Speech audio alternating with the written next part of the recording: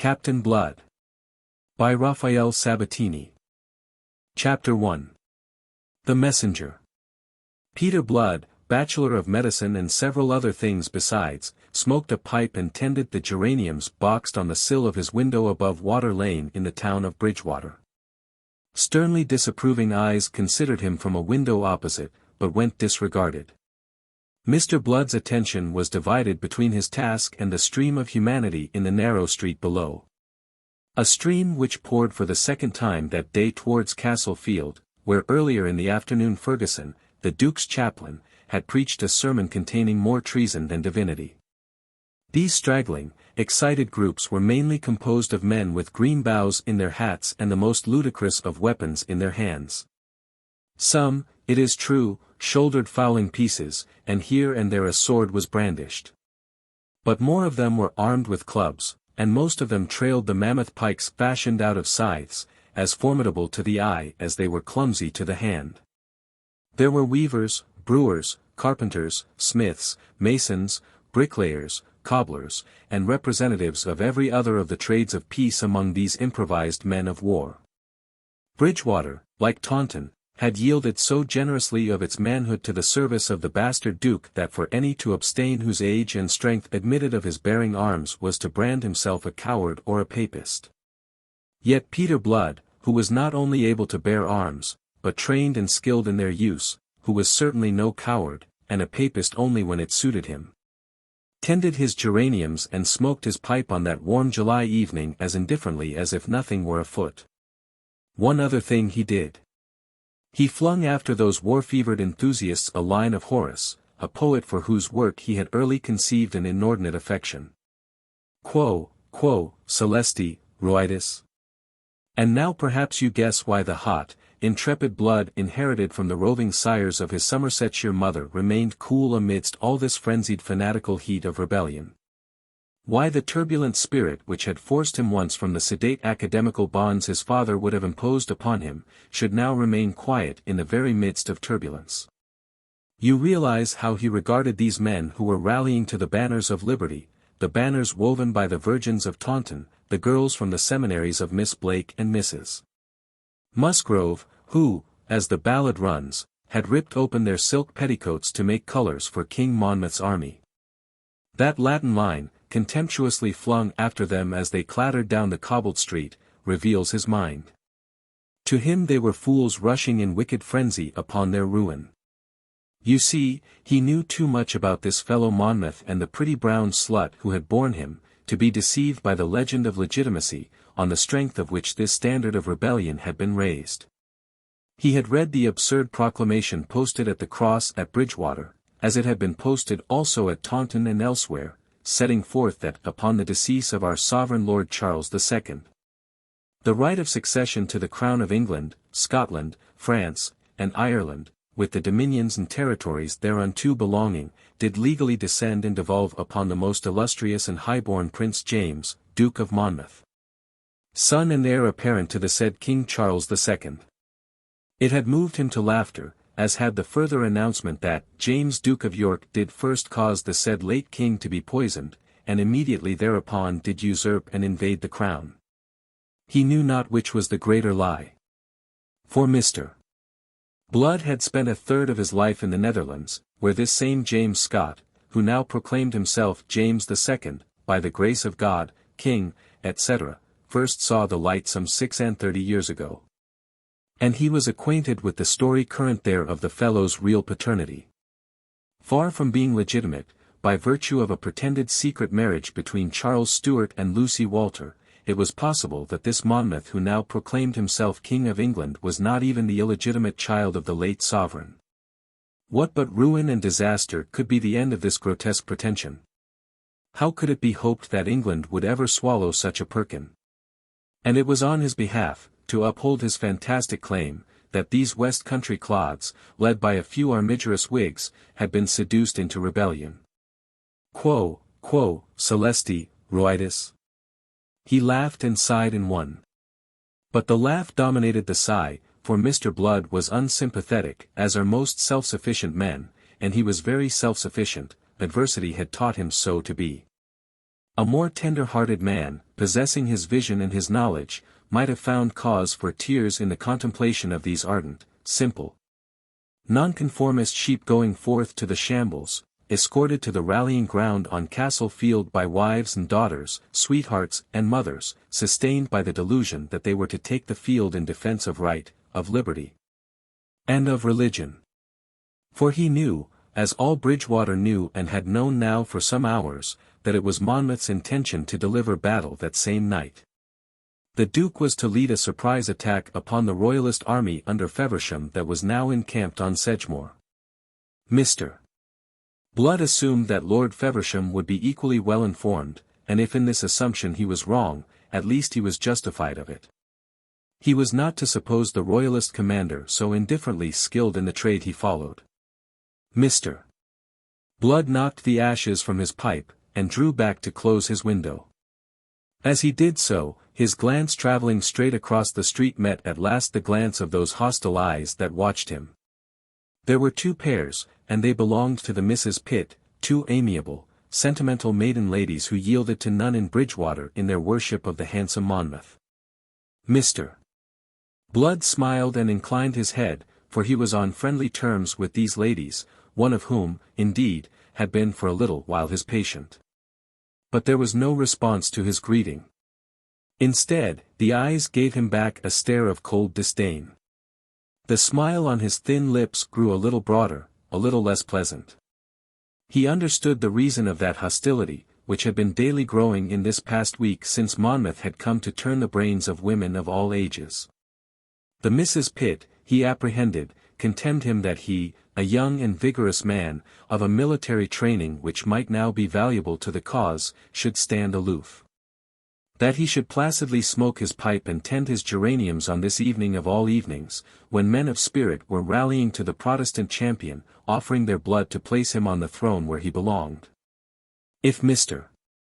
Blood had condescended to debate the matter with these ladies, he might have urged that having had his fill of wandering and adventuring, he was now embarked upon the career for which he had been originally intended and for which his studies had equipped him. That he was a man of medicine and not of war, a healer, not a slayer. But they would have answered him, he knew, that in such a cause it behoved every man who deemed himself a man to take up arms. They would have pointed out that their own nephew Jeremiah, who was by trade a sailor, the master of a ship, which by an ill chance for that young man had come to anchor at this season in Bridgewater Bay, had quitted the helm to snatch up a musket in defence of right. But Mr. Blood was not of those who argue. As I have said, he was a self-sufficient man.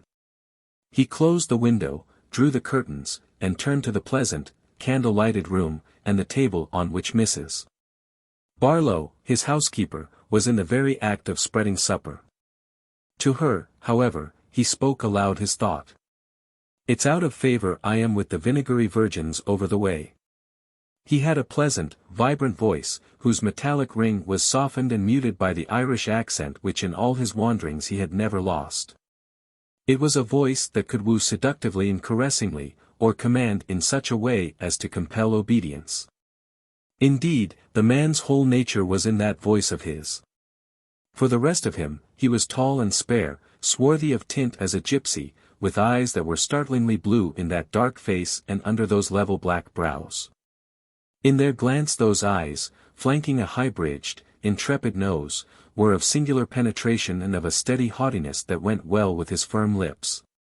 Though dressed in black as became his calling, yet it was with an elegance derived from the love of clothes that is peculiar to the adventurer he had been, rather than to the staid medicus he now was. His coat was of fine camlet, and it was laced with silver, there were ruffles of Mechlin at his wrists and a Mechlin cravat encased his throat. His great black periwig was as sedulously curled as any at Whitehall. Seeing him thus, and perceiving his real nature, which was plain upon him, you might have been tempted to speculate how long such a man would be content to lie by in this little backwater of the world into which chance had swept him some 6 months ago. How long he would continue to pursue the trade for which he had qualified himself before he had begun to live.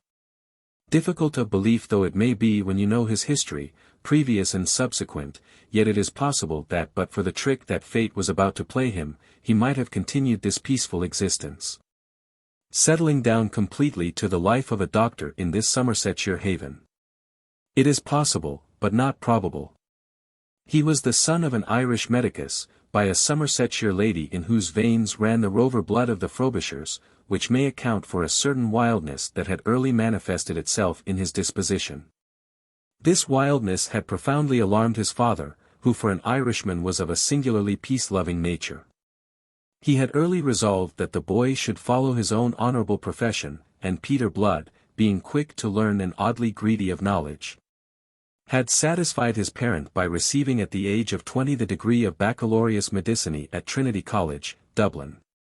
His father survived that satisfaction by 3 months only. His mother had then been dead some years already.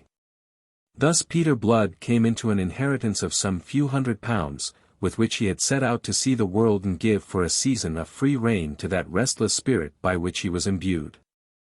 A set of curious chances led him to take service with the Dutch, then at war with France, and a predilection for the sea made him elect that this service should be upon that element. He had the advantage of a commission under the famous De Ruyter, and fought in the Mediterranean engagement in which that great Dutch admiral lost his life. After the Peace of Nimeguen his movements are obscure. But we know that he spent 2 years in a Spanish prison, though we do not know how he contrived to get there. It may be due to this that upon his release he took his sword to France, and saw service with the French in their warring upon the Spanish Netherlands. Having reached, at last, the age of 32, his appetite for adventure surfeited, his health having grown indifferent as the result of a neglected wound, he was suddenly overwhelmed by homesickness. He took ship from Nantes with intent to cross to Ireland. But the vessel being driven by stress of weather into Bridgewater Bay, and Blood's health having grown worse during the voyage, he decided to go ashore there, additionally urged to it by the fact that it was his mother's native soil. Thus in January of that year 1685 he had come to Bridgewater, possessor of a fortune that was approximately the same as that with which he had originally set out from Dublin 11 years ago. Because he liked the place, in which his health was rapidly restored to him, and because he conceived that he had passed through adventures enough for a man's lifetime, he determined to settle there, and take up at last the profession of medicine from which he had, with so little profit, broken away. That is all his story, or so much of it as matters up to that night, 6 months later, when the Battle of Sedgemoor was fought. Deeming the impending action no affair of his, as indeed it was not, and indifferent to the activity with which Bridgewater was that night agog, Mr. Blood closed his ears to the sounds of it, and went early to bed. He was peacefully asleep long before 11 o'clock, at which hour, as you know, Monmouth rode but with his rebel host along the Bristol road, circuitously to avoid the marshland that lay directly between himself and the royal army. You also know that his numerical advantage, possibly counterbalanced by the greater steadiness of the regular troops on the other side, and the advantages he derived from falling by surprise upon an army that was more or less asleep, were all lost to him by blundering and bad leadership before ever he was at grips with Feversham. The armies came into collision in the neighbourhood of 2 o'clock in the morning. Mr. Blood slept undisturbed through the distant boom of cannon. Not until 4 o'clock, when the sun was rising to dispel the last wisps of mist over that stricken field of battle, did he awaken from his tranquil slumbers. He sat up in bed, rubbed the sleep from his eyes, and collected himself. Blows were thundering upon the door of his house, and a voice was calling incoherently. This was the noise that had aroused him. Conceiving that he had to do with some urgent obstetrical case, he reached for bedgown and slippers, to go below. On the landing he almost collided with Mrs. Barlow, new risen and unsightly, in a state of panic. He quieted her cluckings with a word of reassurance, and went himself to open. There in slanting golden light of the new-risen sun stood a breathless, wild-eyed man and a steaming horse. Smothered in dust and grime, his clothes in disarray, the left sleeve of his doublet hanging in rags, this young man opened his lips to speak, yet for a long moment remained speechless. In that moment Mr. Blood recognized him for the young shipmaster, Jeremiah Pitt, the nephew of the maiden ladies opposite, one who had been drawn by the general enthusiasm into the vortex of that rebellion. The street was rousing, awakened by the sailors' noisy advent, doors were opening, and lattices were being unlatched for the protrusion of anxious, inquisitive heads. "Take your time, now," said Mr. Blood. "I never knew speed made by overhaste." But the wild-eyed lad paid no heed to the admonition. He plunged, headlong, into speech, gasping, breathless. "It is Lord Gildoy," he panted. "He is sore wounded, at Oglethorpe's farm by the river. I bore him thither, and he sent me for you. Come away. Come away."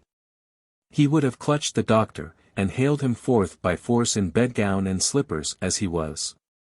But the doctor eluded that too eager hand. "To be sure, I'll come," said he. He was distressed. Gildoy had been a very friendly, generous patron to him since his settling in these parts. And Mr. Blood was eager enough to do what he now could to discharge the debt, grieved that the occasion should have arisen, and in such a manner, for he knew quite well that the rash young nobleman had been an active agent of the Duke's. "To be sure, I'll come. But first give me leave to get some clothes and other things that I may need. There's no time to lose. Be easy now. I'll lose none. I tell ye again, you'll go quickest by going leisurely. Come in, take a chair." He threw open the door of a parlor. Young Pitt waved aside the invitation. "I'll wait here." "Make haste, in God's name." Mr. Blood went off to dress and to fetch a case of instruments. Questions concerning the precise nature of Lord Gildoy's hurt could wait until they were on their way. Whilst he pulled on his boots, he gave Mrs. Barlow instructions for the day, which included the matter of a dinner he was not destined to eat. When at last he went forth again, Mrs. Barlow clucking after him like a disgruntled fowl, he found young Pitt smothered in a crowd of scared, half-dressed townsfolk, mostly women, who had come hastening for news of how the battle had sped. The news he gave them was to be read in the lamentations with which they disturbed the morning air. At sight of the doctor, dressed and booted, the case of instruments tucked under his arm, the messenger disengaged himself from those who pressed about, shook off his weariness and the two tearful aunts that clung most closely. And seizing the bridle of his horse, he climbed to the saddle. "Come along, sir," he cried. "Mount behind me." Mr. Blood, without wasting words, did as he was bidden. Pitt touched the horse with his spur. The little crowd gave way, and thus, upon the crupper of that doubly laden horse, clinging to the belt of his companion, Peter Blood set out upon his odyssey.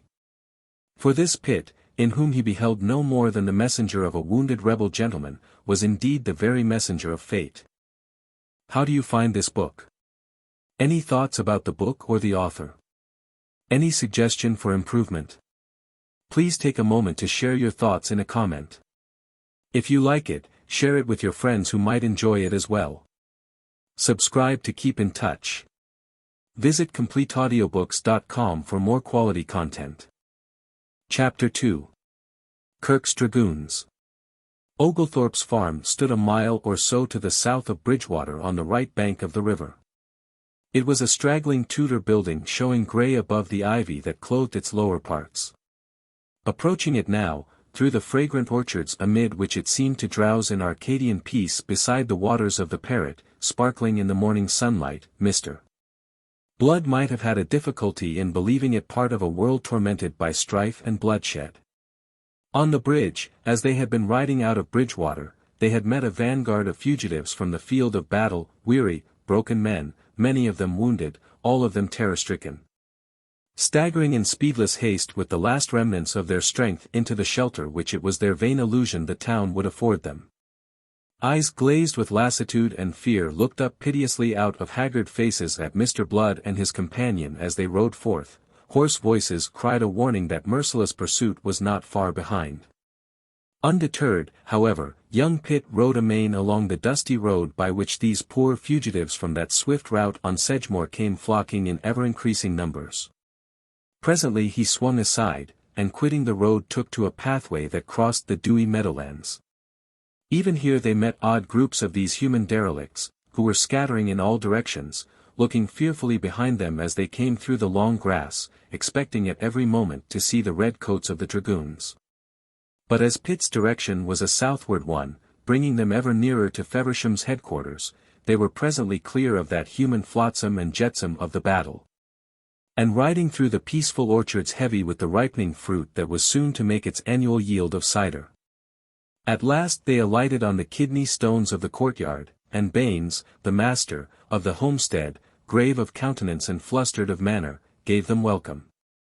In the spacious, stone-flagged hall, the doctor found Lord Gildoy, a very tall and dark young gentleman, prominent of chin and nose, stretched on a cane day bed under one of the tall mullioned windows, in the care of Mrs. Baines and her comely daughter. His cheeks were leaden-hued, his eyes closed, and from his blue lips came with each laboured breath a faint, moaning noise. Mr. Blood stood for a moment silently considering his patient. He deplored that a youth with such bright hopes in life as Lord Gildoy's should have risked all, perhaps existence itself, to forward the ambition of a worthless adventurer. Because he had liked and honoured this brave lad he paid his case the tribute of a sigh. Then he knelt to his task, ripped away doublet and underwear to lay bare his lordship's mangled side, and called for water and linen and what else he needed for his work. He was still intent upon it a half-hour later when the dragoons invaded the homestead. The clatter of hooves and hoarse shouts that heralded their approach disturbed him not at all. For one thing, he was not easily disturbed. For another, his task absorbed him. But his lordship, who had now recovered consciousness, showed considerable alarm, and the battle-stained Jeremy Pitt sped to cover in a clothes-press. Baines was uneasy, and his wife and daughter trembled. Mr. Blood reassured them. "Why, what's to fear?" he said. "It's a Christian country, this, and Christian men do not make war upon the wounded, nor upon those who harbour them." He still had, you see, illusions about Christians. He held a glass of cordial, prepared under his directions, to his lordship's lips. "Give your mind peace, my lord. The worst is done."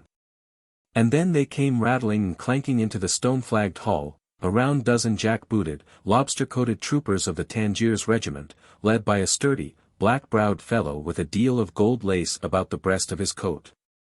Baines stood his ground, his attitude half defiant, whilst his wife and daughter shrank away in renewed fear. Mr. Blood, at the head of the day-bed, looked over his shoulder to take stock of the invaders.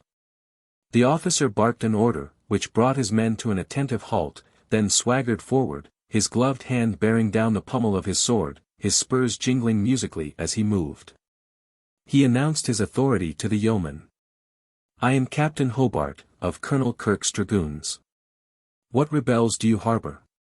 The yeoman took alarm at that ferocious truculence. It expressed itself in his trembling voice. I am no harbourer of rebels, sir. This wounded gentleman. I can see for myself." The captain stamped forward to the day-bed, and scowled down upon the grey-faced sufferer. "No need to ask how he came in this state and by his wounds. A damned rebel, and that's enough for me." He flung a command at his dragoons. "Out with him, my lads." Mr. Blood got between the day-bed and the troopers.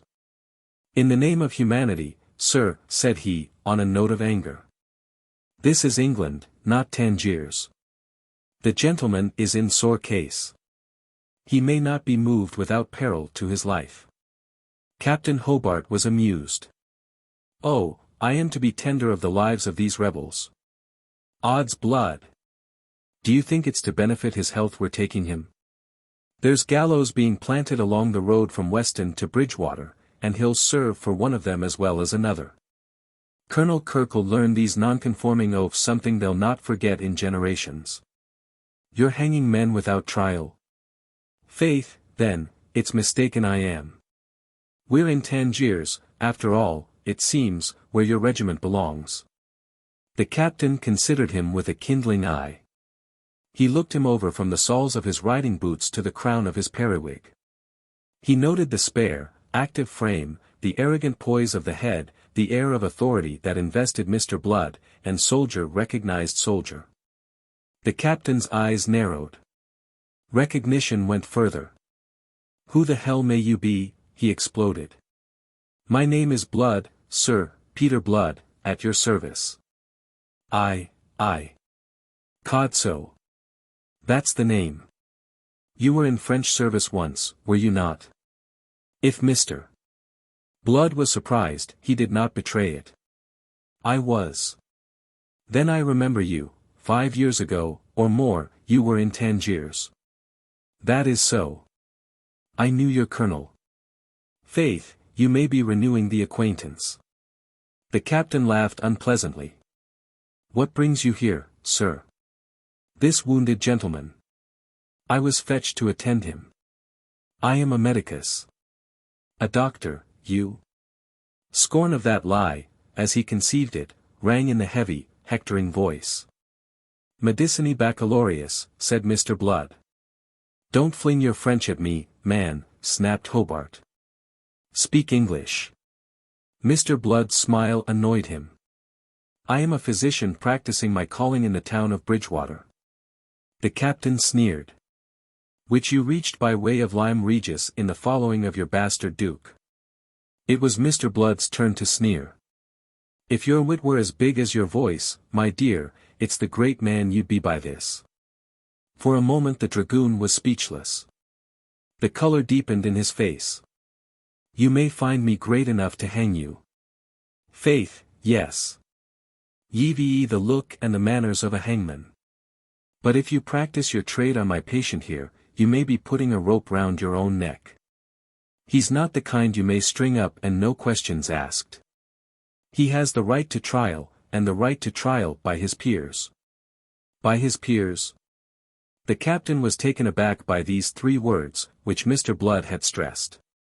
Sure, now, any but a fool or a savage would have asked his name before ordering him to the gallows. The gentleman is my Lord Gildoy. And then his lordship spoke for himself, in a weak voice. I make no concealment of my association with the Duke of Monmouth. I'll take the consequences. But, if you please, I'll take them after trial, by my peers, as the doctor has said. The feeble voice ceased, and was followed by a moment's silence. As is common in many blustering men, there was a deal of timidity deep down in Hobart. The announcement of his lordship's rank had touched those depths. A servile upstart, he stood in awe of titles. And he stood in awe of his colonel. Percy Kirke was not lenient with blunderers. By a gesture he checked his men. He must consider. Mr. Blood, observing his pause, added further matter for his consideration. You'll be remembering, Captain, that Lord Gildoy will have friends and relatives on the Tory side, who'll have something to say to Colonel Kirke if his lordship should be handled like a common felon. You'll go warily, Captain, or, as I've said, it's a halter for your neck you'll be weaving this morning. Captain Hobart swept the warning aside with a bluster of contempt, but he acted upon it none the less.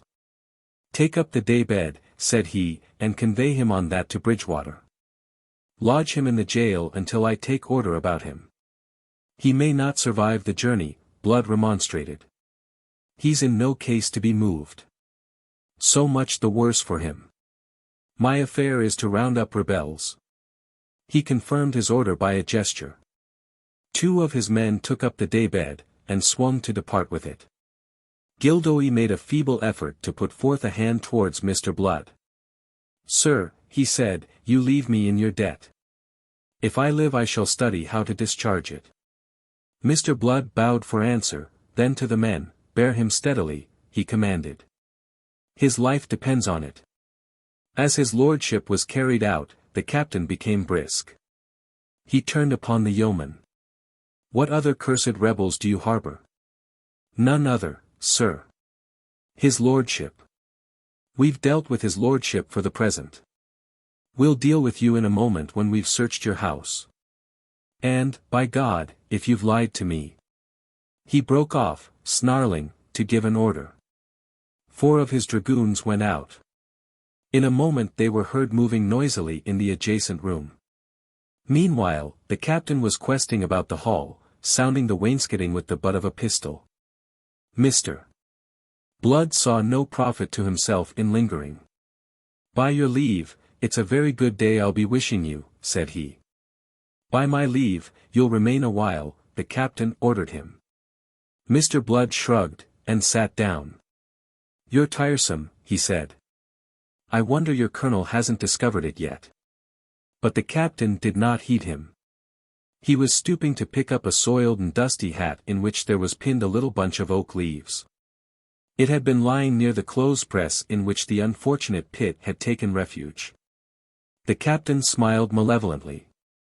His eyes raked the room, resting first sardonically on the yeoman, then on the two women in the background, and finally on Mr. Blood, who sat with one leg thrown over the other in an attitude of indifference that was far from reflecting his mind. Then the captain stepped to the press, and pulled open one of the wings of its massive oaken door. He took the huddled inmate by the collar of his doublet, and lugged him out into the open. "And who the devil's this?" quoth he. "Another nobleman." Mr. Blood had a vision of those gallows of which Captain Hobart had spoken, and of this unfortunate young shipmaster going to adorn one of them, strung up without trial, in the place of the other victim of whom the captain had been cheated. On the spot he invented not only a title but a whole family for the young rebel. "Faith, ye've said it, Captain. This is Viscount Pitt, first cousin to Sir Thomas Vernon, who's married to that slut Moll Kirke, sister to your own colonel, and sometime lady-in-waiting upon King James's queen." Both the captain and his prisoner gasped. But whereas thereafter young Pitt discreetly held his peace, the captain rapped out a nasty oath. He considered his prisoner again. "He's lying, is he not?" he demanded, seizing the lad by the shoulder, and glaring into his face. "He's rallying Rue, by God." "If ye believe that," said Blood, "hang him, and see what happens to you." The dragoon glared at the doctor and then at his prisoner. "Pah!" He thrust the lad into the hands of his men. "Fetch him along to Bridgewater. And make fast that fellow also," he pointed to Baines. "We'll show him what it means to harbor and comfort rebels." There was a moment of confusion. Baines struggled in the grip of the troopers, protesting vehemently. The terrified women screamed until silenced by a greater terror. The captain strode across to them. He took the girl by the shoulders. She was a pretty, golden-headed creature, with soft blue eyes that looked up entreatingly, piteously into the face of the dragoon. He leered upon her, his eyes aglow, took her chin in his hand, and set her shuddering by his brutal kiss. "It's an earnest," he said, smiling grimly. "Let that quiet you, little rebel, till I've done with these rogues." And he swung away again, leaving her faint and trembling in the arms of her anguished mother. His men stood, grinning, awaiting orders, the two prisoners now fast pinioned. "Take them away. Let Cornet Drake have charge of them." His smoldering eye again sought the cowering girl. "I'll stay a while, to search out this place. There may be other rebels hidden here." As an afterthought, he added, "And take this fellow with you." He pointed to Mr. Blood. "Bestir." Mr. Blood started out of his musings. He had been considering that in his case of instruments there was a lancet with which he might perform on Captain Hobart a beneficial operation. Beneficial, that is, to humanity. In any case, the dragoon was obviously plethoric and would be the better for a bloodletting. The difficulty lay in making the opportunity. He was beginning to wonder if he could lure the captain aside with some tale of hidden treasure, when this untimely interruption set a term to that interesting speculation. He sought to temporize. "Faith, it will suit me very well," said he. "For Bridgewater is my destination, and but that ye detained me I'd have been on my way thither now."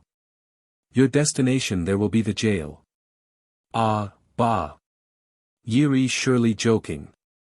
There's a gallows for you if you prefer it. It's merely a question of now or later." Rude hands seized Mr. Blood, and that precious lancet was in the case on the table out of reach.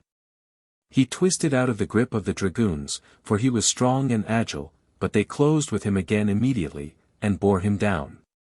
Pinning him to the ground, they tied his wrists behind his back, then roughly pulled him to his feet again.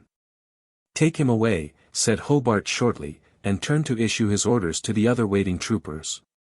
"Go search the house, from attic to cellar, then report to me here." The soldiers trailed out by the door leading to the interior. Mr. Blood was thrust by his guards into the courtyard, where Pitt and Baines already waited. From the threshold of the hall, he looked back at Captain Hobart, and his sapphire eyes were blazing. On his lips trembled a threat of what he would do to Hobart if he should happen to survive this business. Betimes he remembered that to utter it were probably to extinguish his chance of living to execute it. For today the king's men were masters in the West, and the West was regarded as enemy country, to be subjected to the worst horror of war by the victorious side. Here a captain of horse was for the moment lord of life and death. Under the apple trees in the orchard Mr. Blood and his companions in misfortune were made fast each to a trooper's stirrup leather. Then at the sharp order of the cornet, the little troop started for Bridgewater. As they set out there was the fullest confirmation of Mr. Blood's hideous assumption that to the dragoons this was a conquered enemy country. There were sounds of rending timbers, of furniture smashed and overthrown, the shouts and laughter of brutal men, to announce that this hunt for rebels was no more than a pretext for pillage and destruction. Finally above all other sounds came the piercing screams of a woman in acutest agony. Baines checked in his stride, and swung round writhing, his face ashen. As a consequence he was jerked from his feet by the rope that attached him to the stirrup leather, and he was dragged helplessly a yard or two before the trooper reined in, cursing him foully, and striking him with the flat of his sword. It came to Mr. Blood, as he trudged forward under the laden apple trees on that fragrant, delicious July morning, that man, as he had long suspected, was the vilest work of God. And that only a fool would set himself up as a healer of a species that was best exterminated. Chapter 3. The Lord Chief Justice. It was not until 2 months later, on the 19th of September, if you must have the actual date, that Peter Blood was brought to trial, upon a charge of high treason. We know that he was not guilty of this. But we need not doubt that he was quite capable of it by the time he was indicted. Those 2 months of inhuman, unspeakable imprisonment had moved his mind to a cold and deadly hatred of King James and his representatives. It says something for his fortitude that in all the circumstances he should still have had a mind at all. Yet, terrible as was the position of this entirely innocent man, he had cause for thankfulness on 2 counts. The first of these was that he should have been brought to trial at all, the second, that his trial took place on the date named, and not a day earlier. In the very delay which exacerbated him lay, although he did not realize it, his only chance of avoiding the gallows. Easily, but for the favor of fortune, he might have been one of those hailed, on the morrow of the battle, more or less haphazard from the overflowing jail at Bridgewater to be summarily hanged in the marketplace by the bloodthirsty Colonel Kirke. There was about the colonel of the Tangiers regiment a deadly dispatch which might have disposed in like fashion of all those prisoners, numerous as they were, but for the vigorous intervention of Bishop Mews, which put an end to the drumhead courts-martial. Even so, in that first week after Sedgemoor, Kirke and Feversham contrived between them to put to death over 100 men after a trial so summary as to be no trial at all. They required human freights for the gibbets with which they were planting the countryside, and they little cared how they procured them or what innocent lives they took. What, after all, was the life of a clod? The executioners were kept busy with rope and chopper and cauldrons of pitch. I spare you the details of that nauseating picture. It is, after all, with the fate of Peter Blood that we are concerned rather than with that of the Monmouth rebels. He survived to be included in one of those melancholy droves of prisoners who, chained in pairs, were marched from Bridgewater to Taunton. Those who were too sorely wounded to march were conveyed in carts, into which they were brutally crowded, their wounds undressed and festering. Many were fortunate enough to die upon the way. When Blood insisted upon his right to exercise his art so as to relieve some of this suffering, he was accounted importunate and threatened with a flogging. If he had one regret now, it was that he had not been out with Monmouth. That, of course, was illogical, but you can hardly expect logic from a man in his position. His chain companion on that dreadful march was the same Jeremy Pitt who had been the agent of his present misfortunes. The young shipmaster had remained his close companion after their common arrest. Hence, fortuitously, had they been chained together in the crowded prison, where they were almost suffocated by the heat and the stench during those days of July, August, and September. Scraps of news filtered into the jail from the outside world. Some may have been deliberately allowed to penetrate. Of these was the tale of Monmouth's execution. It created profoundest dismay amongst those men who were suffering for the Duke and for the religious cause he had professed to champion. Many refused utterly to believe it. A wild story began to circulate that a man resembling Monmouth had offered himself up in the Duke's stead, and that Monmouth survived to come again in glory to deliver Zion and make war upon Babylon. Mr. Blood heard that tale with the same indifference with which he had received the news of Monmouth's death. But one shameful thing he heard in connection with this which left him not quite so unmoved, and served to nourish the contempt he was forming for King James. His Majesty had consented to see Monmouth. To have done so unless he intended to pardon him was a thing execrable and damnable beyond belief, for the only other object in granting that interview could be the evilly mean satisfaction of spurning the abject penitence of his unfortunate nephew. Later they heard that Lord Grey, who after the Duke, indeed, perhaps, before him, was the main leader of the rebellion, had purchased his own pardon for £40,000. Peter Blood found this of a piece with the rest. His contempt for King James blazed out at last. Why, here's a filthy mean creature to sit on a throne. If I had known as much of him before as I know today, I don't doubt I should have given cause to be where I am now. And then on a sudden thought, and where will Lord Gildoy be, do you suppose, he asked. Young Pitt, whom he addressed, turned towards him a face from which the ruddy tan of the sea had faded almost completely during those months of captivity. His grey eyes were round and questioning. Blood answered him. Sure, now, we've never seen his lordship since that day at Oglethorpe's. And where are the other gentry that were taken, the real leaders of this plaguey rebellion?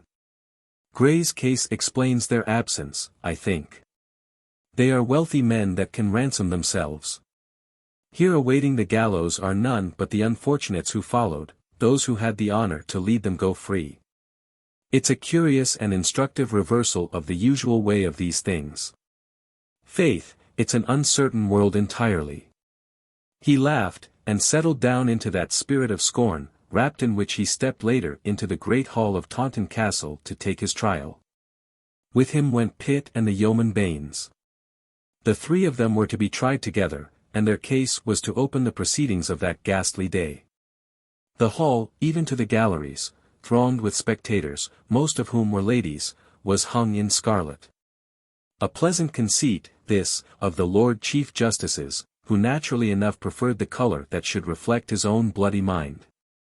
At the upper end, on a raised dais, sat the Lords Commissioners, the 5 judges in their scarlet robes and heavy dark periwigs, Baron Jeffreys of Wem enthroned in the middle place. The prisoners filed in under guard.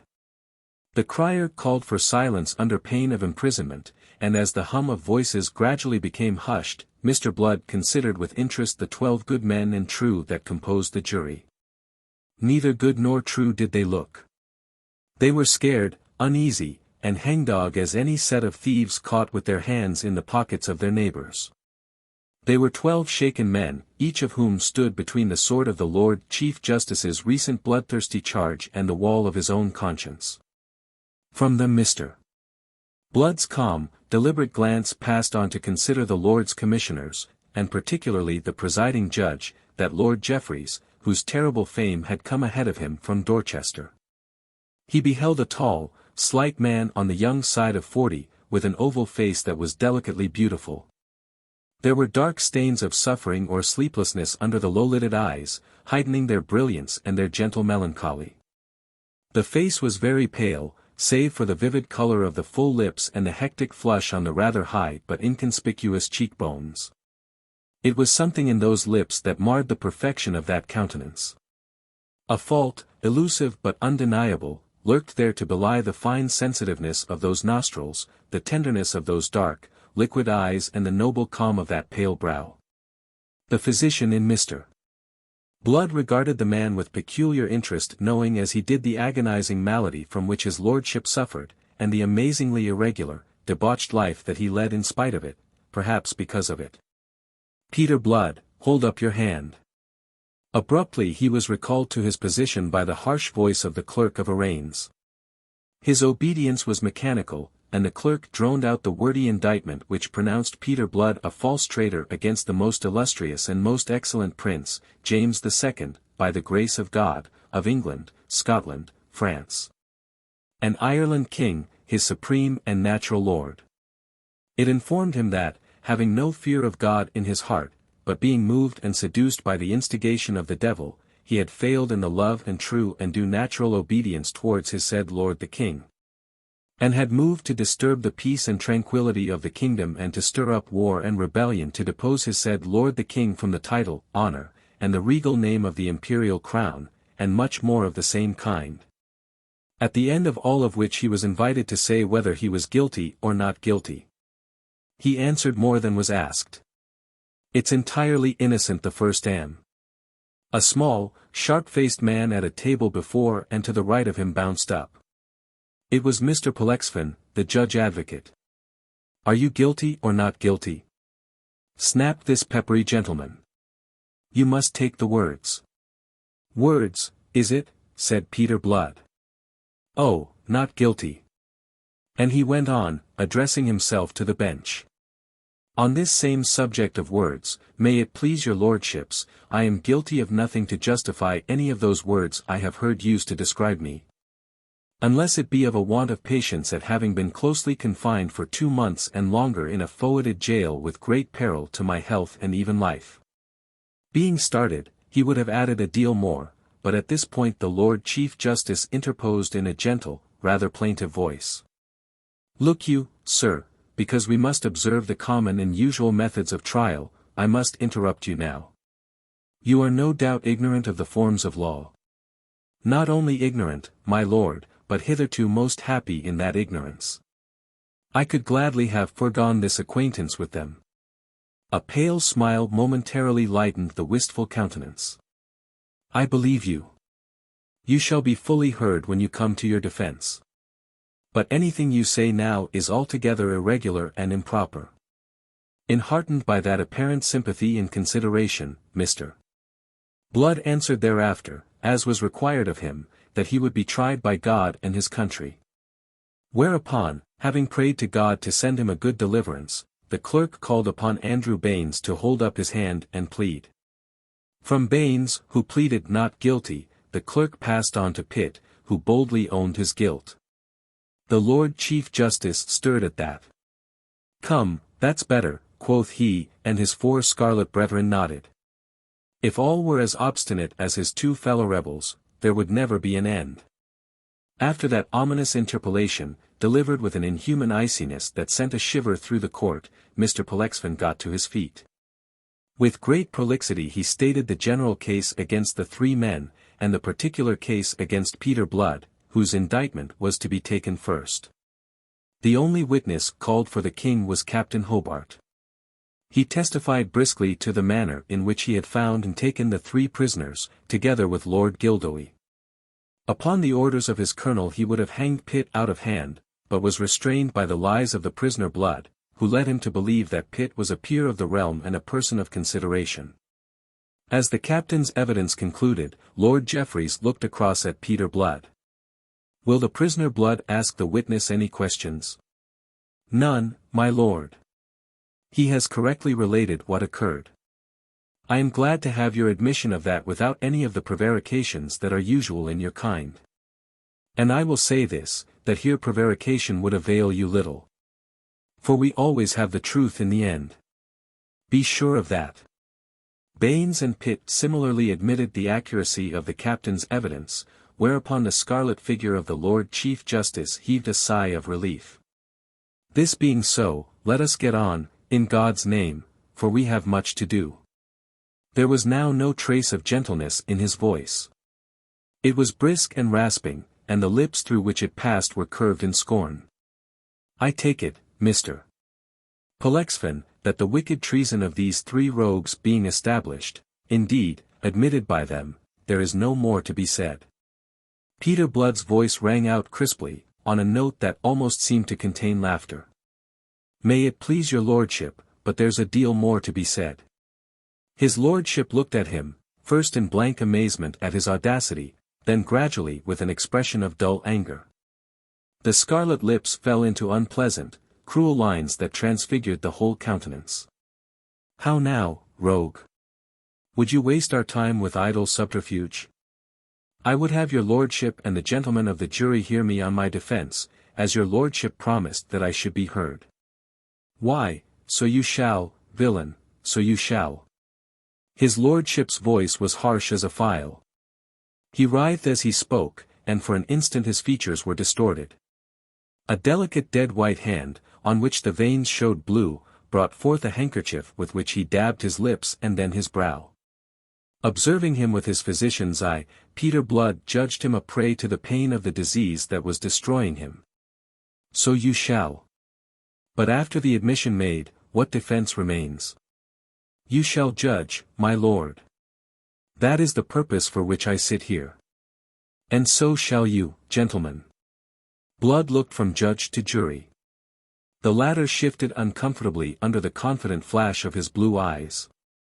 Lord Jeffreys's bullying charge had whipped the spirit out of them. Had they, themselves, been prisoners accused of treason, he could not have arraigned them more ferociously. Peter Blood stood boldly forward, erect, self-possessed, and saturnine. He was freshly shaven, and his periwig, if out of curl, was at least carefully combed and dressed. "Captain Hobart has testified to what he knows, that he found me at Oglethorpe's farm on the Monday morning after the battle at Weston. But he has not told you what I did there." Again the judge broke in. "Why, what should you have been doing there in the company of rebels, 2 of whom, Lord Gildoy and your fellow there, have already admitted their guilt?" "That is what I beg leave to tell your lordship." "I pray you do, and in God's name be brief, man. For if I am to be troubled with the say of all you traitor dogs, I may sit here until the spring assizes. I was there, my lord, in my quality as a physician, to dress Lord Gildoy's wounds." "What's this? Do you tell us that you are a physician?" "A graduate of Trinity College, Dublin." "Good God!" cried Lord Jeffreys, his voice suddenly swelling, his eyes upon the jury. "What an impudent rogue is this! You heard the witness say that he had known him in Tangier some years ago, and that he was then an officer in the French service. You heard the prisoner admit that the witness had spoken the truth. Why, so he had. Yet what I am telling you is also true, so it is. For some years I was a soldier. But before that I was a physician, and I have been one again since January last, established in Bridgewater, as I can bring 100 witnesses to prove. There's not the need to waste our time with that. I will convict you out of your own rascally mouth. I will ask you only this: how came you, who represent yourself as a physician peacefully following your calling in the town of Bridgewater, to be with the army of the Duke of Monmouth? I was never with that army. No witness has sworn to that, and I dare swear that no witness will. I never was attracted to the late rebellion. I regarded the adventure as a wicked madness. I take leave to ask your lordship," his brogue became more marked than ever, "what should I, who was born and bred a papist, be doing in the army of the Protestant champion?" "A papist thou?" The judge gloomed on him a moment. "Art more like a snivelling, canting Jack Presbyter. I tell you, man, I can smell a Presbyterian 40 miles. Then I'll take leave to marvel that with so keen a nose your lordship can't smell a papist at 4 paces. There was a ripple of laughter in the galleries, instantly quelled by the fierce glare of the judge and the voice of the crier. Lord Jeffreys leaned farther forward upon his desk. He raised that delicate white hand, still clutching its handkerchief, and sprouting from a froth of lace. "We'll leave your religion out of account for the moment, friend," said he. "But mark what I say to you." With a minatory forefinger he beat the time of his words. "Know, friend, that there is no religion a man can pretend to can give a countenance to lying. Thou hast a precious immortal soul, and there is nothing in the world equal to it in value. Consider that the great God of heaven and earth, before whose tribunal thou and we and all persons are to stand at the last day, will take vengeance on thee for every falsehood, and justly strike thee into eternal flames. Make thee drop into the bottomless pit of fire and brimstone, if thou offer to deviate the least from the truth and nothing but the truth. For I tell thee God is not mocked. On that I charge you to answer truthfully. How came you to be taken with these rebels?" Peter Blood gaped at him a moment in consternation. The man was incredible, unreal, fantastic, a nightmare judge. Then he collected himself to answer. "I was summoned that morning to succor Lord Gildoy, and I conceived it to be the duty imposed upon me by my calling to answer that summons." "Did you so?" The judge, terrible now of aspect, his face white, his twisted lips red as the blood for which they thirsted, glared upon him in evil mockery. Then he controlled himself as if by an effort. He sighed. He resumed his earlier gentle plaintiveness. "Lord! How you waste our time. But I'll have patience with you. Who summoned you?" "Master Pitt there, as he will testify." "Oh. Master Pitt will testify, he that is himself a traitor self-confessed. Is that your witness?" "There is also Master Baines here, who can answer to it." "Good Master Baines will have to answer for himself, and I doubt not he'll be greatly exercised to save his own neck from a halter." Come, sir, are these your only witnesses?" "I could bring others from Bridgewater, who saw me set out that morning upon the crupper of Master Pitt's horse." His lordship smiled. "It will not be necessary. For, mark me, I do not intend to waste more time on you. Answer me only this: when Master Pitt, as you pretend, came to summon you, did you know that he had been, as you have heard him confess, of Monmouth's following?" "I did, my lord." "You did? Ha!"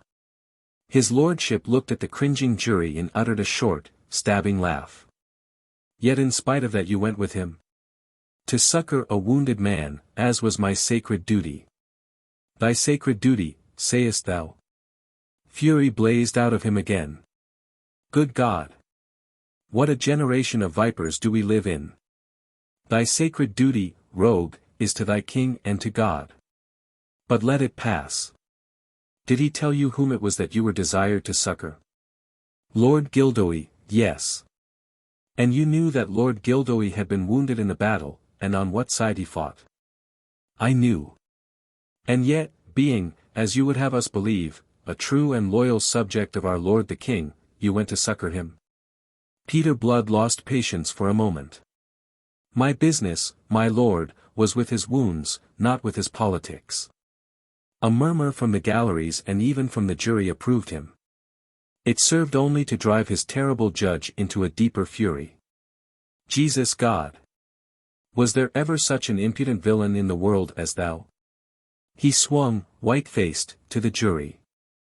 "I hope, gentlemen of the jury, you take notice of the horrible carriage of this traitor rogue, and withal you cannot but observe the spirit of this sort of people, what a villainous and devilish one it is. Out of his own mouth he has said enough to hang him a dozen times. Yet is there more? Answer me this, sir, when you cozened Captain Hobart with your lies concerning the station of this other traitor Pitt, what was your business then? To save him from being hanged without trial, as was threatened. What concern was it of yours whether or how the wretch was hanged?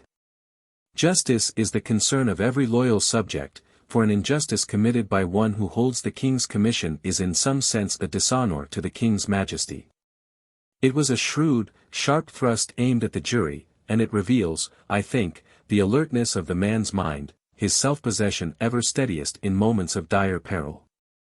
With any other jury it must have made the impression that he hoped to make. It may even have made its impression upon these poor pusillanimous sheep. But the dread judge was there to efface it. He gasped aloud, then flung himself violently forward. "Lord of heaven," he stormed. "Was there ever such a canting, impudent rascal? But I have done with you. I see thee, villain, I see thee already with a halter round thy neck."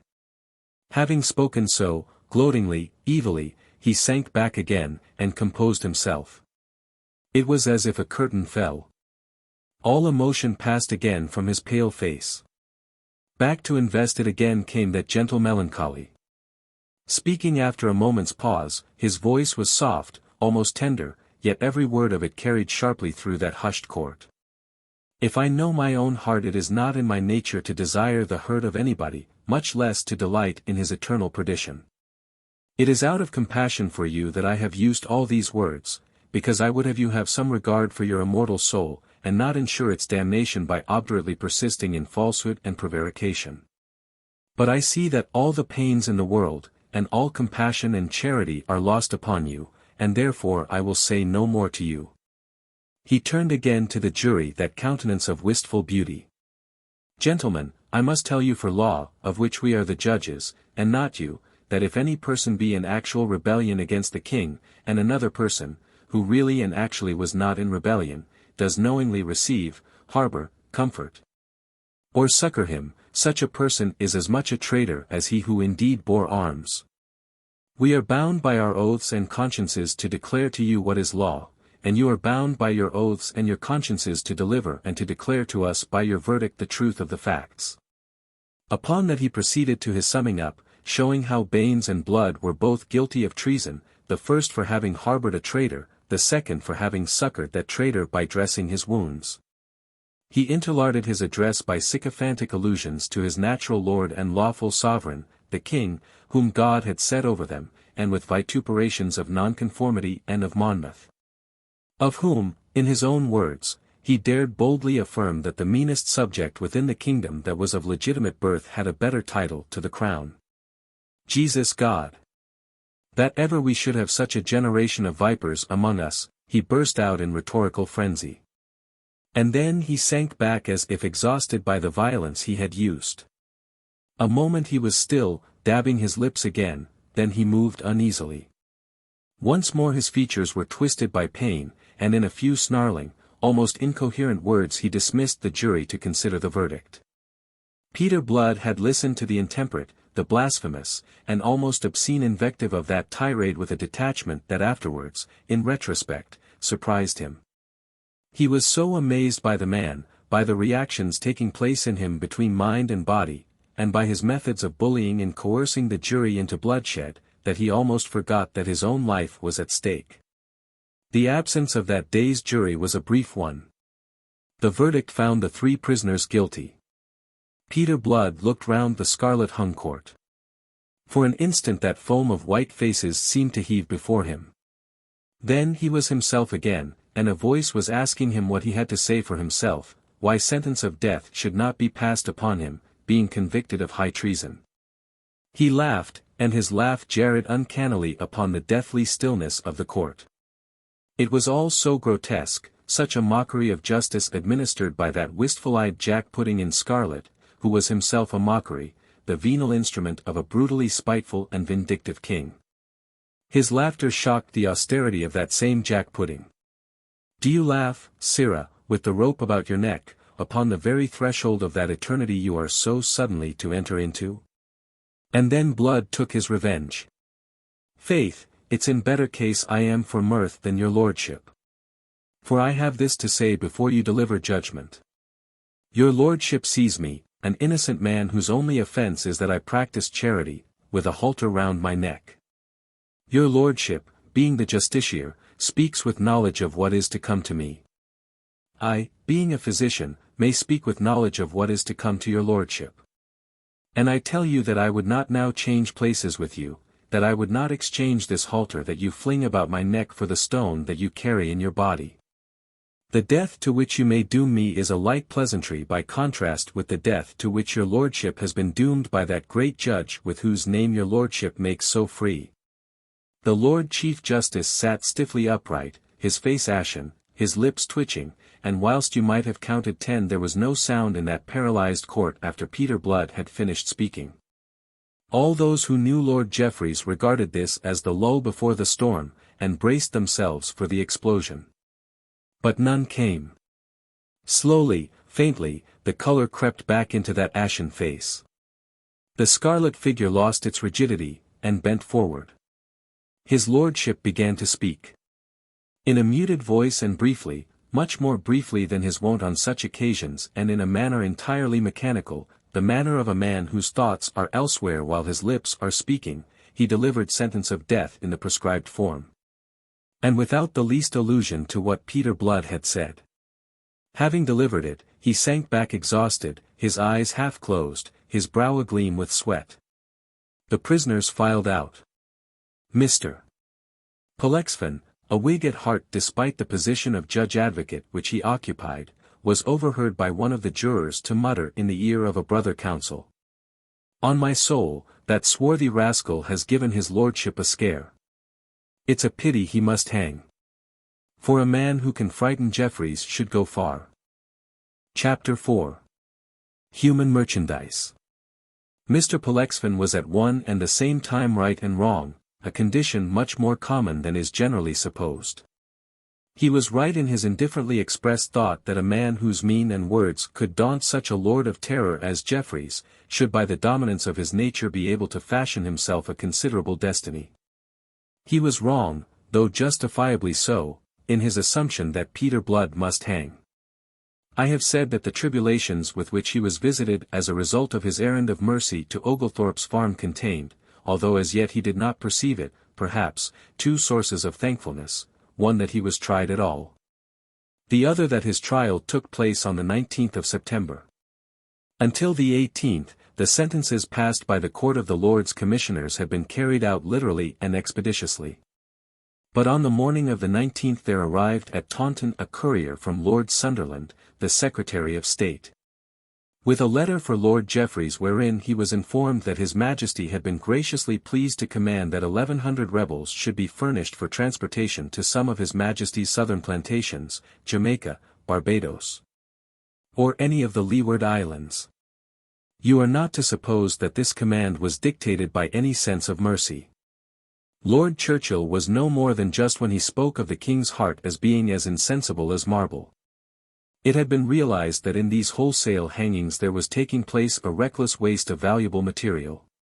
Slaves were urgently required in the plantations, and a healthy, vigorous man could be reckoned worth at least from 10 to 15 pounds. Then, there were at court many gentlemen who had some claim or other upon His Majesty's bounty. Here was a cheap and ready way to discharge these claims. From amongst the convicted rebels a certain number might be set aside to be bestowed upon those gentlemen, so that they might dispose of them to their own profit. My Lord Sunderland's letter gives precise details of the royal munificence in human flesh. 1,000 prisoners were to be distributed among some 8 courtiers and others, whilst a postscriptum to his lordship's letter asked for a further 100 to be held at the disposal of the Queen. These prisoners were to be transported at once to His Majesty's southern plantations, and to be kept there for the space of 10 years before being restored to liberty. The parties to whom they were assigned entering into security to see that transportation was immediately effected. We know from Lord Jeffreys's secretary how the Chief Justice inveighed that night in drunken frenzy against this misplaced clemency to which His Majesty had been persuaded. We know how he attempted by letter to induce the King to reconsider his decision. But James adhered to it. It was, apart from the indirect profit he derived from it, a clemency full worthy of him.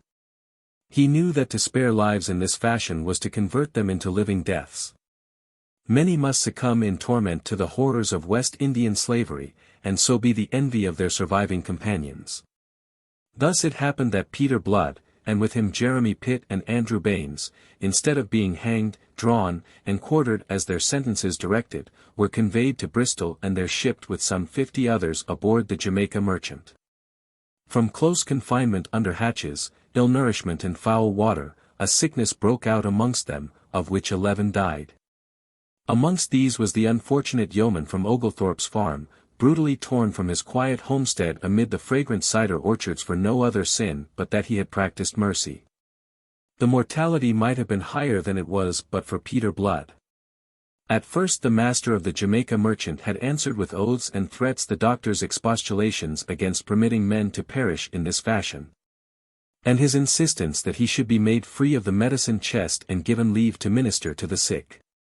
But presently Captain Gardner came to see that he might be brought to task for these too heavy losses of human merchandise, and because of this he was belatedly glad to avail himself of the skill of Peter Blood. The doctor went to work zealously and zestfully, and wrought so ably that, by his ministrations and by improving the condition of his fellow captives, he checked the spread of the disease. Towards the middle of December the Jamaica merchant dropped anchor in Carlisle Bay, and put ashore the 42 surviving rebels-convict. If these unfortunates had imagined, as many of them appear to have done, that they were coming into some wild, savage country, the prospect, of which they had a glimpse before they were hustled over the ship's side into the waiting boats, was enough to correct the impression. They beheld a town of sufficiently imposing proportions composed of houses built upon European notions of architecture, but without any of the huddle usual in European cities. The spire of a church rose dominantly above the red roofs, a fort guarded the entrance of the wide harbour, with guns thrusting their muzzles between the crenels. And the wide facade of Government House revealed itself dominantly placed on a gentle hill above the town. This hill was vividly green as is an English hill in April, and the day was such a day as April gives to England, the season of heavy rains being newly ended. On a wide cobbled space on the sea front they found a guard of red-coated militia drawn up to receive them. And a crowd, attracted by their arrival, which in dress and manner differed little from a crowd in a seaport at home save that it contained fewer women and a great number of negroes. To inspect them, drawn up there on the mole, came Governor Steed, a short, stout, red-faced gentleman, in blue taffetas burdened by a prodigious amount of gold lace, who limped a little and leaned heavily upon a stout ebony cane. After him, in the uniform of a colonel of the Barbados militia, rolled a tall, corpulent man who towered head and shoulders above the governor, with malevolence plainly written on his enormous yellowish countenance. At his side, and contrasting oddly with his grossness, moving with an easy stripling grace, came a slight young lady in a modish riding gown. The broad brim of a grey hat with scarlet sweep of ostrich plume shaded an oval face upon which the climate of the Tropic of Cancer had made no impression, so delicately fair was its complexion. Ringlets of red-brown hair hung to her shoulders. Frankness looked out from her hazel eyes which were set wide, commiseration repressed now the mischievousness that normally inhabited her fresh young mouth. Peter Blood caught himself staring in a sort of amazement at that piquant face, which seemed here so out of place, and finding his stare returned, he shifted uncomfortably. He grew conscious of the sorry figure that he cut. Unwashed, with rank and matted hair and a disfiguring black beard upon his face, and the erstwhile splendid suit of black camlet in which he had been taken prisoner now reduced to rags that would have disgraced a scarecrow. He was in no case for inspection by such dainty eyes as these. Nevertheless, they continued to inspect him with round-eyed, almost childlike wonder and pity. Their owner put forth a hand to touch the scarlet sleeve of her companion, whereupon with an ill-tempered grunt the man swung his great bulk round so that he directly confronted her. Looking up into his face, she was speaking to him earnestly, but the colonel plainly gave her no more than the half of his attention. His little beady eyes, closely flanking a fleshly, pendulous nose, had passed from her and were fixed upon fair-haired, sturdy young Pitt, who was standing beside Blood. The governor had also come to a halt, and for a moment now that little group of three stood in conversation. What the lady said, Peter could not hear at all, for she lowered her voice. The colonel's reached him in a confused rumble, but the governor was neither considerate nor indistinct. He had a high-pitched voice which carried far, and believing himself witty, he desired to be heard by all. But, my dear Colonel Bishop, it is for you to take first choice from this dainty nosegay, and at your own price. After that we'll send the rest to auction. Colonel Bishop nodded his acknowledgment. He raised his voice in answering. Your Excellency is very good. But, faith, they're a weedy lot, not likely to be of much value in the plantation. His beady eyes scanned them again, and his contempt of them deepened the malevolence of his face. It was as if he were annoyed with them for being in no better condition. Then he beckoned forward Captain Gardner, the master of the Jamaica merchant, and for some minutes stood in talk with him over a list which the latter produced at his request. Presently he waved aside the list and advanced alone towards the Rebels-Convict, his eyes considering them, his lips pursed. Before the young Somersetshire shipmaster he came to a halt, and stood an instant pondering him. Then he fingered the muscles of the young man's arm, and bade him open his mouth that he might see his teeth. He pursed his coarse lips again and nodded. He spoke to Gardner over his shoulder. £15 for this one. The captain made a face of dismay. £15. It isn't half what I meant to ask for him. It is double what I had meant to give, grunted the colonel. But he would be cheap at £30, your honor. I can get a negro for that. These white swine don't live. They're not fit for the labor.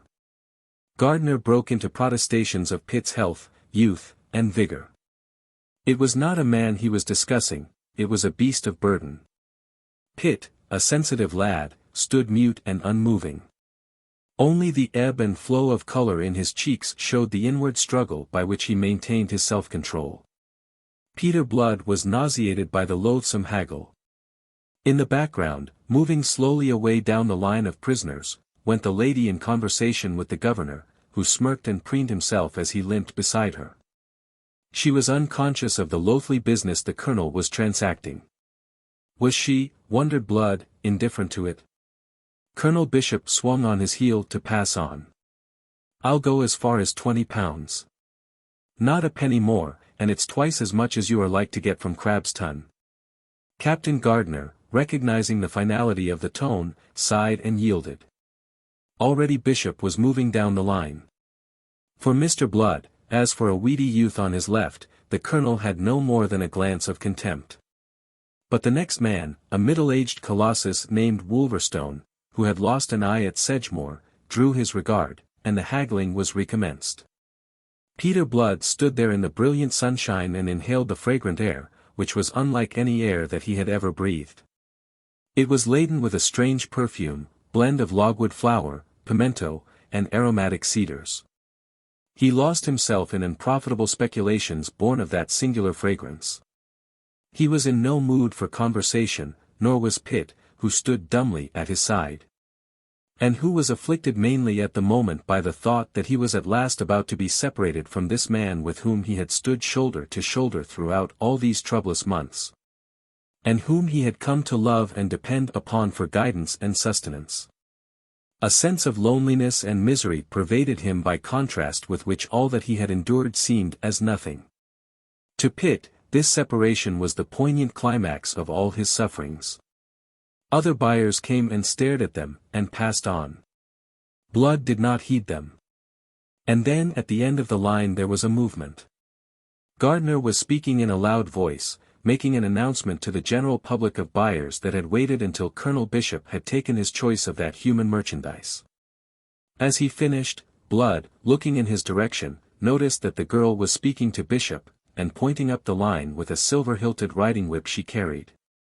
Bishop shaded his eyes with his hand to look in the direction in which she was pointing. Then slowly, with his ponderous, rolling gait, he approached again accompanied by Gardner, and followed by the lady and the governor. On they came until the colonel was abreast of Blood. He would have passed on, but that the lady tapped his arm with her whip. "But this is the man I meant," she said. "This one?" Contempt rang in the voice. Peter Blood found himself staring into a pair of beady brown eyes sunk into a yellow, fleshly face like currants into a dumpling. He felt the color creeping into his face under the insult of that contemptuous inspection. Bah! A bag of bones. What should I do with him? He was turning away when Gardner interposed.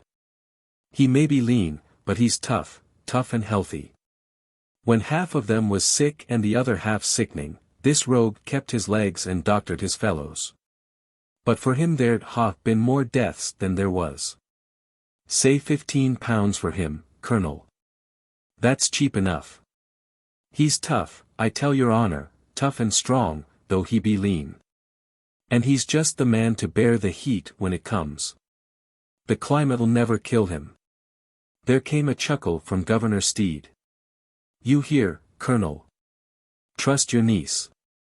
Her sex knows a man when it sees one. And he laughed, well pleased with his wit.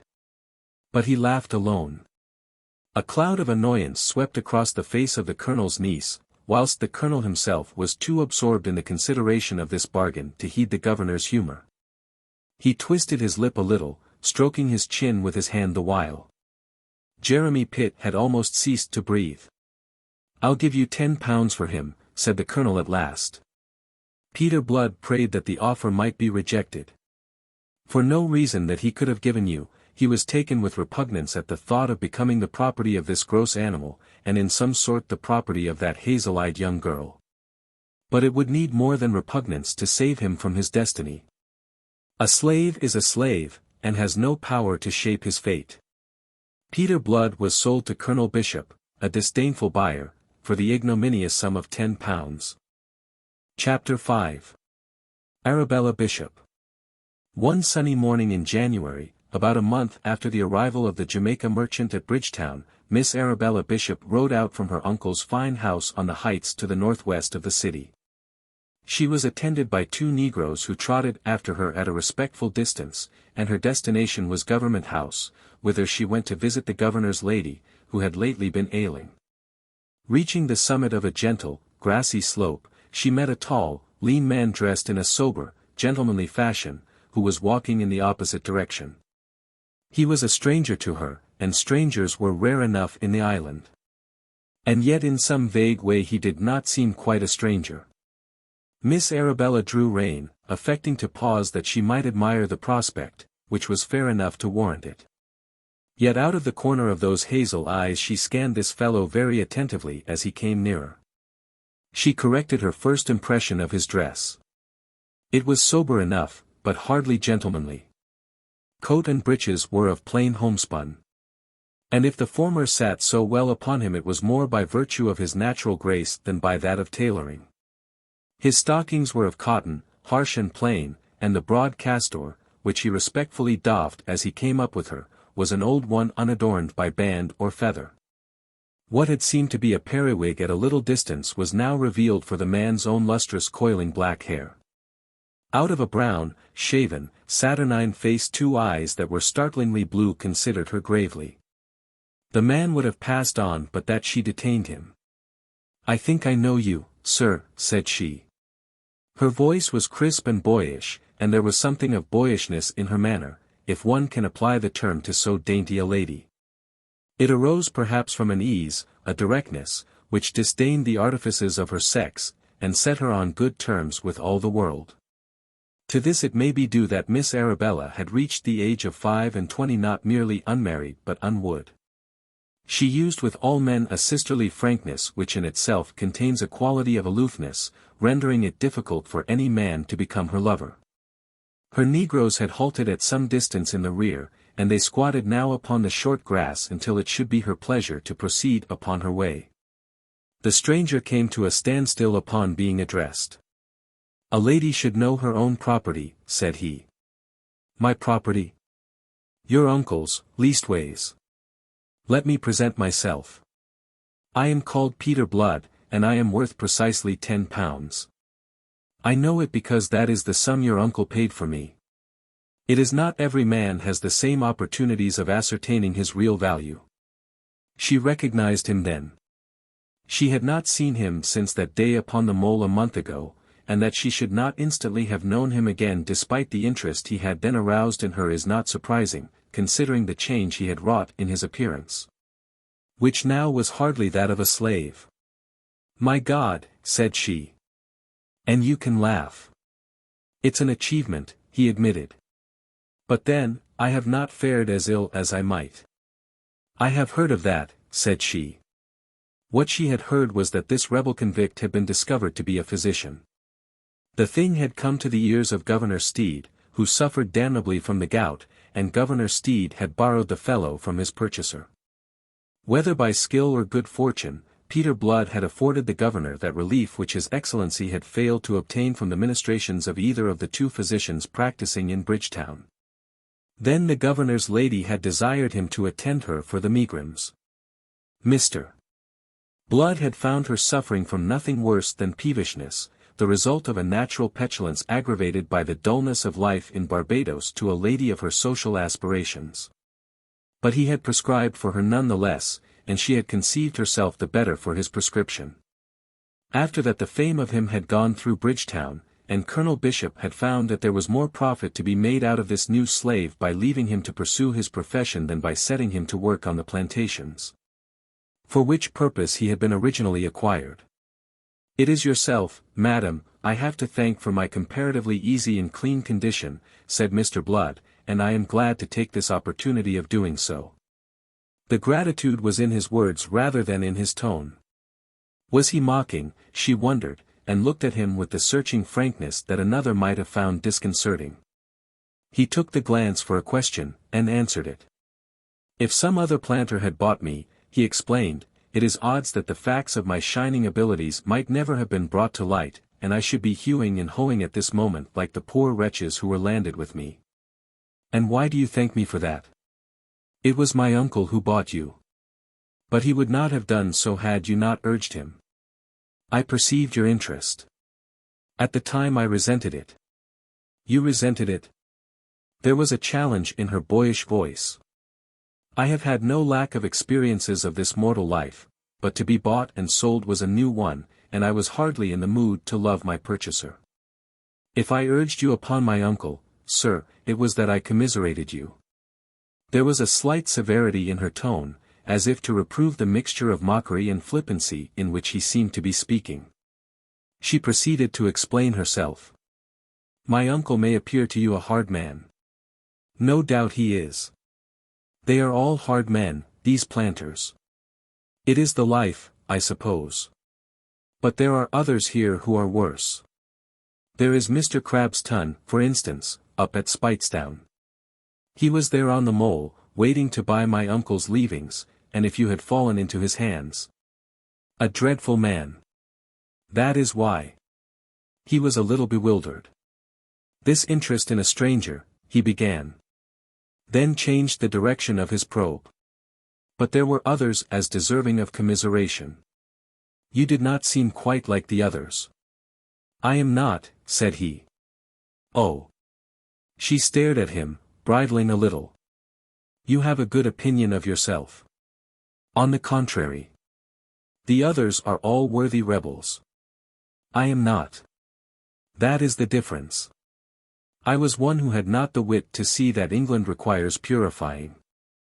I was content to pursue a doctor's trade in Bridgewater whilst my betters were shedding their blood to drive out an unclean tyrant and his rascally crew. Sir, she checked him. I think you are talking treason. I hope I am not obscure, said he. There are those here who would have you flogged if they heard you. The governor would never allow it. He has the gout, and his lady has the megrims. Do you depend upon that? She was frankly scornful. You have certainly never had the gout, probably not even the megrims, said he. She made a little impatient movement with her hand, and looked away from him a moment, out to sea. Quite suddenly she looked at him again. And now her brows were knit. But if you are not a rebel, how come you here? He saw the thing she apprehended, and he laughed. Faith, now, it's a long story, said he. And one perhaps that you would prefer not to tell. Briefly on that he told it her. My God! What an infamy, she cried, when he had done. Oh, it's a sweet country England under King James. There's no need to commiserate me further. All things considered I prefer Barbados. Here at least one can believe in God. He looked first to right, then to left as he spoke, from the distant shadowy bulk of Mount Hill Bay to the limitless ocean ruffled by the winds of heaven. Then, as if the fair prospect rendered him conscious of his own littleness and the insignificance of his woes, he fell thoughtful. Is that so difficult elsewhere? She asked him, and she was very grave. Men make it so. I see. She laughed a little, on a note of sadness, it seemed to him. I have never deemed Barbados the earthly mirror of heaven, she confessed. But no doubt you know your world better than I. She touched her horse with her little silver-hilted whip. I congratulate you on this easing of your misfortunes. He bowed, and she moved on. Her negroes sprang up, and went trotting after her. A while Peter Blood remained standing there, where she left him, conning the sunlit waters of Carlisle Bay below, and the shipping in that spacious haven about which the gulls were fluttering noisily. It was a fair enough prospect, he reflected, but it was a prison, and in announcing that he preferred it to England, he had indulged that almost laudable form of boasting which lies in belittling our misadventures. He turned, and resuming his way, went off in long, swinging strides towards the little huddle of huts built of mud and wattles, a miniature village enclosed in a stockade which the plantation slaves inhabited, and where he, himself, was lodged with them. Through his mind sang the line of Lovelace. Stone walls do not a prison make, nor iron bars a cage. But he gave it a fresh meaning, the very converse of that which its author had intended. A prison, he reflected, was a prison, though it had neither walls nor bars, however spacious it might be. And as he realized it that morning, so he was to realize it increasingly as time sped on. Daily he came to think more of his clipped wings, of his exclusion from the world, and less of the fortuitous liberty he enjoyed. Nor did the contrasting of his comparatively easy lot with that of his unfortunate fellow-convicts bring him the satisfaction a differently constituted mind might have derived from it. Rather did the contemplation of their misery increase the bitterness that was gathering in his soul. Of the 42 who had been landed with him from the Jamaica merchant, Colonel Bishop had purchased no less than 25. The remainder had gone to lesser planters, some of them to Speightstown, and others still farther north. What may have been the lot of the latter he could not tell, but amongst Bishop's slaves Peter Blood came and went freely, sleeping in their quarters, and their lot he knew to be a brutalizing misery. They toiled in the sugar plantations from sunrise to sunset, and if their labors flagged, there were the whips of the overseer and his men to quicken them. They went in rags, some almost naked. They dwelt in squalor. And they were ill-nourished on salted meat and maize dumplings, food which to many of them was for a season at least so nauseating that 2 of them sickened and died before Bishop remembered that their lives had a certain value in labor to him and yielded to Blood's intercessions for a better care of such as fell ill. To curb insubordination, one of them who had rebelled against Kent, the brutal overseer, was lashed to death by negroes under his comrades' eyes, and another who had been so misguided as to run away into the woods was tracked, brought back, flogged, and then branded on the forehead with the letters F.T., that all might know him for a fugitive traitor as long as he lived. Fortunately for him the poor fellow died as a consequence of the flogging. After that a dull, spiritless resignation settled down upon the remainder. The most mutinous were quelled, and accepted their unspeakable lot with the tragic fortitude of despair. Peter Blood alone, escaping these excessive sufferings, remained outwardly unchanged, whilst inwardly the only change in him was a daily deeper hatred of his kind. A daily deeper longing to escape from this place where man defiled so foully the lovely work of his Creator. It was a longing too vague to amount to a hope. Hope here was inadmissible. And yet he did not yield to despair.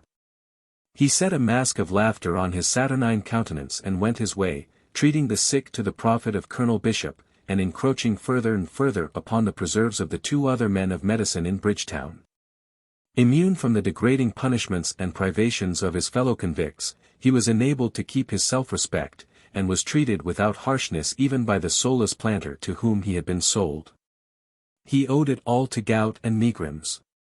He had won the esteem of Governor Steed, and, what is even more important, of Governor Steed's lady, whom he shamelessly and cynically flattered and humored. Occasionally he saw Miss Bishop, and they seldom met but that she paused to hold him in conversation for some moments, evincing her interest in him. Himself, he was never disposed to linger. He was not, he told himself, to be deceived by her delicate exterior, her sapling grace, her easy, boyish ways and pleasant, boyish voice. In all his life, and it had been very varied, he had never met a man whom he accounted more beastly than her uncle, and he could not dissociate her from the man.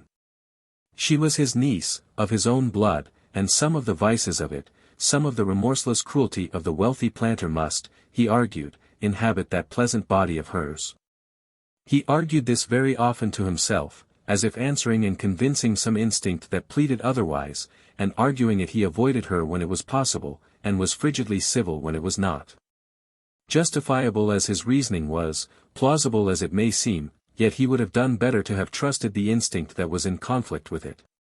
Though the same blood ran in her veins as in those of Colonel Bishop, yet hers was free of the vices that tainted her uncle's, for these vices were not natural to that blood, they were, in his case, acquired. Her father, Tom Bishop, that same Colonel Bishop's brother, had been a kindly, chivalrous, gentle soul, who, broken-hearted by the early death of a young wife, had abandoned the old world and sought an anodyne for his grief in the new. He had come out to the Antilles, bringing with him his little daughter, then 5 years of age, and had given himself up to the life of a planter. He had prospered from the first, as men sometimes will who care nothing for prosperity. Prospering, he had bethought him of his younger brother, a soldier at home reputed somewhat wild. He had advised him to come out to Barbados. And the advice, which at another season William Bishop might have scorned, reached him at a moment when his wildness was beginning to bear such fruit that a change of climate was desirable. William came, and was admitted by his generous brother to a partnership in the prosperous plantation. Some 6 years later, when Arabella was 15, her father died, leaving her in her uncle's guardianship. It was perhaps his one mistake. But the goodness of his own nature colored his views of other men. Moreover, himself, he had conducted the education of his daughter, giving her an independence of character upon which perhaps he counted unduly. As things were, there was little love between uncle and niece. But she was dutiful to him, and he was circumspect in his behavior before her. All his life, and for all his wildness, he had gone in a certain awe of his brother, whose worth he had the wit to recognize. And now it was almost as if some of that awe was transferred to his brother's child, who was also, in a sense, his partner, although she took no active part in the business of the plantations.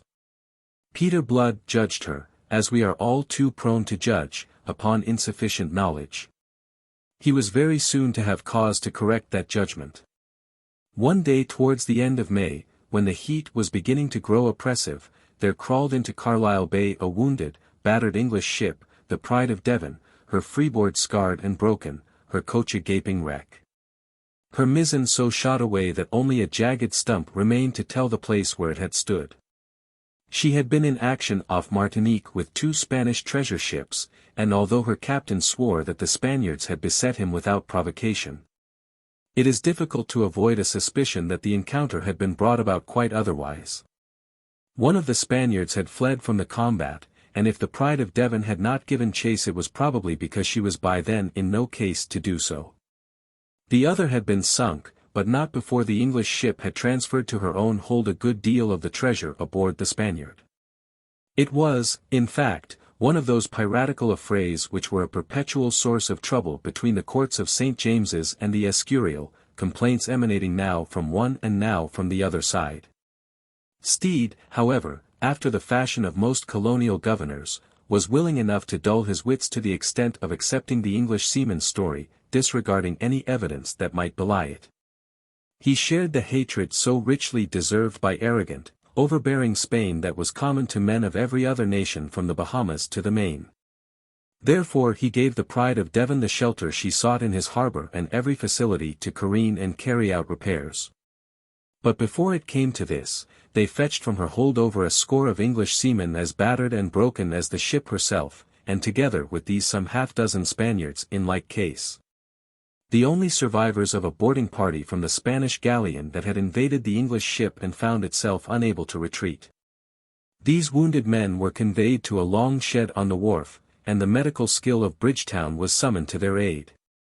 Peter Blood was ordered to bear a hand in this work, and partly because he spoke Castilian, and he spoke it as fluently as his own native tongue, partly because of his inferior condition as a slave, he was given the Spaniards for his patients. Now Blood had no cause to love Spaniards. His 2 years in a Spanish prison and his subsequent campaigning in the Spanish Netherlands had shown him a side of the Spanish character which he had found anything but admirable. Nevertheless he performed his doctor's duties zealously and painstakingly, if emotionlessly, and even with a certain superficial friendliness towards each of his patients. These were so surprised at having their wounds healed instead of being summarily hanged that they manifested a docility very unusual in their kind. They were shunned, however, by all those charitably disposed inhabitants of Bridgetown who flocked to the improvised hospital with gifts of fruit and flowers and delicacies for the injured English seamen. Indeed, had the wishes of some of these inhabitants been regarded, the Spaniards would have been left to die like vermin, and of this Peter Blood had an example almost at the very outset.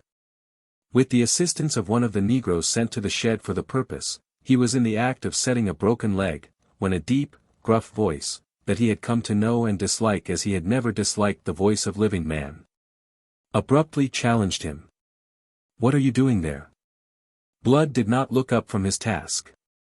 There was not the need. He knew the voice, as I have said. "I am setting a broken leg," he answered, without pausing in his labors. "I can see that, fool." A bulky body interposed between Peter Blood and the window. The half-naked man on the straw rolled his black eyes to stare up fearfully out of a clay-colored face at this intruder. A knowledge of English was unnecessary to inform him that here came an enemy. The harsh, minatory note of that voice sufficiently expressed the fact. "I can see that, fool, just as I can see what the rascal is. Who gave you leave to set Spanish legs?" "I am a doctor, Colonel Bishop. The man is wounded. It is not for me to discriminate. I keep to my trade." "Do you, by God? If you'd done that, you wouldn't now be here." "On the contrary, it is because I did it that I am here." I know that's your lying tale."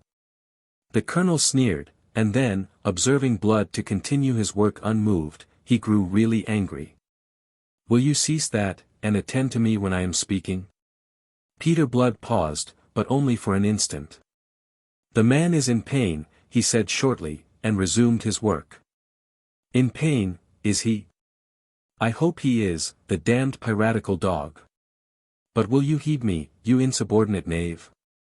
The colonel delivered himself in a roar, infuriated by what he conceived to be defiance, and defiance expressing itself in the most unruffled disregard of himself. His long bamboo cane was raised to strike. Peter Blood's blue eyes caught the flash of it, and he spoke quickly to arrest the blow. "Not insubordinate, sir, whatever I may be. I am acting upon the express orders of Governor Steed." The colonel checked, his great face empurpling. His mouth fell open. "Governor Steed," he echoed.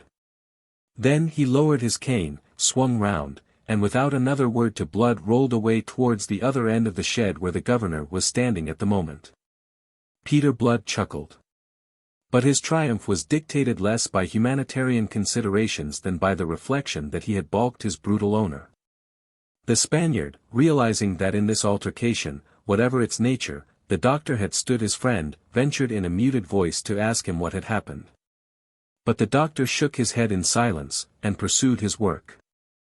His ears were straining to catch the words now passing between Steed and Bishop.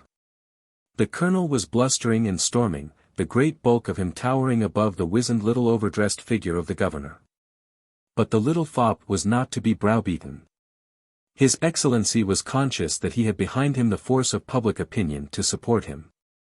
Some there might be, but they were not many, who held such ruthless views as Colonel Bishop. His Excellency asserted his authority. It was by his orders that Blood had devoted himself to the wounded Spaniards, and his orders were to be carried out. There was no more to be said. Colonel Bishop was of another opinion. In his view there was a great deal to be said. He said it, with great circumstance, loudly, vehemently, obscenely, for he could be fluently obscene when moved to anger. "You talk like a Spaniard, Colonel," said the governor, and thus dealt the colonel's pride a wound that was to smart resentfully for many a week. At the moment it struck him silent, and sent him stamping out of the shed in a rage for which he could find no words. It was 2 days later when the ladies of Bridgetown, the wives and daughters of her planters and merchants, paid their first visit of charity to the wharf, bringing their gifts to the wounded seamen. Again Peter Blood was there, ministering to the sufferers in his care, moving among those unfortunate Spaniards whom no one heeded. All the charity, all the gifts were for the members of the crew of the Pride of Devon. And this Peter Blood accounted natural enough. But rising suddenly from the redressing of a wound, a task in which he had been absorbed for some moments, he saw to his surprise that one lady, detached from the general throng, was placing some plantains and a bundle of succulent sugar cane on the cloak that served one of his patients for a coverlet. She was elegantly dressed in lavender silk and was followed by a half-naked negro carrying a basket. Peter Blood, stripped of his coat, the sleeves of his coarse shirt rolled to the elbow, and holding a bloody rag in his hand, stood at gaze a moment. The lady, turning now to confront him, her lips parting in a smile of recognition, was Arabella Bishop. "The man's a Spaniard," said he, in the tone of one who corrects a misapprehension, and also tinged never so faintly by something of the derision that was in his soul. The smile with which she had been greeting him withered on her lips.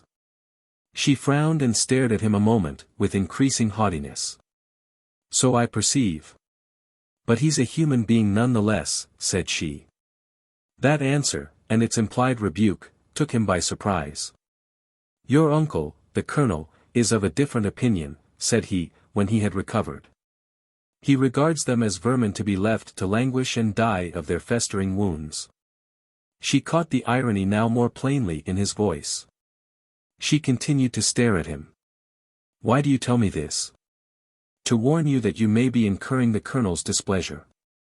If he had had his way, I should never have been allowed to dress their wounds." "And you thought, of course, that I must be of my uncle's mind?" There was a crispness about her voice, an ominous challenging sparkle in her hazel eyes.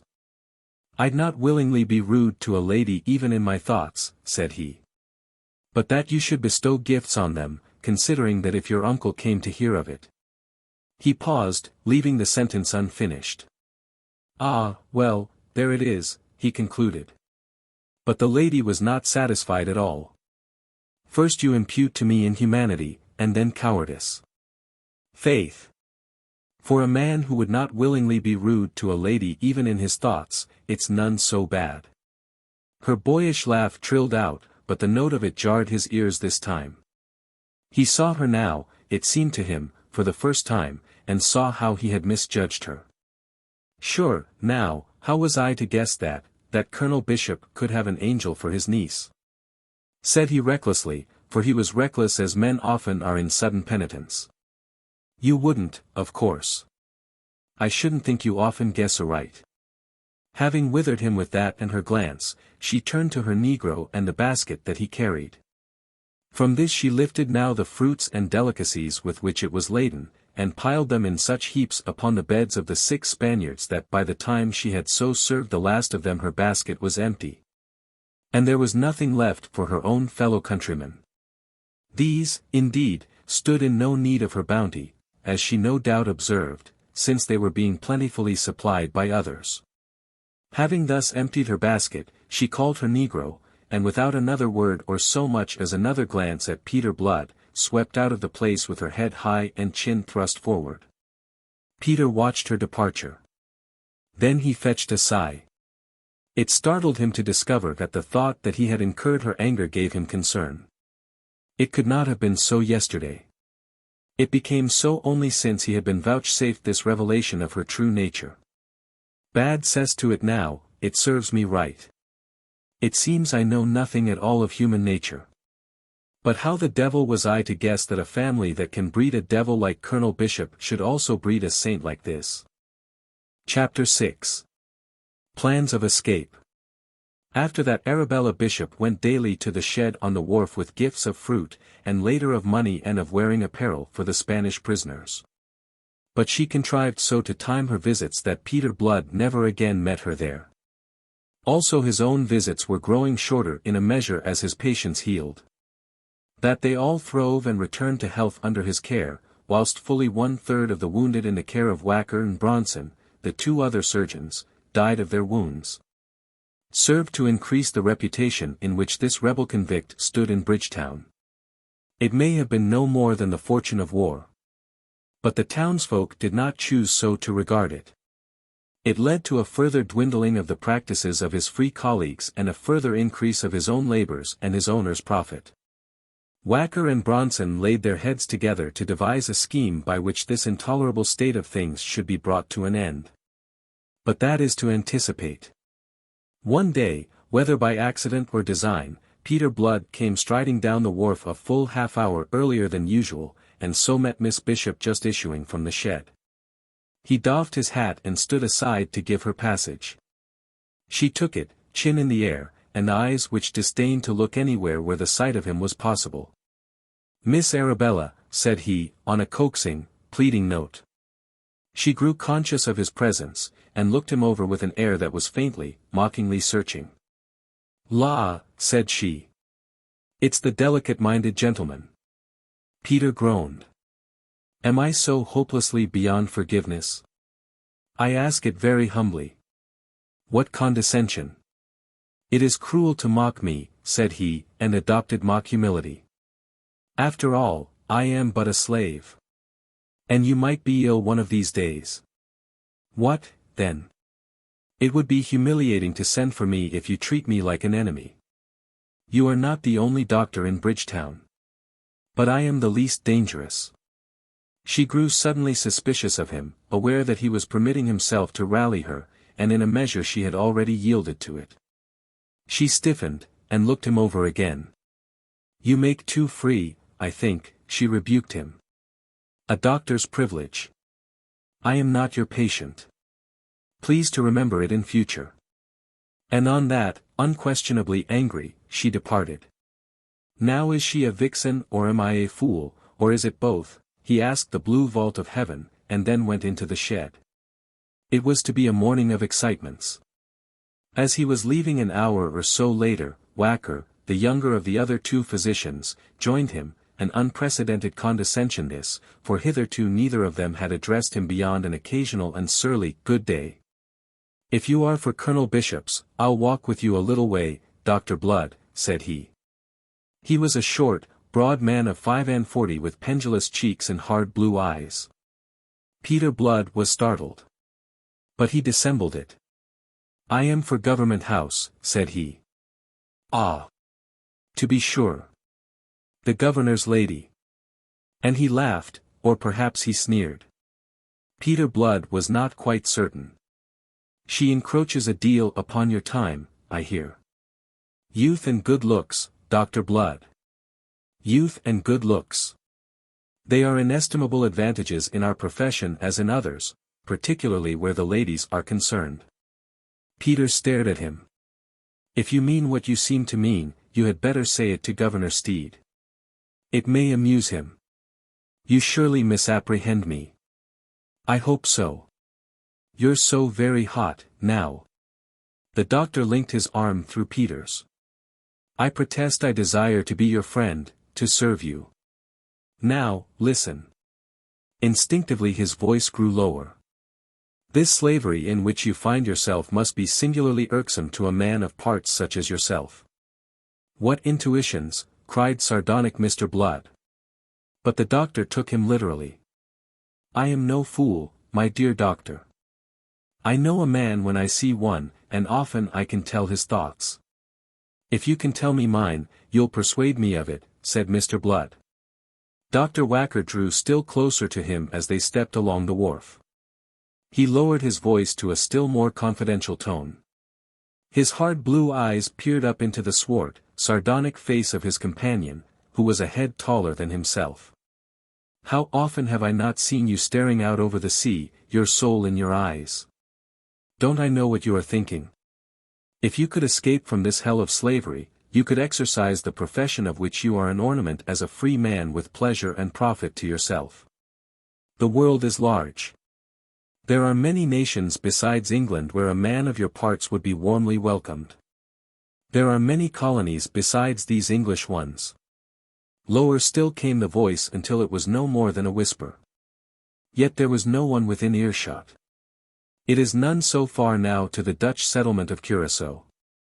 At this time of the year the voyage may safely be undertaken in a light craft.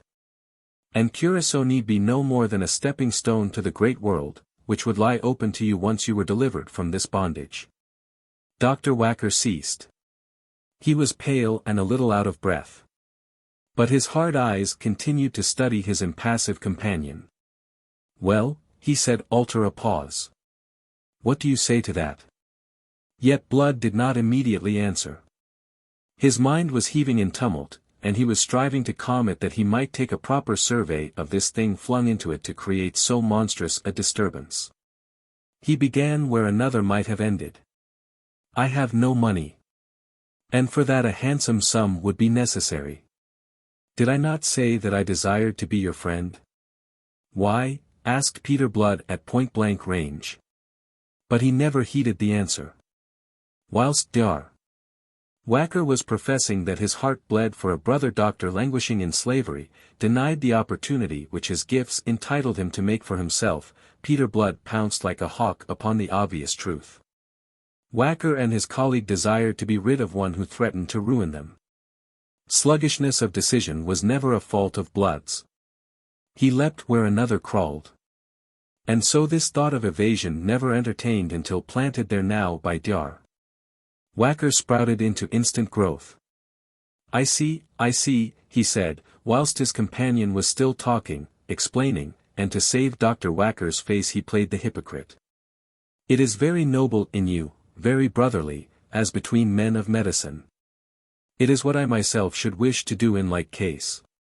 The hard eyes flashed, the husky voice grew tremulous as the other asked almost too eagerly. "You agree, then? You agree?" "Agree." Blood laughed. "If I should be caught and brought back, they'd clip my wings and brand me for life. Surely the thing is worth a little risk." More tremulous than ever was the tempter's voice. "Surely," Blood agreed. "But it asks more than courage. It asks money. A sloop might be bought for £20, perhaps. It shall be forthcoming. It shall be a loan, which you shall repay me, when you can." That betraying us so hastily retrieved completed Blood's understanding. The other doctor was also in the business. They were approaching the peopled part of the mole. Quickly, but eloquently, Blood expressed his thanks, where he knew that no thanks were due. "We will talk of this again, sir, tomorrow," he concluded. "You have opened for me the gates of hope." In that at least he tittered no more than the bare truth, and expressed it very baldly.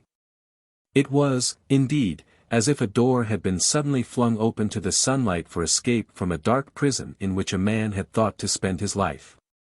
He was in haste now to be alone, to straighten out his agitated mind and plan coherently what was to be done. Also he must consult another. Already he had hit upon that other. For such a voyage a navigator would be necessary, and a navigator was ready to his hand in Jeremy Pitt. The first thing was to take counsel with the young shipmaster, who must be associated with him in this business if it were to be undertaken. All that day his mind was in turmoil with this new hope, and he was sick with impatience for night and a chance to discuss the matter with his chosen partner. As a result Blood was betimes that evening in the spacious stockade that enclosed the huts of the slaves together with the big white house of the overseer, and he found an opportunity of a few words with Pitt, unobserved by the others. "Tonight when all are asleep, come to my cabin. I have something to say to you." The young man stared at him, roused by Blood's pregnant tone out of the mental lethargy into which he had of late been lapsing as a result of the dehumanizing life he lived. Then he nodded understanding and assent, and they moved apart. The 6 months of plantation life in Barbados had made an almost tragic mark upon the young seaman. His erstwhile bright alertness was all departed. His face was growing vacuous, his eyes were dull and lackluster, and he moved in a cringing, furtive manner, like an overbeaten dog. He had survived the ill-nourishment, the excessive work on the sugar plantation under a pitiless sun, the lashes of the overseer's whip when his labors flagged, and the deadly, unrelieved animal life to which he was condemned. But the price he was paying for survival was the usual price. He was in danger of becoming no better than an animal, of sinking to the level of the negroes who sometimes toiled beside him. The man, however, was still there, not yet dormant, but merely torpid from a surfeit of despair, and the man in him promptly shook off that torpidity and awoke at the first words Blood spoke to him that night, awoke and wept. "Escape," he panted. "Oh God!" He took his head in his hands, and fell to sobbing like a child. "Sh. Steady now. Steady." Blood admonished him in a whisper, alarmed by the lad's blubbering. He crossed to Pitt's side, and set a restraining hand upon his shoulder. "For God's sake, command yourself. If we're overheard we shall both be flogged for this." Among the privileges enjoyed by Blood was that of a hut to himself, and they were alone in this. But, after all, it was built of wattles thinly plastered with mud, and its door was composed of bamboos, through which sound passed very easily. Though the stockade was locked for the night, and all within it asleep by now, it was after midnight, yet a prowling overseer was not impossible, and a sound of voices must lead to discovery. Pitt realized this, and controlled his outburst of emotion. Sitting close thereafter they talked in whispers for an hour or more, and all the while those dulled wits of Pitt's were sharpening themselves anew upon this precious whetstone of hope. They would need to recruit others into their enterprise, a half-dozen at least, a half-score if possible, but no more than that. They must pick the best out of that score of survivors of the Monmouth men that Colonel Bishop had acquired. Men who understood the sea were desirable. But of these there were only 2 in that unfortunate gang, and their knowledge was none too full. They were Hagthorpe, a gentleman who had served in the Royal Navy, and Nicholas Dyke, who had been a petty officer in the late King's time, and there was another who had been a gunner, a man named Ogle. It was agreed before they parted that Pitt should begin with these 3 and then proceed to recruit some 6 or 8 others. He was to move with the utmost caution, sounding his men very carefully before making anything in the nature of a disclosure. And even then avoid rendering that disclosure so full that its betrayal might frustrate the plans which as yet had to be worked out in detail. Laboring with them in the plantations, Pitt would not want for opportunities of broaching the matter to his fellow slaves. Caution above everything, was Blood's last recommendation to him at parting. Who goes slowly, goes safely, as the Italians have it. And remember that if you betray yourself, you ruin all, for you are the only navigator amongst us, and without you there is no escaping. Pitt reassured him, and slunk off back to his own hut and the straw that served him for a bed. Coming next morning to the wharf, Blood found Dr. Whacker in a generous mood. Having slept on the matter, he was prepared to advance the convict any sum up to £30 that would enable him to acquire a boat capable of taking him away from the settlement. Blood expressed his thanks becomingly, betraying no sign that he saw clearly into the true reason of the other's munificence. "It's not money I'll require," said he, "but the boat itself. For who will be selling me a boat and incurring the penalties in Governor Steed's proclamation? You'll have read it, no doubt." Dr. Whacker's heavy face grew overcast. Thoughtfully he rubbed his chin. "I've read it, yes. And I dare not procure the boat for you. It would be discovered. It must be. And the penalty is a fine of £200 besides imprisonment. It would ruin me. You'll see that." The high hopes in Blood's soul began to shrink. And the shadow of his despair overcast his face. But then, he faltered. "There is nothing to be done. Nay, things are not so desperate." Dr. Whacker smiled a little with tight lips. "I've thought of it. You will see that the man who buys the boat must be one of those who goes with you, so that he is not here to answer questions afterwards. But who is to go with me save men in my own case? What I cannot do, they cannot. There are others detained on the island besides slaves. There are several who are here for debt, and would be glad enough to spread their wings. There's a fellow Nuttall, now, who follows the trade of a shipwright, whom I happen to know would welcome such a chance as you might afford him. But how should a debtor come with money to buy a boat? The question will be asked. To be sure it will. But if you contrive shrewdly, you'll all be gone before that happens.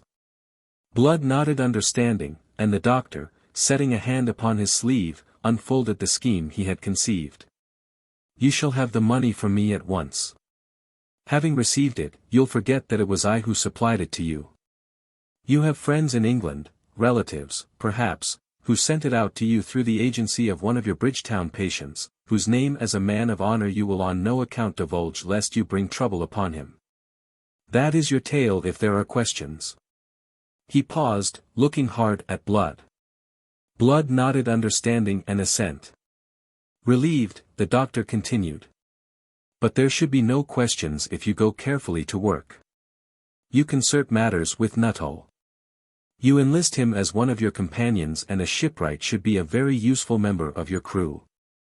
You engage him to discover a likely sloop whose owner is disposed to sell. Then let your preparations all be made before the purchase is effected, so that your escape may follow instantly upon it before the inevitable questions come to be asked. You take me. So well did Blood take him that within an hour he contrived to see Nuttall, and found the fellow as disposed to the business as Dr. Whacker had predicted. When he left the shipwright, it was agreed that Nuttall should seek the boat required, for which Blood would at once produce the money. The quest took longer than was expected by Blood, who waited impatiently with the doctor's gold concealed about his person. But at the end of some 3 weeks, Nuttall, whom he was now meeting daily, informed him that he had found a serviceable wherry, and that its owner was disposed to sell it for £22.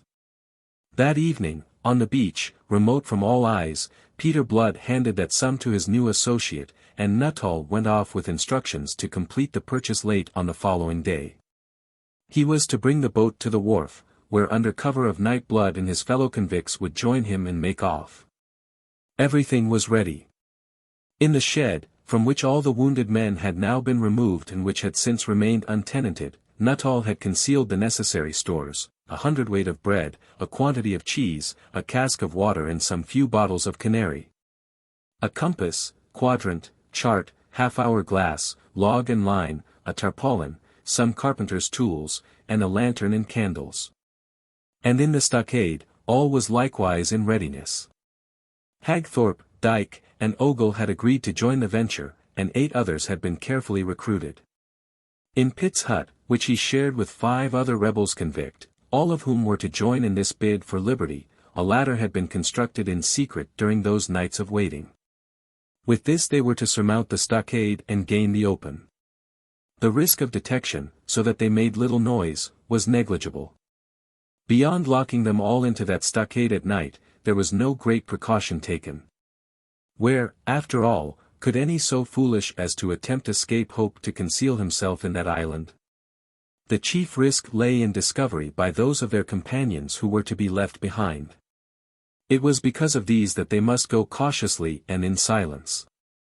The day that was to have been their last in Barbados was a day of hope and anxiety to the 12 associates in that enterprise, no less than to Nuttall in the town below. Toward sunset, having seen Nuttall depart to purchase and fetch the sloop to the prearranged moorings at the wharf, Peter Blood came sauntering towards the stockade, just as the slaves were being driven in from the fields. He stood aside at the entrance to let them pass, and beyond the message of hope flashed by his eyes, he held no communication with them. He entered the stockade in their wake, and as they broke their ranks to seek their various respective huts, he beheld Colonel Bishop in talk with Kent, the overseer. The pair were standing by the stocks, planted in the middle of that green space for the punishment of offending slaves. As he advanced, Bishop turned to regard him, scowling. "Where have you been this while?" He bawled, and although a minatory note was normal to the colonel's voice, yet Blood felt his heart tightening apprehensively. "I've been at my work in the town," he answered. "Mrs. Patch has a fever and Mr. Decker has sprained his ankle. I sent for you to Decker's, and you were not there. You are given to idling, my fine fellow. We shall have to quicken you one of these days unless you cease from abusing the liberty you enjoy. D'ye forget that ye're a rebel-convict?" "I am not given the chance," said Blood, who never could learn to curb his tongue. "By God! Will you be pert with me?"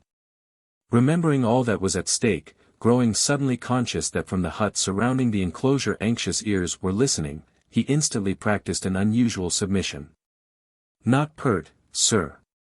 I am sorry I should have been sought. And you'll be sorrier yet. There's the governor with an attack of gout, screaming like a wounded horse, and you know where to be found. Be off, man, away with you at speed to Government House. You're awaited, I tell you. Best lend him a horse, Kent, or the low'll be all night getting there." They bustled him away, choking almost from a reluctance that he dared not show. The thing was unfortunate, but after all not beyond remedy. The escape was set for midnight, and he should easily be back by then. He mounted the horse that Kent procured him, intending to make all haste. "How shall I re-enter the stockade, sir?" he inquired at parting. "You'll not re-enter it," said Bishop. "When they've done with you at Government House, they may find a kennel for you there until morning." Peter Blood's heart sank like a stone through water. "But," he began. "Be off, I say. Will you stand there talking until dark? His Excellency is waiting for you." And with his cane Colonel Bishop slashed the horse's quarters so brutally that the beast bounded forward all but unseating her rider. Peter Blood went off in a state of mind bordering on despair. And there was occasion for it. A postponement of the escape at least until tomorrow night was necessary now, and postponement must mean the discovery of Nuttall's transaction and the asking of questions it would be difficult to answer. It was in his mind to slink back in the night, once his work at Government House were done, and from the outside of the stockade make known to Pitt and the others his presence. And so have them join him that their project might still be carried out. But in this he reckoned without the governor, whom he found really in the thrall of a severe attack of gout, and almost as severe an attack of temper nourished by Blood's delay. The doctor was kept in constant attendance upon him until long after midnight, when at last he was able to ease the sufferer a little by a bleeding. Thereupon he would have withdrawn. But Steed would not hear of it. Blood must sleep in his own chamber to be at hand in case of need. It was as if fate made sport of him. For that night at least the escape must be definitely abandoned. Not until the early hours of the morning did Peter Blood succeed in making a temporary escape from Government House on the ground that he required certain medicaments which he must, himself, procure from the apothecary. On that pretext, he made an excursion into the awakening town, and went straight to Nuttall, whom he found in a state of livid panic. The unfortunate debtor, who had sat up waiting through the night, conceived that all was discovered and that his own ruin would be involved. Peter Blood quieted his fears. "It will be for tonight instead," he said, with more assurance than he felt, "if I have to bleed the governor to death. Be ready as last night." "But if there are questions meanwhile," bleated Nuttall. He was a thin, pale, small-featured man with weak eyes that now blinked desperately. "Answer as best you can. Use your wits, man. I can stay no longer." And Peter went off to the apothecary for his pretext drugs. Within an hour of his going came an officer of the secretaries to Nuttall's miserable hovel. The seller of the boat had, as by law required since the coming of the Rebels-Convict, duly reported the sale at the secretary's office. So that he might obtain the reimbursement of the £10 surety into which every keeper of a small boat was compelled to enter.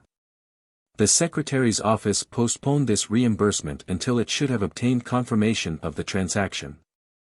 "We are informed that you have bought a wherry from Mr. Robert Farrell," said the officer. "That is so," said Nuttall, who conceived that for him this was the end of the world. "You are in no haste, it seems, to declare the same at the secretary's office." The emissary had a proper bureaucratic haughtiness. Nuttall's weak eyes blinked at a redoubled rate. To declare it? Ye know it's the law." I didn't, may it please you. But it's in the proclamation published last January." I can't read, sir." I didn't know." Faugh! The messenger withered him with his disdain. "Well, now you're informed. See to it that you are at the secretary's office before noon with the £10 surety into which you are obliged to enter." The pompous officer departed, leaving Nuttall in a cold perspiration despite the heat of the morning. He was thankful that the fellow had not asked the question he most dreaded, which was how he, a debtor, should come by the money to buy a wherry. But this he knew was only a respite. The question would presently be asked of a certainty, and then hell would open for him. He cursed the hour in which he had been such a fool as to listen to Peter Blood's chatter of escape. He thought it very likely that the whole plot would be discovered, and that he would probably be hanged, or at least branded and sold into slavery like those other damned rebels-convict, with whom he had been so mad as to associate himself. If only he had the £10 for this infernal surety, which until this moment had never entered into their calculations, it was possible that the thing might be done quickly and questions postponed until later. As the secretary's messenger had overlooked the fact that he was a debtor, so might the others at the secretary's office, at least for a day or two, and in that time he would, he hoped, be beyond the reach of their questions. But in the meantime what was to be done about this money? And it was to be found before noon. Nuttall snatched up his hat, and went out in quest of Peter Blood. But where look for him? Wandering aimlessly up the irregular, unpaved street, he ventured to inquire of one or two if they had seen Dr. Blood that morning. He affected to be feeling none so well, and indeed his appearance bore out the deception. None could give him information, and since Blood had never told him of Whacker's share in this business, he walked in his unhappy ignorance past the door of the one man in Barbados who would eagerly have saved him in this extremity. Finally he determined to go up to Colonel Bishop's plantation. Probably Blood would be there. If he were not, Nuttall would find Pitt, and leave a message with him. He was acquainted with Pitt and knew of Pitt's share in this business. His pretext for seeking Blood must still be that he needed medical assistance. And at the same time that he set out, insensitive in his anxiety to the broiling heat, to climb the heights to the north of the town, Blood was setting out from Government House at last. Having so far eased the governor's condition as to be permitted to depart. Being mounted, he would, but for an unexpected delay, have reached the stockade ahead of Nuttall, in which case several unhappy events might have been averted. The unexpected delay was occasioned by Miss Arabella Bishop. They met at the gate of the luxuriant garden of Government House, and Miss Bishop, herself mounted, stared to see Peter Blood on horseback. It happened that he was in good spirits. The fact that the governor's condition had so far improved as to restore him his freedom of movement had sufficed to remove the depression under which he had been laboring for the past 12 hours and more. In its rebound the mercury of his mood had shot higher far than present circumstances warranted. He was disposed to be optimistic.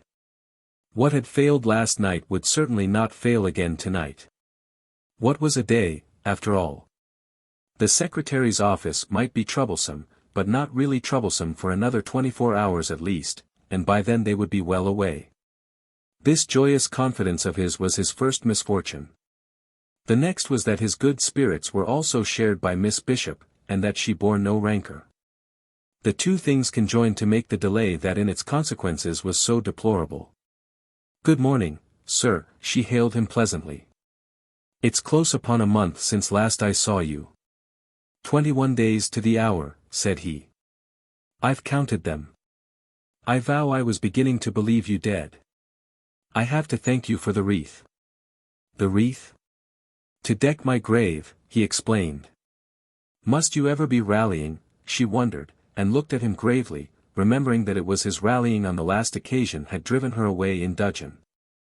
"A man must sometimes laugh at himself or go mad," said he. "Few realize it. That is why there are so many madmen in the world. You may laugh at yourself all you will, sir. But sometimes I think you laugh at me, which is not civil." "Then, faith, you're wrong.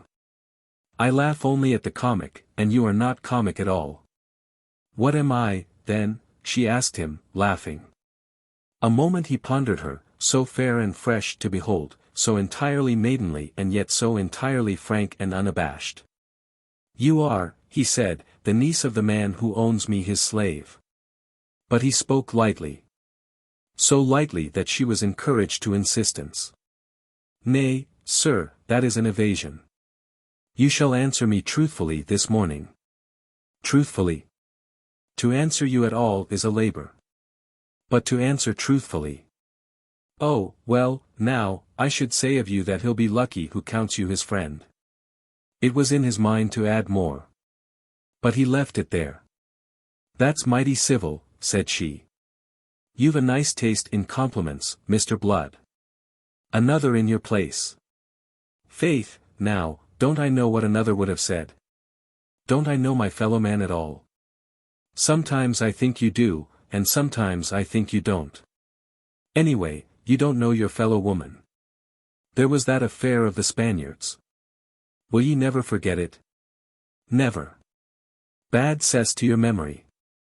Is there no good in me at all that you could be dwelling on instead? Oh, several things.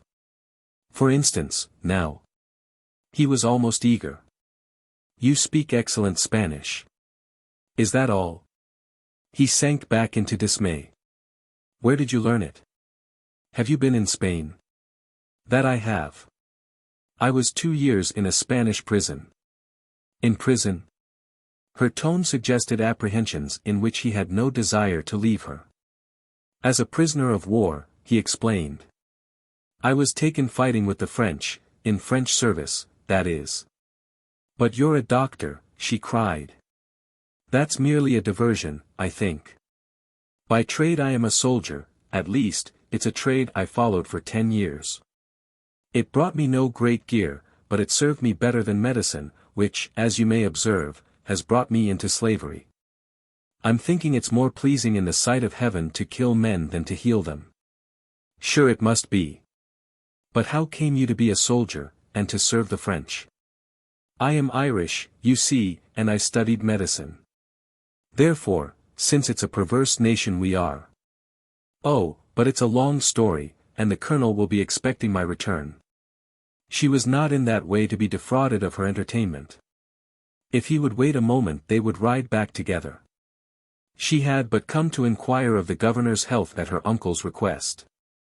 So he waited, and so they rode back together to Colonel Bishop's house.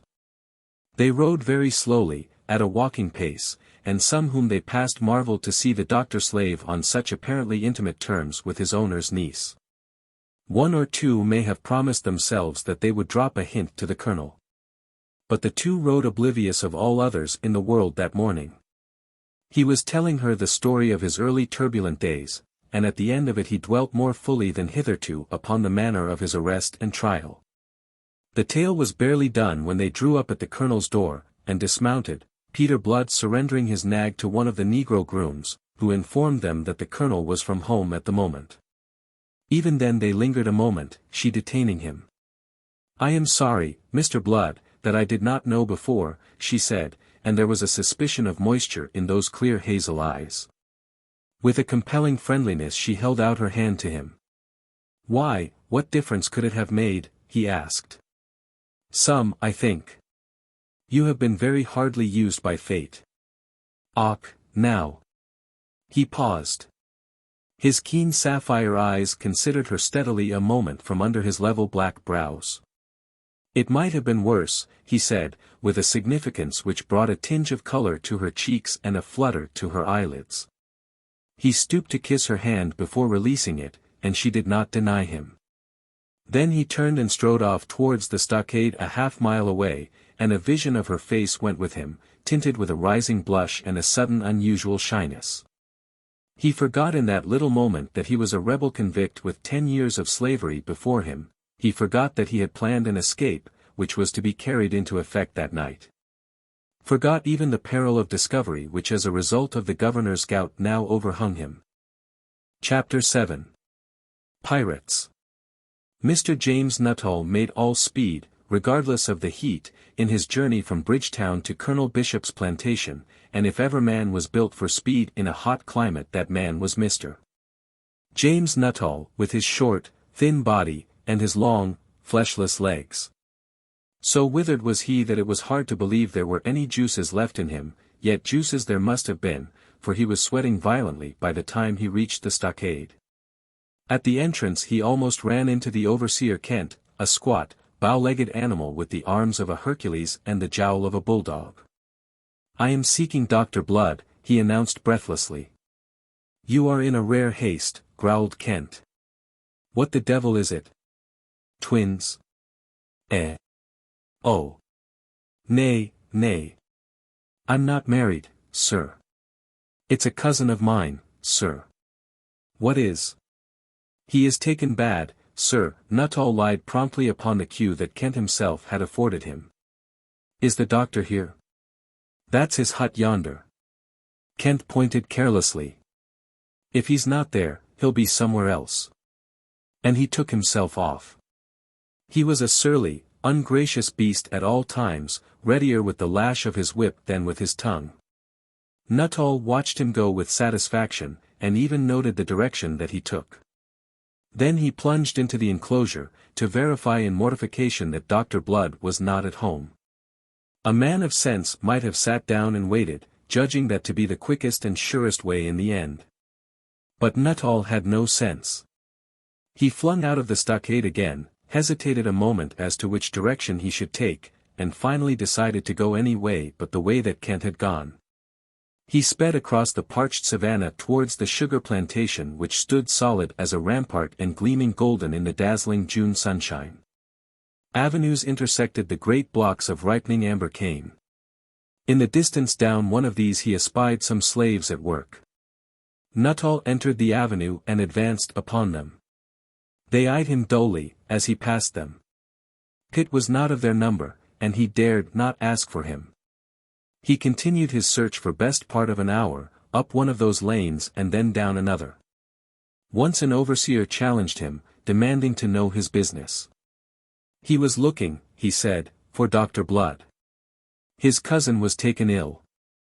The overseer bade him go to the devil, and get out of the plantation. Blood was not there. If he was anywhere he would be in his hut in the stockade. Nuttall passed on, upon the understanding that he would go. But he went in the wrong direction. He went on towards the side of the plantation farthest from the stockade, towards the dense woods that fringed it there. The overseer was too contemptuous and perhaps too languid in the stifling heat of approaching noontide to correct his course. Nuttall blundered to the end of the avenue, and round the corner of it, and there ran into Pitt, alone, toiling with a wooden spade upon an irrigation channel. A pair of cotton drawers, loose and ragged, clothed him from waist to knee. Above and below he was naked, save for a broad hat of plaited straw that sheltered his unkempt golden head from the rays of the tropical sun. At sight of him Nuttall returned thanks aloud to his Maker. Pitt stared at him, and the shipwright poured out his dismal news in a dismal tone. The sum of it was that he must have £10 from Blood that very morning or they were all undone. And all he got for his pains and his sweat was the condemnation of Jeremy Pitt. "Damn you for a fool," said the slave. "If it's Blood you're seeking, why are you wasting your time here?" "I can't find him," bleated Nuttall. He was indignant at his reception. He forgot the jangled state of the other's nerves after a night of anxious wakefulness ending in a dawn of despair. "I thought that you thought that I could drop my spade and go and seek him for you. Is that what you thought? My God! That our lives should depend upon such a dummerhead. While you waste your time here, the hours are passing. And if an overseer should catch you talking to me? How'll you explain it?" For a moment Nuttall was bereft of speech by such ingratitude. Then he exploded. "I would to heaven I had never had no hand in this affair. I would so. I wish that." What else he wished was never known, for at that moment round the block of cane came a big man in biscuit-colored taffetas followed by two negroes in cotton drawers who were armed with cutlasses. He was not 10 yards away, but his approach over the soft, yielding marl had been unheard. "Mr." Nuttall looked wildly this way and that a moment, then bolted like a rabbit for the woods, thus doing the most foolish and betraying thing that in the circumstances it was possible for him to do. Pitt groaned and stood still, leaning upon his spade.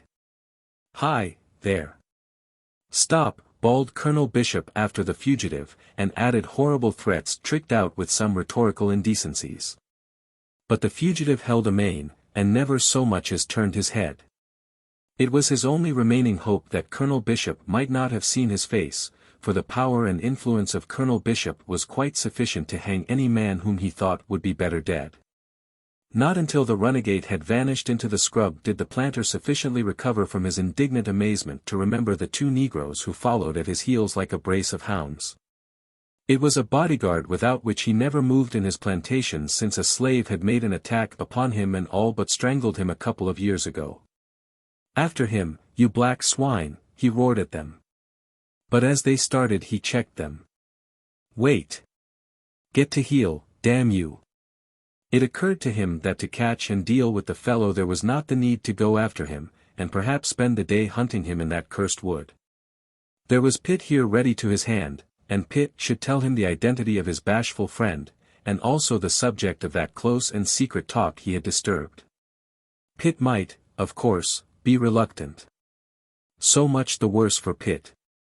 The ingenious Colonel Bishop knew a dozen ways, some of them quite diverting, of conquering stubbornness in these convict dogs.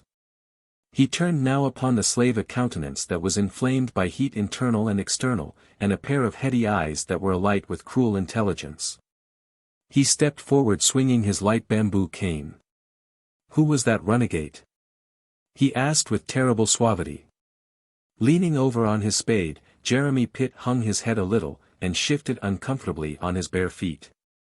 Vainly he groped for an answer in a mind that could do nothing but curse the idiocy of Mr. James Nuttall. The planter's bamboo cane fell on the lad's naked shoulders with stinging force. "Answer me, you dog. What's his name?" Jeremy looked at the burly planter out of sullen, almost defiant eyes. "I don't know," he said, and in his voice there was a faint note at least of the defiance aroused in him by a blow which he dared not, for his life's sake, return. His body had remained unyielding under it, but the spirit within writhed now in torment. "You don't know. Well, here's to quicken your wits." Again the cane descended. "Have you thought of his name yet?" "I have not." "Stubborn, eh?" For a moment the colonel leered. Then his passion mastered him. "Swans! You impudent dog! D'you trifle with me? D'you think I'm to be mocked?" Pitt shrugged, shifted sideways on his feet again, and settled into dogged silence. Few things are more provocative, and Colonel Bishop's temper was never one that required much provocation. Brute fury now awoke in him. Fiercely now he lashed those defenseless shoulders, accompanying each blow by blasphemy and foul abuse, until, stung beyond endurance, the lingering embers of his manhood fanned into momentary flame, Pitt sprang upon his tormentor. But as he sprang, so also sprang the watchful blacks. Muscular bronze arms coiled crushingly about the frail white body, and in a moment the unfortunate slave stood powerless, his wrists pinioned behind him in a leathern thong. Breathing hard, his face mottled, Bishop pondered him a moment. Then, "Fetch him along," he said. Down the long avenue between those golden walls of cane standing some 8 feet high, the wretched Pitt was thrust by his black captors in the colonel's wake, stared at with fearful eyes by his fellow slaves at work there. Despair went with him. What torments might immediately await him he cared little, horrible though he knew they would be. The real source of his mental anguish lay in the conviction that the elaborately planned escape from this unutterable hell was frustrated now in the very moment of execution. They came out upon the green plateau and headed for the stockade and the overseer's White House. Pitt's eyes looked out over Carlisle Bay, of which this plateau commanded a clear view from the fort on one side to the long sheds of the wharf on the other. Along this wharf a few shallow boats were moored, and Pitt caught himself wondering which of these was the wherry in which with a little luck they might have been now at sea. Out over that sea his glance ranged miserably. In the roads, standing in for the shore before a gentle breeze that scarcely ruffled the sapphire surface of the Caribbean, came a stately red-hulled frigate, flying the English ensign. Colonel Bishop halted to consider her, shading his eyes with his fleshly hand. Light as was the breeze, the vessel spread no canvas to it beyond that of her foresail. Furled was her every other sail, leaving a clear view of the majestic lines of her hull, from towering stern castle to gilded beakhead that was aflash in the dazzling sunshine.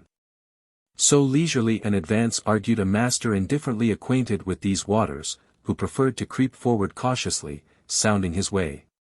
At her present rate of progress it would be an hour, perhaps, before she came to anchorage within the harbor. And whilst the colonel viewed her, admiring, perhaps, the gracious beauty of her, Pitt was hurried forward into the stockade, and clapped into the stocks that stood there ready for slaves who required correction.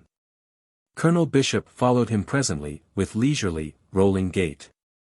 A mutinous cur that shows his fangs to his master must learn good manners at the cost of a striped hide, was all he said before setting about his executioner's job.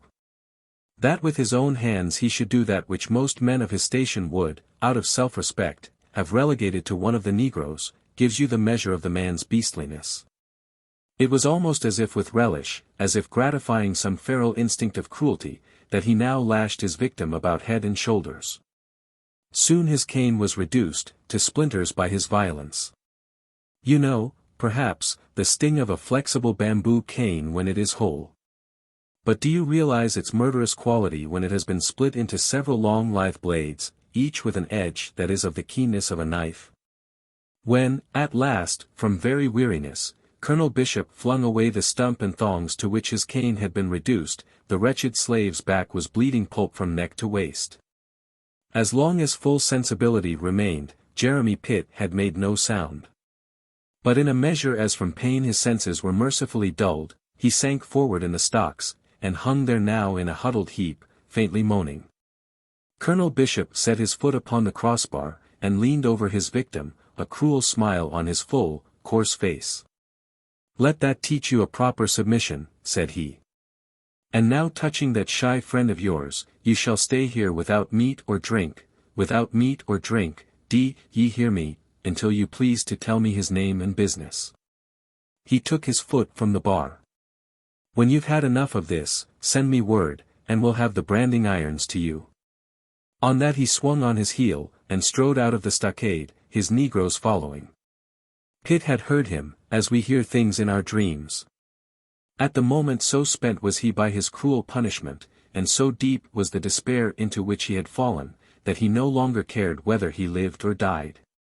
Soon, however, from the partial stupor which pain had mercifully induced, a new variety of pain aroused him.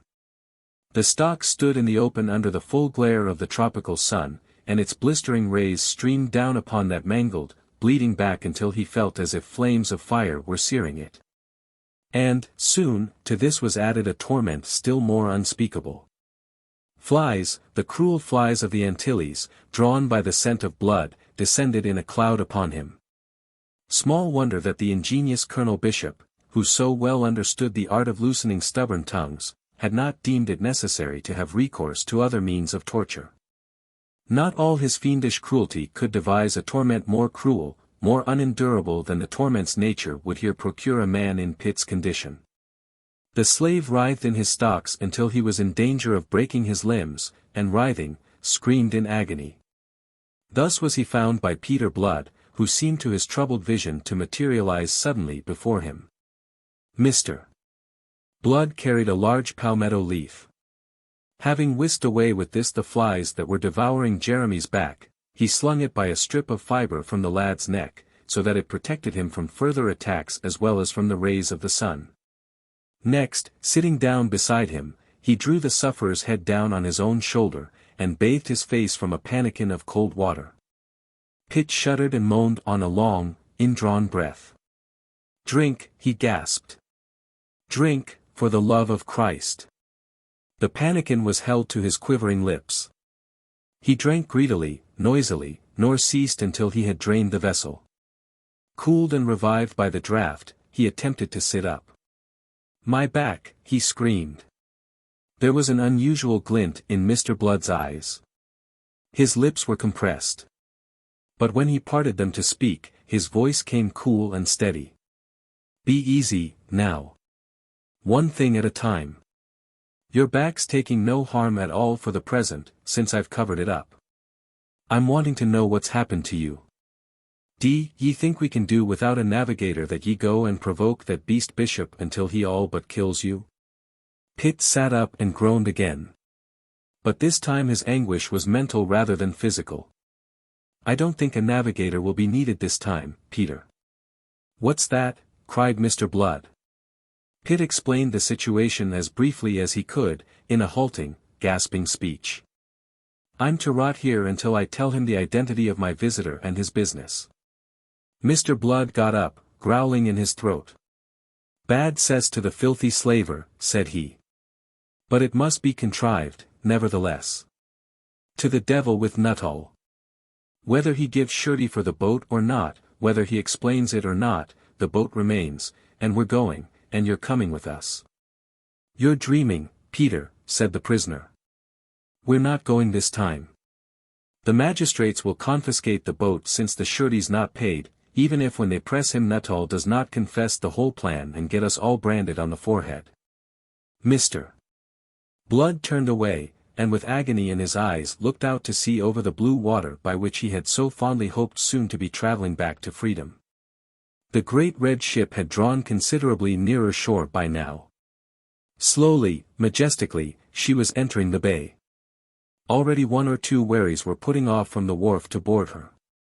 From where he stood, Mr. Blood could see the glinting of the brass cannons mounted on the prow above the curving beak head, and he could make out the figure of a seaman in the forechains on her larboard side, leaning out to heave the lead. An angry voice aroused him from his unhappy thoughts. What the devil are you doing here? The returning Colonel Bishop came striding into the stockade, his negroes following ever. Mr.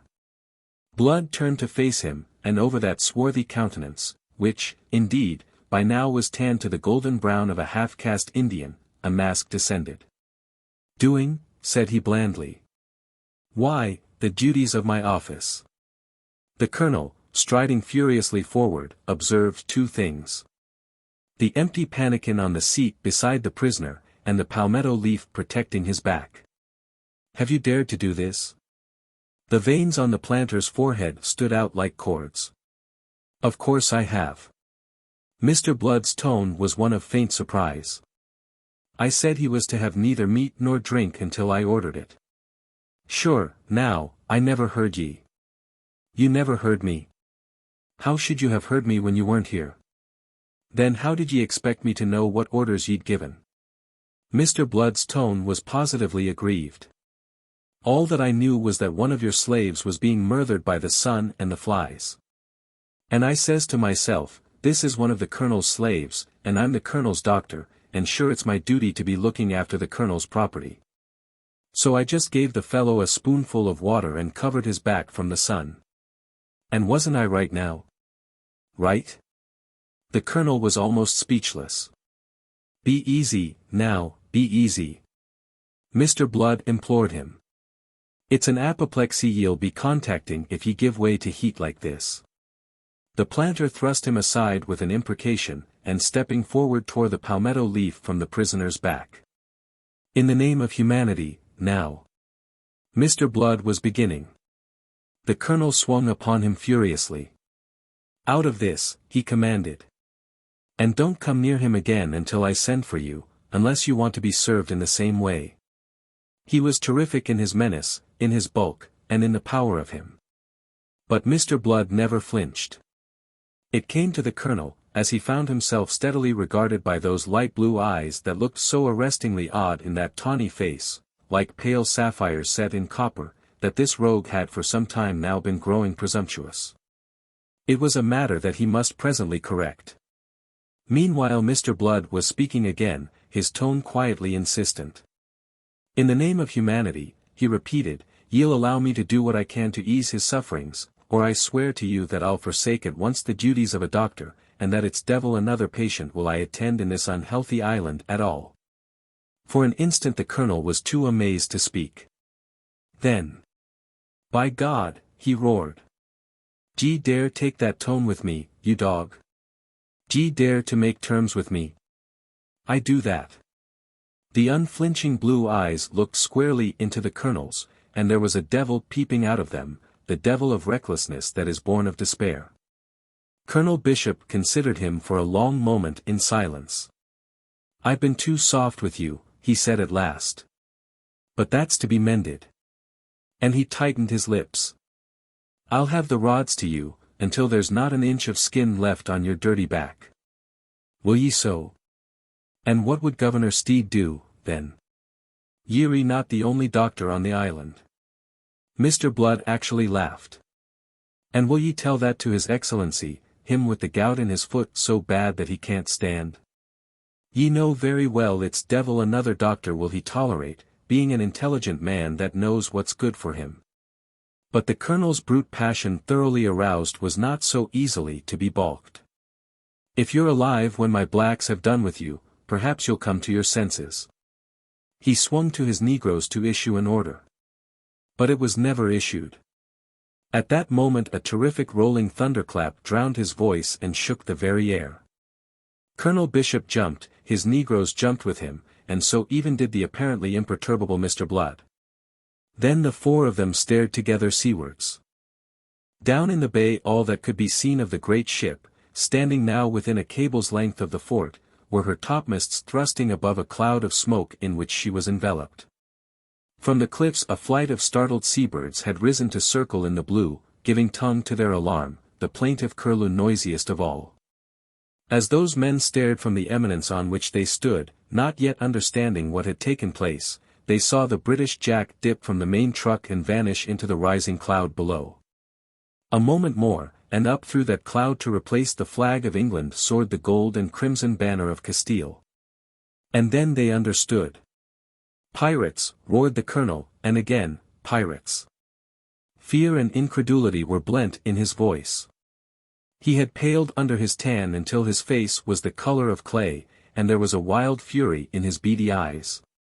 His negroes looked at him, grinning idiotically, all teeth and eyeballs. Chapter 8. Spaniards. The stately ship that had been allowed to sail so leisurely into Carlisle Bay under her false colors was a Spanish privateer, coming to pay off some of the heavy debt piled up by the predacious brethren of the coast. And the recent defeat by the Pride of Devon of 2 treasure galleons bound for Cadiz. It happened that the galleon which escaped in a more or less crippled condition was commanded by Don Diego de Espinosa y Valdez, who was own brother to the Spanish Admiral Don Miguel de Espinosa, and who was also a very hasty, proud, and hot-tempered gentleman. Galled by his defeat, and choosing to forget that his own conduct had invited it, he had sworn to teach the English a sharp lesson which they should remember.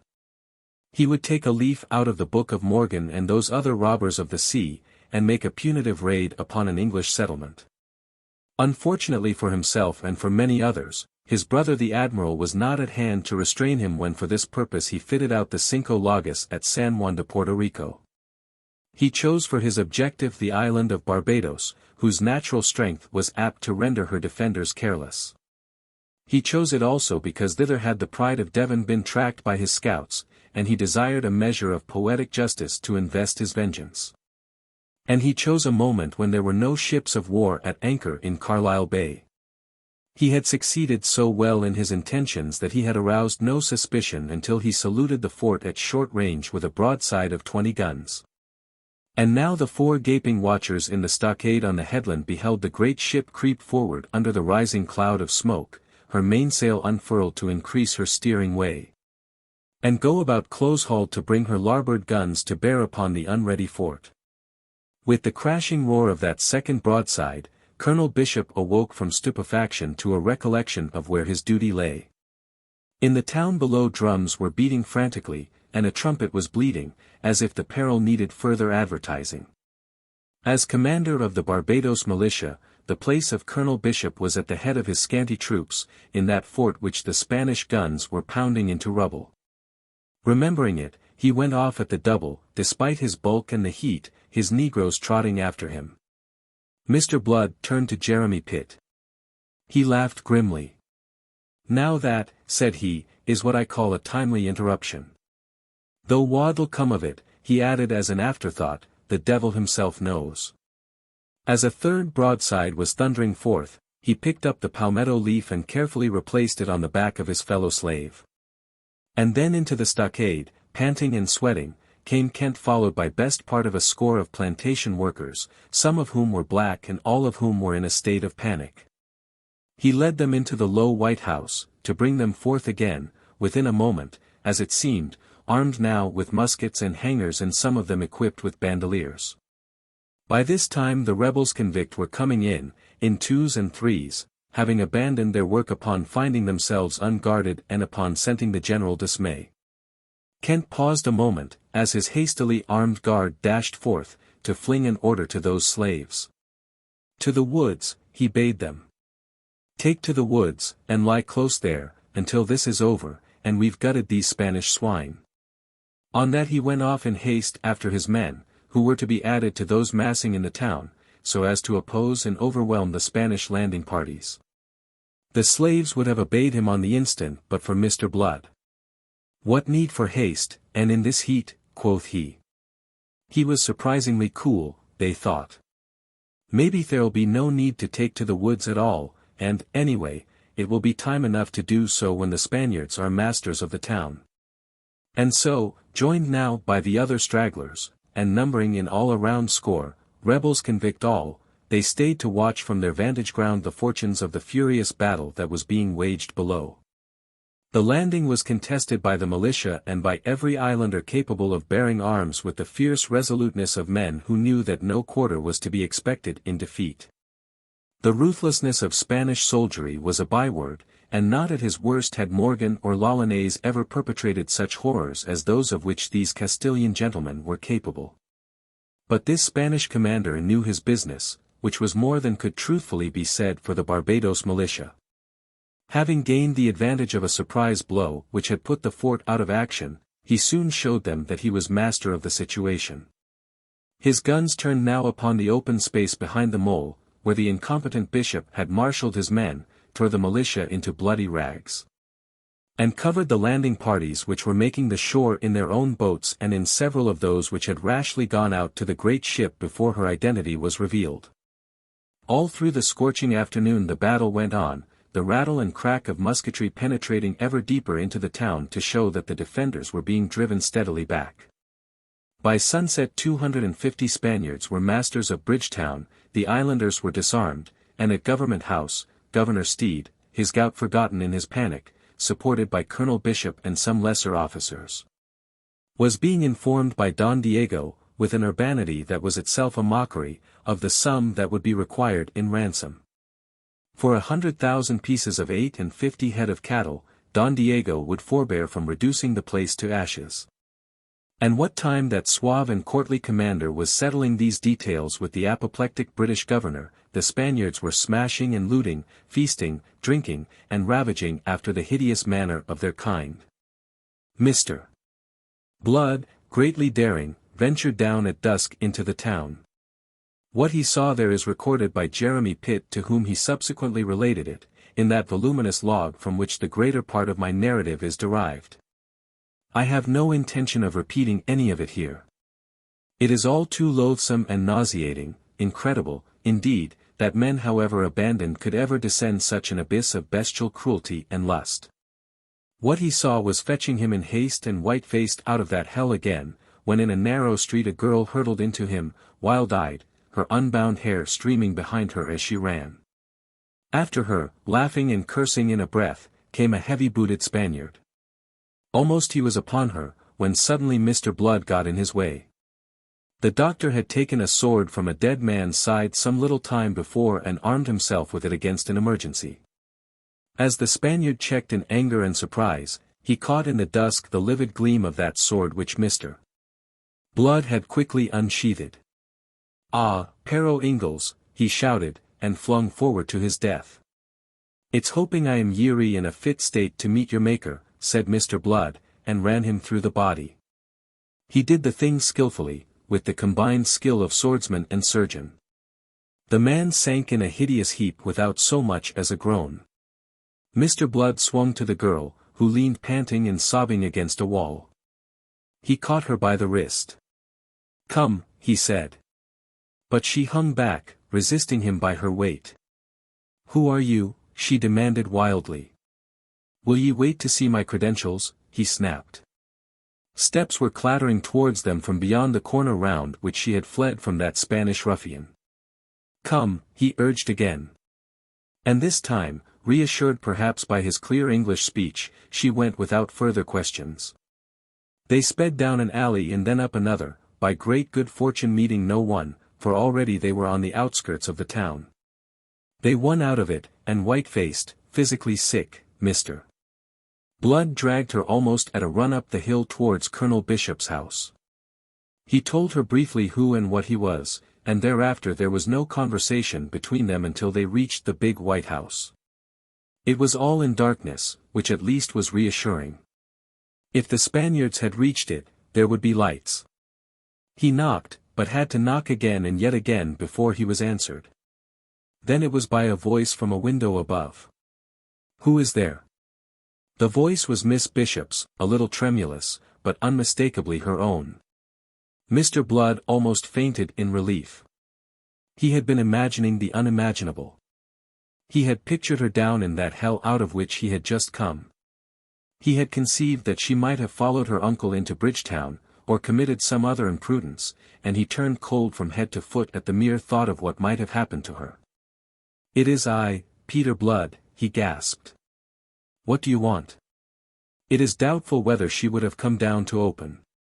For at such a time as this it was no more than likely that the wretched plantation slaves might be in revolt and prove as great a danger as the Spaniards.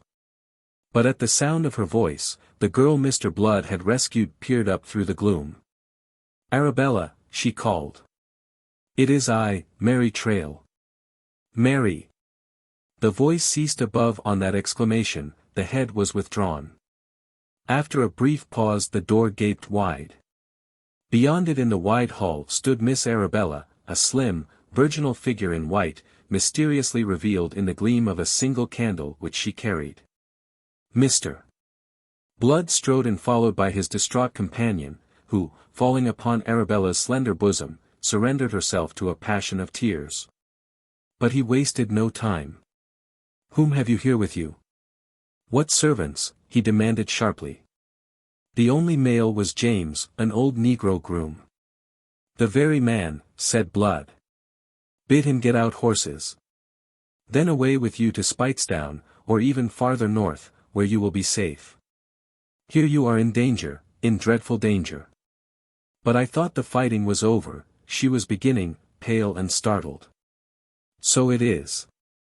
But the deviltry's only beginning. Miss Trail will tell you as you go. In God's name, madam, take my word for it, and do as I bid you." He saved me," sobbed Miss Trail. "Saved you?" Miss Bishop was aghast. "Saved you from what, Mary?" "Let that wait," snapped Mr. Blood almost angrily. "You've all the night for chattering when you're out of this, and away beyond their reach. Will you please call James, and do as I say, and at once?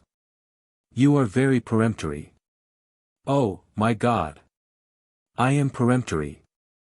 "Speak, Miss Trail, tell her whether I've cause to be peremptory." "Yes, yes," the girl cried, shuddering. "Do as he says, oh, for pity's sake, Arabella." Miss Bishop went off, leaving Mr. Blood and Miss Trail alone again. I shall never forget what you did, sir," said she, through her diminishing tears. She was a slight wisp of a girl, a child, no more. "I've done better things in my time." "That's why I'm here," said Mr. Blood, whose mood seemed to be snappy. She didn't pretend to understand him, and she didn't make the attempt. Did you kill him?" she asked, fearfully. He stared at her in the flickering candlelight. "I hope so. It is very probable, and it doesn't matter at all," he said. "What matters is that this fellow James should fetch the horses." And he was stamping off to accelerate these preparations for departure, when her voice arrested him. "Don't leave me. Don't leave me here alone," she cried in terror. He paused. He turned and came slowly back. Standing above her he smiled upon her. There. You've no cause for alarm. It's all over now. You'll be away soon, away to Speightstown, where you'll be quite safe. The horses came at last, 4 of them, for in addition to James who was to act as her guide, Miss Bishop had her woman, who was not to be left behind. Mr. Blood lifted the slight weight of Mary Trail to her horse, then turned to say goodbye to Miss Bishop, who was already mounted. He said it, and seemed to have something to add. But whatever it was, it remained unspoken. The horses started, and receded into the sapphire starlit night, leaving him standing there before Colonel Bishop's door. The last he heard of them was Mary Trail's childlike voice calling back on a quavering note. "I shall never forget what you did, Mr. Blood. I shall never forget." But as it was not the voice he desired to hear, the assurance brought him little satisfaction. He stood there in the dark watching the fireflies amid the rhododendrons, till the hoof-beats had faded. Then he sighed and roused himself. He had much to do. His journey into the town had not been one of idle curiosity to see how the Spaniards conducted themselves in victory. It had been inspired by a very different purpose, and he had gained in the course of it all the information he desired. He had an extremely busy night before him, and must be moving. He went off briskly in the direction of the stockade, where his fellow slaves awaited him in deep anxiety and some hope. Chapter 9. The Rebels-Convict. There were, when the purple gloom of the tropical night descended upon the Caribbean, not more than 10 men on guard aboard the Cinco Lagos. So confident, and with good reason, were the Spaniards of the complete subjection of the islanders. And when I say that there were 10 men on guard, I state rather the purpose for which they were left aboard than the duty which they fulfilled. As a matter of fact, whilst the main body of the Spaniards feasted and rioted ashore, the Spanish gunner and his crew, who had so nobly done their duty and ensured the easy victory of the day, were feasting on the gun deck upon the wine and the fresh meats fetched out to them from shore. Above, 2 sentinels only kept vigil, at stem and stern. Nor were they as vigilant as they should have been, or else they must have observed the 2 wherries that under cover of the darkness came gliding from the wharf, with well-greased rowlocks, to bring up in silence under the great ship's quarter. From the gallery aft still hung the ladder by which Don Diego had descended to the boat that had taken him ashore. The sentry on guard in the stern, coming presently round this gallery, was suddenly confronted by the black shadow of a man standing before him at the head of the ladder. "Who's there?" he asked, but without alarm, supposing it one of his fellows. "It is I," softly answered Peter Blood in the fluent Castellan of which he was master. "Is it you, Pedro?" The Spaniard came a step nearer. "Peter is my name, but I doubt I'll not be the Peter you're expecting." "How?" quoth the sentry, checking. "This way," said Mr. Blood. The wooden taffrail was a low one, and the Spaniard was taken completely by surprise. Save for the splash he made as he struck the water, narrowly missing one of the crowded boats that waited under the counter, not a sound announced his misadventure. Armed as he was with corselet, cuissarts, and headpiece, he sank to trouble them no more. "Whist," hissed Mr. Blood to his waiting Rebels-Convict. "Come on, now, and without noise." Within 5 minutes they had swarmed aboard, the entire 20 of them overflowing from that narrow gallery and crouching on the quarterdeck itself. Lights showed ahead. Under the great lantern in the prow they saw the black figure of the other sentry, pacing on the forecastle. From below sounds reached them of the orgy on the gun deck. A rich male voice was singing an obscene ballad to which the others chanted in chorus. "Y estos son los usos de Castilla y de Leon." "From what I've seen today I can well believe it," said Mr. Blood, and whispered, "Forward, after me." Crouching low, they glided, noiseless as shadows, to the quarterdeck rail, and thence slipped without sound down into the waist. 2/3 of them were armed with muskets, some of which they had found in the overseer's house, and others supplied from the secret hoard that Mr. Blood had so laboriously assembled against the day of escape. The remainder were equipped with knives and cutlasses. In the vessel's waist they hung a while, until Mr. Blood had satisfied himself that no other sentinel showed above decks but that inconvenient fellow in the prow. Their first attention must be for him. Mr. Blood, himself, crept forward with 2 companions, leaving the others in the charge of that Nathaniel Hagthorpe whose sometime commission in the King's Navy gave him the best title to this office. Mr. Blood's absence was brief. When he rejoined his comrades there was no watch above the Spaniards' decks. Meanwhile the revellers below continued to make merry at their ease in the conviction of complete security. The garrison of Barbados was overpowered and disarmed, and their companions were ashore in complete possession of the town, glutting themselves hideously upon the fruits of victory. What, then, was there to fear? Even when their quarters were invaded and they found themselves surrounded by a score of wild, hairy, half-naked men, who, save that they appeared once to have been white, looked like a horde of savages, the Spaniards could not believe their eyes. Who could have dreamed that a handful of forgotten plantation slaves would have dared to take so much upon themselves? The half-drunken Spaniards, their laughter suddenly quenched, the song perishing on their lips, stared, stricken and bewildered at the levelled muskets by which they were checkmated. And then, from out of this uncouth pack of savages that beset them, stepped a slim, tall fellow with light blue eyes in a tawny face, eyes in which glinted the light of a wicked humor. He addressed them in the purest Castilian. "You will save yourselves pain and trouble by regarding yourselves my prisoners, and suffering yourselves to be quietly bestowed out of harm's way." "Name of God," swore the gunner, which did no justice at all to an amazement beyond expression.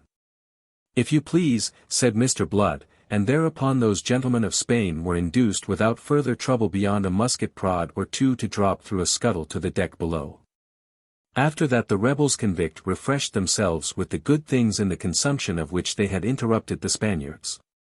To taste palatable Christian food after months of salt fish and maize dumplings was in itself a feast to these unfortunates. But there were no excesses. Mr. Blood saw to that, although it required all the firmness of which he was capable.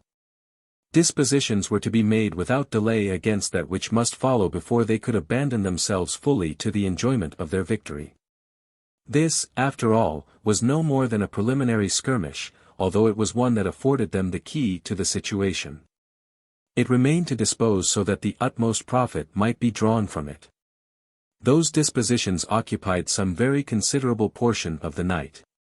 But, at least, they were complete before the sun peeped over the shoulder of Mount Hilabay to shed his light upon a day of some surprises. It was soon after sunrise that the rebel-convict who paced the quarter-deck in Spanish corselet and headpiece, a Spanish musket on his shoulder, announced the approach of a boat. It was Don Diego de Espinosa y Valdez coming aboard with 4 great treasure chests, containing each 25,000 pieces of 8, the ransom delivered to him at dawn by Governor Steed.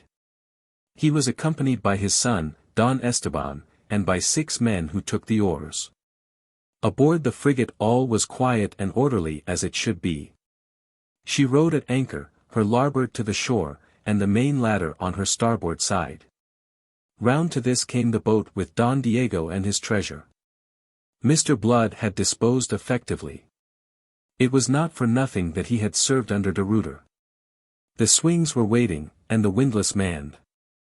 Below, a gun crew held itself in readiness under the command of Ogle, who, as I have said, had been a gunner in the Royal Navy before he went in for politics and followed the fortunes of the Duke of Monmouth.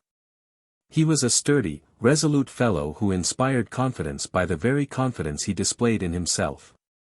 Don Diego mounted the ladder and stepped upon the deck, alone, and entirely unsuspicious. What should the poor man suspect? Before he could even look round, and survey this guard drawn up to receive him, a tap over the head with a capstan bar efficiently handled by Hagthorpe put him to sleep without the least fuss. He was carried away to his cabin, whilst the treasure chests, handled by the men he had left in the boat, were being hauled to the deck. That being satisfactorily accomplished, Don Esteban and the fellows who had manned the boat came up the ladder, one by one, to be handled with the same quiet efficiency. Peter Blood had a genius for these things, and almost, I suspect, an eye for the dramatic. Dramatic, certainly, was the spectacle now offered to the survivors of the raid. With Colonel Bishop at their head, and gout-ridden Governor Steed sitting on the ruins of a wall beside him, they glumly watched the departure of the 8 boats containing the weary Spanish ruffians who had glutted themselves with rapine, murder, and violences unspeakable. They looked on, between relief at this departure of their remorseless enemies, and despair at the wild ravages which, temporarily at least, had wrecked the prosperity and happiness of that little colony. The boats pulled away from the shore, with their loads of laughing, jeering Spaniards, who were still flinging taunts across the water at their surviving victims. They had come midway between the wharf and the ship, when suddenly the air was shaken by the boom of a gun. A round shot struck the water within a fathom of the foremost boat, sending a shower of spray over its occupants. They paused at their oars, astounded into silence for a moment. Then speech burst from them like an explosion.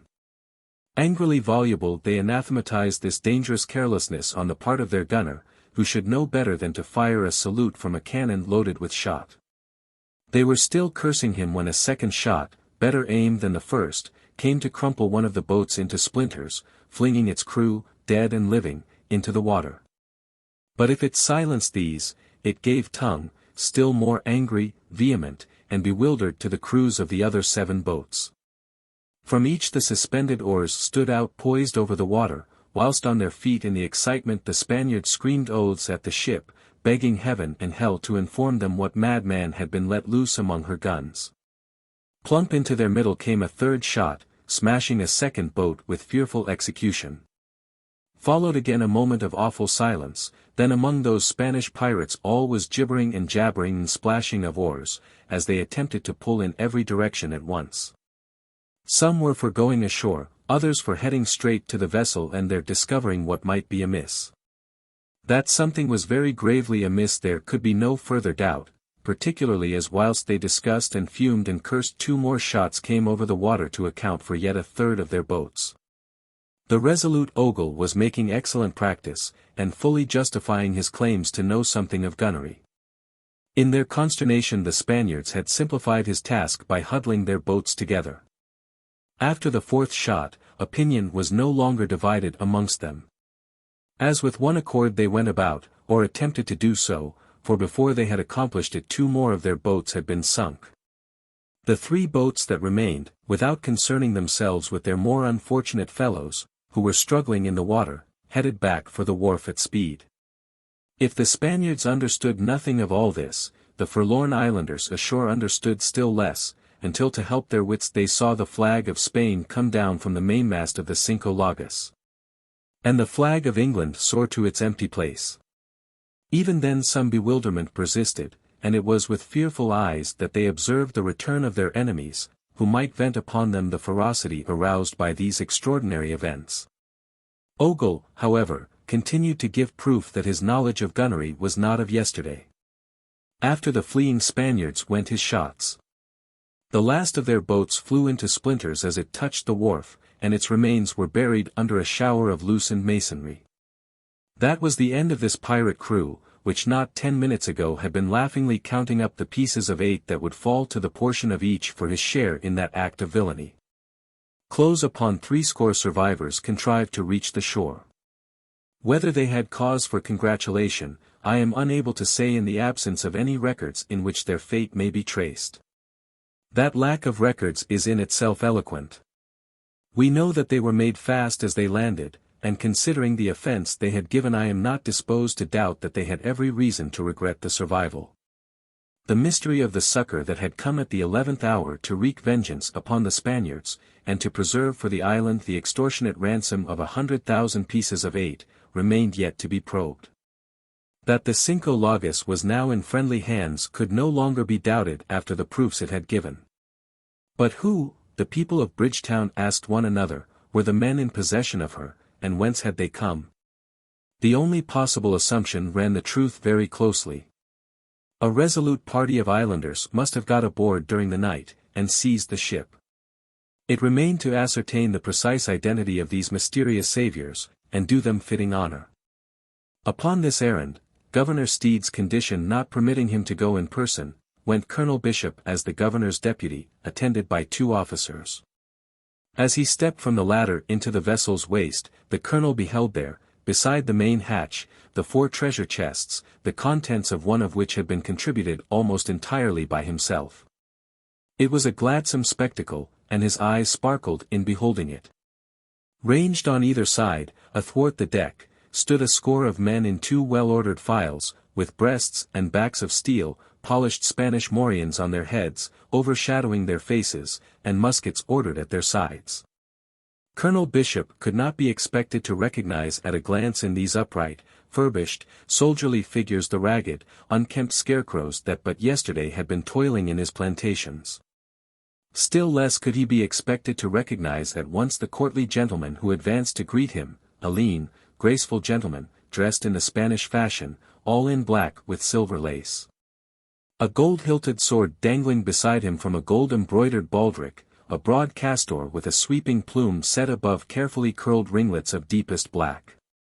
"Be welcome aboard the Cinco Lagos, Colonel, darling," a voice vaguely familiar addressed the planter. "We've made the best of the Spaniards' wardrobe in honor of this visit, though it was scarcely yourself we had dared hope to expect. You find yourself among friends, old friends of yours, all." The colonel stared in stupefaction. Mr.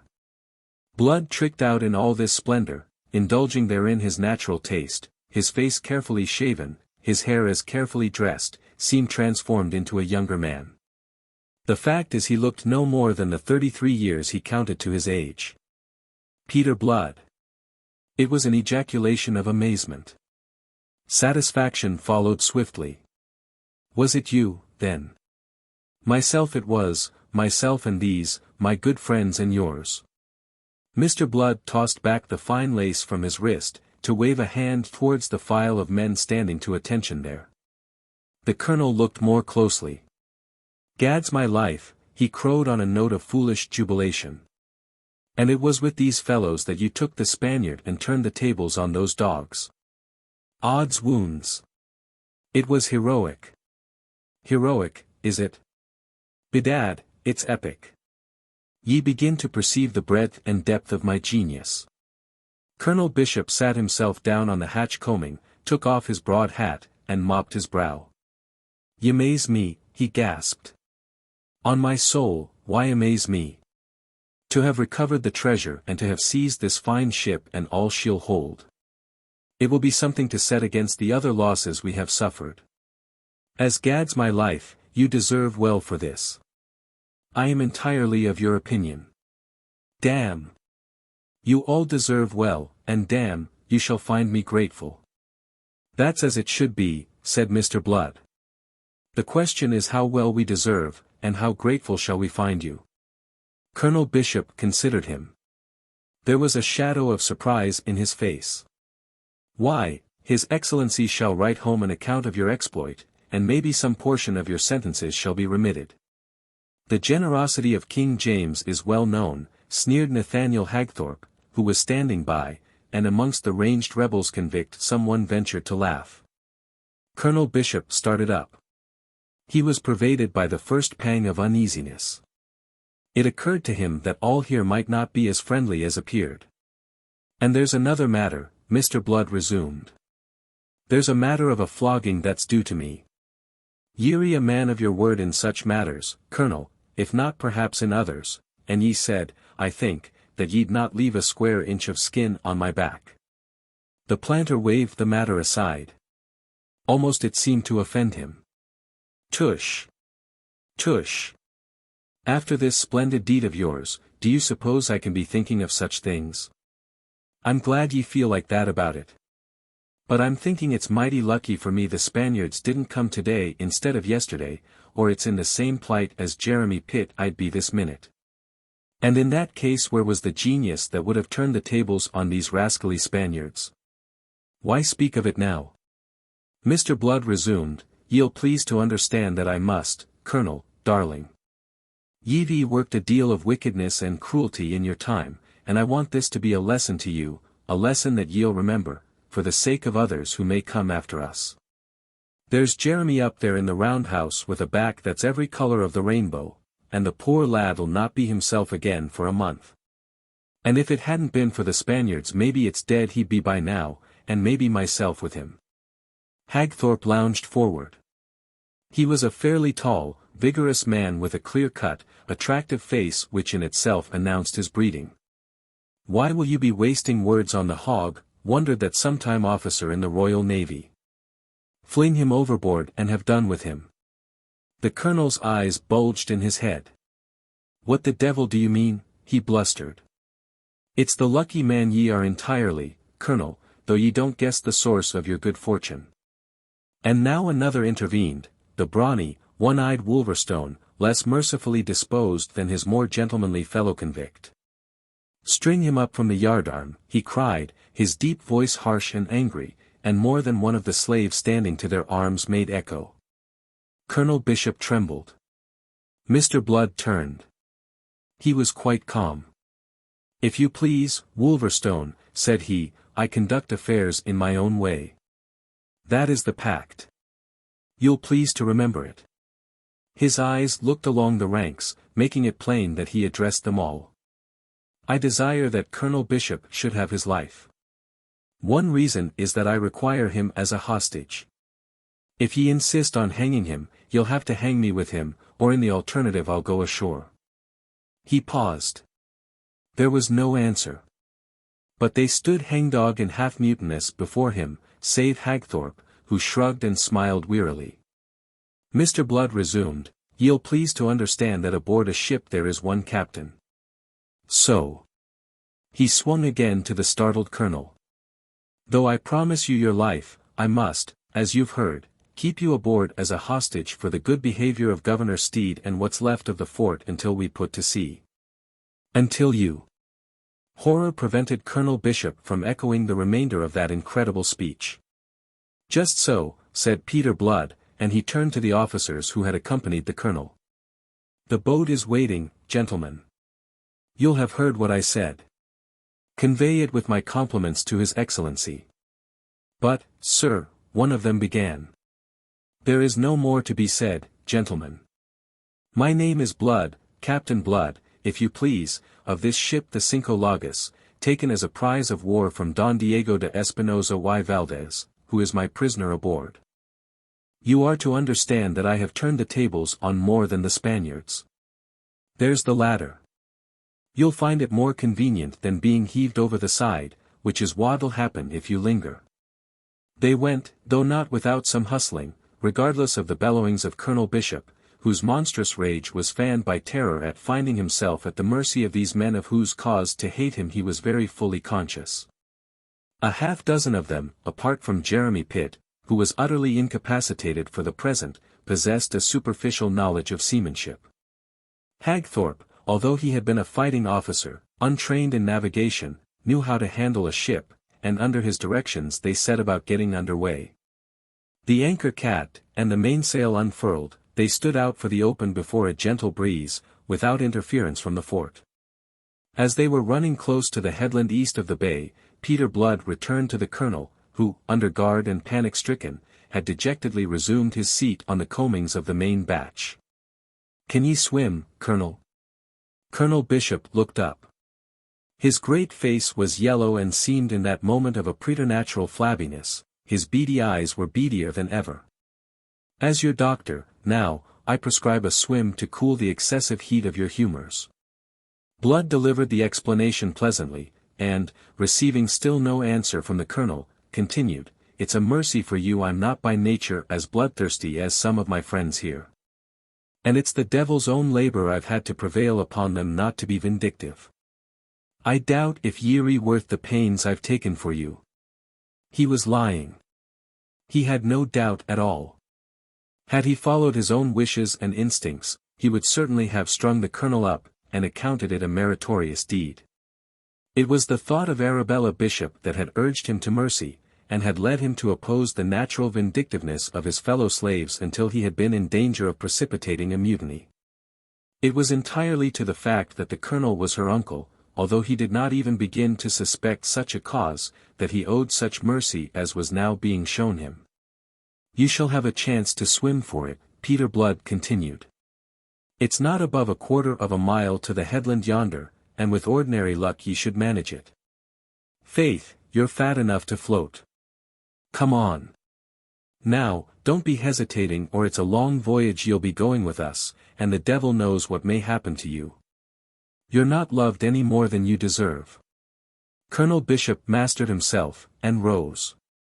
A merciless despot, who had never known the need for restraint in all these years, he was doomed by ironic fate to practice restraint in the very moment when his feelings had reached their most violent intensity. Peter Blood gave an order. A plank was run out over the gunwale, and lashed down.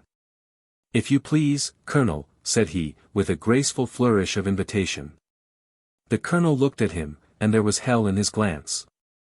Then, taking his resolve, and putting the best face upon it, since no other could help him here, he kicked off his shoes, peeled off his fine coat of biscuit-colored taffetas, and climbed upon the plank. A moment he paused, steadied by a hand that clutched the ratlins, looking down in terror at the green water rushing past some 25 feet below. "Just take a little walk, Colonel, darling," said a smooth, mocking voice behind him. Still clinging, Colonel Bishop looked round in hesitation, and saw the bulwarks lined with swarthy faces, the faces of men that as lately as yesterday would have turned pale under his frown, faces that were now all wickedly agrin. For a moment rage stamped out his fear. He cursed them aloud venomously and incoherently, then loosed his hold and stepped out upon the plank. 3 steps he took before he lost his balance and went tumbling into the green depths below. When he came to the surface again, gasping for air, the Cinco Lagos was already some furlongs to leeward. But the roaring cheer of mocking valediction from the Rebels-Convict reached him across the water, to drive the iron of impotent rage deeper into his soul. Chapter 10. Don Diego. Don Diego de Espinosa y Valdez awoke, and with languid eyes and aching head, he looked round the cabin, which was flooded with sunlight from the square windows astern. Then he uttered a moan, and closed his eyes again, impelled to this by the monstrous ache in his head. Lying thus, he attempted to think, to locate himself in time and space. But between the pain in his head and the confusion in his mind, he found coherent thought impossible. An indefinite sense of alarm drove him to open his eyes again, and once more to consider his surroundings. There could be no doubt that he lay in the great cabin of his own ship, the Cinco Lagos, so that his vague disquiet must be, surely, ill-founded. And yet, stirrings of memory coming now to the assistance of reflection, compelled him uneasily to insist that here something was not as it should be. The low position of the sun, flooding the cabin with golden light from those square ports astern, suggested to him at first that it was early morning, on the assumption that the vessel was headed westward. Then the alternative occurred to him. They might be sailing eastward, in which case the time of day would be late afternoon. That they were sailing he could feel from the gentle forward heave of the vessel under him. But how did they come to be sailing, and he, the master, not to know whether their course lay east or west, not to be able to recollect whither they were bound? His mind went back over the adventure of yesterday, if of yesterday it was. He was clear on the matter of the easily successful raid upon the island of Barbados. Every detail stood vividly in his memory up to the moment at which, returning aboard, he had stepped on to his own deck again. Their memory abruptly and inexplicably ceased. He was beginning to torture his mind with conjecture, when the door opened, and to Don Diego's increasing mystification he beheld his best suit of clothes step into the cabin. It was a singularly elegant and characteristically Spanish suit of black taffetas with silver lace that had been made for him a year ago in Cadiz, and he knew each detail of it so well that it was impossible he could now be mistaken. The suit paused to close the door, then advanced towards the couch on which Don Diego was extended, and inside the suit came a tall, slender gentleman of about Don Diego's own height and shape. Seeing the wide, startled eyes of the Spaniard upon him, the gentleman lengthened his stride. "Awake, said he in Spanish. The recumbent man looked up bewildered into a pair of light blue eyes that regarded him out of a tawny, sardonic face set in a cluster of black ringlets.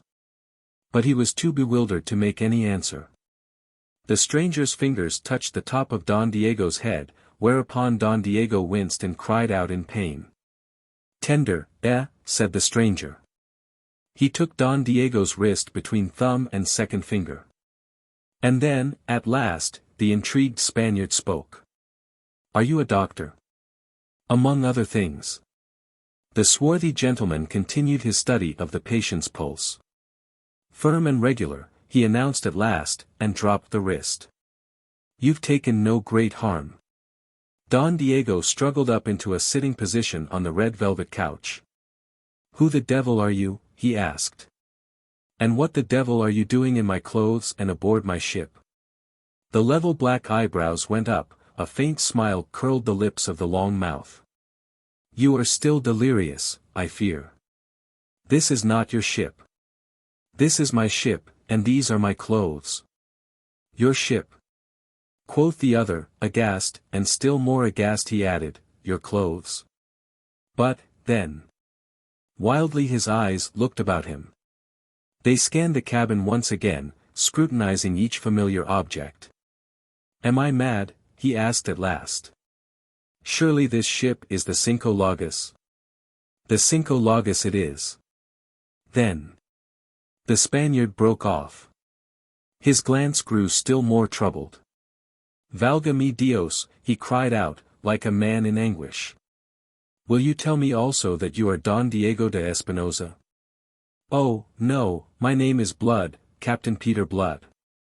This ship, like this handsome suit of clothes, is mine by right of conquest. Just as you, Don Diego, are my prisoner." Startling as was the explanation, yet it proved soothing to Don Diego, being so much less startling than the things he was beginning to imagine. "But— Are you not Spanish, then?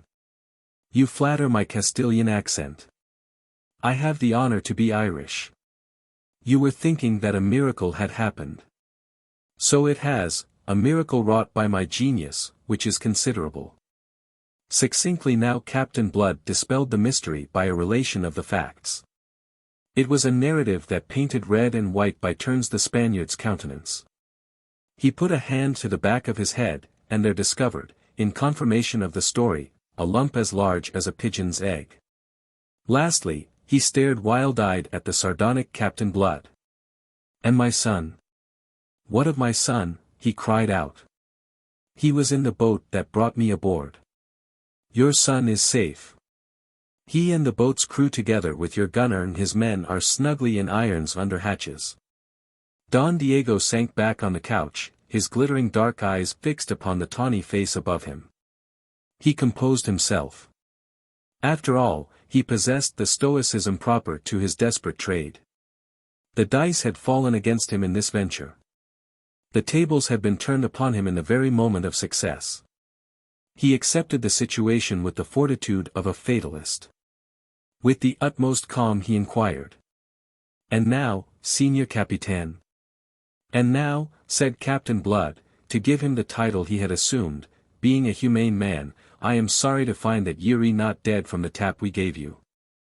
For it means that you'll be put to the trouble of dying all over again." "Ah!" Don Diego drew a deep breath. "But is that necessary?" he asked, without apparent perturbation.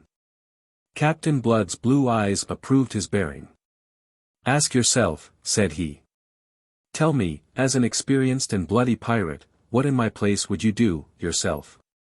"Ah, but there is a difference." Don Diego sat up to argue the matter. "It lies in the fact that you boast yourself a humane man." Captain Blood perched himself on the edge of the long oak table. "But I am not a fool," said he, "and I'll not allow a natural Irish sentimentality to stand in the way of my doing what is necessary and proper. You and your 10 surviving scoundrels are a menace on this ship. More than that, she is none so well found in water and provisions. True, we are fortunately a small number, but you and your party inconveniently increase it. So that on every hand, you see, prudence suggests to us that we should deny ourselves the pleasure of your company, and, steeling our soft hearts to the inevitable, invite you to be so obliging as to step over the side." "I see," said the Spaniard pensively. He swung his legs from the couch, and sat now upon the edge of it, his elbows on his knees.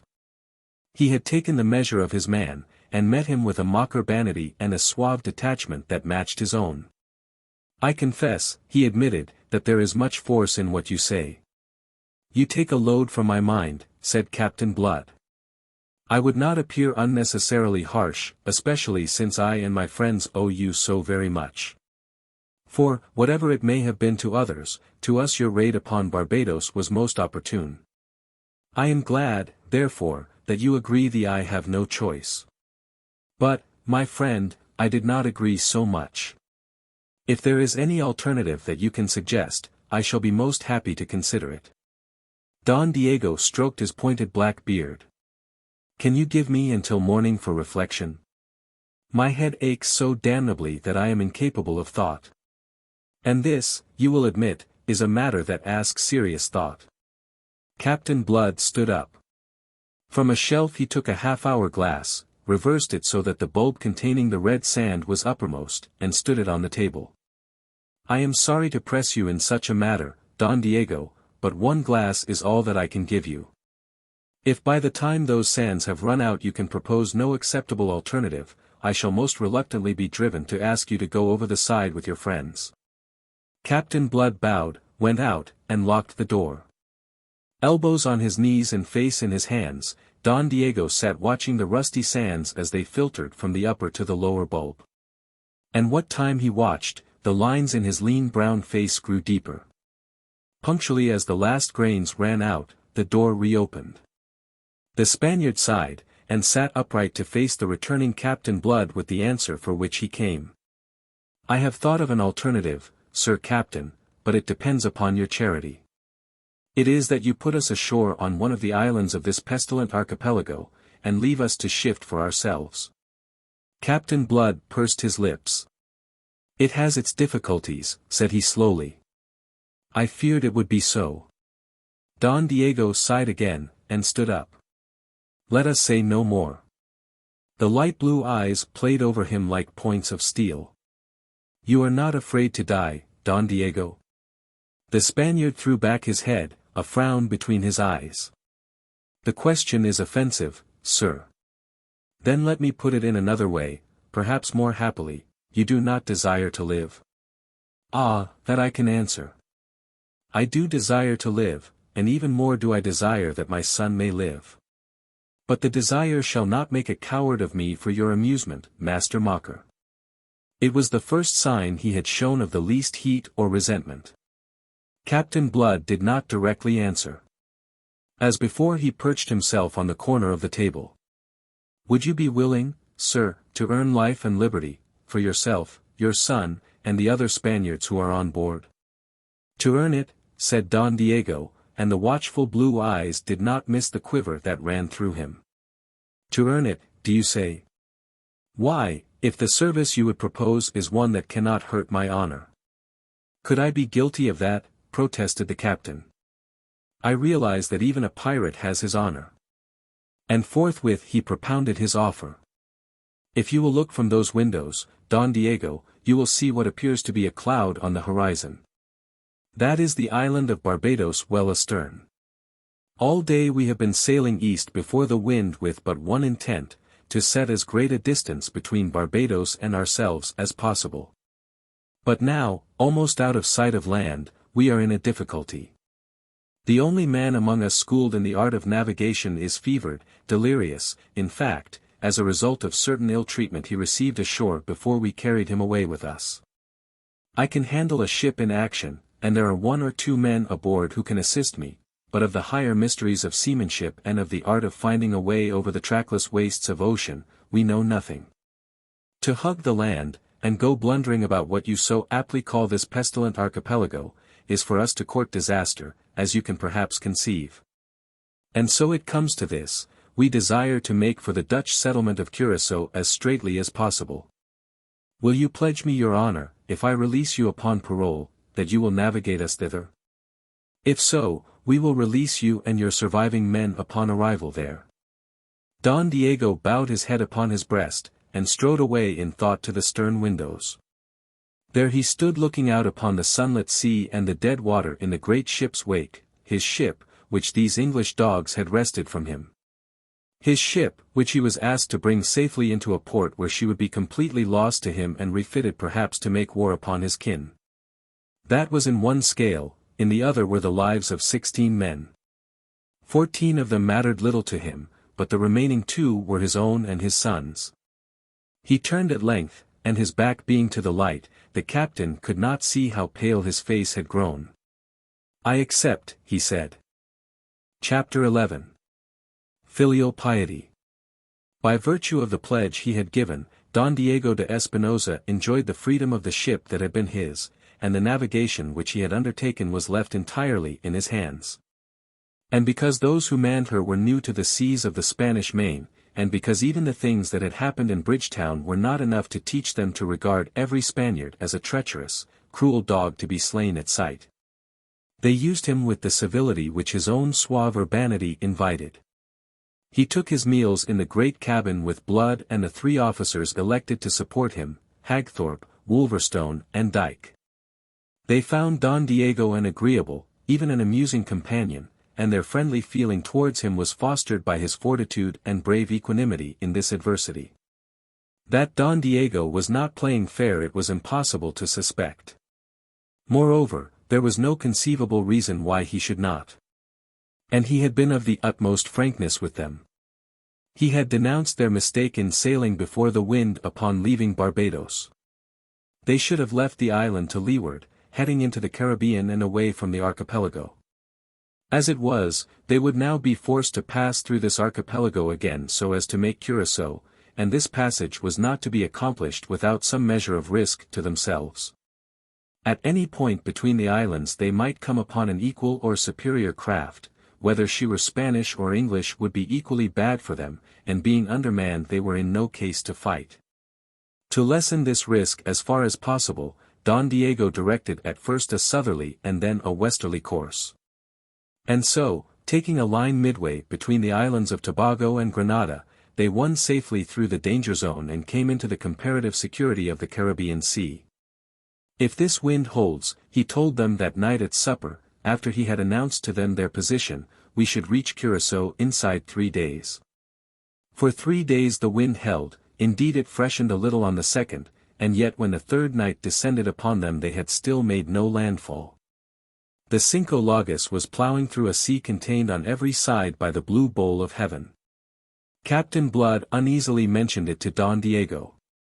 "It will be for tomorrow morning," he was answered with calm conviction. "By all the saints, it is always tomorrow morning with you Spaniards, and tomorrow never comes, my friend. But this tomorrow is coming, rest assured. However early you may be astir, you shall see land ahead, Don Pedro." Captain Blood passed on, content, and went to visit Jerry Pitt, his patient, to whose condition Don Diego owed his chance of life. For 24 hours now the fever had left the sufferer, and under Peter Blood's dressings, his lacerated back was beginning to heal satisfactorily. So far, indeed, was he recovered that he complained of his confinement, of the heat in his cabin. To indulge him Captain Blood consented that he should take the air on deck, and so, as the last of the daylight was fading from the sky, Jeremy Pitt came forth upon the captain's arm. Seated on the hatch coamings, the Somersetshire lad gratefully filled his lungs with the cool night air, and professed himself revived thereby. Then with the seaman's instinct his eyes wandered to the darkling vault of heaven, spangled already with a myriad golden points of light. A while he scanned it idly, vacantly, then, his attention became sharply fixed. He looked round and up at Captain Blood, who stood beside him. "D'ye know anything of astronomy, Peter?" quoth he. "Astronomy, is it? Faith, now, I couldn't tell the belt of Orion from the girdle of Venus." "Ah! And I suppose all the others of this lubberly crew share your ignorance. It would be more amiable of you to suppose that they exceed it." Jeremy pointed ahead to a spot of light in the heavens over the starboard bow. "That is the North Star," said he. "Is it now? Glory be, I wonder ye can pick it out from the rest. And the North Star ahead almost over your starboard bow means that we're steering a course, north, northwest, or maybe north by west, for I doubt if we are standing more than 10 degrees westward." "And why shouldn't we?" wondered Captain Blood. "You told me, didn't you, that we came west of the archipelago between Tobago and Grenada, steering for Curaçao?" If that were our present course, we should have the North Star abeam, out yonder. On the instant Mr. Blood shed his laziness. He stiffened with apprehension, and was about to speak when a shaft of light clove the gloom above their heads, coming from the door of the poop cabin which had just been opened. It closed again, and presently there was a step on the companion. Don Diego was approaching.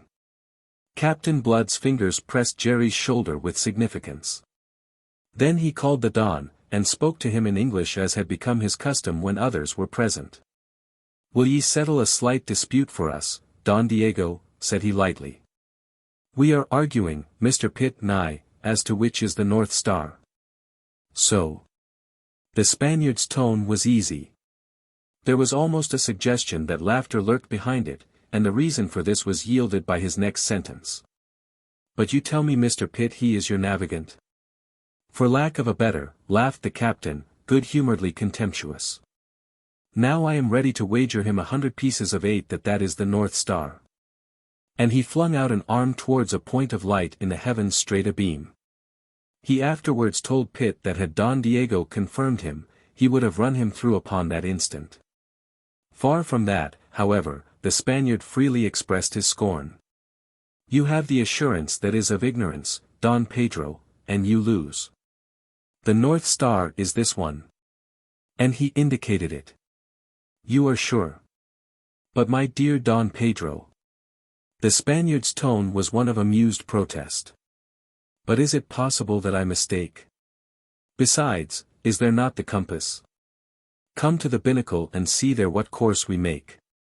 His utter frankness, and the easy manner of one who has nothing to conceal resolved at once the doubt that had leapt so suddenly in the mind of Captain Blood. Pitt was satisfied less easily. "In that case, Don Diego, will you tell me, since Curaçao is our destination, why our course is what it is?" Again there was no faintest hesitation on Don Diego's part. "You have reason to ask," said he, and sighed. "I had hoped it would not be observed. I have been careless, oh, of a carelessness very culpable.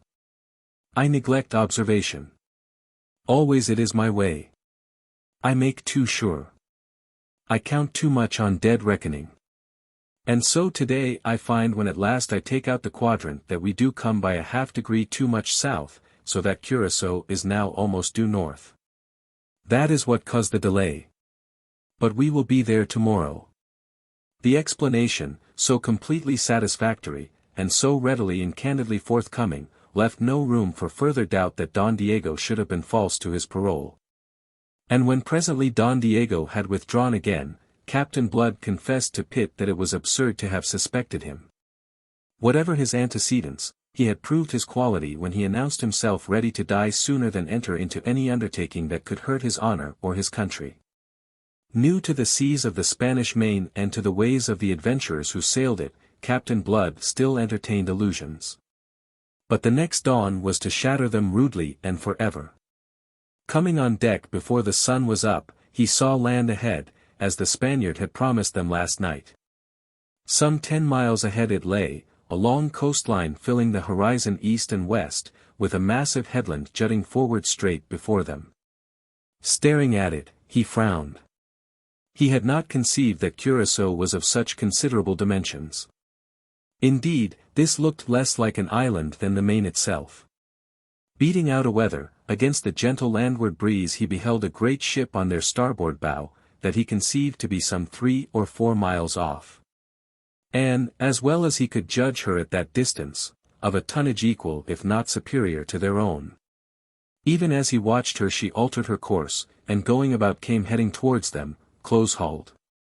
A dozen of his fellows were astir on the forecastle, looking eagerly ahead, and the sound of their voices and laughter reached him across the length of the stately Cinco Llagas. "There," said a soft voice behind him in liquid Spanish, "is the promised land, Don Pedro." It was something in that voice, a muffled note of exultation, that awoke suspicion in him, and made whole the half-doubt he had been entertaining. He turned sharply to face Don Diego, so sharply that the sly smile was not effaced from the Spaniard's countenance before Captain Blood's eyes had flashed upon it. "You find an odd satisfaction in the sight of it, all things considered," said Mr. Blood. Of course. The Spaniard rubbed his hands, and Mr. Blood observed that they were unsteady. The satisfaction of a mariner. Or of a trader, which? Blood asked him quietly.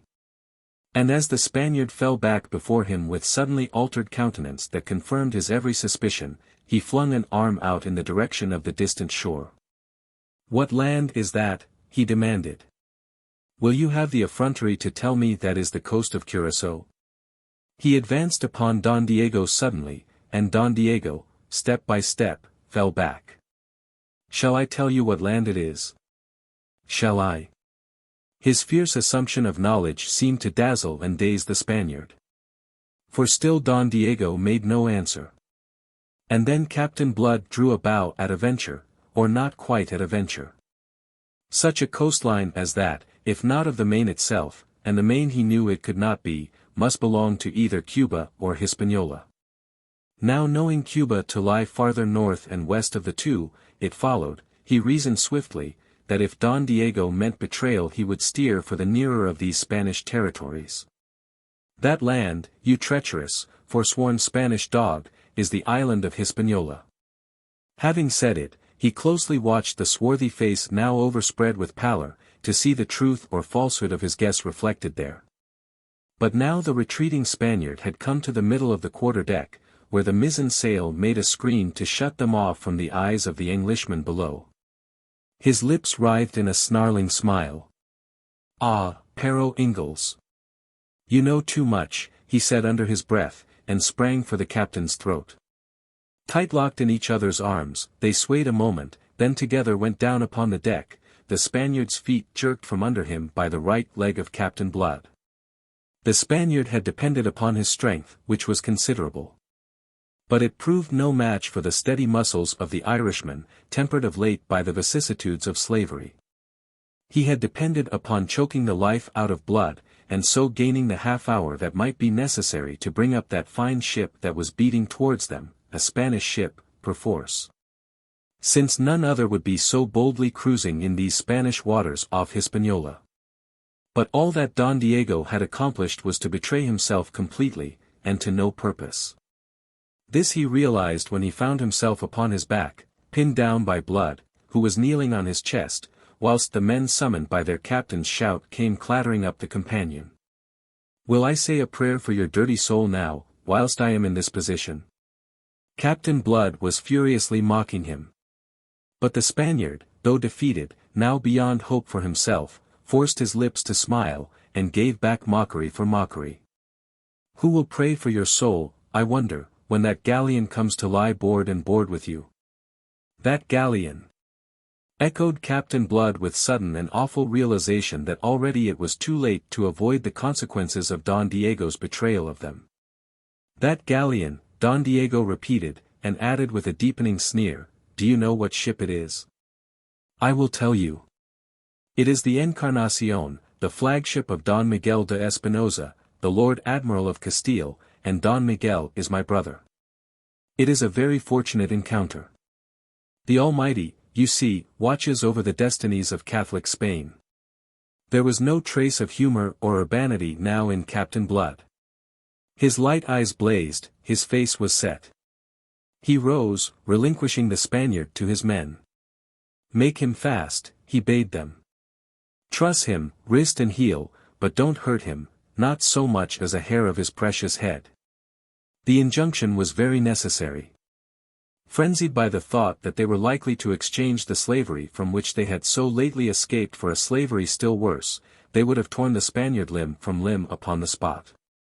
And if they now obeyed their captain and refrained, it was only because the sudden steely note in his voice promised for Don Diego Valdez something far more exquisite than death. "You scum! You dirty pirate! You man of honor!" Captain Blood apostrophized his prisoner. But Don Diego looked up at him and laughed. "You underrated me." He spoke English, so that all might hear. "I tell you that I was not fear death, and I show you that I was not fear it. You no understand. You just an English dog." "Irish, if you please," Captain Blood corrected him. "And your parole, you tyke of Spain? You think I give my parole to leave you sons of filth with this beautiful Spanish ship, to go make war upon other Spaniards? Ha! Don Diego laughed in his throat. You fool! You can kill me. Pish! It is very well. I die with my work well done. In less than an hour you will be the prisoners of Spain, and the Cinco Llagas will go belong to Spain again. Captain Blood regarded him steadily out of a face which, if impassive, had paled under its deep tan. About the prisoner, clamant, infuriated, ferocious, the Rebels-Convict surged, almost literally, a thirst for his blood. Wait, Captain Blood imperiously commanded, and turning on his heel, he went aside to the rail. As he stood there deep in thought, he was joined by Hagthorpe, Wolverstone, and Ogle the gunner. In silence they stared with him across the water at that other ship. She had veered a point away from the wind, and was running now on a line that must in the end converge with that of the Cinco Llagas. In less than half an hour, said Blood presently, we shall have her athwart our hawse, sweeping our decks with her guns. We can fight, said the one-eyed giant with an oath. Fight, sneered Blood. Undermanned as we are, mustering a bare 20 men, in what case are we to fight? No, there would be only one way. To persuade her that all is well aboard, that we are Spaniards, so that she may leave us to continue on our course. And how is that possible? Hagthorpe asked. It isn't possible, said Blood. If it. And then he broke off, and stood musing, his eyes upon the green water. Ogle, with a bent for sarcasm, interposed a suggestion bitterly. We might send Don Diego de Espinosa in a boat manned by his Spaniards to assure his brother the admiral that we are all loyal subjects of his Catholic Majesty. The captain swung round, and for an instant looked as if he would have struck the gunner. Then his expression changed, the light of inspiration was in his glance. Bedad! Ye said it. He doesn't fear death, this damned pirate. But his son may take a different view. Filial Piety's mighty strong in Spain. He swung on his heel abruptly, and strode back to the knot of men about his prisoner. Here, he shouted to them. Bring him below. And he led the way down to the waist, and thence by the booby hatch to the gloom of the 'tween decks, where the air was rank with the smell of tar and spun yarn. Going aft he threw open the door of the spacious wardroom, and went in followed by a dozen of the hands with the pinioned Spaniard. Every man aboard would have followed him but for his sharp command to some of them to remain on deck with Hagthorpe. In the wardroom the 3 stern chasers were in position, loaded, their muzzles thrusting through the open ports, precisely as the Spanish gunners had left them. Here, Ogle, is work for you, said Blood, and as the burly gunner came thrusting forward through the little throng of gaping men, Blood pointed to the middle chaser. Have that gun hauled back, he ordered. When this was done, Blood beckoned those who held Don Diego. Lash him across the mouth of it, he bade them, and whilst, assisted by another 2, they made haste to obey, he turned to the others.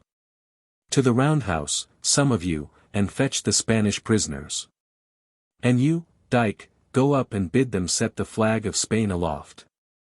Don Diego, with his body stretched in an arc across the cannon's mouth, legs and arms lashed to the carriage on either side of it, eyeballs rolling in his head, glared maniacally at Captain Blood. A man may not fear to die, and yet be appalled by the form in which death comes to him. From frothing lips he hurled blasphemies and insults at his tormentor. Foul barbarian! Inhuman savage! Accursed heretic! Will it not content you to kill me in some Christian fashion?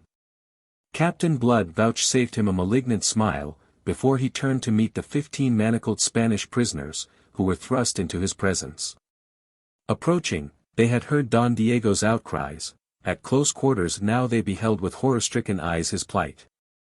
From amongst them a comely, olive-skinned stripling, distinguished in bearing and apparel from his companions, started forward with an anguished cry of "Father!" Writhing in the arms that made haste to seize and hold him, he called upon heaven and hell to avert this horror, and lastly, addressed to Captain Blood an appeal for mercy that was at once fierce and piteous. Considering him, Captain Blood thought with satisfaction that he displayed the proper degree of filial piety. He afterwards confessed that for a moment he was in danger of weakening, that for a moment his mind rebelled against the pitiless thing it had planned. But to correct the sentiment he evoked a memory of what these Spaniards had performed in Bridgetown. Again he saw the white face of that child Mary trail as she fled in horror before the jeering ruffian whom he had slain. And other things even more unspeakable seen on that dreadful evening rose now before the eyes of his memory to stiffen his faltering purpose. The Spaniards had shown themselves without mercy or sentiment or decency of any kind, stuffed with religion, they were without a spark of that Christianity, the symbol of which was mounted on the mainmast of the approaching ship. A moment ago this cruel, vicious Don Diego had insulted the Almighty by his assumption that he kept a specially benevolent watch over the destinies of Catholic Spain. Don Diego should be taught his error. Recovering the cynicism in which he had approached his task, the cynicism essential to its proper performance, he commanded Ogle to kindle a match and remove the leaden apron from the touch-hole of the gun that bore Don Diego. Then, as the younger Espinosa broke into fresh intercessions mingled with imprecations, he wheeled upon him sharply. "Peace," he snapped. "Peace, and listen. It is no part of my intention to blow your father to hell as he deserves, or indeed to take his life at all." Having surprised the lad into silence by that promise, a promise surprising enough in all the circumstances, he proceeded to explain his aims in that faultless and elegant Castilian of which he was fortunately master, as fortunately for Don Diego as for himself. "It is your father's treachery that has brought us into this plight and deliberately into risk of capture and death aboard that ship of Spain. Just as your father recognized his brother's flagship, so will his brother have recognized the Cinco Llagas. So far, then, all is well. But presently the Encarnacion will be sufficiently close to perceive that here all is not as it should be. Sooner or later, she must guess or discover what is wrong, and then she will open fire or lay us board and board. Now, we are in no case to fight, as your father knew when he ran us into this trap. But fight we will, if we are driven to it. We make no tame surrender to the ferocity of Spain." He laid his hand on the breech of the gun that bore Don Diego. "Understand this clearly, to the first shot from the Encarnacion this gun will fire the answer. I make myself clear, I hope." White-faced and trembling, young Espinosa stared into the pitiless blue eyes that so steadily regarded him. "If it is clear," he faltered, breaking the utter silence in which all were standing. "But, name of God, how should it be clear? How should I understand? Can you avert the fight? If you know a way, and if I, or these, can help you to it, if that is what you mean, in heaven's name let me hear it." A fight would be averted if Don Diego de Espinosa were to go aboard his brother's ship, and by his presence and assurances inform the admiral that all is well with the Cinco Llagas. That she is indeed still a ship of Spain as her flag now announces. But of course Don Diego cannot go in person, because he is, otherwise engaged. He has a slight touch of fever, shall we say, that detains him in his cabin. But you, his son, may convey all this and some other matters together with his homage to your uncle. You shall go in a boat manned by 6 of these Spanish prisoners, and I, a distinguished Spaniard delivered from captivity in Barbados by your recent raid, will accompany you to keep you in countenance. If I return alive, and without accident of any kind to hinder our free sailing hence, Don Diego shall have his life, as shall every one of you. But if there is the least misadventure, be it from treachery or ill fortune, I care not which, the battle, as I have had the honor to explain, will be opened on our side by this gun, and your father will be the first victim of the conflict." He paused a moment. There was a hum of approval from his comrades, an anxious stirring among the Spanish prisoners. Young Espinosa stood before him, the color ebbing and flowing in his cheeks. He waited for some direction from his father. But none came. Don Diego's courage, it seemed, had sadly waned under that rude test. He hung limply in his fearful bonds, and was silent. Evidently he dared not encourage his son to defiance, and presumably was ashamed to urge him to yield. Thus, he left decision entirely with the youth. "Come," said Blood. "I have been clear enough, I think. What do you say?" Don Esteban moistened his parched lips, and with the back of his hand mopped the anguish sweat from his brow. His eyes gazed wildly a moment upon the shoulders of his father, as if beseeching guidance. But his father remained silent. Something like a sob escaped the boy. "I accept," he answered at last, and swung to the Spaniards. "And you will accept too," he insisted passionately. "For Don Diego's sake and for your own, for all our sakes. If you do not, this man will butcher us all without mercy." Since he yielded, and their leader himself counseled no resistance, why should they encompass their own destruction by a gesture of feudal heroism? They answered without much hesitation that they would do as was required of them. Blood turned, and advanced to Don Diego. "I am sorry to inconvenience you in this fashion, but," for a second he checked and frowned as his eyes intently observed the prisoner. Then, after that scarcely perceptible pause, he continued, "But I do not think that you have anything beyond this inconvenience to apprehend, and you may depend upon me to shorten it as far as possible." Don Diego made him no answer. Peter Blood waited a moment, observing him, then he bowed and stepped back. Chapter 12. Don Pedro Sangre. The Cinco Llagas and the Encarnacion, after a proper exchange of signals, lay hove to within a quarter of a mile of each other, and across the intervening space of gently heaving, sunlit waters sped a boat from the former. Manned by 6 Spanish seamen and bearing in her stern sheets Don Esteban de Espinosa and Captain Peter Blood.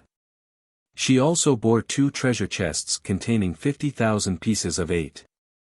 Gold has at all times been considered the best of testimonies of good faith, and Blood was determined that in all respects appearances should be entirely on his side. His followers had accounted this a supererogation of pretense. But Blood's will in the matter had prevailed. He carried further a bulky package addressed to a grande of Spain. Heavily sealed with the arms of Espinosa, another piece of evidence hastily manufactured in the cabin of the Cinco Llagas, and he was spending these last moments in completing his instructions to his young companion. Don Esteban expressed his last lingering uneasiness. "But if you should betray yourself," he cried. "It will be unfortunate for everybody. I advised your father to say a prayer for our success. I depend upon you to help me more materially. I will do my best." "God knows I will do my best," the boy protested. Blood nodded thoughtfully, and no more was said until they bumped alongside the towering mass of the Encarnadon. Up the ladder went Don Esteban, closely followed by Captain Blood. In the waist stood the Admiral himself to receive them, a handsome, self-sufficient man, very tall and stiff, a little older and grayer than Don Diego, whom he closely resembled. He was supported by 4 officers and a friar in the black and white habit of Saint Dominic. Don Miguel opened his arms to his nephew, whose lingering panic he mistook for pleasurable excitement, and having enfolded him to his bosom turned to greet Don Esteban's companion. Peter Blood bowed gracefully, entirely at his ease, so far as might be judged from appearances. "I am," he announced, making a literal translation of his name, "Don Pedro Sangre, an unfortunate gentleman of Leon, lately delivered from captivity by Don Esteban's most gallant father." And in a few words he sketched the imagined conditions of his capture by, and deliverance from, those accursed heretics who held the island of Barbados. "Benedicamus Domino," said the friar to his tale. "Ex hoc nunc et usque in seculum," replied Blood, the occasional papist, with lowered eyes. The Admiral and his attending officers gave him a sympathetic hearing and a cordial welcome. Then came the dreaded question. "But where is my brother? Why has he not come, himself, to greet me?" It was young Espinosa who answered this. "My father is afflicted at denying himself that honor and pleasure. But unfortunately, sir uncle, he is a little indisposed, oh, nothing grave. Merely sufficient to make him keep his cabin. It is a little fever, the result of a slight wound taken in the recent raid upon Barbados, which resulted in this gentleman's happy deliverance." Nay, nephew, nay, Don Miguel protested with ironic repudiation. I can have no knowledge of these things. I have the honor to represent upon the seas His Catholic Majesty, who is at peace with the King of England. Already you have told me more than it is good for me to know.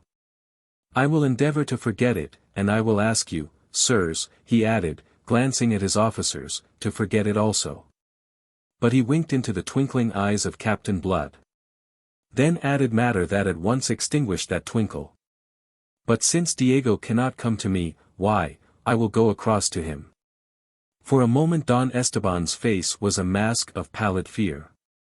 Then Blood was speaking in a lowered, confidential voice that admirably blended suavity, impressiveness, and sly mockery.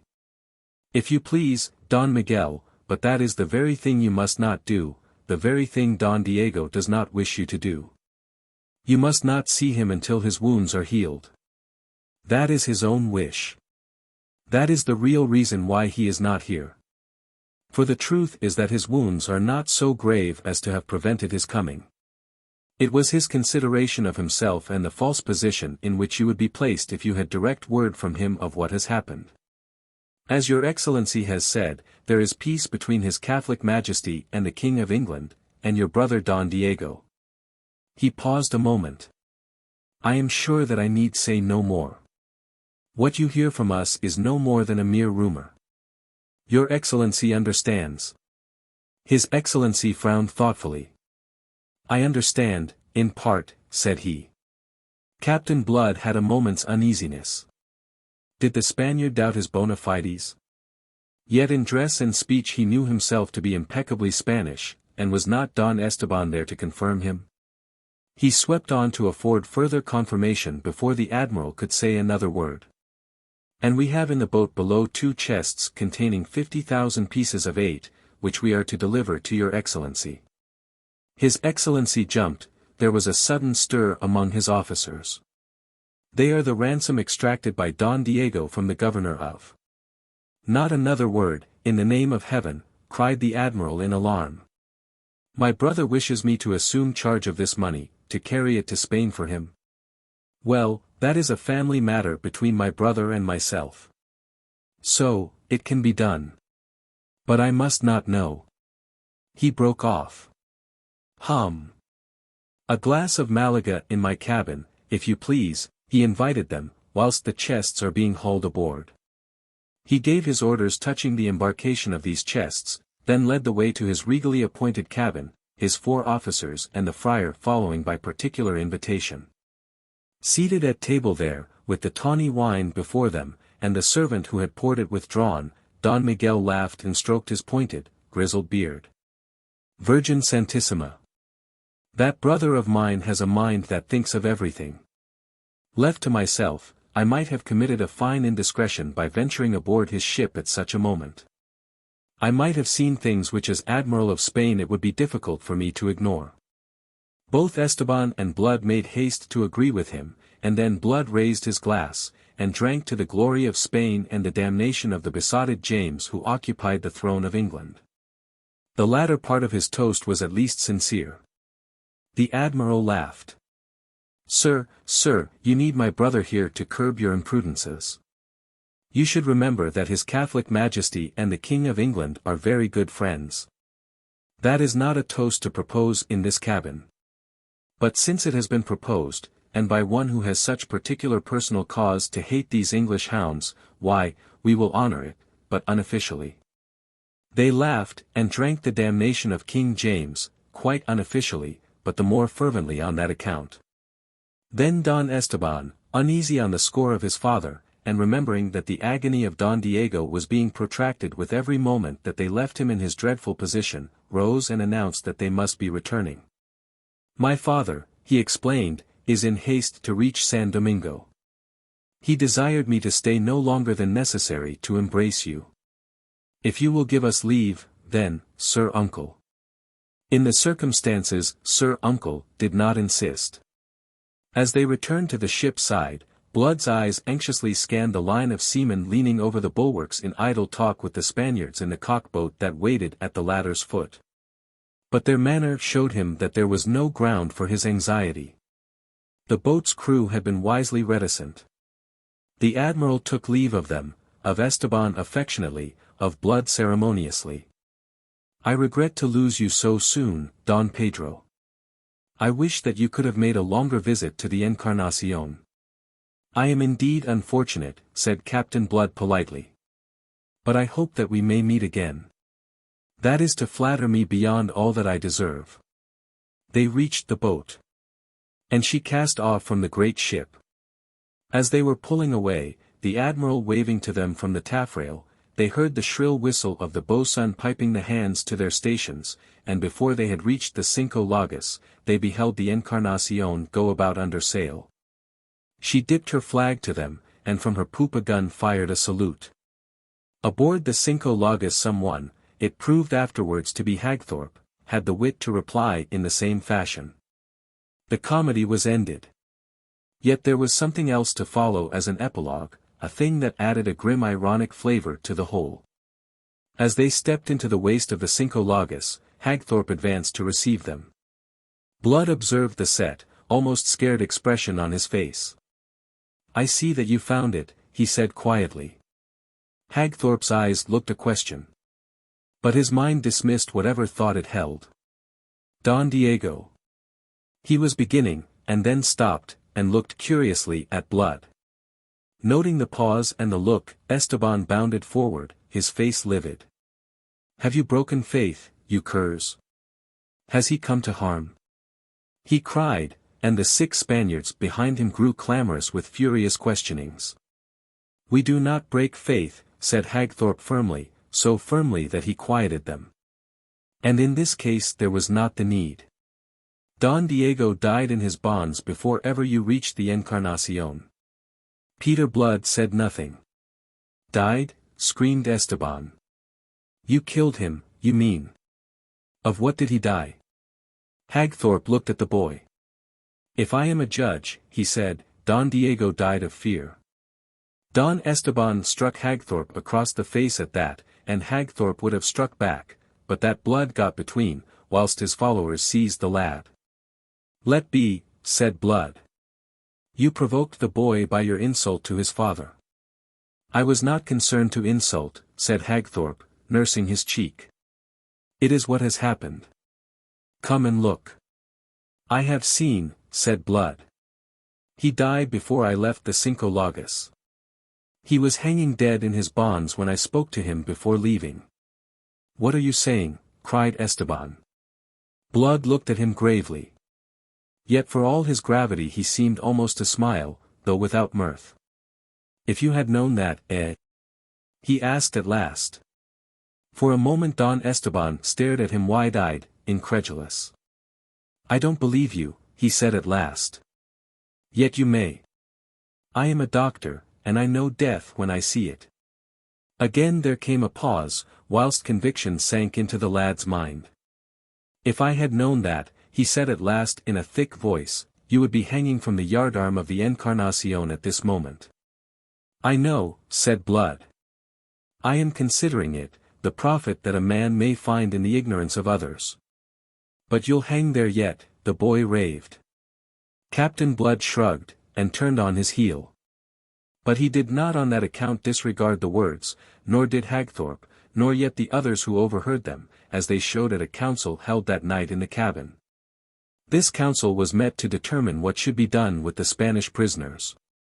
Considering that Curaçao now lay beyond their reach, as they were running short of water and provisions, and also that Pitt was hardly yet in case to undertake the navigation of the vessel, it had been decided that, going east of Hispaniola, and then sailing along its northern coast, they should make for Tortuga, that haven of the buccaneers, in which lawless port they had at least no danger of recapture to apprehend. It was now a question whether they should convey the Spaniards thither with them, or turn them off in a boat to make the best of their way to the coast of Hispaniola, which was but 10 miles off. This was the course urged by Blood himself. "There's nothing else to be done," he insisted. "In Tortuga they would be flayed alive." "Which is less than the swine deserve," growled Wolverstone. "And you'll remember, Peter," put in Hagthorpe, "that boy's threat to you this morning. If he escapes, and carries word of all this to his uncle, the admiral, the execution of that threat will become more than possible. It says much for Peter Blood that the argument should have left him unmoved. It is a little thing, perhaps, but in a narrative in which there is so much that tells against him, I cannot, since my story is in the nature of a brief for the defense, afford to slur a circumstance that is so strongly in his favor. A circumstance revealing that the cynicism attributed to him proceeded from his reason and from a brooding over wrongs rather than from any natural instincts. I care nothing for his threats. You should, said Wolverstone. The wise thing be to hang him, along all the rest. It is not human to be wise, said Blood. It is much more human to err, though perhaps exceptional to err on the side of mercy. We'll be exceptional. Oh, faugh. I've no stomach for cold-blooded killing. At daybreak packed the Spaniards into a boat with a keg of water and a sack of dumplings, and let them go to the devil. That was his last word on the subject, and it prevailed by virtue of the authority they had vested in him, and of which he had taken so firm a grip. At daybreak Don Esteban and his followers were put off in a boat. 2 days later, the Cinco Lagos sailed into the rock-bound Bay of Cayona, which nature seemed to have designed for the stronghold of those who had appropriated it. Chapter 13. Tortuga. It is time fully to disclose the fact that the survival of the story of Captain Blood's exploits is due entirely to the industry of Jeremy Pitt, the Somersetshire shipmaster. In addition to his ability as a navigator, this amiable young man appears to have wielded an indefatigable pen, and to have been inspired to indulge its fluency by the affection he very obviously bore to Peter Blood. He kept the log of the 40-gun frigate Arabella, on which he served as master, or, as we should say today, navigating officer, as no log that I have seen was ever kept. It runs into some 20-odd volumes of assorted sizes, some of which are missing altogether and others of which are so sadly depleted of leaves as to be of little use. But if at times in the laborious perusal of them, they are preserved in the library of Mr. James Speake of Comerton, I have inveighed against these lacunae, at others I have been equally troubled by the excessive prolixity of what remains and the difficulty of disintegrating from the confused whole the really essential parts. I have a suspicion that Esquemeling, though how or where I can make no surmise, must have obtained access to these records, and that he plucked from them the brilliant feathers of several exploits to stick them into the tale of his own hero, Captain Morgan. But that is by the way. I mention it chiefly as a warning, for when presently I come to relate the affair of Maracaibo, those of you who have read Esquemeling may be in danger of supposing that Henry Morgan really performed those things which here are veraciously attributed to Peter Blood. I think, however, that when you come to weigh the motives actuating both Blood and the Spanish admiral, in that affair, and when you consider how integrally the event is a part of Blood's history, whilst merely a detached incident in Morgan's, you will reach my own conclusion as to which is the real plagiarist. The first of these logs of Pitt's is taken up almost entirely with a retrospective narrative of the events up to the time of Blood's first coming to Tortuga. This and the Tannic collection of state trials are the chief, though not the only, sources of my history so far. Pitt lays great stress upon the fact that it was the circumstances upon which I have dwelt, and these alone, that drove Peter Blood to seek an anchorage at Tortuga. He insists at considerable length, and with a vehemence which in itself makes it plain that an opposite opinion was held in some quarters, that it was no part of the design of Blood or of any of his companions in misfortune to join hands with the buccaneers who, under a semi-official French protection, made of Tortuga a lair whence they could sally out to drive their merciless piratical trade chiefly at the expense of Spain. It was, Pitt tells us, Blood's original intention to make his way to France or Holland. But in the long weeks of waiting for a ship to convey him to one or the other of these countries, his resources dwindled and finally vanished. Also, his chronicler thinks that he detected signs of some secret trouble in his friend, and he attributes to this the abuses of the potent West Indian spirit of which Blood became guilty in those days of inaction, thereby sinking to the level of the wild adventurers with whom ashore he associated. I do not think that Pitt is guilty in this merely of special pleading, that he is putting forward excuses for his hero. I think that in those days there was a good deal to oppress Peter Blood. There was the thought of Arabella Bishop, and that this thought loomed large in his mind we are not permitted to doubt. He was maddened by the tormenting lure of the unattainable. He desired Arabella, yet knew her beyond his reach irrevocably and for all time. Also, whilst he may have desired to go to France or Holland, he had no clear purpose to accomplish when he reached one or the other of these countries. He was, when all is said, an escaped slave, an outlaw in his own land and a homeless outcast in any other. There remained the sea, which is free to all, and particularly alluring to those who feel themselves at war with humanity. And so, considering the adventurous spirit that once already had sent him a-roving for the sheer love of it, considering that this spirit was heightened now by a recklessness begotten of his outlawry, that his training and skill in militant seamanship clamorously supported the temptations that were put before him, can you wonder, or dare you blame him, that in the end he succumbed? And remember that these temptations proceeded not only from adventurous buccaneering acquaintances in the taverns of that evil haven of Tortuga, but even from M. D'Ogeron, the governor of the island, who levied as his harbour dues a percentage of 1/10 of all spoils brought into the bay, and who profited further by commissions upon money which he was desired to convert into bills of exchange upon France. A trade that might have worn a repellent aspect and urged by greasy, half-drunken adventurers, book-end hunters, lumbermen, beachcombers, English, French, and Dutch, became a dignified, almost official form of privateering when advocated by the courtly, middle-aged gentlemen who in representing the French West India Company seemed to represent France herself.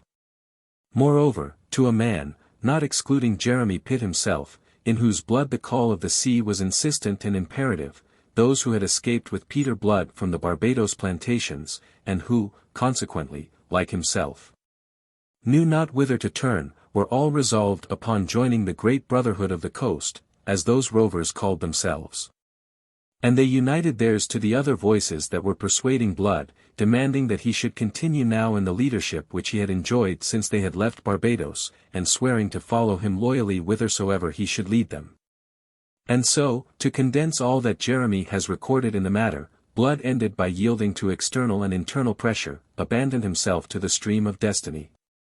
Fata viam invenerant, is his own expression of it. If he resisted so long, it was, I think, the thought of Arabella Bishop that restrained him. That they should be destined never to meet again did not weigh at first, or, indeed, ever. He conceived the scorn with which she would come to hear of his having turned pirate, and the scorn, though as yet no more than imagined, hurt him as if it were already a reality. And even when he conquered this, still the thought of her was ever present. He compromised with the conscience that her memory kept so disconcertingly active. He vowed that the thought of her should continue ever before him to help him keep his hands as clean as a man might in this desperate trade upon which he was embarking. And so, although he might entertain no delusive hope of ever winning her for his own, of ever even seeing her again, yet the memory of her was to abide in his soul as a bittersweet, purifying influence. The love that is never to be realized will often remain a man's guiding ideal. The resolve being taken, he went actively to work. Ogeron, most accommodating of governors, advanced him money for the proper equipment of his ship the Cinco Lagos, which he renamed the Arabella. This after some little hesitation, fearful of thus setting his heart upon his sleeve. But his Barbados friends accounted it merely an expression of the ever-ready irony in which their leader dealt. To the score of followers he already possessed, he added 60 more, picking his men with caution and discrimination, and he was an exceptional judge of men, from amongst the adventurers of Tortuga. With them all he entered into the articles usual among the brethren of the coast, under which each man was to be paid by a share in the prizes captured. In other respects, however, the articles were different. Aboard the Arabella there was to be none of the ruffianly indiscipline that normally prevailed in buccaneering vessels. Those who shipped with him undertook obedience and submission in all things to himself and to the officers appointed by election. Any to whom this clause in the articles was distasteful might follow some other leader. Towards the end of December, when the hurricane season had blown itself out, he put to sea in his well-found, well-manned ship, and before he returned in the following May from a protracted and adventurous cruise. The fame of Captain Peter Blood had run like ripples before the breeze across the face of the Caribbean Sea. There was a fight in the windward passage at the outset with a Spanish galleon, which had resulted in the gutting and finally the sinking of the Spaniard.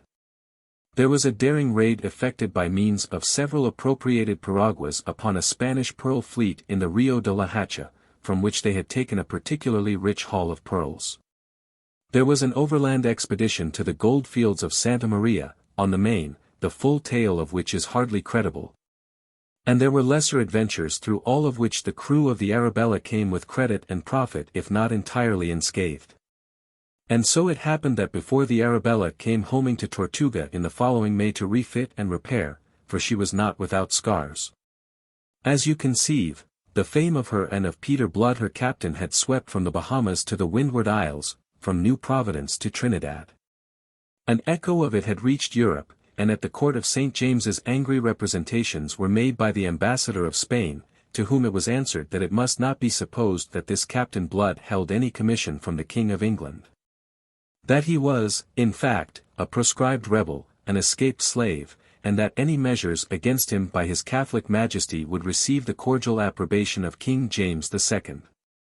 Don Miguel de Espinosa, the Admiral of Spain in the West Indies, and his nephew Don Esteban who sailed with him, did not lack the will to bring the adventurer to the yardarm. With them this business of capturing Blood, which was now an international affair, was also a family matter. Spain, through the mouth of Don Miguel, did not spare her threats. The report of them reached Tortuga, and with it the assurance that Don Miguel had behind him not only the authority of his own nation, but that of the English king as well. It was a brutum fulmen that inspired no terrors in Captain Blood. Nor was he likely, on account of it, to allow himself to run to rust in the security of Tortuga. For what he had suffered at the hands of man he had chosen to make Spain the scapegoat. Thus he accounted that he served a twofold purpose. He took compensation and at the same time served, not indeed the Stuart king, whom he despised, but England and, for that matter, all the rest of civilized mankind which cruel, treacherous, greedy, bigoted Castile sought to exclude from intercourse with the New World. One day as he sat with Hagthorpe and Wolverstone over a pipe and a bottle of rum in the stifling reek of tar and stale tobacco of a waterside tavern, he was accosted by a splendid ruffian in a gold-laced coat of dark blue satin with a crimson sash, a foot wide, about the waist. "C'est-vous qui en appelle le sang?" the fellow hailed him. Captain Blood looked up to consider the questioner before replying. The man was tall and built on lines of agile strength, with a swarthy, aquiline face that was brutally handsome. A diamond of great price flamed on the indifferently clean hand resting on the pommel of his long rapier, and there were gold rings in his ears, half concealed by long ringlets of oily chestnut hair. Captain Blood took the pipe stem from between his lips. "My name," he said, "is Peter Blood. The Spaniards know me for Don Pedro Sangre and a Frenchman may call me Le Sang if he pleases." "Good," said the gaudy adventurer in English, and without further invitation he drew up a stool and sat down at that greasy table. "My name," he informed the three men, two of whom at least were eyeing him askance, "it is Levasseur. You may have heard of me." They had, indeed. He commanded a privateer of 20 guns that had dropped anchor in the bay a week ago, manned by a crew mainly composed of French boucanhunters from northern Hispaniola. Men who had good cause to hate the Spaniard with an intensity exceeding that of the English. Levasseur had brought them back to Tortuga from an indifferently successful cruise. It would need more, however, than lack of success to abate the fellow's monstrous vanity. A roaring, quarrelsome, hard-drinking, hard-gaming scoundrel, his reputation as a buccaneer stood high among the wild brethren of the coast. He enjoyed also a reputation of another sort. There was about his gaudy, swaggering raffishness something that the women found singularly alluring. That he should boast openly of his bonds fortunes did not seem strange to Captain Blood. What he might have found strange was that there appeared to be some measure of justification for these boasts. It was current gossip that even Mademoiselle d'Ogeron, the governor's daughter, had been caught in the snare of his wild attractiveness, and that Levasseur had gone the length of audacity of asking her hand in marriage of her father. M. D'Ogeron had made him the only possible answer. He had shown him the door. Levasseur had departed in a rage, swearing that he would make Mademoiselle his wife in the teeth of all the fathers in Christendom, and that M. D'Ogeron should bitterly rue the affront he had put upon him. This was the man who now thrust himself upon Captain Blood with a proposal of association, offering him not only his sword, but his ship and the men who sailed in her. A dozen years ago, as a lad of barely 20, Levasseur had sailed with that monster of cruelty l'Hollandaise, and his own subsequent exploits bore witness and did credit to the school in which he had been reared. I doubt if in his day there was a greater scoundrel among the brethren of the coast than this Levasseur. And yet, repulsive though he found him, Captain Blood could not deny that the fellow's proposals displayed boldness, imagination, and resource. And he was forced to admit that jointly they could undertake operations of a greater magnitude than was possible singly to either of them. The climax of Levasseur's project was to be a raid upon the wealthy mainland city of Maracaibo. But for this, he admitted, 600 men at the very least would be required, and 600 men were not to be conveyed in the 2 bottoms they now commanded. Preliminary cruises must take place, having for one of their objects the capture of further ships. Because he disliked the man, Captain Blood would not commit himself at once. But because he liked the proposal he consented to consider it. Being afterwards pressed by both Hagthorpe and Wolverstone, who did not share his own personal dislike of the Frenchman, the end of the matter was that within a week articles were drawn up between Levasseur and Blood. And signed by them and, as was usual, by the chosen representatives of their followers. These articles contained, inter alia, the common provisions that, should the 2 vessels separate, a strict account must afterwards be rendered of all prizes severally taken, whilst the vessel taking a prize should retain 3/5 of its value, surrendering 2/5 to its associate. These shares were subsequently to be subdivided among the crew of each vessel, in accordance with the articles already obtaining between each captain and his own men. For the rest, the articles contained all the clauses that were usual, among which was the clause that any man found guilty of abstracting or concealing any part of a prize, be it of the value of no more than a peso, should be summarily hanged from the yardarm. All being now settled they made ready for sea, and on the very eve of sailing, Levasseur narrowly escaped being shot in a romantic attempt to scale the wall of the governor's garden. With the object of taking passionate leave of the infatuated Mademoiselle D'Ogeron. He desisted after having been twice fired upon from a fragrant ambush of pimento trees where the governor's guards were posted, and he departed vowing to take different and very definite measures on his return. That night he slept on board his ship, which with characteristic flamboyance he had named La Faudree, and there on the following day he received a visit from Captain Blood, whom he greeted half-mockingly as his admiral. The Irishman came to settle certain final details of which all that need concern us is an understanding that, in the event of the 2 vessels becoming separated by accident or design, they should rejoin each other as soon as might be at Tortuga. Thereafter Levasseur entertained his admiral to dinner, and jointly they drank success to the expedition. So copiously on the part of Levasseur that when the time came to separate he was as nearly drunk as it seemed possible for him to be and yet retain his understanding. Finally, towards evening, Captain Blood went over the side and was rowed back to his great ship with her red bulwarks and gilded ports, touched into a lovely thing of flame by the setting sun. He was a little heavy-hearted. I have said that he was a judge of men, and his judgment of Levasseur filled him with misgivings which were growing heavier in a measure as the hour of departure approached. He expressed it to Wolverstone, who met him as he stepped aboard the Arabella. "You over-persuaded me into those articles, you blackguard, and it'll surprise me if any good comes of this association." The giant rolled his single bloodthirsty eye, and sneered, thrusting out his heavy jaw. "We'll wring the dog's neck if there's any treachery." "So we will, if we are there to wring it by then. And on that, dismissing the matter, we sail in the morning, on the 1st of the ebb," he announced, and went off to his cabin. Chapter 14. Levasseur's Heroics. It would be somewhere about 10 o'clock on the following morning, a full hour before the time appointed for sailing, when a canoe brought up alongside La Faudree. And a half-caste Indian stepped out of her and went up the ladder. He was clad in drawers of hairy, untanned hide, and a red blanket served him for a cloak. He was the bearer of a folded scrap of paper for Captain Levasseur. The captain unfolded the letter, sadly soiled and crumpled by contact with the half-caste's person. Its contents may be roughly translated thus. My well-beloved, I am in the Dutch brig Jongvro, which is about to sail. Resolved to separate us forever, my cruel father is sending me to Europe in my brother's charge.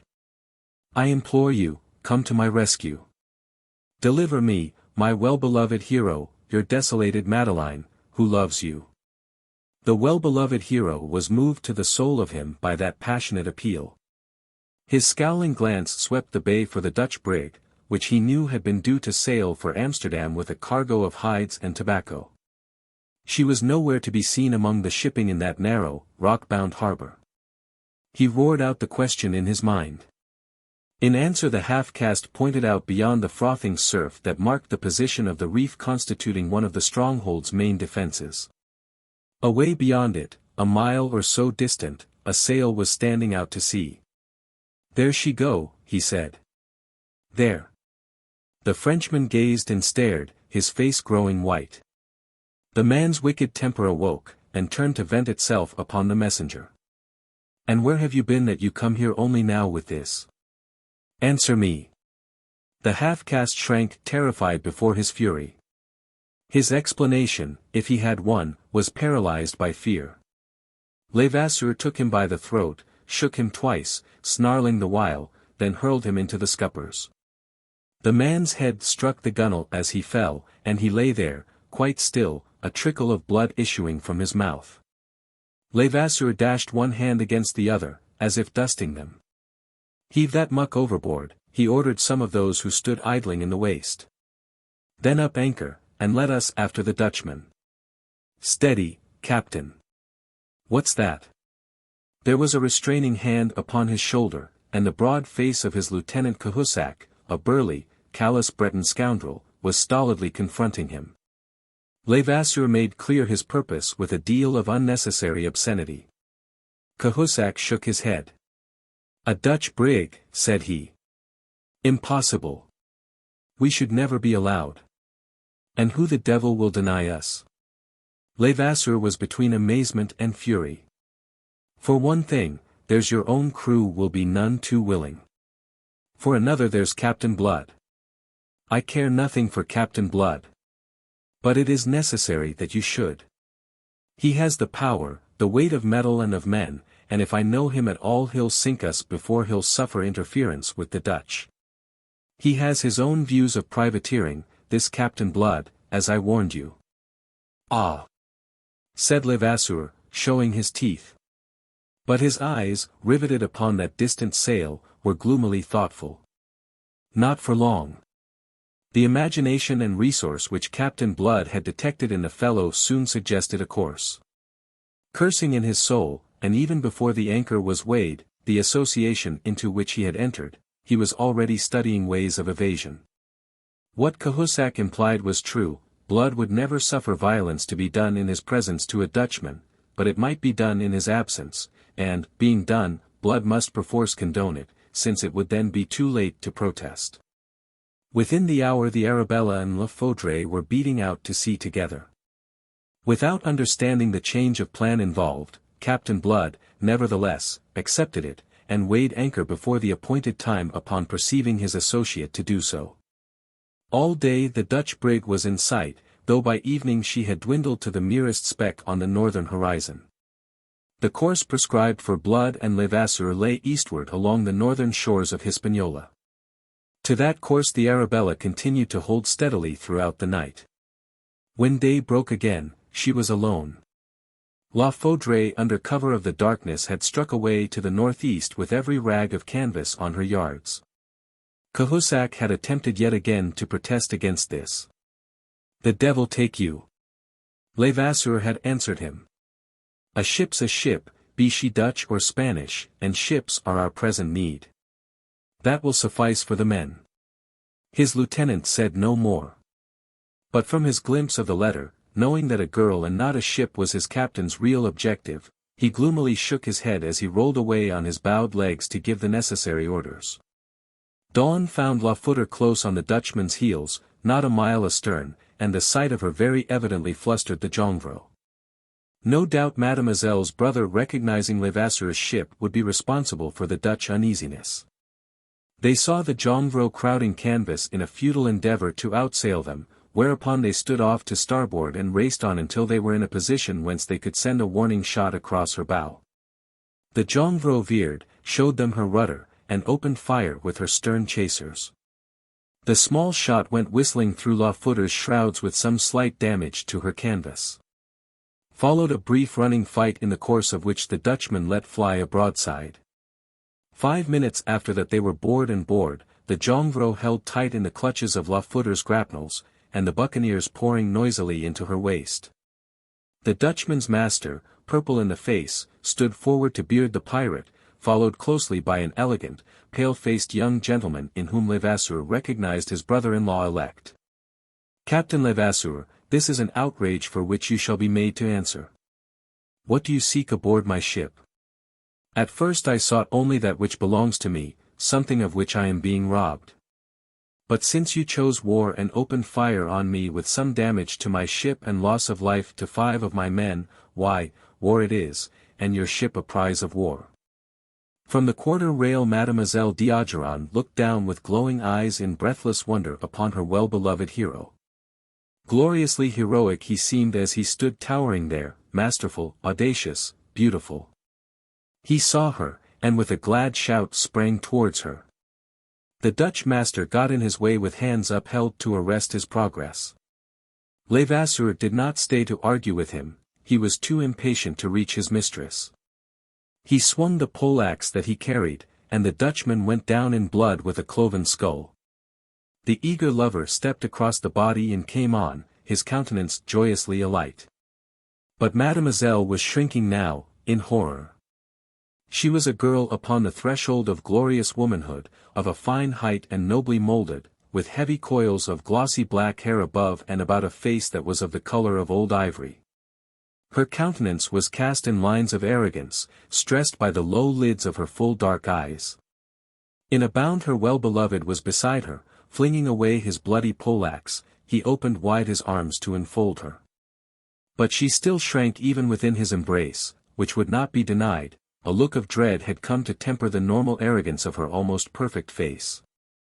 "Mine, mine at last," and in spite of all, he cried exultantly, theatrically, truly heroic. But she, endeavoring to thrust him back, her hands against his breast, could only falter, why did you kill him?" He laughed, as a hero should. And answered her heroically, with the tolerance of a god for the mortal to whom he condescends, "He stood between us. Let his death be a symbol, a warning. Let all who would stand between us mark it and beware."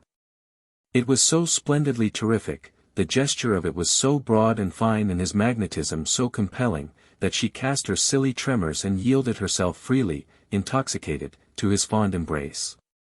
Thereafter he swung her to his shoulder, and stepping with ease beneath that burden, bore her in a sort of triumph, lustily cheered by his men, to the deck of his own ship. Her inconsiderate brother might have ruined that romantic scene but for the watchful Cahusac, who quietly tripped him up, and then trussed him like a fowl. Thereafter, what time the captain languished in his lady's smile within the cabin, Cahusac was dealing with the spoils of war. The Dutch crew was ordered into the longboat, and bidden go to the devil. Fortunately, as they numbered fewer than 30, the longboat, though perilously overcrowded, could yet contain them. Next, Cahusac having inspected the cargo, put a quartermaster and a score of men aboard the jongleur, and left her to follow La Foudre, which he now headed south for the Leeward Islands. Cahusac was disposed to be ill-humored. The risk they had run in taking the Dutch brig and doing violence to members of the family of the governor of Tortuga, was out of all proportion to the value of their prize. He said so, sullenly, to Levasseur. "You'll keep that opinion to yourself," the captain answered him. "Don't think I am the man to thrust my neck into a noose, without knowing how I am going to take it out again. I shall send an offer of terms to the governor of Tortuga that he will be forced to accept. Set a course for the Virgin Magra. We'll go ashore, and settle things from there. And tell them to fetch that milksop Ogeron to the cabin. Levasseur went back to the adoring lady. Thither, too, the lady's brother was presently conducted. The captain rose to receive him, bending his stalwart height to avoid striking the cabin roof with his head. Mademoiselle rose too. Why this? She asked Levasseur, pointing to her brother's pinioned wrists, the remains of Cahusac's precautions. I deplore it, said he. I desire it to end. Let M. D'Ogeron give me his parole. I give you nothing, flashed the white-faced youth, who did not lack for spirit. You see. Levasseur shrugged his deep regret, and Mademoiselle turned protesting to her brother. Henri, this is foolish. You are not behaving as my friend. You. Little fool, her brother answered her, and the little was out of place, she was the taller of the twain. Little fool, do you think I should be acting as your friend to make terms with this blackguard pirate? Steady, my young cockerel. Levasseur laughed. But his laugh was not nice. Don't you perceive your wicked folly in the harm it has brought already? Lives have been lost, men have died, that this monster might overtake you. And don't you yet realize where you stand, in the power of this beast, of this cur born in a kennel and bred in thieving and murder? He might have said more, but that Levasseur struck him across the mouth. Levasseur, you see, cared as little as another to hear the truth about himself. Mademoiselle suppressed a scream, as the youth staggered back under the blow. He came to rest against a bulkhead, and leaned there with bleeding lips. But his spirit was unquenched, and there was a ghastly smile on his white face as his eyes sought his sister's. You see, he said simply. He strikes a man whose hands are bound. The simple words, and, more than the words, their tone of ineffable disdain, aroused the passion that never slumbered deeply in Levasseur. And what should you do, puppy, if your hands were unbound? He took his prisoner by the breast of his doublet and shook him. Answer me. What should you do? Pshaw! You empty windbag! You! And then came a torrent of words unknown to Mademoiselle, yet of whose foulness her intuitions made her conscious. With blanched cheeks she stood by the cabin table, and cried out to Levasseur to stop. To obey her, he opened the door, and flung her brother through it. Put that rubbish under hatches until I call for it again, he roared, and shut the door. Composing himself, he turned to the girl again with a deprecatory smile. But no smile answered him from her set face. She had seen her beloved hero's nature in curl papers, as it were, and she found the spectacle disgusting and terrifying. It recalled the brutal slaughter of the Dutch captain, and suddenly she realized that what her brother had just said of this man was no more than true. Fear growing to panic was written on her face, as she stood there leaning for support against the table. Why, sweetheart, what is this? Levasseur moved towards her. She recoiled before him. There was a smile on his face, a glitter in his eyes that fetched her heart into her throat. He caught her, as she reached the uttermost limits of the cabin, seized her in his long arms and pulled her to him. No, no, she panted. Yes, yes, he mocked her, and his mockery was the most terrible thing of all. He crushed her to him brutally, deliberately hurtful because she resisted, and kissed her whilst she writhed in his embrace. Then, his passion mounting, he grew angry and stripped off the last rag of hero's mask that still may have hung upon his face. Little fool, did you not hear your brother say that you are in my power? Remember it, and remember that of your own free will you came. I am not the man with whom a woman can play fast and loose. So get sense, my girl, and accept what you have invited. He kissed her again, almost contemptuously, and flung her off. No more scowls, he said. You'll be sorry else. Someone knocked. Cursing the interruption, Levasseur strode off to open. Cahusac stood before him. The Breton's face was grave. He came to report that they had sprung a leak between wind and water, the consequence of damage sustained from one of the Dutchman's shots. In alarm Levasseur went off with him. The leakage was not serious so long as the weather kept fine. But should a storm overtake them it might speedily become so. A man was slung overboard to make a partial stoppage with a sailcloth, and the pumps were got to work. Ahead of them a low cloud showed on the horizon, which Cahusac pronounced one of the northernmost of the Virgin Islands. "We must run for shelter there, and careen her," said Levasseur. "I do not trust this oppressive heat. A storm may catch us before we make land." "A storm or something else," said Cahusac grimly. "Have you noticed that?" He pointed away to starboard. Levasseur looked, and caught his breath. Two ships that at the distance seemed of considerable burden were heading towards them some 5 miles away. "If they follow us what is to happen?" demanded Cahusac. "We'll fight whether we're in case to do so or not," swore Levasseur. Counsels of despair. Cahusac was contemptuous. To mark it he spat upon the deck. "This comes of going to sea with a lovesick madman. Now, keep your temper, Captain, for the hands will be at the end of theirs if we have trouble as a result of this Dutchman business." For the remainder of that day Levasseur's thoughts were of anything but love. He remained on deck, his eyes now upon the land, now upon those two slowly gaining ships. To run for the open could avail him nothing, and in his leaky condition would provide an additional danger. He must stand at bay and fight. And then, towards evening, when within 3 miles of shore and when he was about to give the order to strip for battle, he almost fainted from relief to hear a voice from the crow's nest above announce that the larger of the two ships was the Arabella. Her companion was presumably a prize. But the pessimism of Cahusac abetted nothing. "That is but the lesser evil," he growled. "What will Blood say about this Dutchman? Let him say what he pleases." Levasseur laughed in the immensity of his relief. "And what about the children of the governor of Tortuga? He must not know. He'll come to know in the end." "Aye, but by then, morbleu, the matter will be settled. I shall have made my peace with the governor. I tell you I know the way to compel Ogeron to come to terms." Presently the 4 vessels lay to off the northern coast of La Virgin Magra, a narrow little island arid and treeless, some 12 miles by 3, uninhabited save by birds and turtles and unproductive of anything but salt. Of which there were considerable ponds to the south.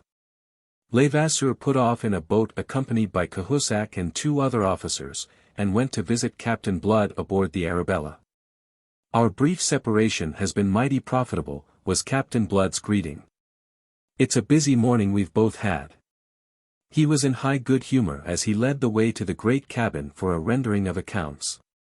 The tall ship that accompanied the Arabella was a Spanish vessel of 26 guns, the Santiago from Puerto Rico with 120,000 weight of cacao, 40,000 pieces of 8, and the value of 10,000 more in jewels.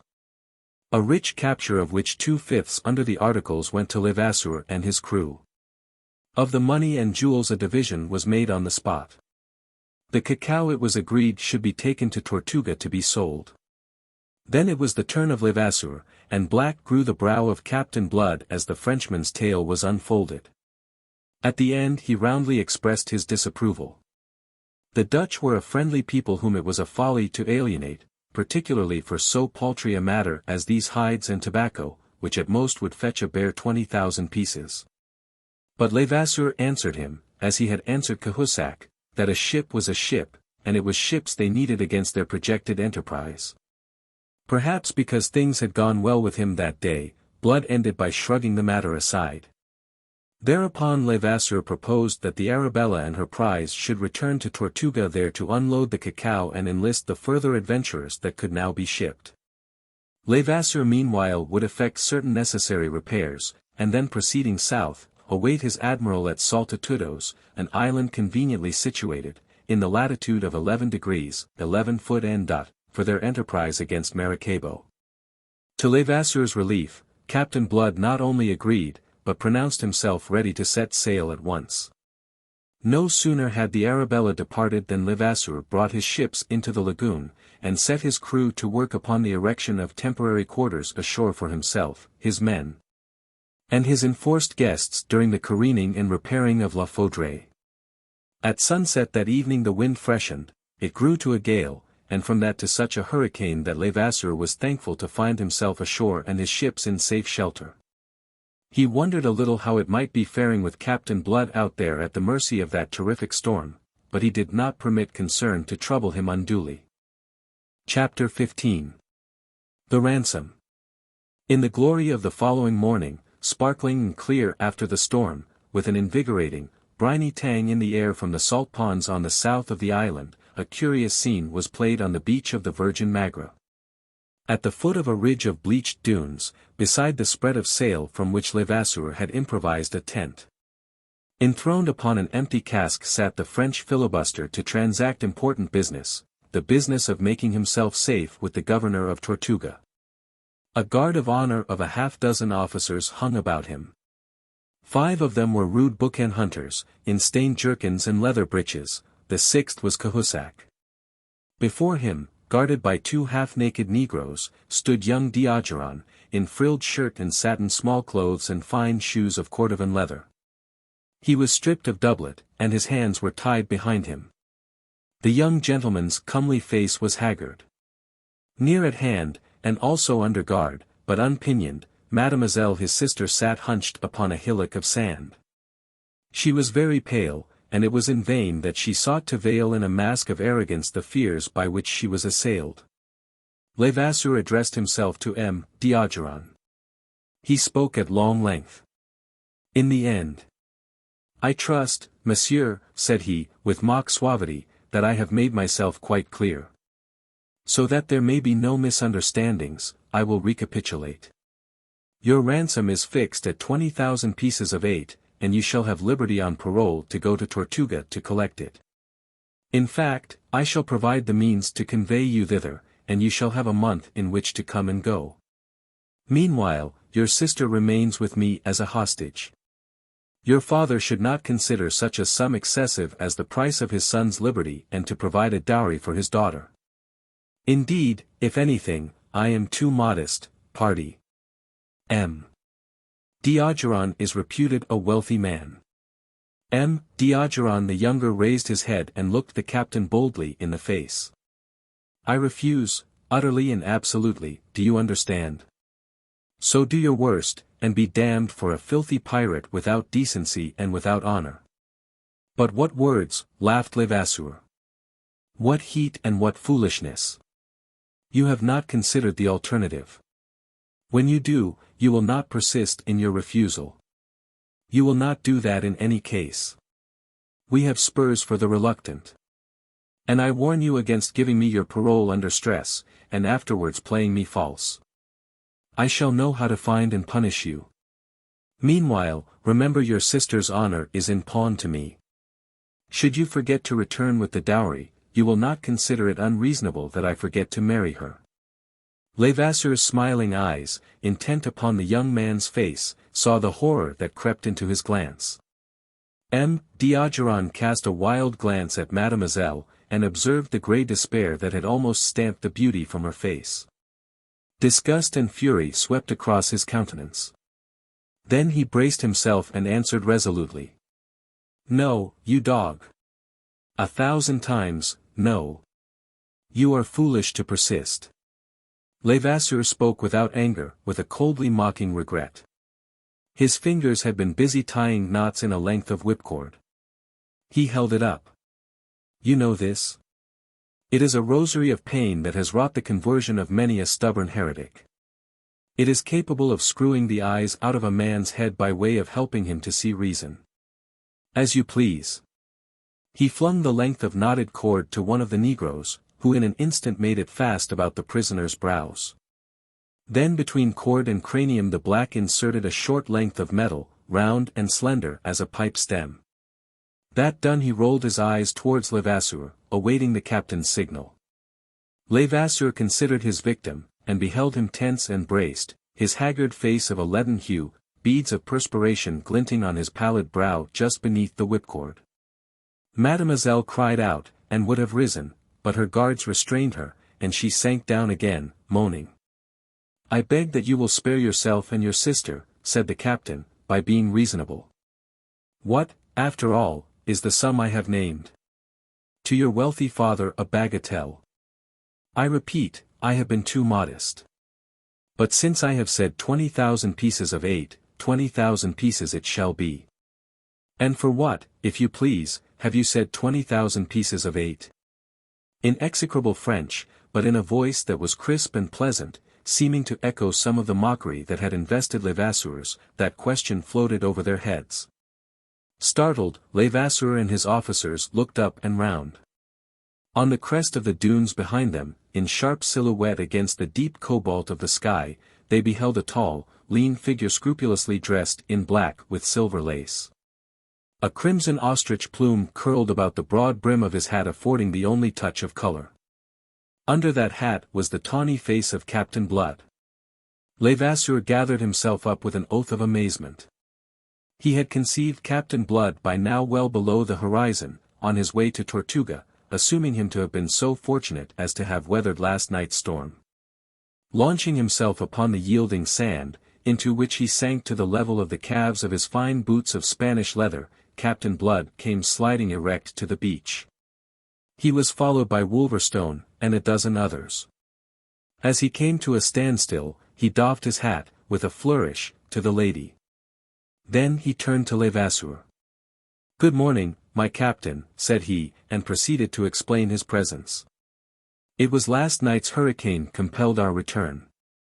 We had no choice but to ride before it with stripped poles, and it drove us back the way we had gone. Moreover, as the devil would have it, the Santiago sprang her mainmast. And so I was glad to put into a cove on the west of the island a couple of miles away, and we've walked across to stretch our legs, and to give you good day. But who are these?" And he designated the man and the woman. Cahusac shrugged his shoulders, and tossed his long arms to heaven. "Voila," said he, pregnantly, to the firmament. Levasseur gnawed his lip, and changed color. But he controlled himself to answer civilly. "As you see, 2 prisoners." "Ah! Washed ashore in last night's gale, eh?" "Not so." Levasseur contained himself with difficulty before that irony. "They were in the Dutch brig. I don't remember that you mentioned them before." "I did not. They are prisoners of my own, a personal matter." "They are French." "French." Captain Blood's light eyes stabbed at Levasseur, then at the prisoners.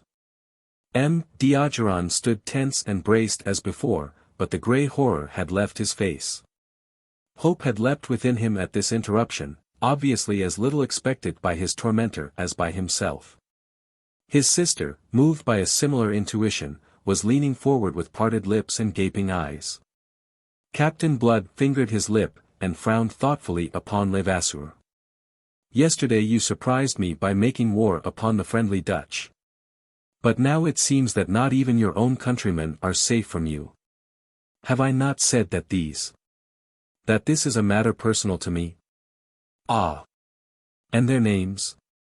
Captain Blood's crisp, authoritative, faintly disdainful manner stirred Levasseur's quick anger.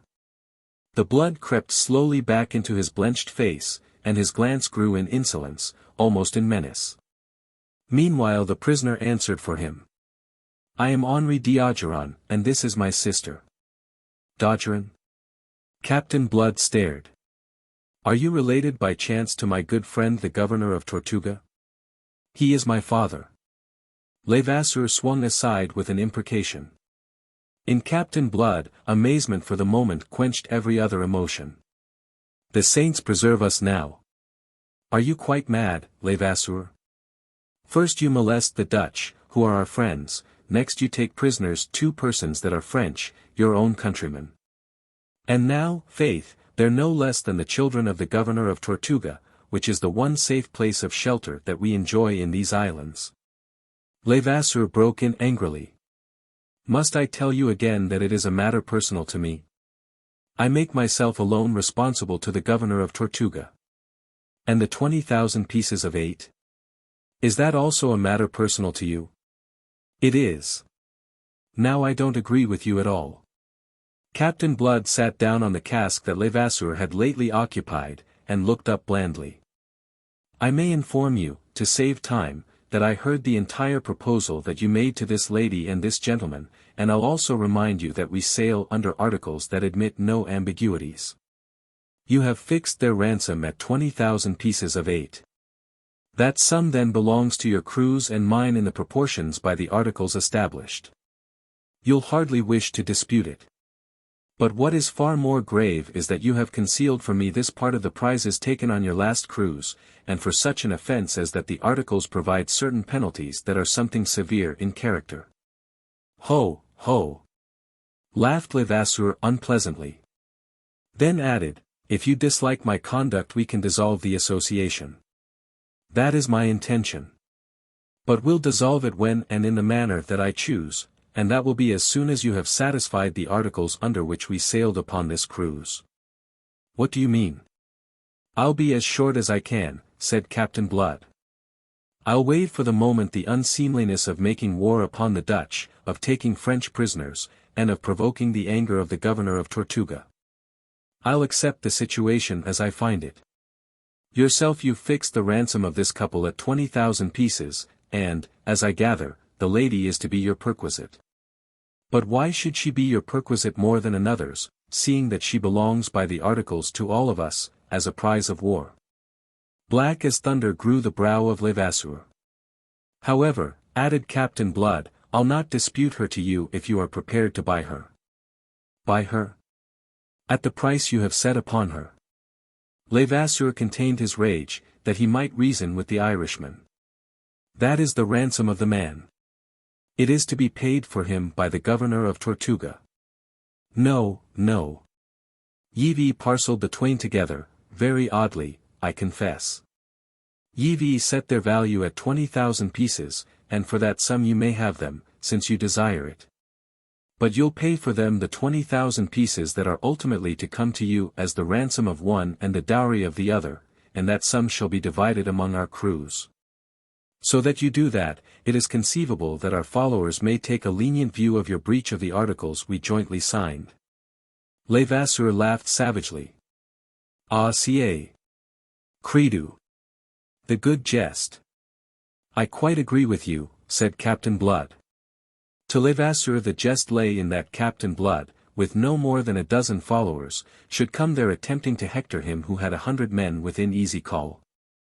But it seemed that he had left out of his reckoning something which his opponent had counted in. For as, laughing still, Levasseur swung to his officers, he saw that which choked the laughter in his throat. Captain Blood had shrewdly played upon the cupidity that was the paramount inspiration of those adventurers. And Levasseur now read clearly on their faces how completely they adopted Captain Blood's suggestion that all must participate in the ransom which their leader had thought to appropriate to himself.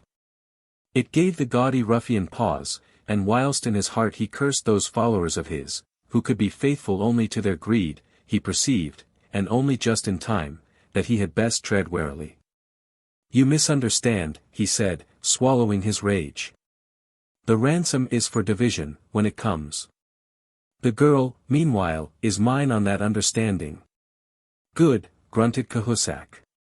On that understanding all arranges itself. You think so? Said Captain Blood. But if M. D'Ogeron should refuse to pay the ransom? What then? He laughed, and got lazily to his feet. No, no. If Captain Levasseur is meanwhile to keep the girl, as he proposes, then let him pay this ransom, and be his the risk if it should afterwards not be forthcoming. That's it, cried one of Levasseur's officers. And Cahusac added, it's reasonable, that. Captain Blood is right. It is in the articles. What is in the articles, you fools? Levasseur was in danger of losing his head. Sacre Dieu! Where do you suppose that I have 20,000 pieces? My whole share of the prizes of this cruise does not come to half that sum. I'll be your debtor until I've earned it. Will that content you? All things considered, there is not a doubt that it would have done so had not Captain Blood intended otherwise. And if you should die before you have earned it? Ours is a calling fraught with risks, my captain. Damn you! Levasseur flung upon him livid with fury. Will nothing satisfy you? Oh, but yes. 20,000 pieces of 8 for immediate division. I haven't got it. Then let someone buy the prisoners who has. And who do you suppose has it if I have not? I have, said Captain Blood. You have. Levasseur's mouth fell open. You want the girl. Why not? And I exceed you in gallantry in that I will make sacrifices to obtain her, and in honesty in that I am ready to pay for what I want. Levasseur stared at him foolishly agape. Behind him pressed his officers, gaping also. Captain Blood sat down again on the cask, and drew from an inner pocket of his doublet a little leather bag. I am glad to be able to resolve a difficulty that at one moment seemed insoluble.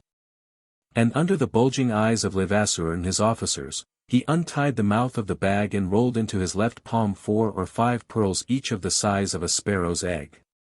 There were 20 such in the bag, the very pick of those taken in that raid upon the pearl fleet. You boast a knowledge of pearls, Cahusac. At what do you value this?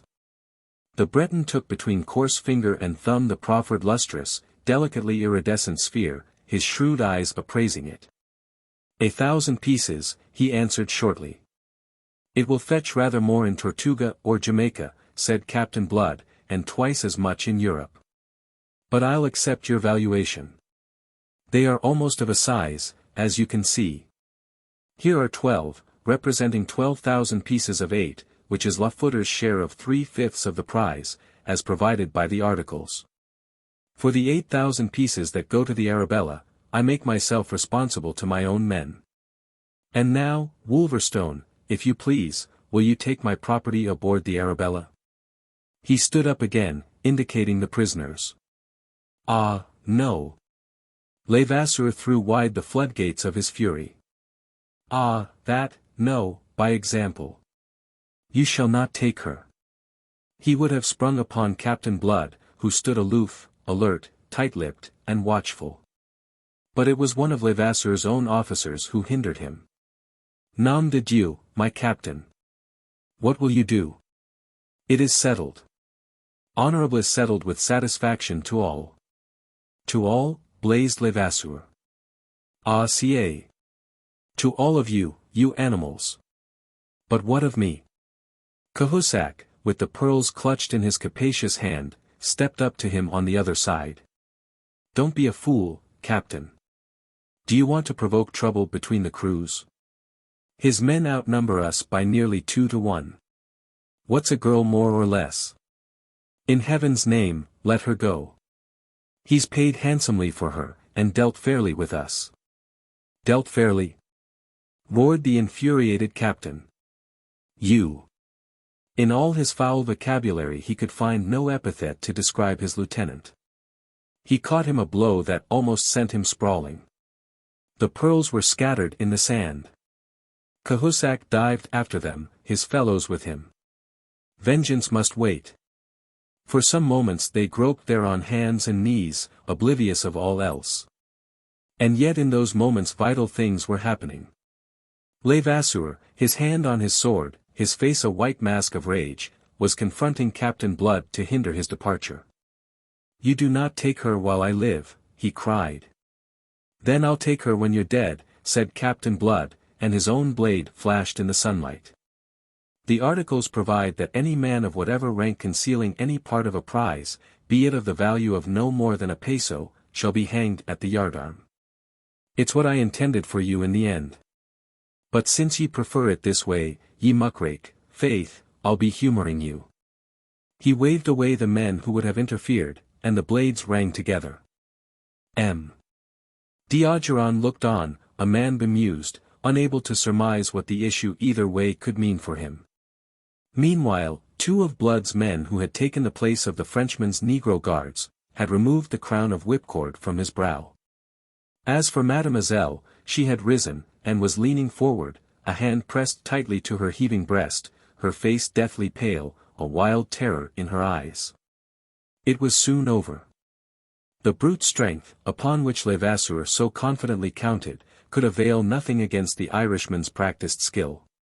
When, with both lungs transfixed, he lay prone on the white sand, coughing out his rascally life, Captain Blood looked calmly at Cahusac across the body. "I think that cancels the articles between us," he said. With soulless, cynical eyes Cahusac considered the twitching body of his recent leader. Had Levasseur been a man of different temper, the affair might have ended in a very different manner. But, then, it is certain that Captain Blood would have adopted in dealing with him different tactics. As it was, Levasseur commanded neither love nor loyalty. The men who followed him were the very dregs of that vile trade, and cupidity was their only inspiration. Upon that cupidity Captain Blood had deftly played, until he had brought them to find Levasseur guilty of the one offense they deemed unpardonable. The crime of appropriating to himself something which might be converted into gold and shared amongst them all. Thus now the threatening mob of buccaneers that came hastening to the theatre of that swift tragicomedy were appeased by a dozen words of Cahusac's. Whilst still they hesitated, Blood added something to quicken their decision. "If you will come to our anchorage, you shall receive at once your share of the booty of the Santiago, that you may dispose of it as you please." They crossed the island, the two prisoners accompanying them, and later that day, the division made, they would have parted company but that Cahusac, at the instances of the men who had elected him Levasseur's successor, offered Captain Blood anew the services of that French contingent. "If you will sail with me again," the captain answered him, "you may do so on the condition that you make your peace with the Dutch, and restore the brig and her cargo." The condition was accepted, and Captain Blood went off to find his guests, the children of the governor of Tortuga. Mademoiselle d'Ogeron and her brother, the latter now relieved of his bonds, sat in the great cabin of the Arabella, whither they had been conducted. Wine and food had been placed upon the table by Benjamin, Captain Blood's negro steward and cook, who had intimated to them that it was for their entertainment. But it had remained untouched. Brother and sister sat there in agonized bewilderment, conceiving that their escape was but from frying pan to fire. At length, overwrought by the suspense, Mademoiselle flung herself upon her knees before her brother to implore his pardon for all the evil brought upon them by her wicked folly. D'Ogeron was not in a forgiving mood. "I am glad that at least you realize what you have done. And now this other filibuster has bought you, and you belong to him. You realize that, too, I hope." He might have said more, but he checked upon perceiving that the door was opening. Captain Blood, coming from settling matters with the followers of Levasseur, stood on the threshold. D'Ogeron had not troubled to restrain his high-pitched voice, and the captain had overheard the Frenchman's last two sentences. Therefore he perfectly understood why Mademoiselle should bound up at sight of him, and shrink back in fear. "Mademoiselle," said he in his vile but fluent French, "I beg you to dismiss your fears. Aboard this ship you shall be treated with all honor. So soon as we are in case to put to sea again, we steer a course for Tortuga to take you home to your father.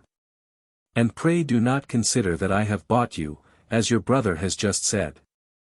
All that I have done has been to provide the ransom necessary to bribe a gang of scoundrels to depart from obedience to the arch-scoundrel who commanded them, and so deliver you from all peril. Count it, if you please, a friendly loan to be repaid entirely at your convenience." Mademoiselle stared at him in unbelief. D'Ogeron rose to his feet. "Monsieur, is it possible that you are serious?" "I am. It may not happen often nowadays. I may be a pirate. But my ways are not the ways of Levasseur, who should have stayed in Europe, and practiced purse-cutting. I have a sort of honor, shall we say, some rags of honor, remaining me from better days." Then on a brisker note he added, "We dine in an hour, and I trust that you will honor my table with your company. Meanwhile, Benjamin will see, monsieur, that you are more suitably provided in the matter of wardrobe." He bowed to them, and turned to depart again, but Mademoiselle detained him. "Monsieur," she cried sharply. He checked and turned, whilst slowly she approached him, regarding him between dread and wonder. "Oh, you are noble. I shouldn't put it as high as that myself," said he. You are. And it is but right that you should know all."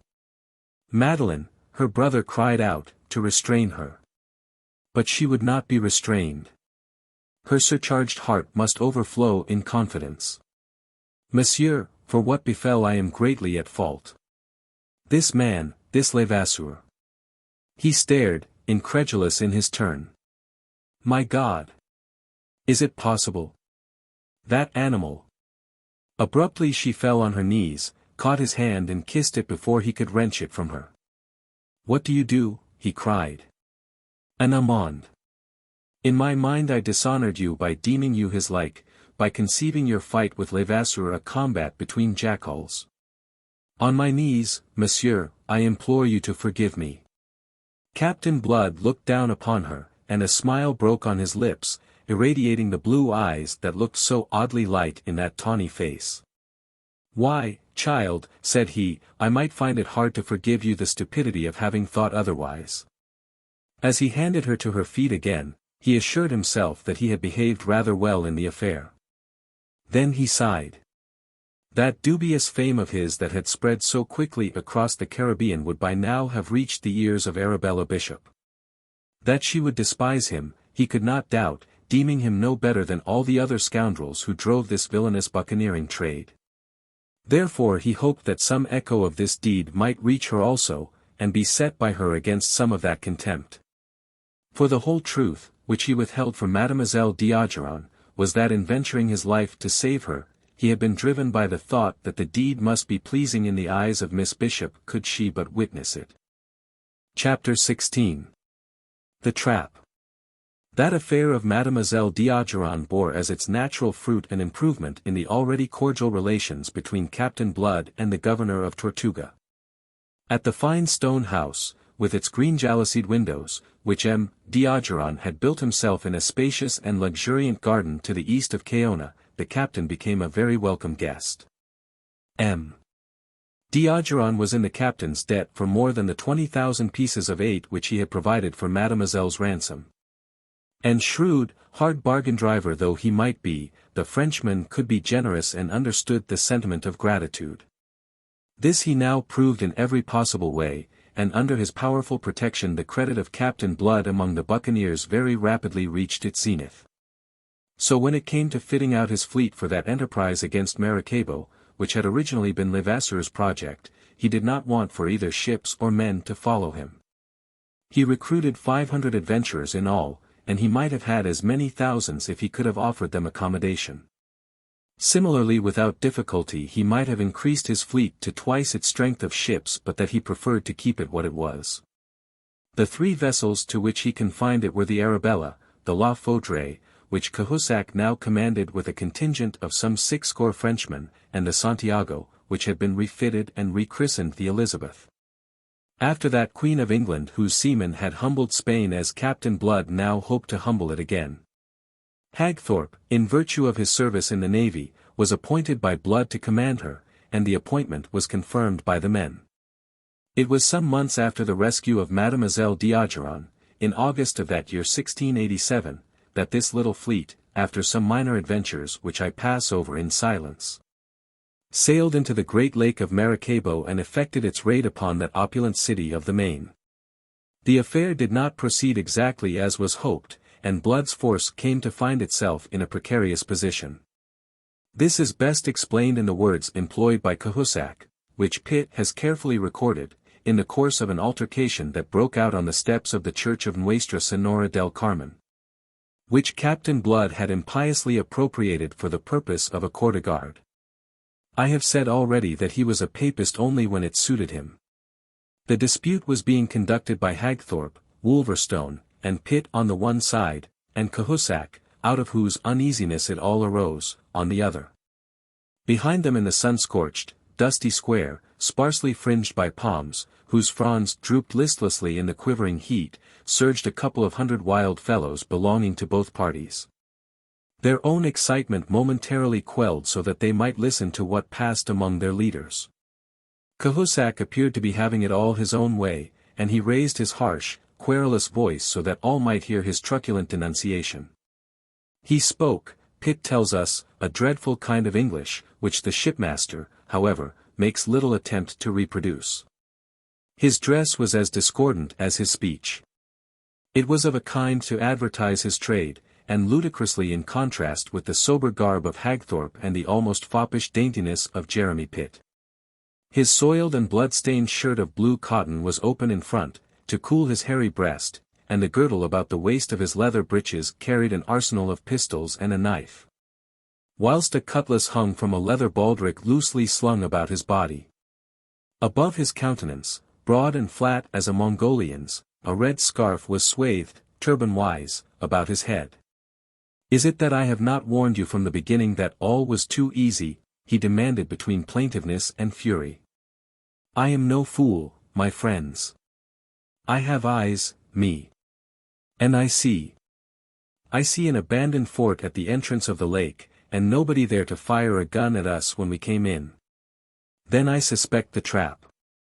Who would not that had eyes and brain? Bah! We come on. What do we find? A city, abandoned like the fort, a city out of which the people have taken all things of value. Again I warn Captain Blood. It is a trap, I say. We are to come on. Always to come on, without opposition, until we find that it is too late to go to sea again, that we cannot go back at all. But no one will listen to me. You all know so much more. Name of God. Captain Blood, he will go on, and we go on. We go to Gibraltar. True that at last, after long time, we catch the deputy governor, true, we make him pay big ransom for Gibraltar, true between that ransom and the loot we return here with some 2,000 pieces of eight. But what is it, in reality, will you tell me? Or shall I tell you? It is a piece of cheese in a mousetrap, and we are the little mice. God damn!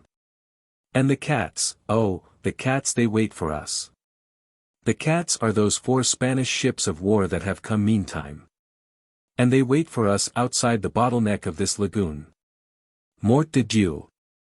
That is what comes of the damned obstinacy of your fine Captain Blood.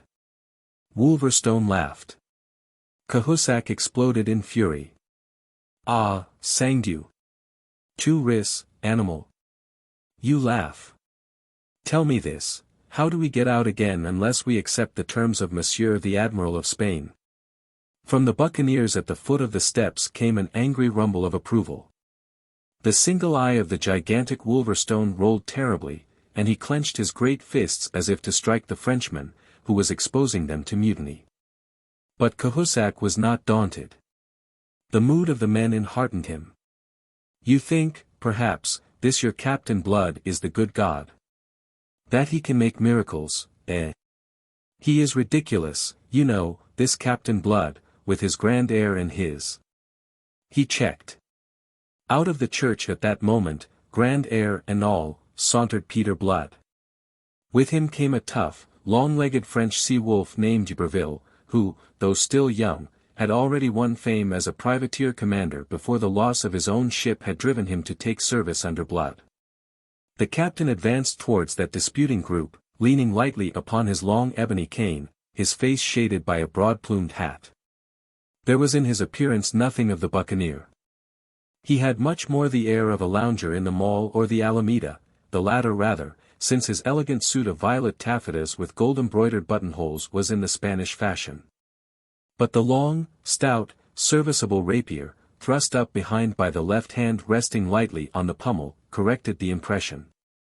That and those steely eyes of his announced the adventurer. You find me ridiculous, Cahusac? Said he, as he came to a halt before the Breton, whose anger seemed already to have gone out of him. What, then, must I find you? He spoke quietly, almost wearily. You will be telling them that we have delayed, and that it is the delay that has brought about our danger. But whose is the fault of that delay? We have been a month in doing what should have been done, and what but for your blundering would have been done, inside of a week. Ah ca! Nom de Dieu! Was it my fault that? Was it anyone else's fault that you ran your ship La Faudree aground on the shoal in the middle of the lake? You would not be piloted. You knew your way. You took no soundings even. The result was that we lost 3 precious days in getting canoes to bring off your men and your gear. Those 3 days gave the folk at Gibraltar not only time to hear of our coming, but time in which to get away. After that, and because of it, we had to follow the governor to his infernal island fortress, and a fortnight and best part of 100 lives were lost in reducing it. That's how we come to have delayed until this Spanish fleet is fetched round from La Guerra by a guardacosta. And if ye hadn't lost La Faudree, and so reduced our fleet from 3 ships to 2, we should even now be able to fight our way through with a reasonable hope of succeeding. Yet you think it is for you to come hectoring here, upbraiding us for a situation that is just the result of your own ineptitude. He spoke with a restraint which I trust you will agree was admirable when I tell you that the Spanish fleet guarding the bottleneck exit of the great lake of Maracaibo, and awaiting there the coming forth of Captain Blood with a calm confidence based upon its overwhelming strength, was commanded by his implacable enemy, Don Miguel de Espinosa y Valdez, the Admiral of Spain. In addition to his duty to his country, the Admiral had, as you know, a further personal incentive arising out of that business aboard the Encarnacion a year ago, and the death of his brother Don Diego. And with him sailed his nephew Esteban, whose vindictive zeal exceeded the Admiral's own. Yet, knowing all this, Captain Blood could preserve his calm in reproving the cowardly frenzy of one for whom the situation had not half the peril with which it was fraught for himself. He turned from Cahusac to address the mob of buccaneers, who had surged nearer to hear him, for he had not troubled to raise his voice. "I hope that will correct some of the misapprehension that appears to have been disturbing you," said he. "There's no good can come of talking of what's past and done," cried Cahusac, more sullen now than truculent. Whereupon Wolverstone laughed, a laugh that was like the neighing of a horse. "The question is, what are we to do now?" "Sure, now, there's no question at all," said Captain Blood. "Indeed, but there is," Cahusac insisted. "Don Miguel, the Spanish admiral, have offered us safe passage to sea if we will depart at once, do no damage to the town, release our prisoners, and surrender all that we took at Gibraltar." Captain Blood smiled quietly, knowing precisely how much Don Miguel's word was worth. It was Iberville who replied, in manifest scorn of his compatriot. "Which argues that, even at this disadvantage as he has us, the Spanish admiral is still afraid of us." "That can be only because he not know our real weakness," was the fierce retort. "And, anyway, we must accept these terms. We have no choice. That is my opinion." "Well, it's not mine, now," said Captain Blood. "So, I've refused them." "Refuse?" Cahusac's broad face grew purple. A muttering from the men behind enheartened him. "You have refused? You have refused already, and without consulting me? Your disagreement could have altered nothing. You'd have been outvoted, for Hagthorpe here was entirely of my own mind. Still," he went on, "if you and your own French followers wish to avail yourselves of the Spaniards' terms, we shall not hinder you. Send one of your prisoners to announce it to the Admiral. Don Miguel will welcome your decision, you may be sure." Cahusac glowered at him in silence for a moment. Then, having controlled himself, he asked in a concentrated voice. "Precisely what answer have you make to the Admiral?" A smile irradiated the face and eyes of Captain Blood.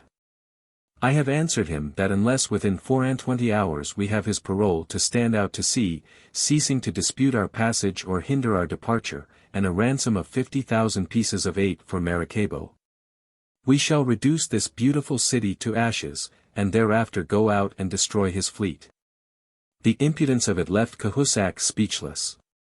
But among the English buccaneers in the square there were many who savored the audacious humor of the trapped dictating terms to the trappers. Laughter broke from them. It spread into a roar of acclamation, for bluff is a weapon dear to every adventurer. Presently, when they understood it, even Cahusac's French followers were carried off their feet by that wave of jocular enthusiasm, until in his truculent obstinacy Cahusac remained the only dissentient. He withdrew in mortification. Nor was he to be mollified until the following day brought him his revenge.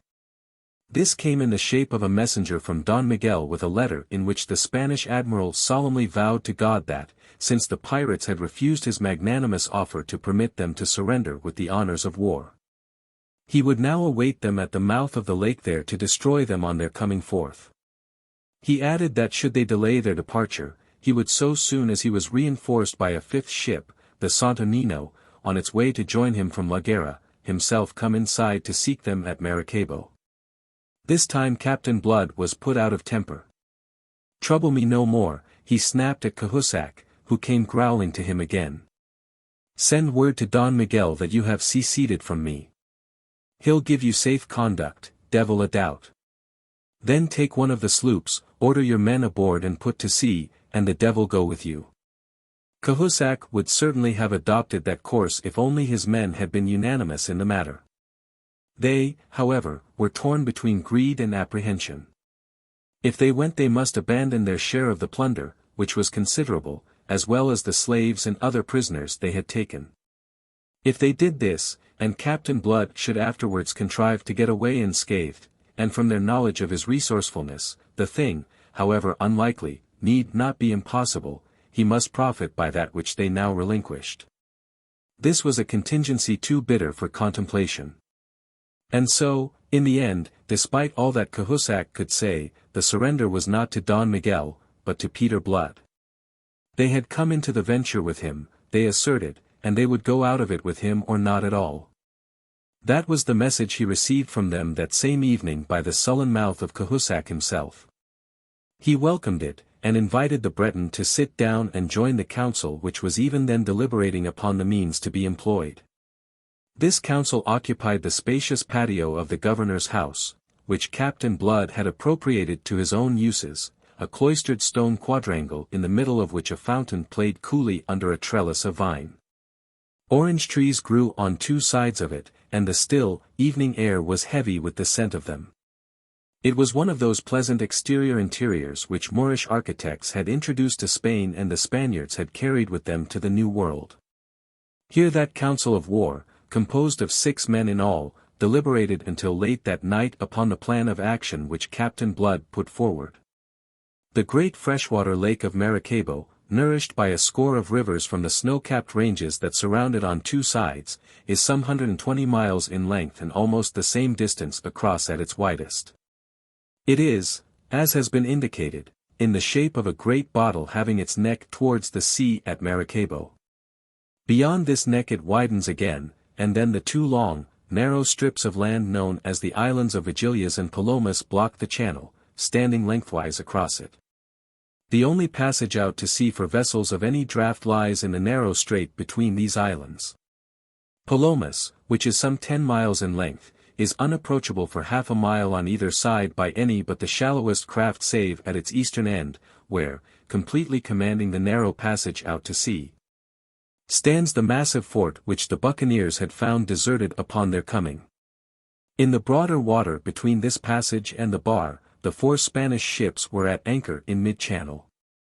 The Admiral's Encarnacion, which we already know, was a mighty galleon of 48 great guns and 8 small.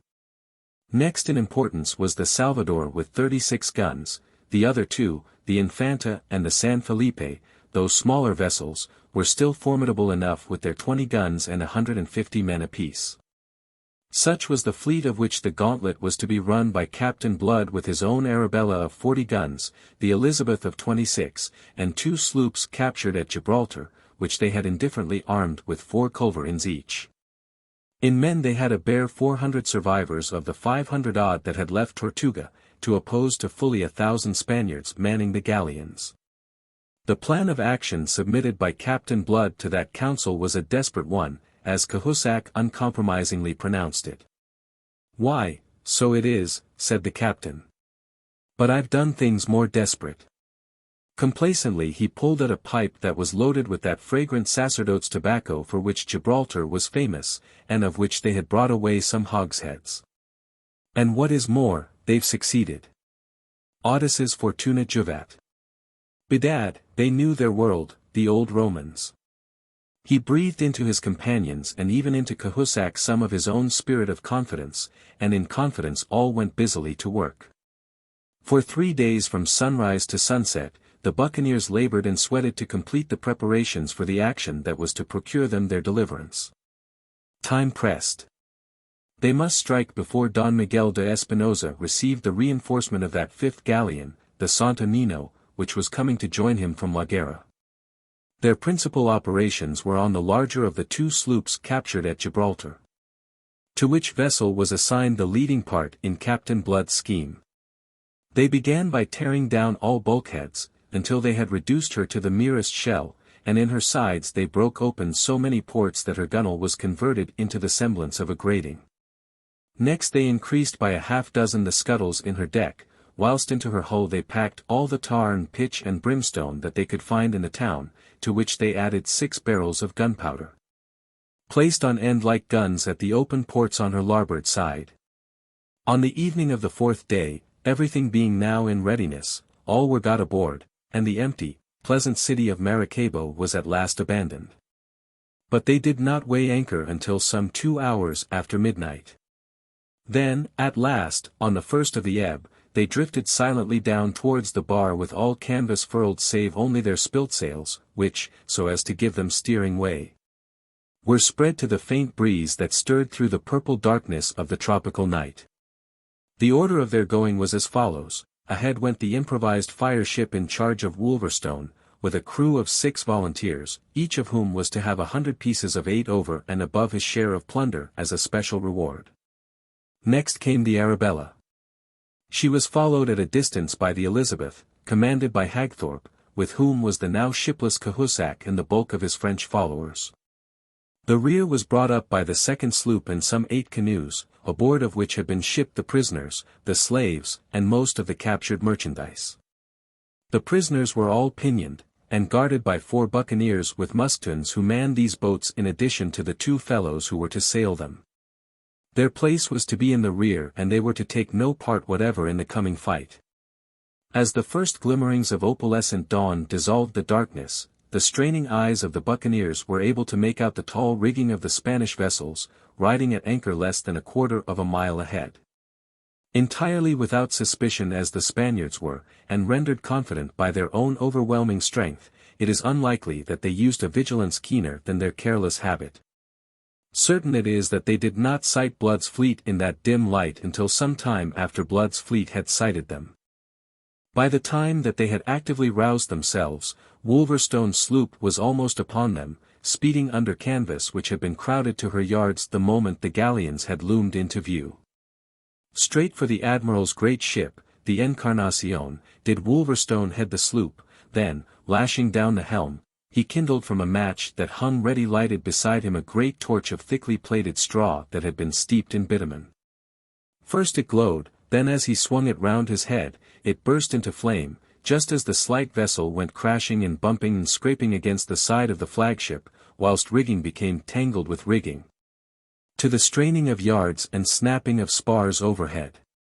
His 6 men stood at their posts on the larboard side, stark naked, each armed with a grapnel, 4 of them on the gunwale, 2 of them aloft. At the moment of impact these grapnels were slung to bind the Spaniard to them, those aloft being intended to complete and preserve the entanglement of the rigging. Aboard the rudely awakened galleon all was confused hurrying, scurrying, trumpeting, and shouting. At first there had been a desperately hurried attempt to get up the anchor, but this was abandoned as being already too late. And conceiving themselves on the point of being boarded, the Spaniards stood to arms to ward off the onslaught. Its slowness in coming intrigued them, being so different from the usual tactics of the buccaneers. Further intrigued were they by the sight of the gigantic Wolverstone speeding naked along his deck with a great flaming torch held high.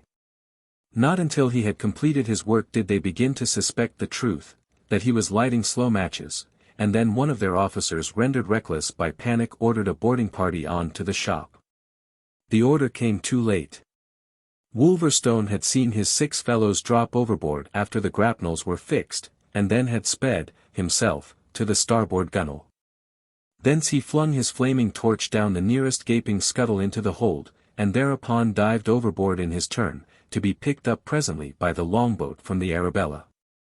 But before that happened the sloop was a thing of fire, from which explosions were hurling blazing combustibles aboard the Encarnacion, and long tongues of flame were licking out to consume the galleon, beating back those daring Spaniards who, too late, strove desperately to cut her adrift. And whilst the most formidable vessel of the Spanish fleet was thus being put out of action at the outset, Blood had sailed into open fire upon the Salvador.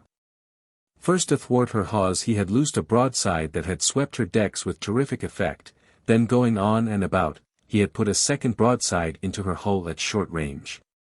Leaving her thus half-crippled, temporarily, at least, and keeping to his course, he had bewildered the crew of the Infanta by a couple of shots from the chasers on his beak head, then crashed alongside to grapple and board her. Whilst Hagthorpe was doing the like by the San Felipe. And in all this time not a single shot had the Spaniards contrived to fire, so completely had they been taken by surprise, and so swift and paralyzing had been Blood's stroke. Boarded now and faced by the cold steel of the buccaneers, neither the San Felipe nor the Infanta offered much resistance. The sight of their admiral in flames, and the Salvador drifting crippled from the action, had so utterly disheartened them that they accounted themselves vanquished, and laid down their arms. If by a resolute stand the Salvador had encouraged the other two undamaged vessels to resistance, the Spaniards might well have retrieved the fortunes of the day. But it happened that the Salvador was handicapped in true Spanish fashion by being the treasure ship of the fleet, with plate on board to the value of some 50,000 pieces. Intent above all upon saving this from falling into the hands of the pirates, Don Miguel, who, with a remnant of his crew, had meanwhile transferred himself aboard her, headed her down towards Palomas and the fort that guarded the passage. This fort the admiral, in those days of waiting, had taken the precaution secretly to garrison and rearm. For the purpose he had stripped the fort of Cogero, farther out on the Gulf, of its entire armament, which included some cannon royal of more than ordinary range and power. With no suspicion of this, Captain Blood gave chase, accompanied by the Infanta, which was manned now by a prize crew under the command of Iberville. The stern chasers of the Salvador desultorily returned the punishing fire of the pursuers. But such was the damage she, herself, sustained, that presently, coming under the guns of the fort, she began to sink, and finally settled down in the shallows with part of her hull above water. Thence, some in boats and some by swimming, the admiral got his crew ashore on Palomas as best he could. And then, just as Captain Blood accounted the victory won, and that his way out of that trap to the open sea beyond lay clear, the fort suddenly revealed its formidable and utterly unsuspected strength.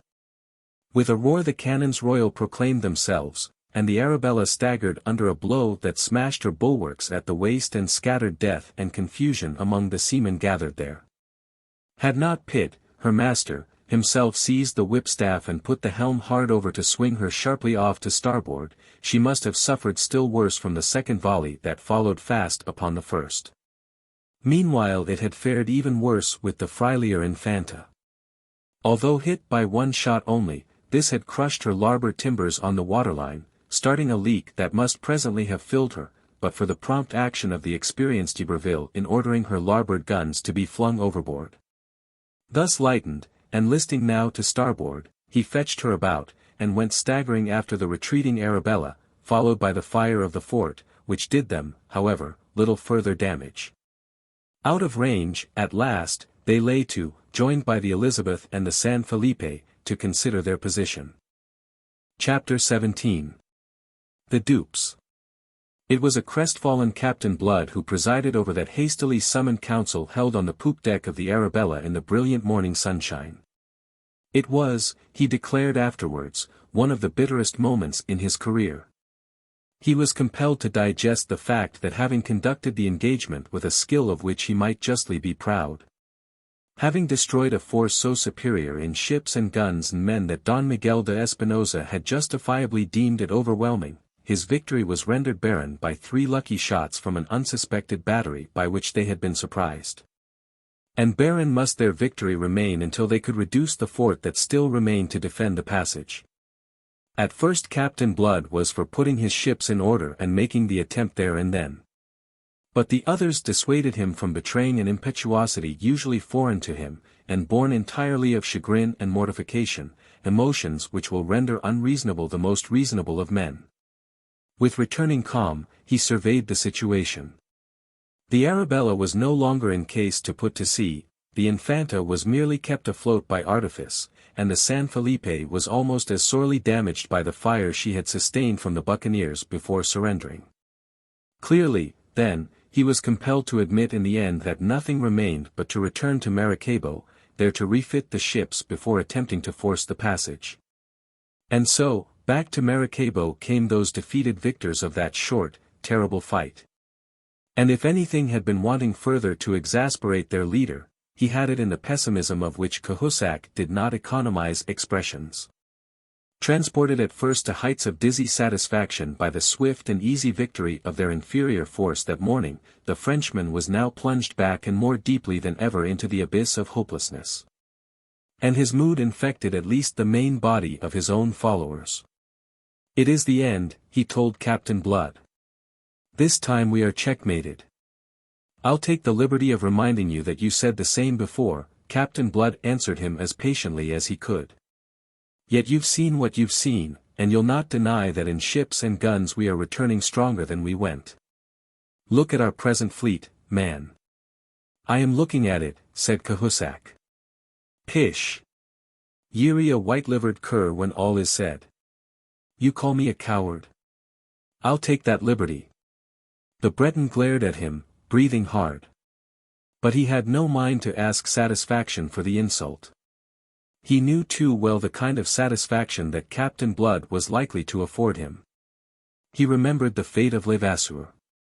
So he confined himself to words. "It is too much. You go too far."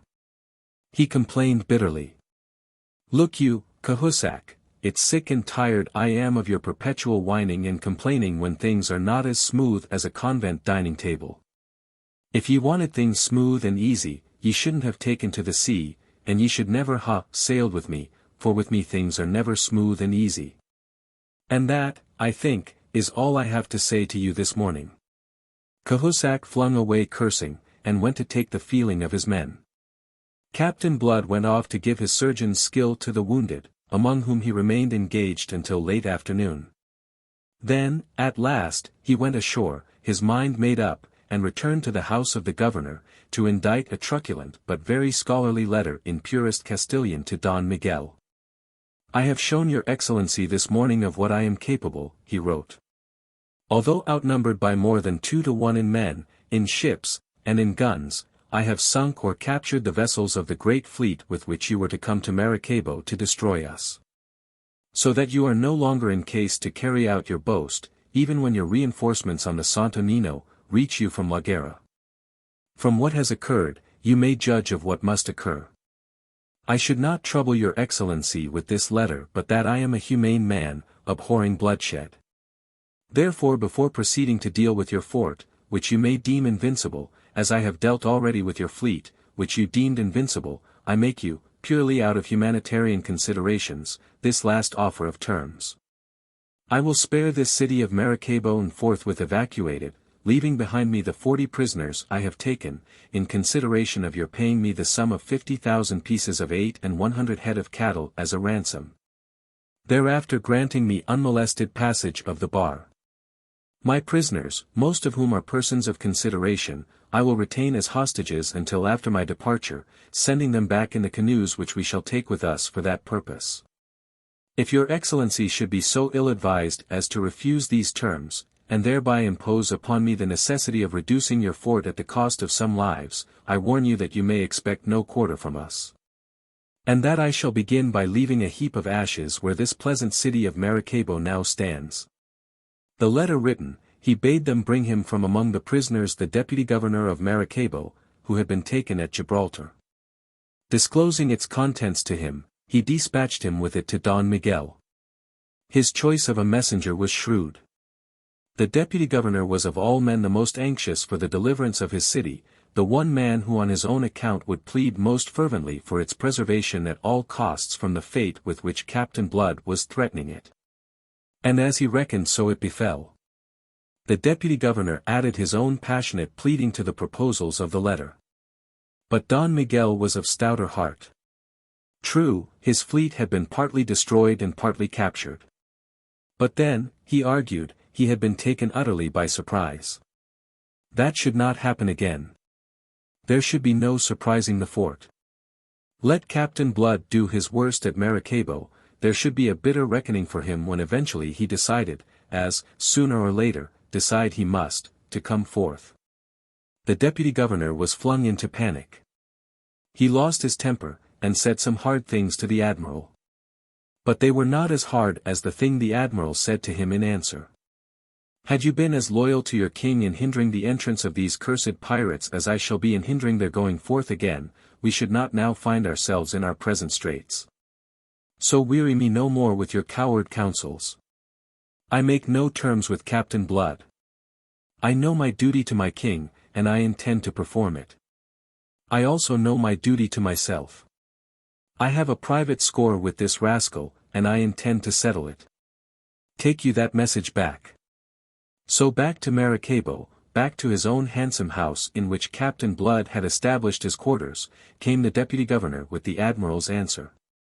And because he had been shamed into a show of spirit by the admiral's own stout courage in adversity, he delivered it as truculently as the admiral could have desired. And is it like that? Said Captain Blood with a quiet smile, though the heart of him sank at this failure of his bluster. Well, well, it's a pity now that the admiral's so headstrong. It was that way he lost his fleet, which was his own to lose. This pleasant city of Maracaibo isn't. So no doubt he'll lose it with fewer misgivings. I am sorry. Waste, like bloodshed, is a thing abhorrent to me. But there ye are. I'll have the faggots to the place in the morning, and maybe when he sees the blaze tomorrow night he'll begin to believe that Peter Blood is a man of his word. Ye may go, Don Francisco. The deputy governor went out with dragging feet, followed by guards, his momentary truculence utterly spent. But no sooner had he departed than up leapt Cahusac, who had been of the council assembled to receive the admiral's answer. His face was white and his hands shook as he held them out in protest. Death of my life, what have you to say now? He cried, his voice husky. And without waiting to hear what it might be, he raved on, I knew you not frighten the admiral so easy. He hold us in trap, and he knows it, yet you dream that he will yield himself to your impudent message. Your fool letter it have sealed the doom of us all. Have ye done? Quoth Blood quietly, as the Frenchman paused for breath. No, I have not. Then spare me the rest. It'll be of the same quality, devil a doubt, and it doesn't help us to solve the riddle that's before us. But what are you going to do? Is it that you will tell me? It was not a question, it was a demand. How the devil do I know? I was hoping you'd have some ideas yourself. But since ye're so desperately concerned to save your skin, you and those that think like you are welcome to leave us.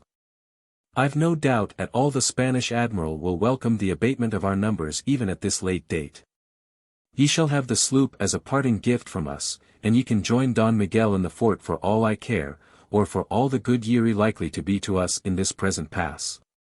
It is to my men to decide, Cahusac retorted, swallowing his fury, and on that stalked out to talk to them, leaving the others to deliberate in peace. Next morning early he sought Captain Blood again.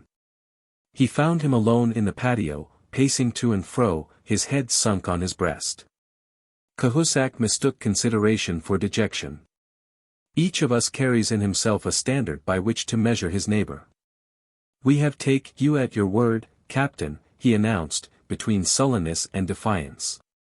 Captain Blood paused, shoulders hunched, hands behind his back, and mildly regarded the buccaneer in silence. Cahusac explained himself. Last night I send one of my men to the Spanish admiral with a letter. I make him offer to capitulate if he will accord us passage with the honors of war. This morning I receive his answer. He accord us this on the understanding that we carry nothing away with us. My men, they are embarking them on the sloop. We sail at once. Bon voyage, said Captain Blood, and with a nod he turned on his heel again to resume his interrupted mediation. Is that all that you have to say to me? Cried Cahusac. There are other things, said Blood over his shoulder. But I know ye wouldn't like them. Ha! Then it's adieu, my captain. Venomously he added, it is my belief that we shall not meet again. Your belief is my hope, said Captain Blood. Cahusac flung away, obscenely vituperative. Before noon he was under way with his followers, some 60 dejected men who had allowed themselves to be persuaded by him into that empty-handed departure, in spite even of all that Iberville could do to prevent it. The admiral kept faith with him, and allowed him free passage out to sea, which, from his knowledge of Spaniards, was more than Captain Blood had expected. Meanwhile, no sooner had the deserters weighed anchor than Captain Blood received word that the deputy governor begged to be allowed to see him again. Admitted, Don Francisco at once displayed the fact that a night's reflection had quickened his apprehensions for the city of Maracaibo and his condemnation of the admiral's intransigence. Captain Blood received him pleasantly. Good morning to you, Don Francisco. I have postponed the bonfire until nightfall. It will make a better show in the dark. Don Francisco, a slight, nervous, elderly man of high lineage and low vitality, came straight to business. I am here to tell you, Don Pedro, that if you will hold your hand for 3 days, I will undertake to raise the ransom you demand, which Don Miguel de Espinosa refuses. Captain Blood confronted him, a frown contracting the dark brows above his light eyes. And where will you be raising it, quoth he, faintly betraying his surprise. Don Francisco shook his head. That must remain my affair, he answered. I know where it is to be found, and my compatriots must contribute.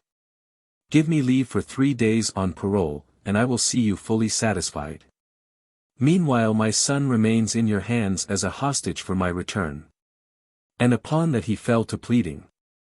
But in this he was crisply interrupted. By the saints! Ye a bold man, Don Francisco, to come to me with such a tale, to tell me that ye know where the ransom's to be raised, and yet to refuse to say. D'ye think now that with a match between your fingers ye'd grow more communicative?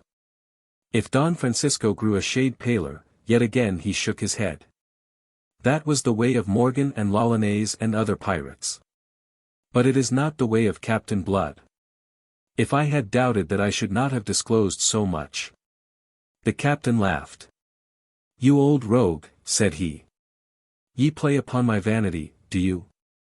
Upon your honor, captain. The honor of a pirate? Ye surely crazed. The honor of Captain Blood, Don Francisco insisted. You have the repute of making war like a gentleman. Captain Blood laughed again, on a bitter, sneering note that made Don Francisco fear the worst. He was not to guess that it was himself the captain mocked. That's merely because it's more remunerative in the end. And that is why you are accorded the 3 days you ask for.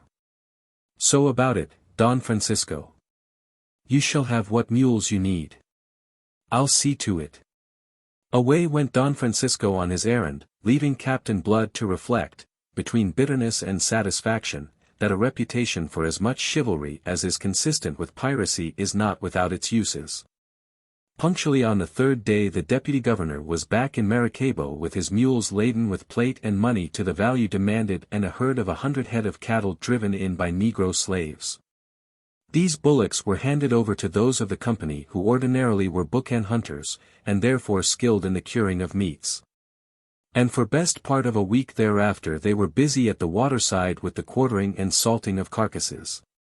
While this was doing on the one hand and the ships were being refitted for sea on the other, Captain Blood was pondering the riddle on the solution of which his own fate depended. Indian spies whom he employed brought him word that the Spaniards, working at low tide, had salved the 30 guns of the Salvador, and thus had added yet another battery to their already overwhelming strength. In the end, and hoping for inspiration on the spot, Captain Blood made a reconnaissance in person. At the risk of his life, accompanied by 2 friendly Indians, he crossed to the island in a canoe under cover of dark. They concealed themselves and the canoe in the short thick scrub with which that side of the island was densely covered, and lay there until daybreak. Then Blood went forward alone, and with infinite precaution, to make his survey. He went to verify a suspicion that he had formed, and approached the fort as nearly as he dared and a deal nearer than was safe. On all fours he crawled to the summit of an eminence a mile or so away, whence he found himself commanding a view of the interior dispositions of the stronghold. By the aid of a telescope with which he had equipped himself he was able to verify that, as he had suspected and hoped, the fort's artillery was all mounted on the seaward side. Satisfied, he returned to Maracaibo, and laid before the 6 who composed his council, Pitt, Hagthorpe, Iberville, Wolverstone, Dyke, and Ogle, a proposal to storm the fort from the landward side. Crossing to the island under cover of night, they would take the Spaniards by surprise and attempt to overpower them before they could shift their guns to meet the onslaught. With the exception of Wolverstone, who was by temperament the kind of man who favors desperate chances, those officers received the proposal coldly. Hagthorpe incontinently opposed it. "It's a harebrained scheme, Peter," he said gravely, shaking his handsome head.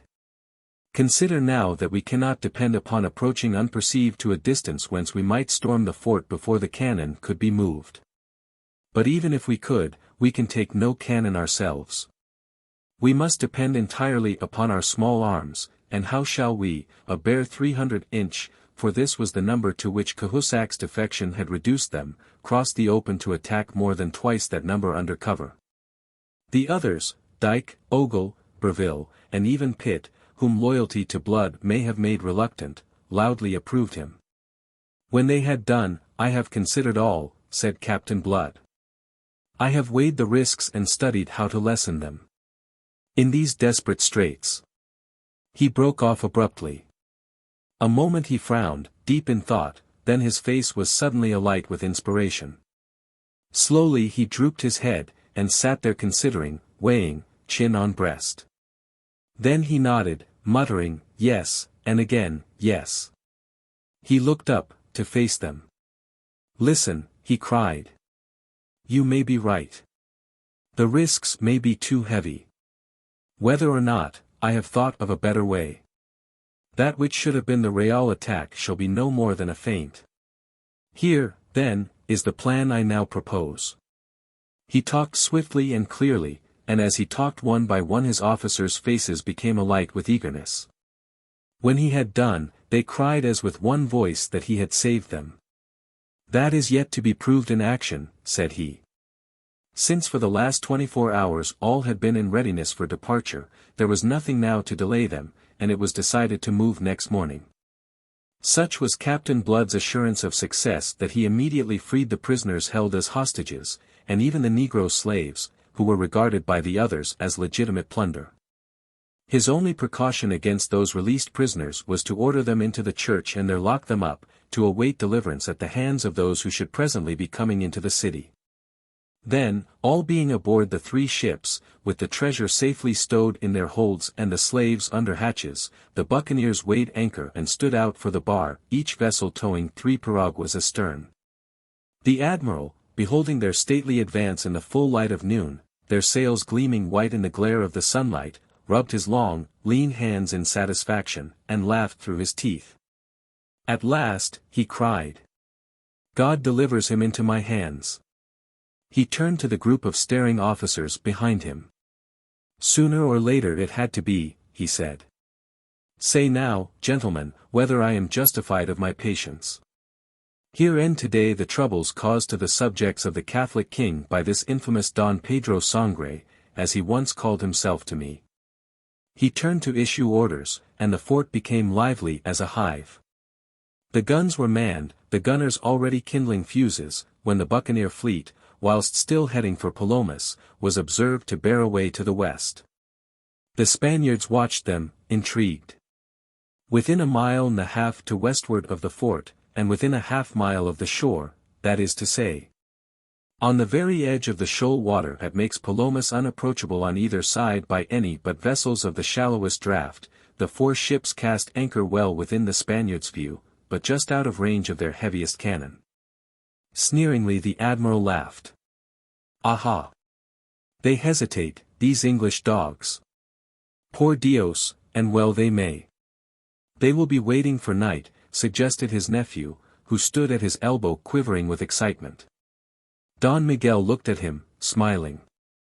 And what shall the night avail them in this narrow passage, under the very muzzles of my guns? Be sure, Esteban, that tonight your father will be paid for. He raised his telescope to continue his observation of the buccaneers. He saw that the piraguas towed by each vessel were being warped alongside, and he wondered a little what this maneuver might portend. A while those piraguas were hidden from view behind the hulls. Then one by one they reappeared, rowing round and away from the ships, and each boat, he observed, was crowded with armed men. Thus laden, they were headed for the shore, at a point where it was densely wooded to the water's edge. The eyes of the wondering admiral followed them until the foliage screened them from his view. Then he lowered his telescope and looked at his officers. "What the devil does it mean?" he asked. None answered him, all being as puzzled as he was himself. After a little while, Esteban, who kept his eyes on the water, plucked at his uncle's sleeve. "There they go," he cried, and pointed. And there, indeed, went the piraguas on their way back to the ships. But now it was observed that they were empty, save for the men who rowed them. Their armed cargo had been left ashore. Back to the ships they pulled, to return again presently with a fresh load of armed men, which similarly they conveyed to Palomas. And at last one of the Spanish officers ventured an explanation. "They are going to attack us by land, to attempt to storm the fort." "Of course." The admiral smiled. "I had guessed it. Whom the gods would destroy they first make mad." "Shall we make a sally?" urged Esteban, in his excitement. "A sally? Through that scrub? That would be to play into their hands. No, no, we will wait here to receive this attack. Whenever it comes, it is themselves will be destroyed, and utterly. Have no doubt of that." But by evening the admiral's equanimity was not quite so perfect. By then the piraguas had made a half-dozen journeys with their loads of men, and they had landed also, as Don Miguel had clearly observed through his telescope, at least a dozen guns. His countenance no longer smiled.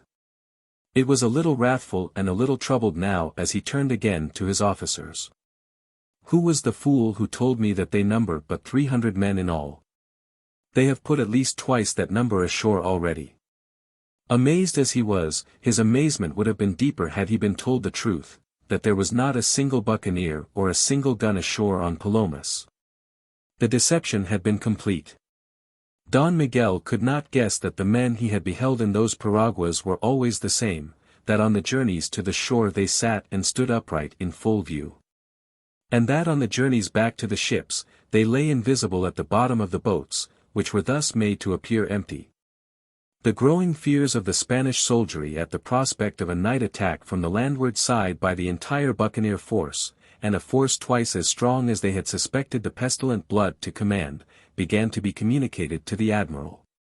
In the last hours of fading daylight, the Spaniards did precisely what Captain Blood so confidently counted that they would do, precisely what they must do to meet the attack, preparations for which had been so thoroughly simulated. They set themselves to labor like the damned at those ponderous guns emplaced to command the narrow passage out to sea. Groaning and sweating, urged on by the curses and even the whips of their officers, they toiled in a frenzy of panic-stricken haste to shift the greater number and the more powerful of their guns across to the landward side, there to emplace them anew, so that they might be ready to receive the attack which at any moment now might burst upon them from the woods not half a mile away. Thus, when night fell, although in mortal anxiety of the onslaught of those wild devils whose reckless courage was a byword on the seas of the main, at least the Spaniards were tolerably prepared for it. Waiting, they stood to their guns. And whilst they waited thus, under cover of the darkness and as the tide began to ebb, Captain Blood's fleet weighed anchor quietly.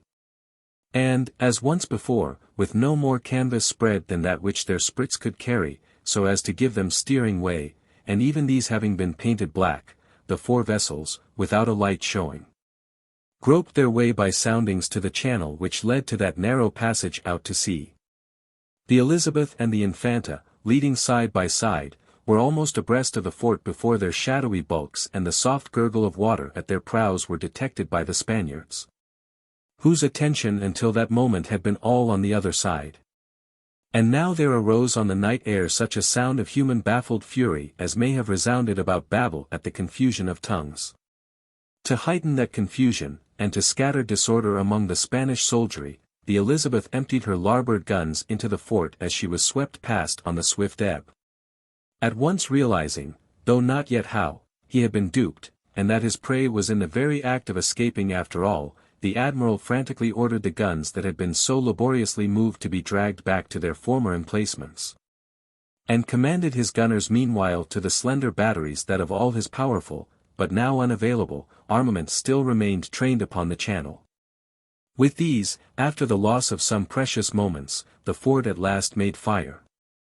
It was answered by a terrific broadside from the Arabella, which had now drawn abreast, and was crowding canvas to her yards. The enraged and gibbering Spaniards had a brief vision of her as the line of flame spurted from her red flank, and the thunder of her broadside drowned the noise of the creaking halyards. After that they saw her no more. Assimilated by the friendly darkness which the lesser Spanish guns were speculatively stabbing, the escaping ships fired never another shot that might assist their baffled and bewildered enemies to locate them. Some slight damage was sustained by Blood's fleet. But by the time the Spaniards had resolved their confusion into some order of dangerous offense, that fleet, well served by a southerly breeze, was through the Narrows and standing out to sea. Thus was Don Miguel de Espinosa left to chew the bitter cud of a lost opportunity, and to consider in what terms he would acquaint the Supreme Council of the Catholic King that Peter Blood had got away from Maracaibo, taking with him 2 20-gun frigates that were lately the property of Spain, to say nothing of 250,000 pieces of eight and other plunder. And all this in spite of Don Miguel's 4 galleons and his heavily armed fort that at one time had held the pirates so securely trapped. Heavy, indeed, grew the account of Peter Blood, which Don Miguel swore passionately to heaven should at all costs to himself be paid in full. Nor were the losses already detailed the full total of those suffered on this occasion by the King of Spain. For on the following evening, off the coast of Oruba, at the mouth of the Gulf of Venezuela, Captain Blood's fleet came upon the belated Santo Nino, speeding under full sail to reinforce Don Miguel at Maracaibo. At first the Spaniard had conceived that she was meeting the victorious fleet of Don Miguel, returning from the destruction of the pirates. When at comparatively close quarters the pennon of St. George soared to the Arabella's masthead to disillusion her, the Santo Nino chose the better part of valor, and struck her flag. Captain Blood ordered her crew to take to the boats, and land themselves at Oruba or wherever else they pleased. So considerate was he that to assist them he presented them with several of the piraguas which he still had in tow. "You will find," said he to her captain, "that Don Miguel is in an extremely bad temper. Commend me to him, and say that I venture to remind him that he must blame himself for all the ills that have befallen him. The evil has recoiled upon him which he loosed when he sent his brother unofficially to make a raid upon the island of Barbados. Bid him think twice before he lets his devils loose upon an English settlement again." With that he dismissed the captain, who went over the side of the Santo Nino, and Captain Blood proceeded to investigate the value of this further prize. When her hatches were removed, a human cargo was disclosed in her hold. "Slaves," said Wolverstone, and persisted in that belief cursing Spanish devilry until Cahusac crawled up out of the dark bowels of the ship, and stood blinking in the sunlight. There was more than sunlight to make the Breton pirate blink. And those that crawled out after him, the remnants of his crew, cursed him horribly for the pusillanimity which had brought them into the ignominy of owing their deliverance to those whom they had deserted as lost beyond hope. Their sloop had encountered and had been sunk 3 days ago by the Santo Nino, and Cahusac had narrowly escaped hanging merely that for some time he might be a mock among the brethren of the coast. For many a month thereafter he was to hear in Tortuga the jeering taunt, "Where do you spend the gold that you brought back from Maracaibo?" Chapter 18. The Milagrosa. The affair at Maracaibo is to be considered as Captain Blood's buccaneering masterpiece. Although there is scarcely one of the many actions that he fought, recorded in such particular detail by Jeremy Pitt, which does not afford some instance of his genius for naval tactics. Yet in none is this more shiningly displayed than in those two engagements by which he won out of the trap which Don Miguel de Espinosa had sprung upon him. The fame which he had enjoyed before this, great as it already was, is dwarfed into insignificance by the fame that followed. It was a fame such as no buccaneer, not even Morgan, has ever boasted, before or since. In Tortuga, during the months he spent there refitting the 3 ships he had captured from the fleet that had gone out to destroy him, he found himself almost an object of worship in the eyes of the wild brethren of the coast. All of whom now clamored for the honor of serving under him. It placed him in the rare position of being able to pick and choose the crews for his augmented fleet, and he chose fastidiously. When next he sailed away it was with a fleet of 5 fine ships in which went something over 1,000 men. Thus you behold him not merely famous, but really formidable. The 3 captured Spanish vessels he had renamed with a certain scholarly humor the Clotho, Lachesis, and Atropos. A grimly jocular manner of conveying to the world that he made them the arbiters of the fate of any Spaniards he should henceforth encounter upon the seas. In Europe the news of this fleet, following upon the news of the Spanish admiral's defeat at Maracaibo, produced something of a sensation.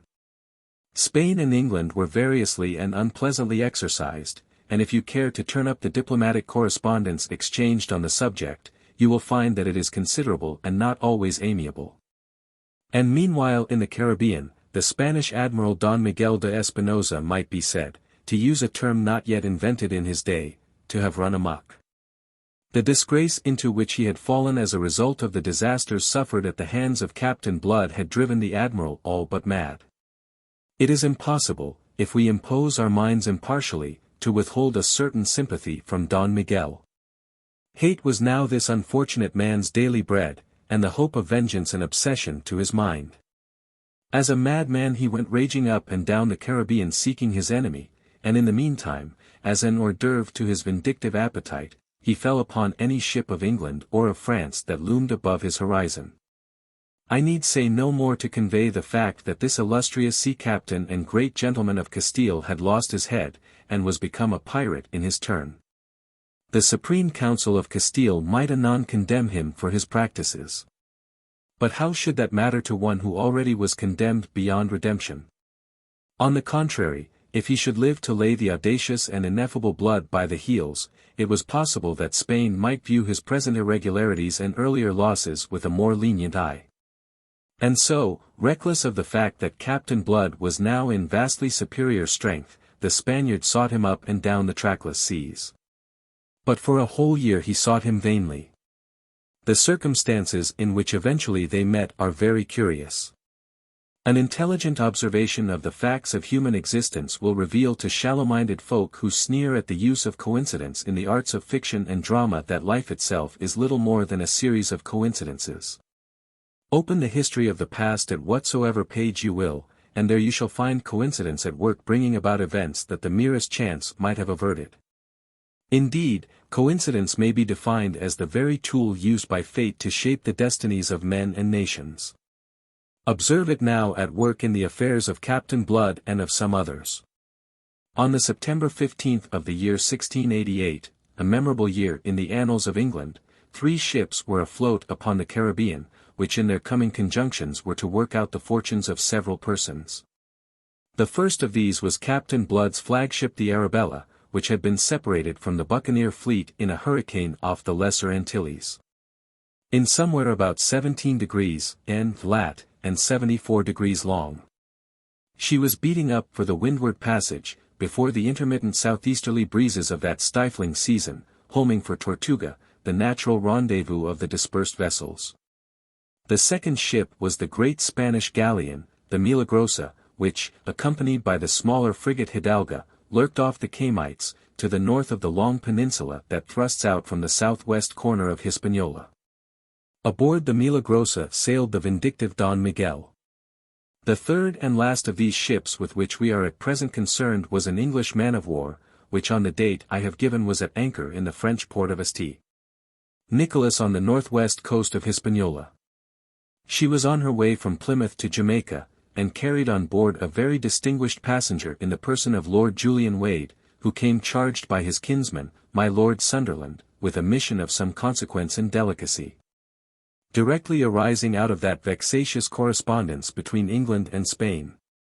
The French government, like the English, excessively annoyed by the depredations of the buccaneers, and the constant straining of relations with Spain that ensued, had sought in vain to put them down by enjoining the utmost severity against them upon her various overseas governors.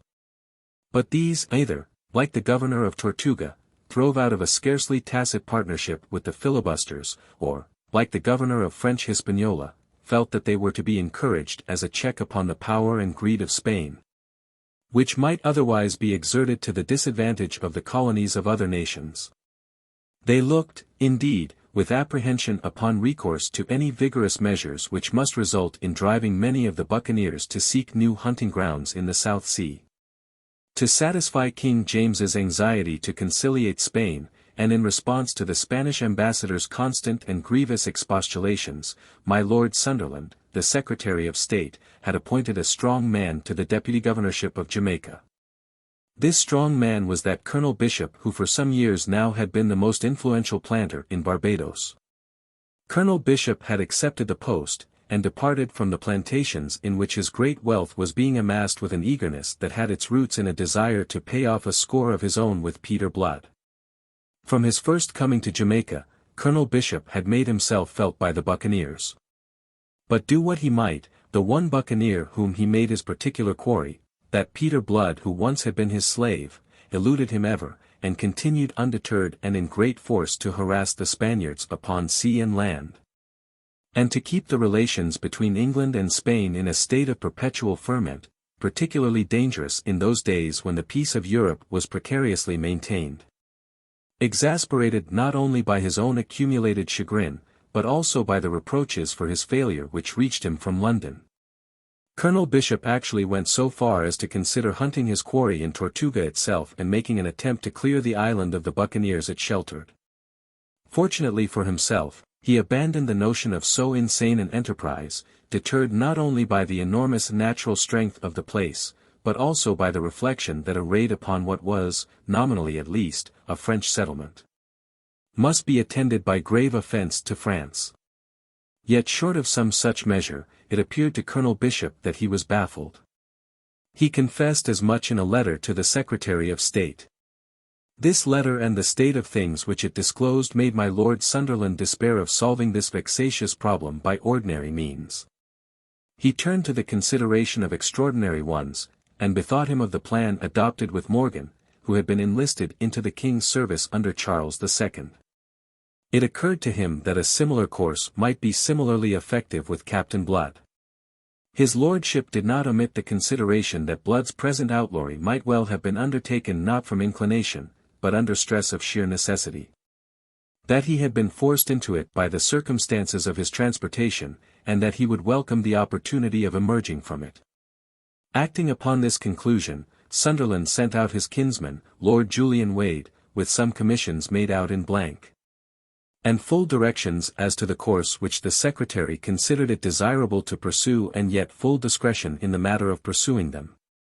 The crafty Sunderland, master of all labyrinths of intrigue, advised his kinsman that in the event of his finding Blood intractable, or judging for other reasons that it was not desirable to enlist him in the King's service, he should turn his attention to the officers serving under him, and by seducing them away from him leave him so weakened that he must fall an easy victim to Colonel Bishop's fleet.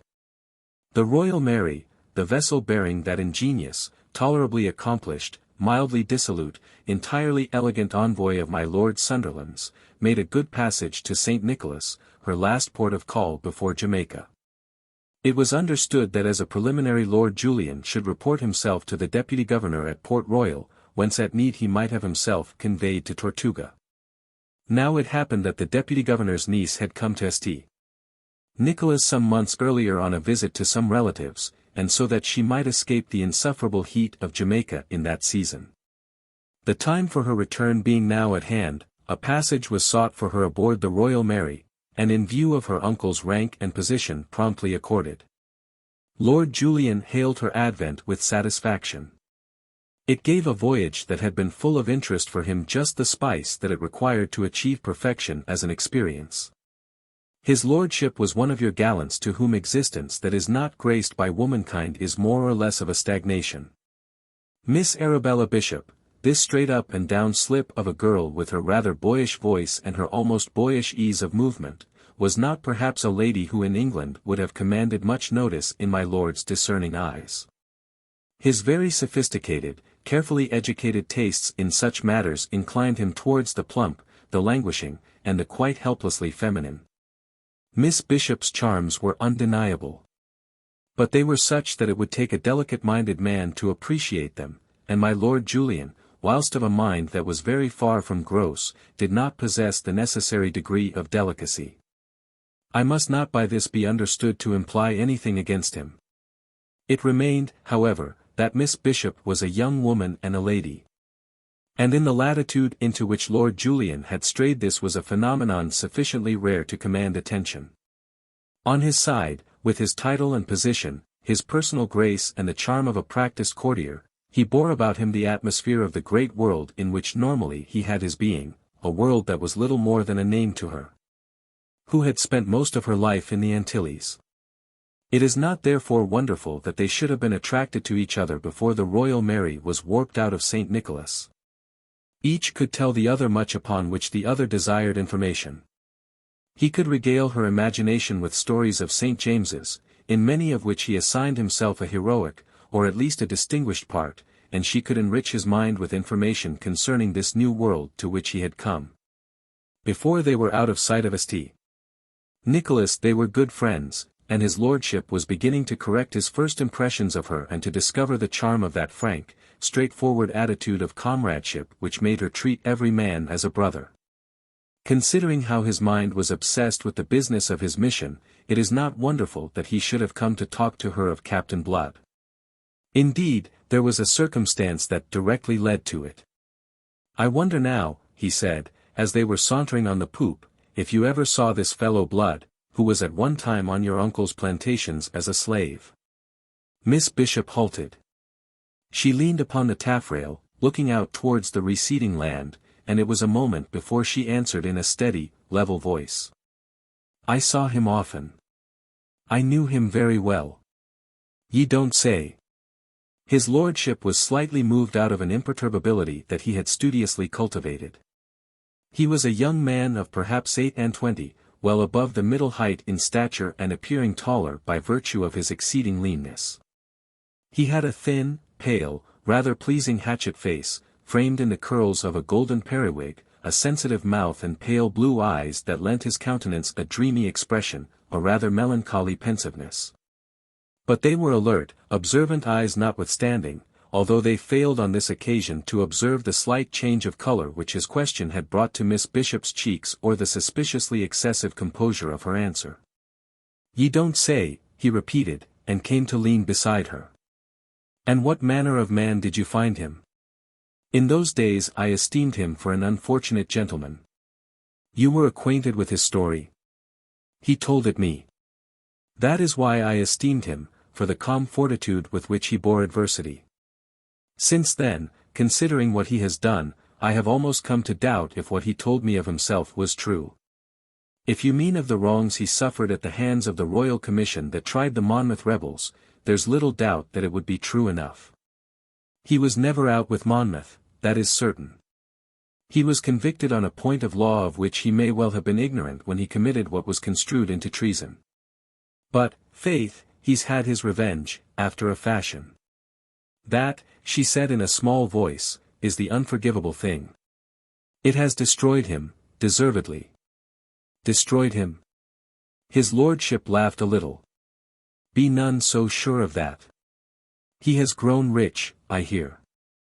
He has translated, so it is said, his Spanish spoils into French gold, which is being treasured up for him in France. His future father-in-law, M. D'Ogeron, has seen to that." "His future father-in-law?" said she, and stared at him round-eyed, with parted lips. Then added, Diogeron. The governor of Tortuga. The same. You see the fellow's well protected. It's a piece of news I gathered in St. Nicholas. I am not sure that I welcome it, for I am not sure that it makes any easier a task upon which my kinsman, Lord Sunderland, has sent me hither. But there it is. You didn't know. She shook her head without replying. She had averted her face, and her eyes were staring down at the gently heaving water. After a moment she spoke, her voice steady and perfectly controlled. But surely, if this were true, there would have been an end to his piracy by now. If he loved a woman and was betrothed, and was also rich as you say, surely he would have abandoned this desperate life, and— Why, so I thought, his lordship interrupted, until I had the explanation. Dodgeron is avaricious for himself and for his child. And as for the girl, I'm told she's a wild piece, fit mate for such a man as Blood. Almost I marvel that he doesn't marry her and take her roving with him. It would be no new experience for her. And I marvel, too, at Blood's patience. He killed a man to win her. He killed a man for her, do you say? There was horror now in her voice. Yes, a French buccaneer named Levasseur. He was the girl's lover and Blood's associate on a venture. Blood coveted the girl, and killed Levasseur to win her.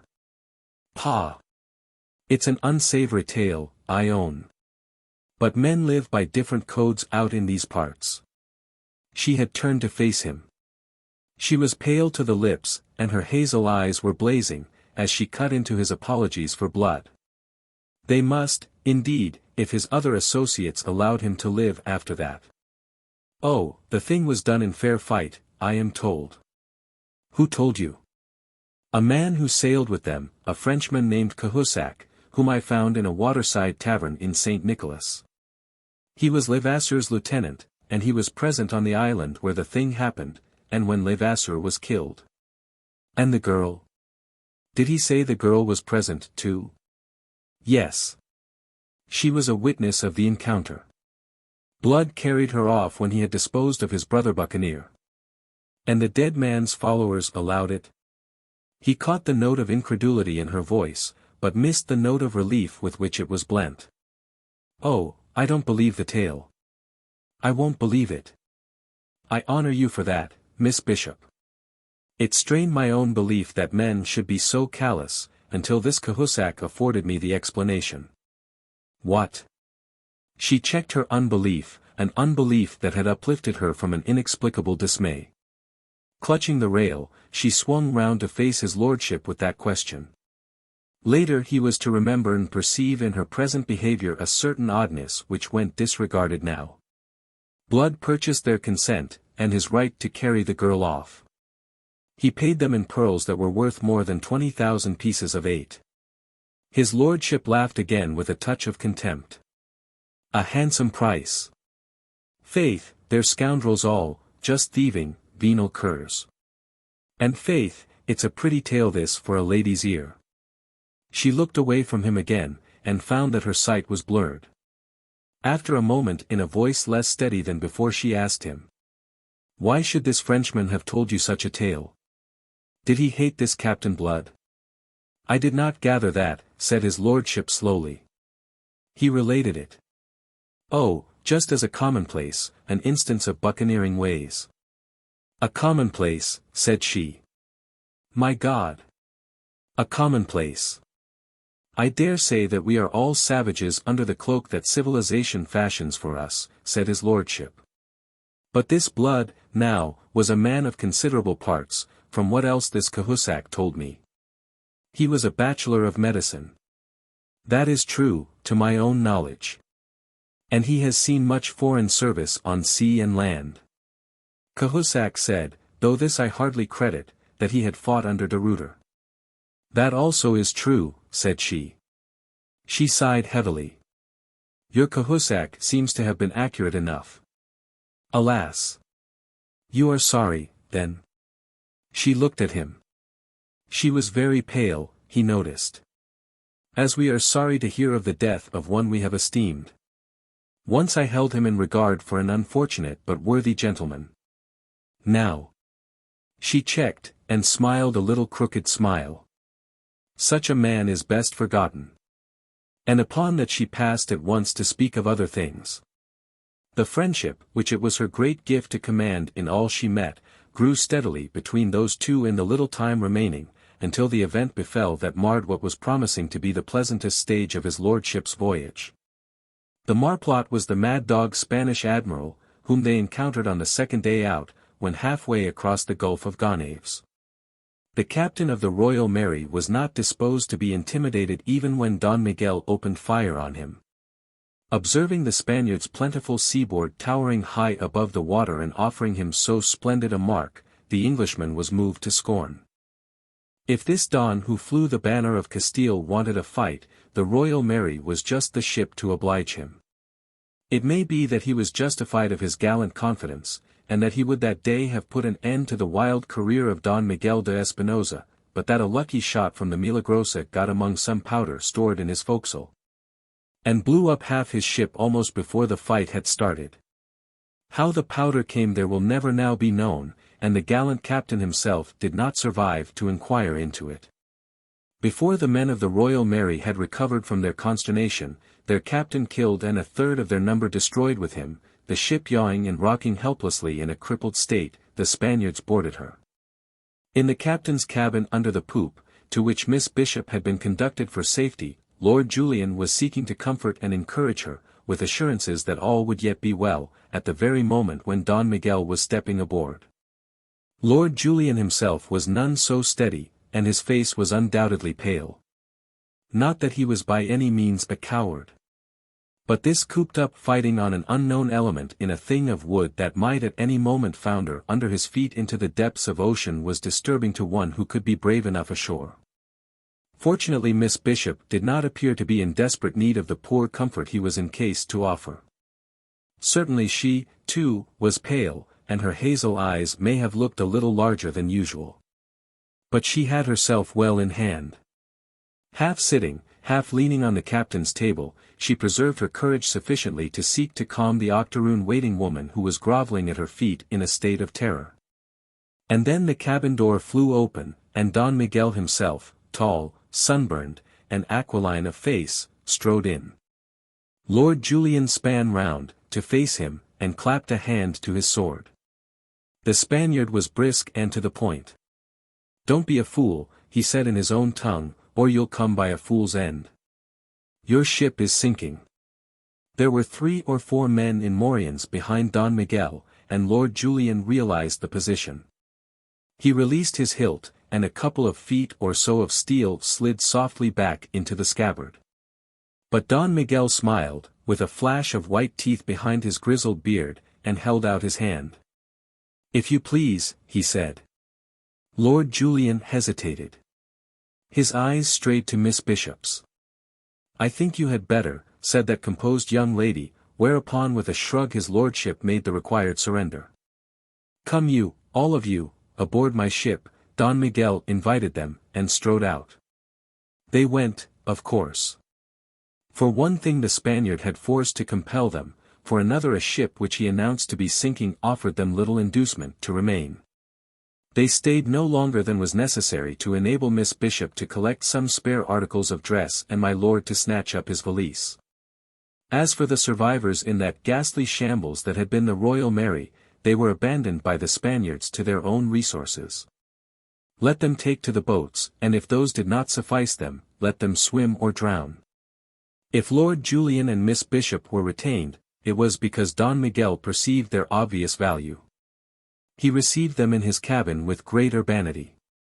Urbanely he desired to have the honor of being acquainted with their names. Lord Julian, sick with horror of the spectacle he had just witnessed, commanded himself with difficulty to supply them. Then haughtily he demanded to know in his turn the name of their aggressor. He was in an exceedingly ill temper. He realized that if he had done nothing positively discreditable in the unusual and difficult position into which fate had thrust him, at least he had done nothing creditable. This might have mattered less but that the spectator of his indifferent performance was a lady.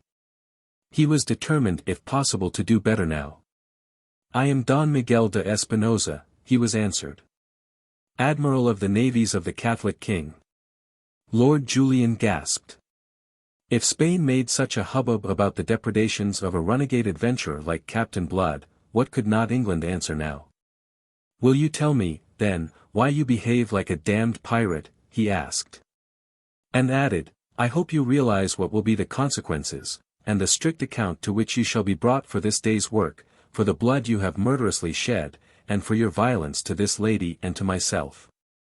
I offer you no violence, said the Admiral, smiling, as only the man who holds the trumps can smile. On the contrary, I have saved your lives. Saved our lives. Lord Julian was momentarily speechless before such callous impudence. And what of the lives you have destroyed in wanton butchery? By God, man, they shall cost you dear. Don Miguel's smile persisted. It is possible. All things are possible. Meantime it is your own lives that will cost you dear. Colonel Bishop is a rich man, and you, my lord, are no doubt also rich. I will consider and fix your ransom. So that you're just the damned murderous pirate I was supposing you, stormed his lordship. And you have the impudence to call yourself the Admiral of the navies of the Catholic King? We shall see what your Catholic King will have to say to it. The Admiral ceased to smile. He revealed something of the rage that had eaten into his brain. You do not understand, he said. It is that I treat you English heretic dogs just as you English heretic dogs have treated Spaniards upon the seas, you robbers and thieves out of hell. I have the honesty to do it in my own name, but you perfidious beasts, you send your Captain Bloods, your Hagthorpes, and your Morgans against us and disclaim responsibility for what they do.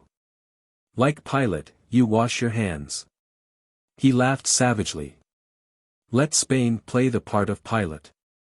Let her disclaim responsibility for me, when your ambassador at the Escurial shall go whining to the Supreme Council of this act of piracy by Don Miguel de Espinosa. Captain Blood and the rest are not admirals of England, cried Lord Julian. Are they not? How do I know? How does Spain know? Are you not liars all, you English heretics? Sir.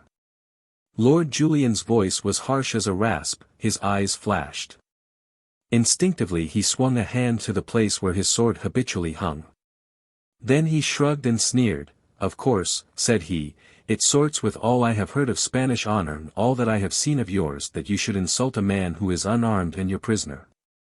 The Admiral's face flamed scarlet. He half raised his hand to strike. And then, restrained, perhaps, by the very words that had cloaked the retorting insult, he turned on his heel abruptly and went out without answering. Chapter 19. The Meeting. As the door slammed after the departing Admiral, Lord Julian turned to Arabella, and actually smiled.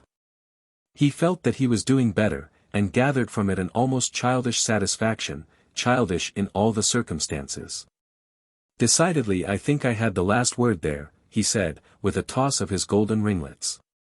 Miss Bishop, seated at the cabin table, looked at him steadily, without returning his smile. Does it matter, then, so much, having the last word? I am thinking of those poor fellows on the Royal Mary. Many of them have had their last word, indeed. And for what? A fine ship sunk, a score of lives lost, thrice that number now in jeopardy, and all for what? You are overwrought, ma'am. I. Overwrought. She uttered a single sharp note of laughter. I assure you I am calm. I am asking you a question, Lord Julian. Why has this Spaniard done all this?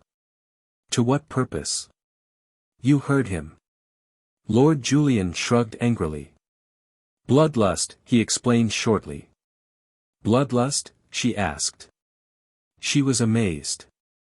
Does such a thing exist, then? It is insane, monstrous. Fiendish, his lordship agreed. Devil's work. I don't understand. At Bridgetown 3 years ago there was a Spanish raid, and things were done that should have been impossible to men, horrible, revolting things which strain belief, which seem, when I think of them now, like the illusions of some evil dream. Are men just beasts? Men, said Lord Julian, staring. Say Spaniards, and I'll agree. He was an Englishman speaking of hereditary foes. And yet there was a measure of truth in what he said. This is the Spanish way in the New World. Faith, almost it justifies such men as blood of what they do.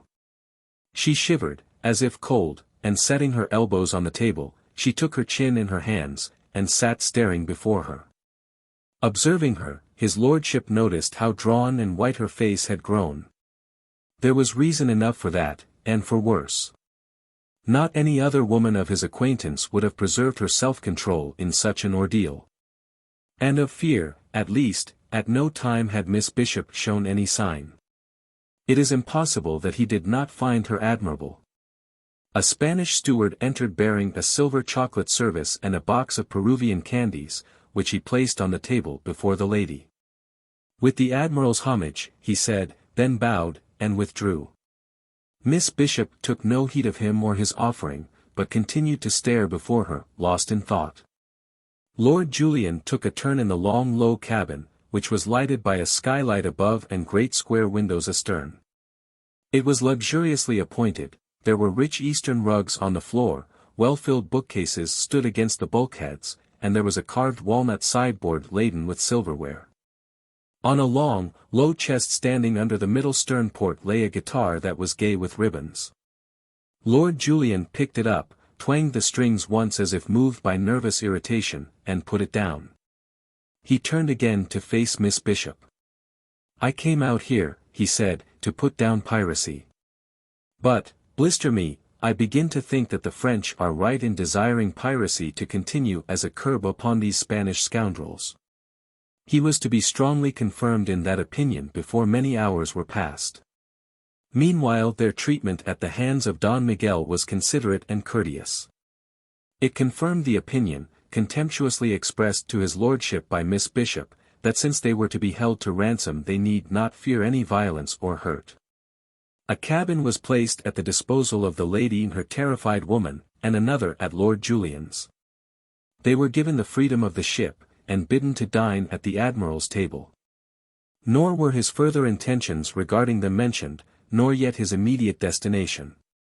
The Milagrosa, with her consort the Hidalga rolling after her, steered a south by westerly course, then veered to the southeast round Cape Tiburon, and thereafter, standing well out to sea, with the land no more than a cloudy outline to larboard.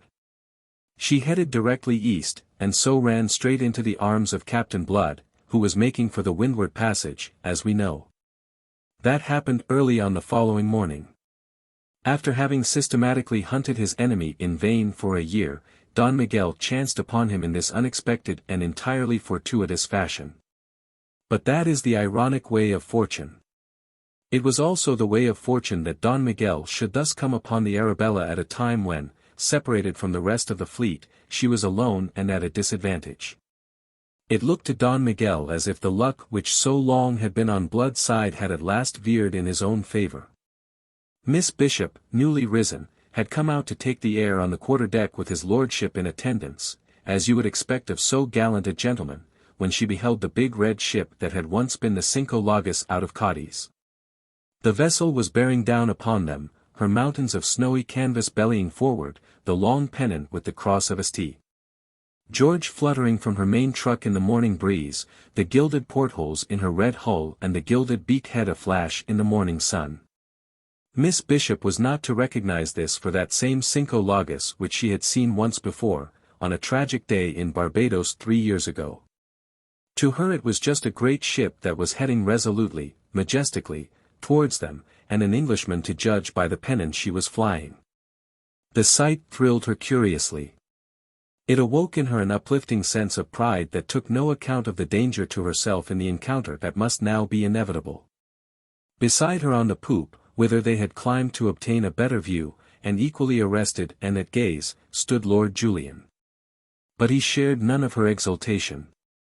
He had been in his first sea fight yesterday, and he felt that the experience would suffice him for a very considerable time.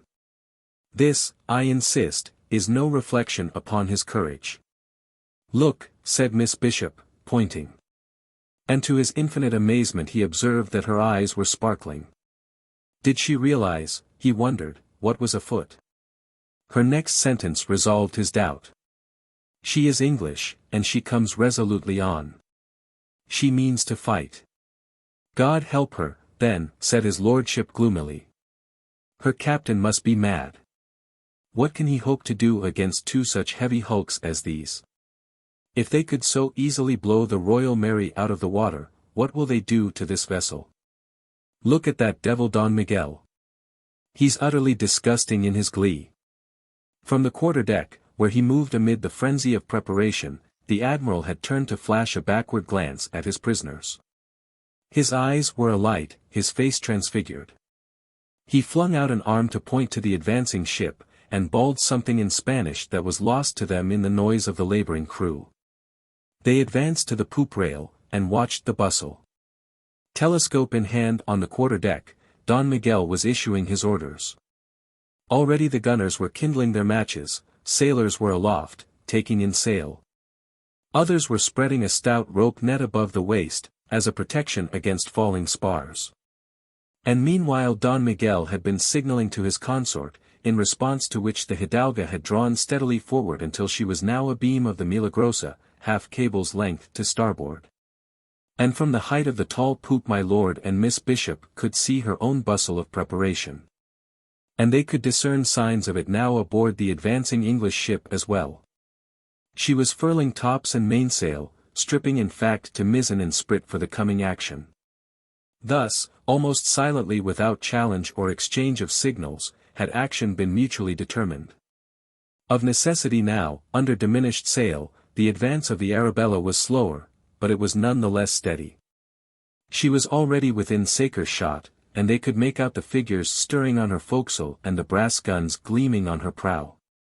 The gunners of the Milagrosa raised their linstocks and blew upon their smouldering matches, looking up impatiently at the admiral.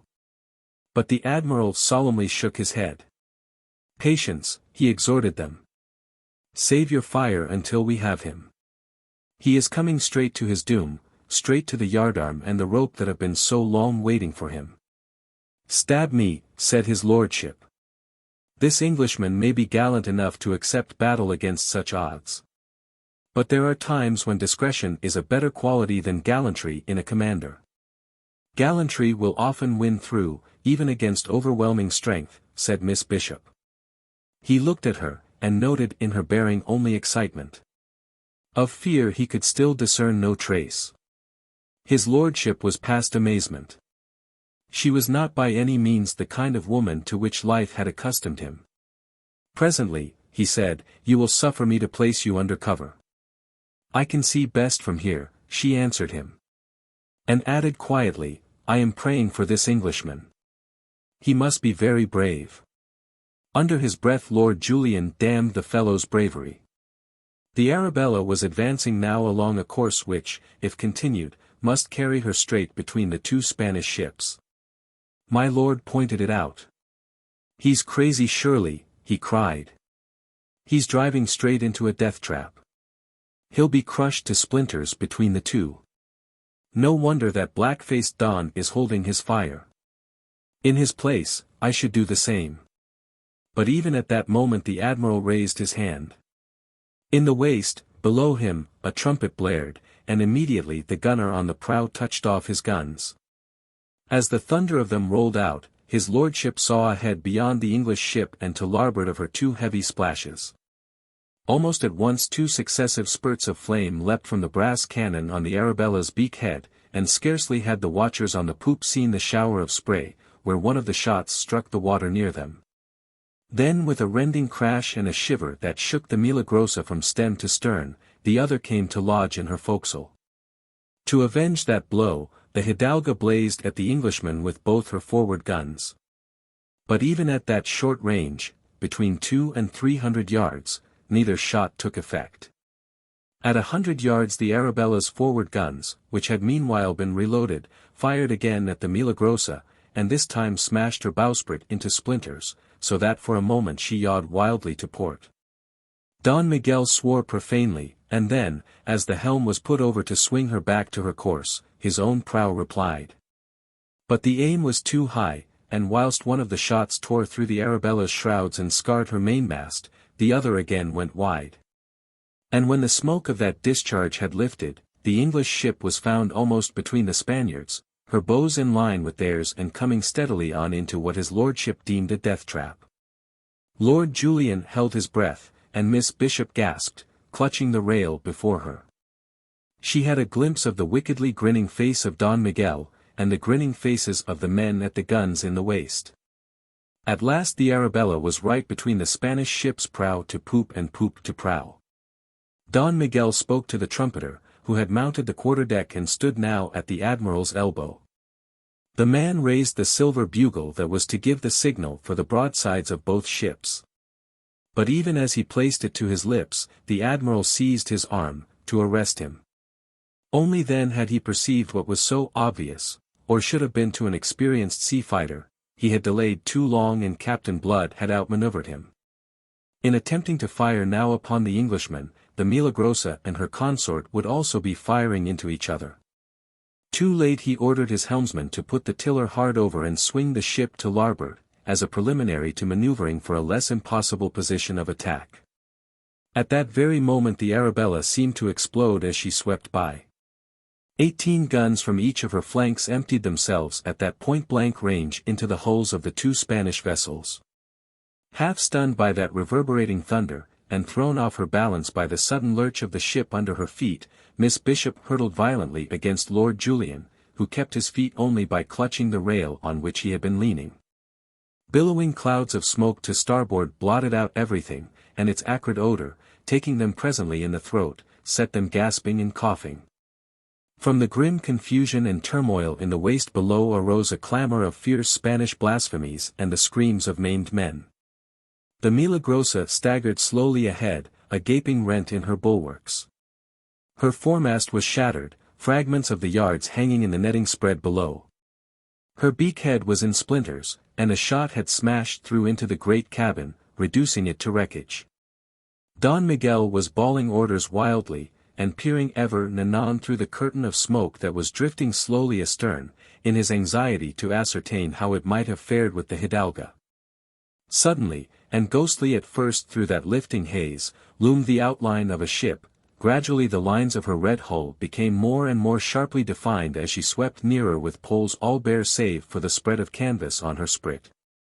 Instead of holding to her course as Don Miguel had expected she would, the Arabella had gone about under cover of the smoke, and sailing now in the same direction as the Milagrosa, was converging sharply upon her across the wind.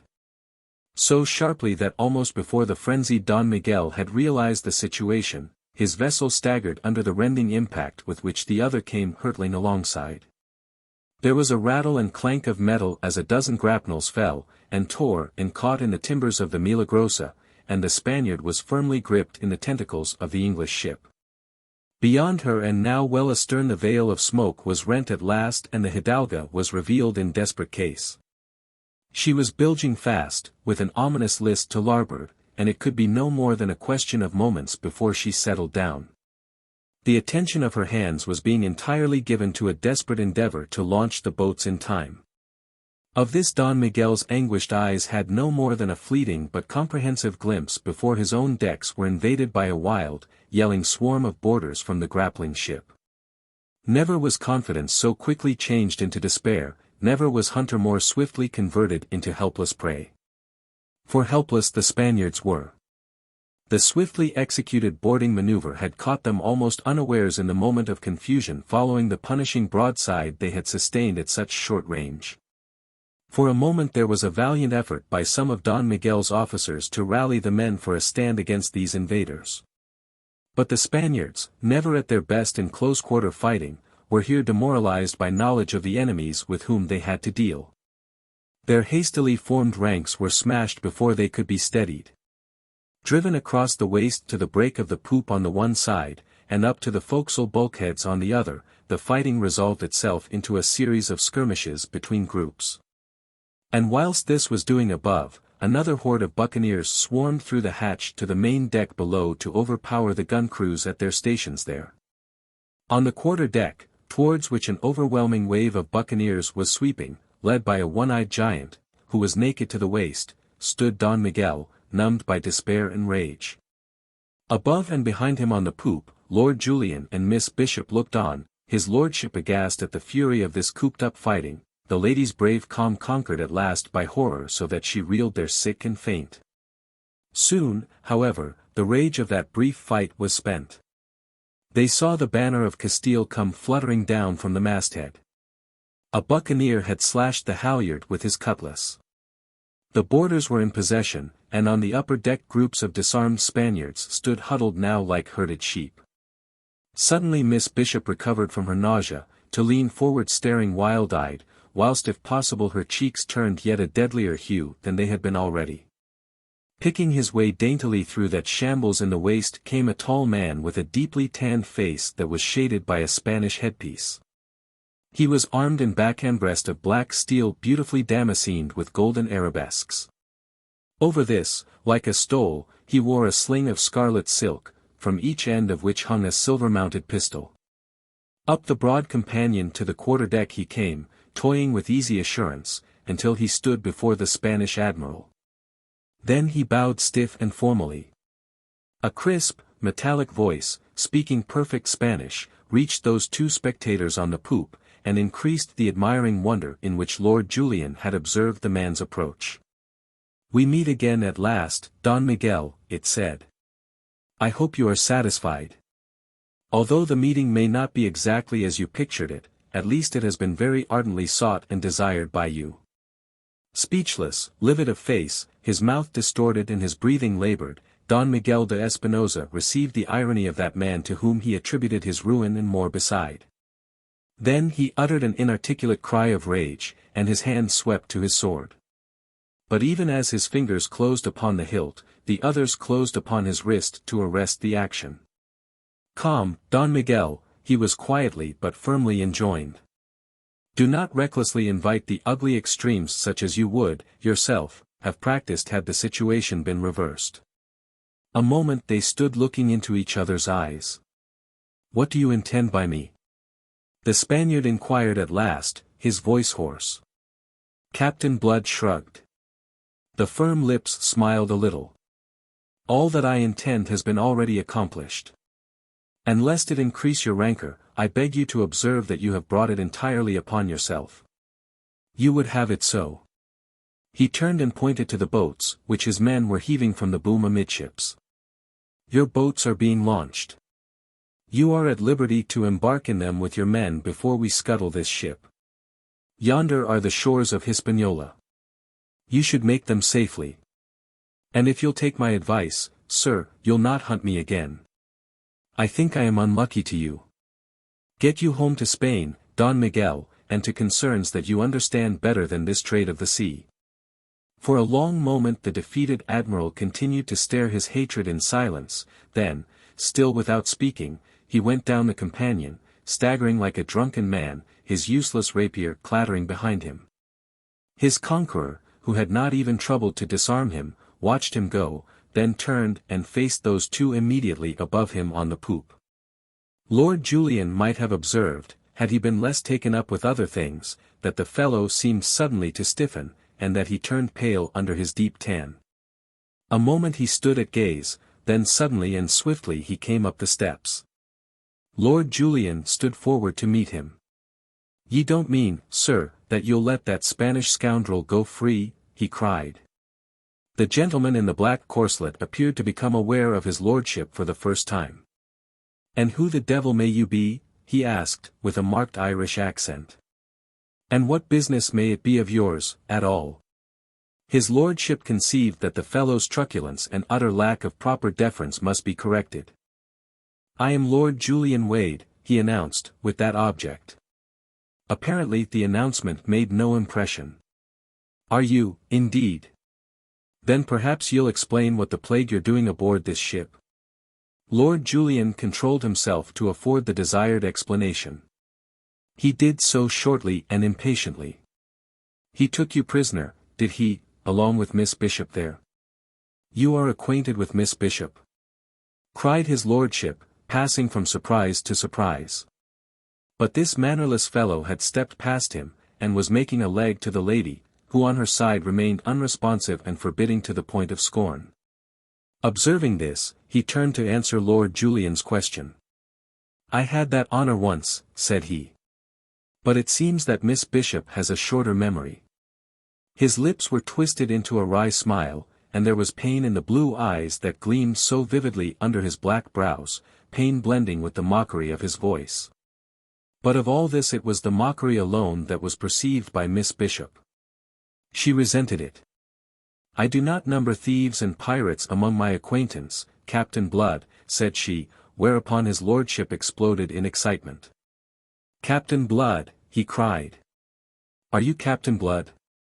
What else were ye supposing?" Blood asked the question wearily, his mind on other things. "I do not number thieves and pirates among my acquaintance." The cruel phrase filled his brain, re-echoing and reverberating there. But Lord Julian would not be denied. He caught him by the sleeve with one hand, whilst with the other he pointed after the retreating, dejected figure of Don Miguel. "Do I understand that ye're not going to hang that Spanish scoundrel? What for should I be hanging him? Because he's just a damned pirate, as I can prove, as I have proved already." "Ah," said Blood, and Lord Julian marvelled at the sudden haggardness of a countenance that had been so devil-may-care but a few moments since. "I am a damned pirate, myself, and so I am merciful with my kind. Don Miguel goes free." Lord Julian gasped. "After what I've told you that he has done? After his sinking of the Royal Mary? After his treatment of me, of us?" Lord Julian protested indignantly. "I am not in the service of England, or of any nation, sir. And I am not concerned with any wrongs her flag may suffer." His lordship recoiled before the furious glance that blazed at him out of Blood's haggard face. But the passion faded as swiftly as it had arisen. It was in a level voice that the captain added, "If you'll escort Miss Bishop aboard my ship, I shall be obliged to you. I beg that you'll make haste. We are about to scuttle this hulk." He turned slowly to depart. But again Lord Julian interposed. Containing his indignant amazement, his lordship delivered himself coldly. "Captain Blood, you disappoint me. I had hopes of great things for you." "Go to the devil," said Captain Blood, turning on his heel, and so departed. Chapter 20. Thief and Pirate. Captain Blood paced the poop of his ship alone in the tepid dusk, and the growing golden radiance of the great poop lantern in which a seaman had just lighted the 3 lamps. About him all was peace. The signs of the day's battle had been effaced, the decks had been swabbed, and order was restored above and below. A group of men squatting about the main hatch were drowsily chanting, their hardened natures softened, perhaps, by the calm and beauty of the night. They were the men of the larboard watch, waiting for 8 bells which was imminent. Captain Blood did not hear them, he did not hear anything save the echo of those cruel words which had dubbed him thief and pirate. Thief and pirate. It is an odd fact of human nature that a man may for years possess the knowledge that a certain thing must be of a certain fashion, and yet be shocked to discover through his own senses that the fact is in perfect harmony with his beliefs. When first, 3 years ago, at Tortuga he had been urged upon the adventurous course which he had followed ever since, he had known in what opinion Arabella Bishop must hold him if he succumbed. Only the conviction that already she was forever lost to him, by introducing a certain desperate recklessness into his soul had supplied the final impulse to drive him upon his rover's course. That he should ever meet her again had not entered his calculations, had found no place in his dreams. They were, he conceived, irrevocably and forever parted. Yet, in spite of this, in spite even of the persuasion that to her this reflection that was his torment could bring no regrets, he had kept the thought of her ever before him in all those wild years of filibustering. He had used it as a curb not only upon himself, but also upon those who followed him. Never had buccaneers been so rigidly held in hand, never had they been so firmly restrained, never so debarred from the excesses of rapine and lust that were usual in their kind as those who sailed with Captain Blood. It was, you will remember, stipulated in their articles that in these as in other matters they must submit to the commands of their leader. And because of the singular good fortune which had attended his leadership, he had been able to impose that stern condition of a discipline unknown before among buccaneers. How would not these men laugh at him now if he were to tell them that this he had done out of respect for a slip of a girl of whom he had fallen romantically enamored? How would not that laughter swell if he added that this girl had that day informed him that she did not number thieves and pirates among her acquaintance? Thief and pirate! How the words clung, how they stung and burnt his brain! It did not occur to him, being no psychologist, nor learned in the tortuous workings of the feminine mind, that the fact that she should bestow upon him those epithets in the very moment and circumstance of their meeting was in itself curious. He did not perceive the problem thus presented, therefore he could not probe it. Else he might have concluded that if in a moment in which by delivering her from captivity he deserved her gratitude, yet she expressed herself in bitterness, it must be because that bitterness was anterior to the gratitude and deep-seated. She had been moved to it by hearing of the course he had taken. Why? It was what he did not ask himself, or some ray of light might have come to brighten his dark, his utterly evil despondency. Surely she would never have been so moved had she not cared, had she not felt that in what he did there was a personal wrong to herself. Surely, he might have reasoned, nothing short of this could have moved her to such a degree of bitterness and scorn as that which she had displayed. That is how you will reason. Not so, however, reasoned Captain Blood. Indeed, that night he reasoned not at all. His soul was given up to conflict between the almost sacred love he had borne her in all these years and the evil passion which she had now awakened in him. Extremes touch, and in touching may for a space become confused, indistinguishable.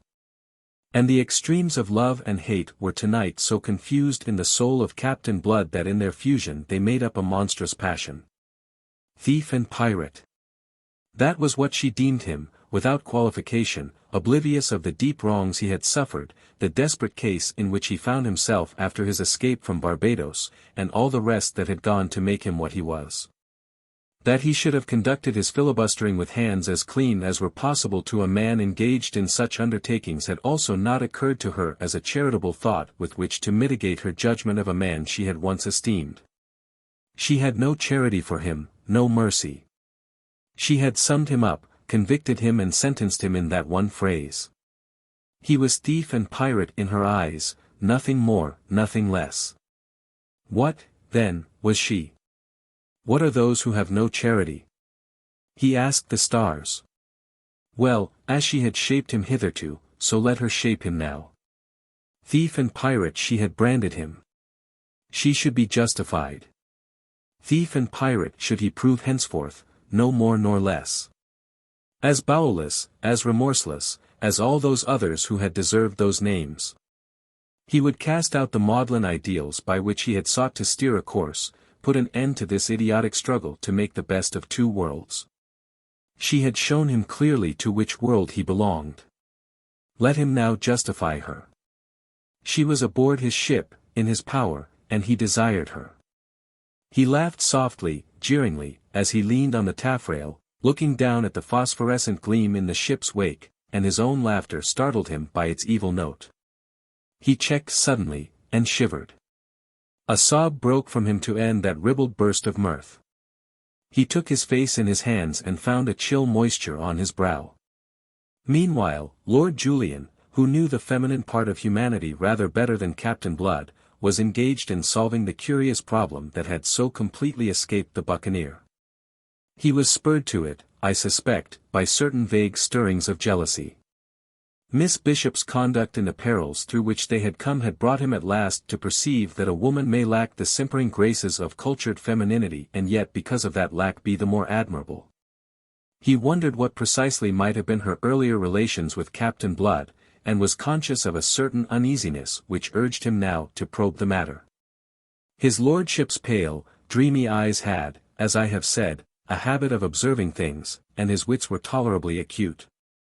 He was blaming himself now for not having observed certain things before, or, at least, for not having studied them more closely, and he was busily connecting them with more recent observations made that very day. He had observed, for instance, that Blood's ship was named the Arabella, and he knew that Arabella was Miss Bishop's name. And he had observed all the odd particulars of the meeting of Captain Blood and Miss Bishop, and the curious change that meeting had wrought in each. The lady had been monstrously uncivil to the captain. It was a very foolish attitude for a lady in her circumstances to adopt towards a man in Blood's, and his lordship could not imagine Miss Bishop as normally foolish. Yet, in spite of her rudeness, in spite of the fact that she was the niece of a man whom Blood must regard as his enemy, Miss Bishop and his lordship had been shown the utmost consideration aboard the captain's ship. A cabin had been placed at the disposal of each, to which their scanty remaining belongings and Miss Bishop's woman had been duly transferred. They were given the freedom of the great cabin, and they had sat down to table with Pitt, the master, and Wolverstone, who was Blood's lieutenant, both of whom had shown them the utmost courtesy. Also there was the fact that Blood, himself, had kept almost studiously from intruding upon them. His lordship's mind went swiftly but carefully down these avenues of thought, observing and connecting. Having exhausted them, he decided to seek additional information from Miss Bishop. For this he must wait until Pitt and Wolverstone should have withdrawn.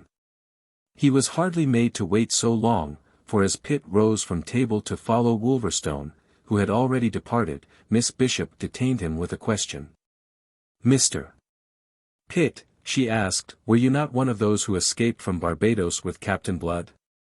"I was." "I, too, was one of your uncle's slaves." "And you have been with Captain Blood ever since?" "His shipmaster always, ma'am." She nodded. She was very calm and self-contained, but his lordship observed that she was unusually pale, though considering what she had that day undergone this afforded no matter for wonder. "Did you ever sail with a Frenchman named Cahusac?" "Cahusac?" Pitt laughed. The name evoked a ridiculous memory. "Aye. He was with us at Maracaibo." "And another Frenchman named Levasseur?" His lordship marveled at her memory of these names. "Aye. Cahusac was Levasseur's lieutenant, until he died." "Until who died?" "Levasseur. He was killed on one of the Virgin Islands 2 years ago." There was a pause. Then, in an even quieter voice than before, Miss Bishop asked. "Who killed him?" Pitt answered readily. There was no reason why he should not, though he began to find the catechism intriguing. "Captain Blood killed him." "Why?" Pitt hesitated. It was not a tale for a maid's ears. "They quarreled," he said shortly. "Was it about a lady?" Miss Bishop relentlessly pursued him. "You might put it that way." "What was the lady's name?" Pitt's eyebrows went up, still he answered. "Miss d'Ogeron. She was the daughter of the governor of Tortuga. She had gone off with this fellow Levasseur, and Peter delivered her out of his dirty clutches. He was a black-hearted scoundrel, and deserved what Peter gave him." "I see. And yet Captain Blood has not married her." "Not yet," laughed Pitt, who knew the utter groundlessness of the common gossip in Tortuga which pronounced Mdli. D'Ogeron the captain's future wife. Miss Bishop nodded in silence, and Jeremy Pitt turned to depart, relieved that the catechism was ended. He paused in the doorway to impart a piece of information. "Maybe it'll comfort you to know that the captain has altered our course for your benefit. It's his intention to put you both ashore on the coast of Jamaica, as near Port Royal as we dare venture. We've gone about, and if this wind holds you'll soon be home again, mistress." "Vastly obliging of him," drawled his lordship, seeing that Miss Bishop made no shift to answer. Sombre-eyed she sat, staring into vacancy.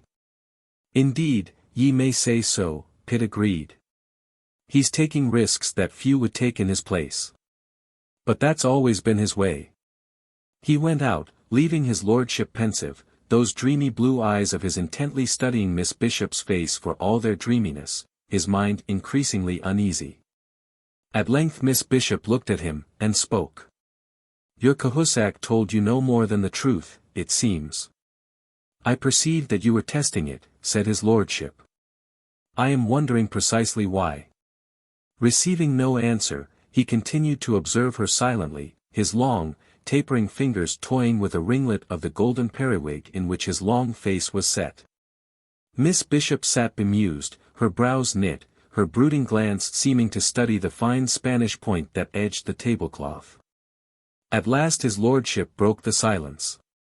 He amazes me, this man, said he, in his slow, languid voice that never seemed to change its level. That he should alter his course for us is in itself matter for wonder. But that he should take a risk on our behalf, that he should venture into Jamaica waters. It amazes me, as I have said. Miss Bishop raised her eyes, and looked at him. She appeared to be very thoughtful. Then her lip flickered curiously, almost scornfully, it seemed to him. Her slender fingers drummed the table. What is still more amazing is that he does not hold us to ransom, said she at last. It's what you deserve. Oh, and why, if you please? For speaking to him as you did. I usually call things by their names. Do you? Stab me. I shouldn't boast of it. It argues either extreme youth or extreme foolishness. His lordship, you see, belonged to my Lord Sunderland's school of philosophy. He added after a moment, so does the display of ingratitude. A faint colour stirred in her cheeks. Your lordship is evidently aggrieved with me. I am disconsolate. I hope your lordship's grievance is sounder than your views of life. It is news to me that ingratitude is a fault only to be found in the young and the foolish. I didn't say so, ma'am. There was a tartness in his tone evoked by the tartness she had used. If you would do me the honor to listen, you would not misapprehend me. For if unlike you I do not always say precisely what I think, at least I say precisely what I wish to convey.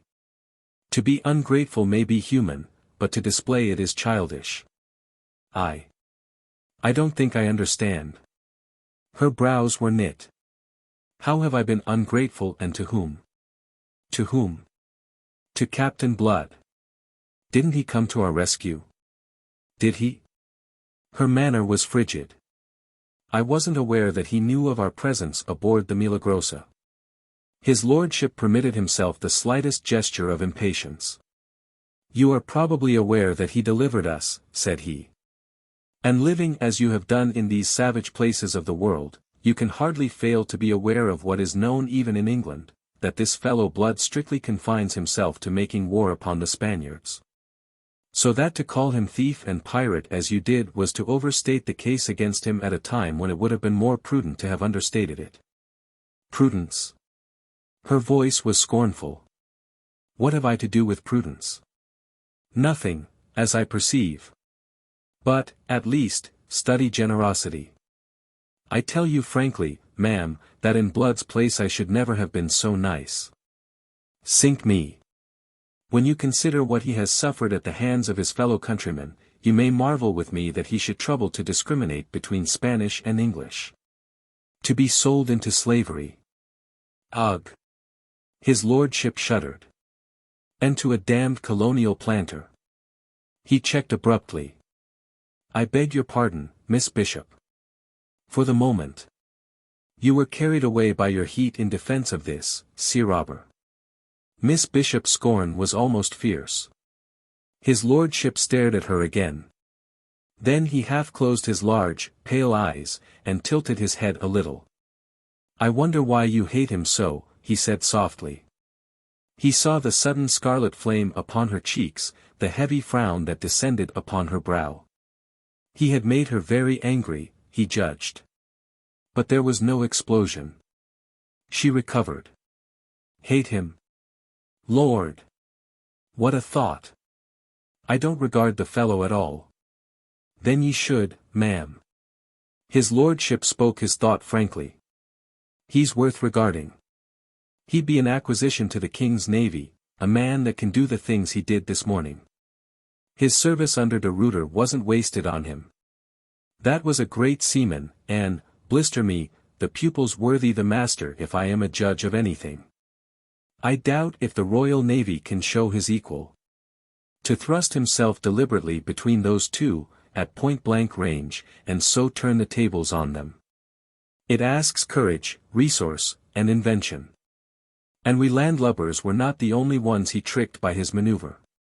That Spanish admiral never guessed the intent until it was too late and blood held him in check. A great man, Miss Bishop. A man worth regarding. Miss Bishop was moved to sarcasm. You should use your influence with my Lord Sunderland to have the king offer him a commission. His lordship laughed softly. Faith, it's done already. I have his commission in my pocket. And he increased her amazement by a brief exposition of the circumstances. In that amazement he left her, and went in quest of blood. But he was still intrigued. If she were a little less uncompromising in her attitude towards blood, his lordship would have been happier. He found the captain pacing the quarter-deck, a man mentally exhausted from wrestling with the devil, although of this particular occupation his lordship could have no possible suspicion. With the amiable familiarity he used, Lord Julian slipped an arm through one of the captain's, and fell into step beside him. "What's this?" snapped Blood, whose mood was fierce and raw. His lordship was not disturbed. "I desire, sir, that we be friends," said he suavely. "That's mighty condescending of you."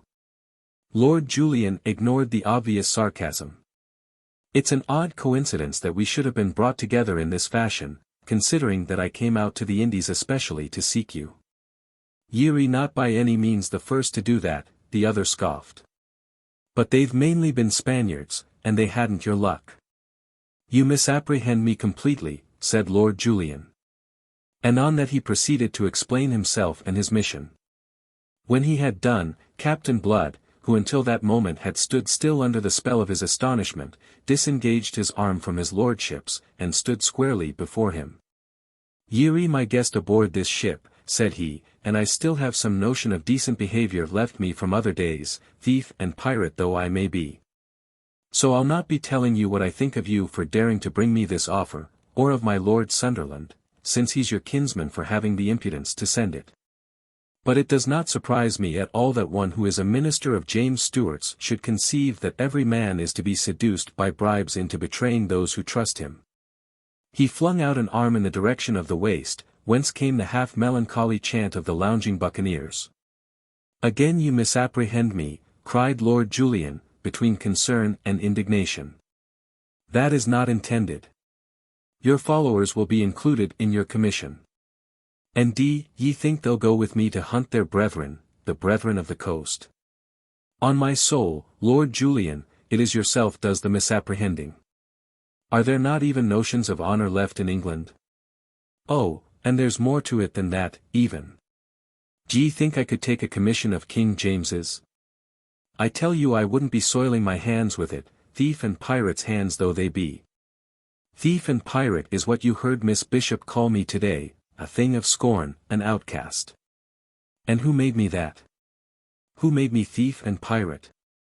If you were a rebel," his lordship was beginning. "Ye must know that I was no such thing, no rebel at all. It wasn't even pretended. If it were, I could forgive them. But not even that cloak could they cast upon their foulness. Oh, no, there was no mistake. I was convicted for what I did, neither more nor less. That bloody vampire Jeffreys, bade cess to him, sentenced me to death, and his worthy master James Stuart afterwards sent me into slavery, because I had performed an act of mercy. Because compassionately and without thought for creed or politics I had sought to relieve the sufferings of a fellow creature, because I had dressed the wounds of a man who was convicted of treason. That was all my offense. You'll find it in the records. And for that I was sold into slavery, because by the law of England, as administered by James Stuart in violation of the laws of God, who harbors or comforts a rebel is himself adjudged guilty of rebellion. D'ye dream, man, what it is to be a slave?" He checked suddenly at the very height of his passion.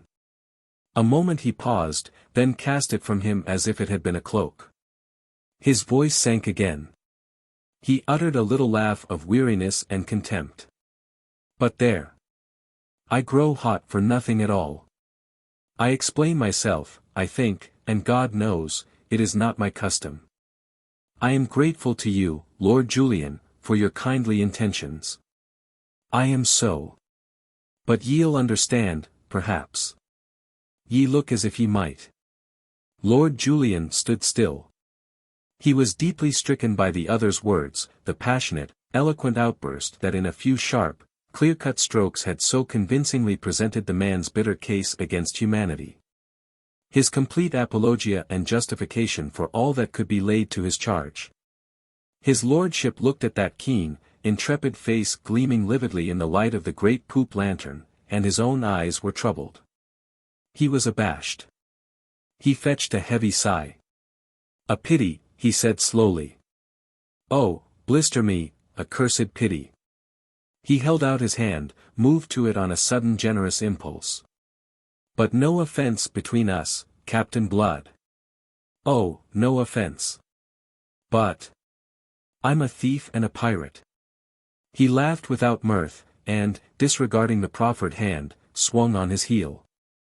Lord Julian stood a moment, watching the tall figure as it moved away towards the taffrail. Then letting his arms fall helplessly to his sides in dejection, he departed. Just within the doorway of the alley leading to the cabin, he ran into Miss Bishop. Yet she had not been coming out, for her back was towards him, and she was moving in the same direction.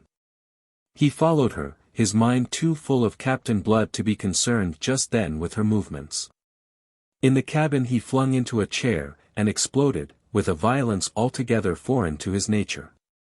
Damn if ever I met a man I liked better, or even a man I liked as well. Yet there's nothing to be done with him. So I heard, she admitted in a small voice. She was very white, and she kept her eyes upon her folded hands. He looked up in surprise, and then sat conning her with brooding glance.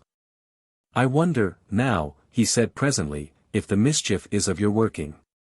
Your words have rankled with him. He threw them at me again and again. He wouldn't take the king's commission, he wouldn't take my hand even. What's to be done with a fellow like that? He'll end on a yardarm for all his luck. And the quixotic fool is running into danger at the present moment on our behalf. How? She asked him with a sudden startled interest. How? Have you forgotten that he's sailing to Jamaica, and that Jamaica is the headquarters of the English fleet? True, your uncle commands it. She leaned across the table to interrupt him, and he observed that her breathing had grown labored, that her eyes were dilating in alarm. But there is no hope for him in that, she cried. Oh, don't imagine it. He has no bitterer enemy in the world. My uncle is a hard, unforgiving man. I believe that it was nothing but the hope of taking and hanging Captain Blood that made my uncle leave his Barbados plantations to accept the deputy governorship of Jamaica. Captain Blood doesn't know that, of course. She paused with a little gesture of helplessness. I can't think that it would make the least difference if he did, said his lordship gravely. A man who can forgive such an enemy as Don Miguel and take up this uncompromising attitude with me isn't to be judged by ordinary rules. He's chivalrous to the point of idiocy. And yet he has been what he has been and done what he has done in these last 3 years, said she, but she said it sorrowfully now, without any of her earlier scorn. Lord Julian was sententious, as I gather that he often was. Life can be infernally complex, he sighed. Chapter 21. The Service of King James. Miss Arabella Bishop was aroused very early on the following morning by the brazen voice of a bugle and the insistent clanging of a bell in the ship's belfry. As she lay awake, idly watching the rippled green water that appeared to be streaming past the heavily glazed porthole, she became gradually aware of the sounds of swift, labored bustle, the clatter of many feet, the shouts of hoarse voices, and the persistent trundlings of heavy bodies in the wardroom immediately below the deck of the cabin. Conceiving these sounds to portend a more than normal activity, she sat up, pervaded by a vague alarm, and roused her still slumbering woman. In his cabin on the starboard side Lord Julian, disturbed by the same sounds, was already astir and hurriedly dressing.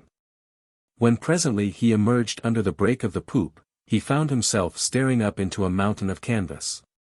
Every foot of sail that she could carry had been crowded to the Arabella's yards, to catch the morning breeze.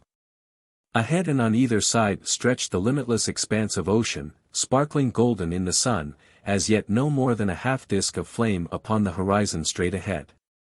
About him in the waist, where all last night had been so peaceful, there was a frenziedly active bustle of some 60 men. By the rail, immediately above and behind Lord Julian, stood Captain Blood in altercation with a one-eyed giant, whose head was swathed in a red cotton kerchief, whose blue shirt hung open at the waist. As his lordship, moving forward, revealed himself, their voices ceased, and Blood turned to greet him. "Good morning to you," he said, and added, "I've blundered badly, so I have. I should have known better than to come so close to Jamaica by night. But I was in haste to land you. Come up here. I have something to show you." Wondering, Lord Julian mounted the companion as he was bidden. Standing beside Captain Blood, he looked astern, following the indication of the captain's hand, and cried out in his amazement. There, not more than 3 miles away, was land, an uneven wall of vivid green that filled the western horizon. And a couple of miles this side of it, bearing after them, came speeding 3 great white ships. They fly no colors, but they're part of the Jamaica fleet. Blood spoke without excitement, almost with a certain listlessness. When dawn broke we found ourselves running to meet them. We went about, and it's been a race ever since.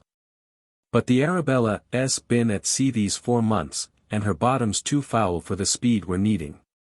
Wolverstone hooked his thumbs into his broad leather belt, and from his great height looked down sardonically upon Lord Julian, tall man though his lordship was.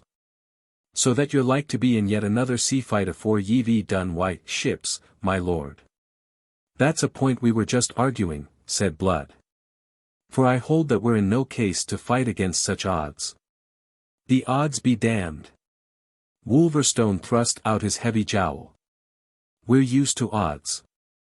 The odds was heavier at Maracaibo, yet we won out, and took 3 ships. They was heavier yesterday when we engaged Don Miguel." "Aye, but those were Spaniards."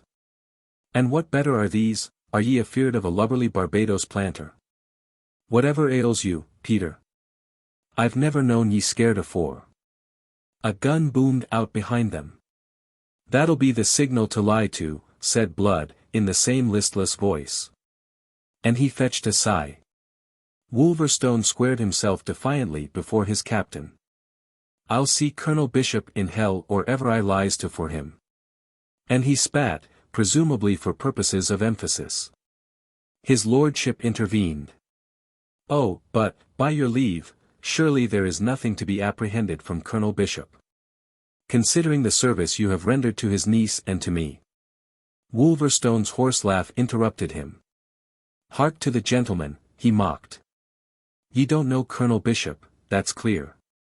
Not for his niece, not for his daughter, not for his own mother, would he forego the blood what he thinks due to him. A drinker of blood, he is. A nasty beast. We knows, the captain and me. We been his slaves. But there is myself," said Lord Julian, with great dignity. Wolverstone laughed again, whereat his lordship flushed. He was moved to raise his voice above its usual languid level. "I assure you that my word counts for something in England." "Oh, aye, in England. But this ain't England, damn." Came the roar of a second gun, and a round shot splashed the water less than half a cable's length astern. Blood leaned over the rail to speak to the fair young man immediately below him by the helmsman at the whipstaff.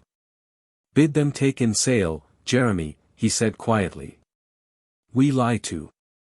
But Wolverstone interposed again. "Hold there a moment, Jeremy," he roared. "Wait." He swung back to face the captain, who had placed a hand on his shoulder and was smiling, a trifle wistfully. "Steady, old wolf. Steady."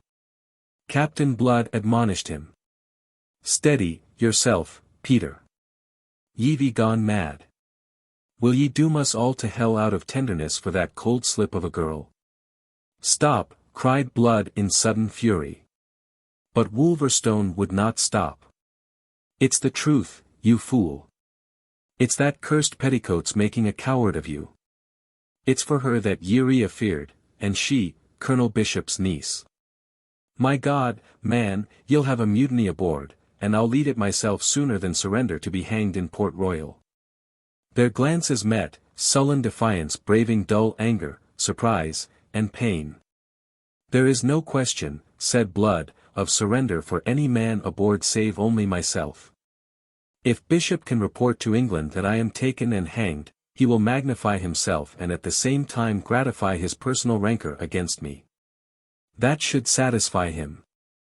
I'll send him a message offering to surrender aboard his ship, taking Miss Bishop and Lord Julian with me, but only on condition that the Arabella is allowed to proceed unharmed. It's a bargain that he'll accept, if I know him at all. It's a bargain he'll never be offered, retorted Wolverstone, and his earlier vehemence was as nothing to his vehemence now. Ye're surely daft even to think of it, Peter. Not so daft as you when you talk of fighting that. He flung out an arm as he spoke to indicate the pursuing ships, which were slowly but surely creeping nearer. Before we've run another half-mile we shall be within range. Wolverstone swore elaborately, then suddenly checked. Out of the tail of his single eye he had espied a trim figure in grey silk that was ascending the companion. So engrossed had they been that they had not seen Miss Bishop come from the door of the passage leading to the cabin. And there was something else that those three men on the poop, and Pitt immediately below them, had failed to observe. Some moments ago Ogle, followed by the main body of his gun-deck crew, had emerged from the booby hatch, to fall into muttered, angrily vehement talk with those who, abandoning the gun tackles upon which they were laboring, had come to crowd about him. Even now Blood had no eyes for that. He turned to look at Miss Bishop, marveling a little, after the manner in which yesterday she had avoided him, that she should now venture upon the quarter-deck. Her presence at this moment, and considering the nature of his altercation with Wolverstone, was embarrassing.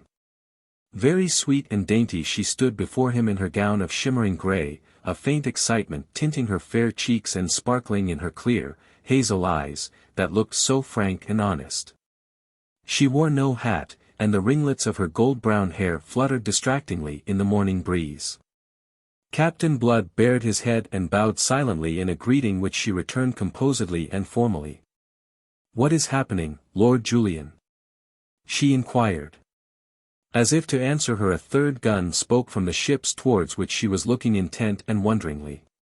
A frown rumpled her brow. She looked from one to the other of the men who stood there so glum and obviously ill at ease. "They are ships of the Jamaica fleet," his lordship answered her. It should in any case have been a sufficient explanation.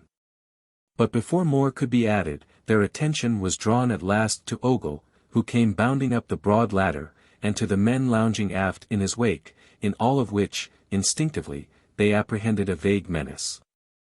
At the head of the companion, Ogle found his progress barred by Blood, who confronted him, a sudden sternness in his face and in every line of him.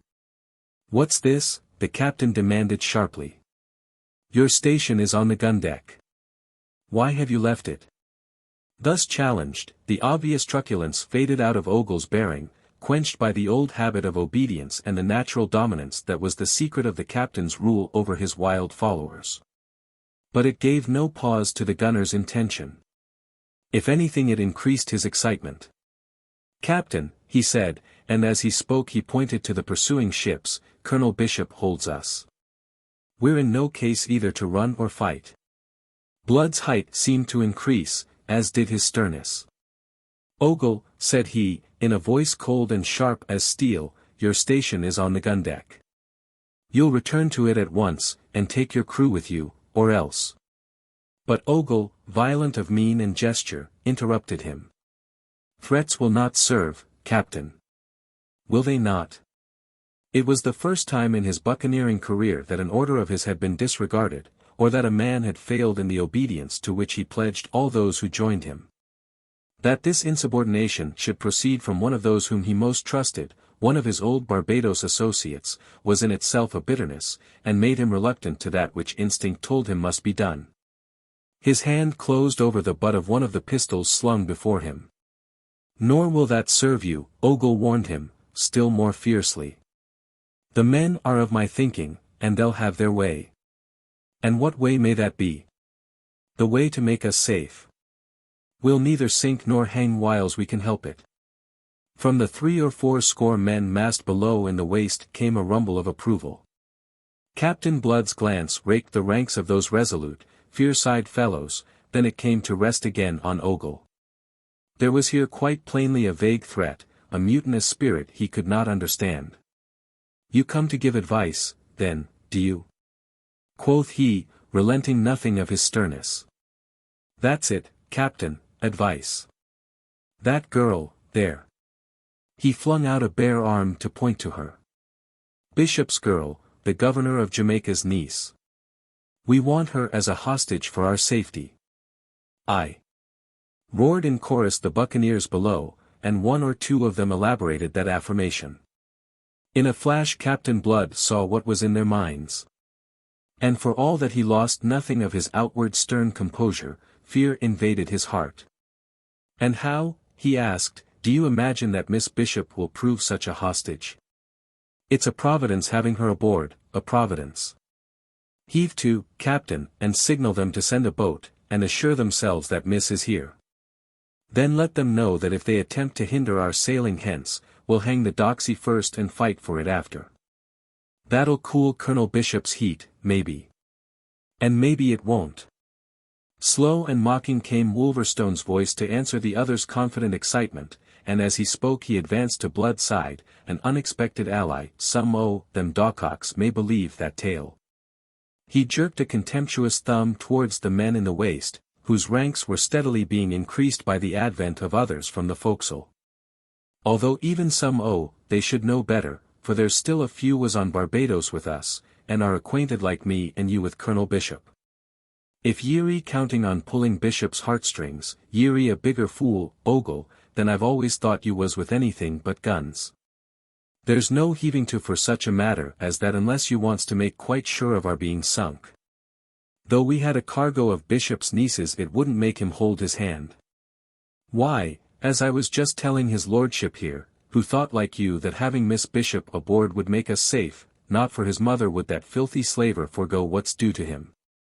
And if ye weren't a fool, Ogle, you wouldn't need me to tell you this.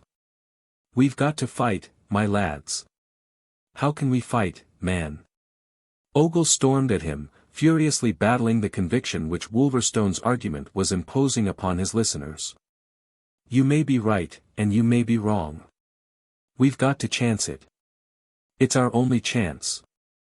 The rest of his words were drowned in the shouts of the hands insisting that the girl be given up to be held as a hostage. And then louder than before roared a gun away to leeward, and away on their starboard beam they saw the spray flung up by the shot, which had gone wide. "They are within range," cried Ogle. And leaning from the rail, "Put down the helm," he commanded. Pitt, at his post beside the helmsman, turned intrepidly to face the excited gunner. "Since when have you commanded on the main deck, Ogle?" "I take my orders from the captain." "You'll take this order from me, or, by God, you'll—" "Wait!" Blood bade him, interrupting, and he set a restraining hand upon the gunner's arm. "There is, I think, a better way." He looked over his shoulder, aft, at the advancing ships, the foremost of which was now a bare quarter of a mile away. His glance swept in passing over Miss Bishop and Lord Julian standing side by side some paces behind him. He observed her pale and tense, with parted lips and startled eyes that were fixed upon him, an anxious witness of this deciding of her fate. He was thinking swiftly, reckoning the chances if by pistoling Ogle he were to provoke a mutiny. That some of the men would rally to him, he was sure. But he was no less sure that the main body would oppose him, and prevail in spite of all that he could do, taking the chance that holding Miss Bishop to ransom seemed to afford them. And if they did that, one way or the other, Miss Bishop would be lost. For even if Bishop yielded to their demand, they would retain her as a hostage. Meanwhile Ogle was growing impatient. His arms still gripped by blood, he thrust his face into the captain's. "What better way?" he demanded. "There is none better. I'll not be bubbled by what Wolverstone has said. He may be right, and he may be wrong. We'll test it. It's our only chance, I've said, and we must take it." The better way that was in Captain Blood's mind was the way that already he had proposed to Wolverstone. Whether the men in the panic Ogle had aroused among them would take a different view from Wolverstone's he did not know. But he saw quite clearly now that if they consented, they would not on that account depart from their intention in the matter of Miss Bishop. They would make of Blood's own surrender merely an additional card in this game against the governor of Jamaica. "It's through her that we're in this trap," Ogle stormed on. "Through her and through you. It was to bring her to Jamaica that you risked all our lives, and we're not going to lose our lives as long as there's a chance to make ourselves safe through her." He was turning again to the helmsman below, when Blood's grip tightened on his arm. Ogle wrenched it free, with an oath. But Blood's mind was now made up. He had found the only way, and repellent though it might be to him, he must take it. "That is a desperate chance," he cried. "Mine is the safe and easy way. Wait." He leaned over the rail. "Put the helm down," he bade Pitt. "Heave her to, and signal to them to send a boat." A silence of astonishment fell upon the ship, of astonishment and suspicion at this sudden yielding. But Pitt, although he shared it, was prompt to obey. His voice rang out, giving the necessary orders, and after an instant's pause, a score of hands sprang to execute them. Came the creak of blocks and the rattle of slatting sails as they swung aweather, and Captain Blood turned and beckoned Lord Julian forward. His lordship, after a moment's hesitation, advanced in surprise and mistrust, a mistrust shared by Miss Bishop, who, like his lordship and all else aboard, though in a different way, had been taken aback by Blood's sudden submission to the demand to lie to. Standing now at the rail, with Lord Julian beside him, Captain Blood explained himself. Briefly and clearly he announced to all the object of Lord Julian's voyage to the Caribbean, and he informed them of the offer which yesterday Lord Julian had made to him. "That offer I rejected, as his lordship will tell you, deeming myself affronted by it. Those of you who have suffered under the rule of King James will understand me. But now in the desperate case in which we find ourselves, outsailed, and likely to be outfought, as Ogle has said, I am ready to take the way of Morgan, to accept the king's commission and shelter us all behind it." It was a thunderbolt that for a moment left them all dazed. Then Babel was reenacted. The main body of them welcomed the announcement as only men who have been preparing to die can welcome a new lease of life. But many could not resolve one way or the other until they were satisfied upon several questions, and chiefly upon one which was voiced by Ogle. "Will Bishop respect the commission when you hold it?" It was Lord Julian who answered. "It will go very hard with him if he attempts to flout the king's authority. And though he should dare attempt it, be sure that his own officers will not dare to do other than oppose him." "Aye," said Ogle, "that is true." But there were some who were still in open and frank revolt against the course. Of these was Wolverstone, who at once proclaimed his hostility. "I'll rot in hell or ever I serves the king," he bawled in a great rage. But Blood quieted him and those who thought as he did. "No man need follow me into the king's service who is reluctant. That is not in the bargain. What is in the bargain is that I accept this service with such of you as may choose to follow me. Don't think I accept it willingly. For myself, I am entirely of Wolverstone's opinion. I accept it as the only way to save us all from the certain destruction into which my own act may have brought us. And even those of you who do not choose to follow me shall share the immunity of all, and shall afterwards be free to depart. Those are the terms upon which I sell myself to the king. Let Lord Julian, the representative of the Secretary of State, say whether he agrees to them." Prompt, eager, and clear came his lordship's agreement. And that was practically the end of the matter. Lord Julian, the but now of good-humouredly ribald jests and half-derisive acclamations, plunged away to his cabin for the commission, secretly rejoicing at a turn of events which enabled him so creditably to discharge the business on which he had been sent.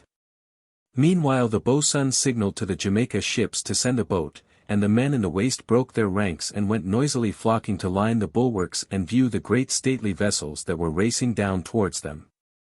As Ogle left the quarter-deck, Blood turned, and came face to face with Miss Bishop.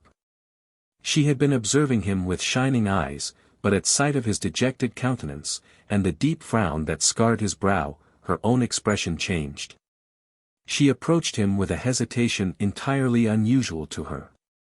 She set a hand lightly upon his arm. "You have chosen wisely, sir," she commended him, "however much against your inclinations." He looked with gloomy eyes upon her for whom he had made this sacrifice.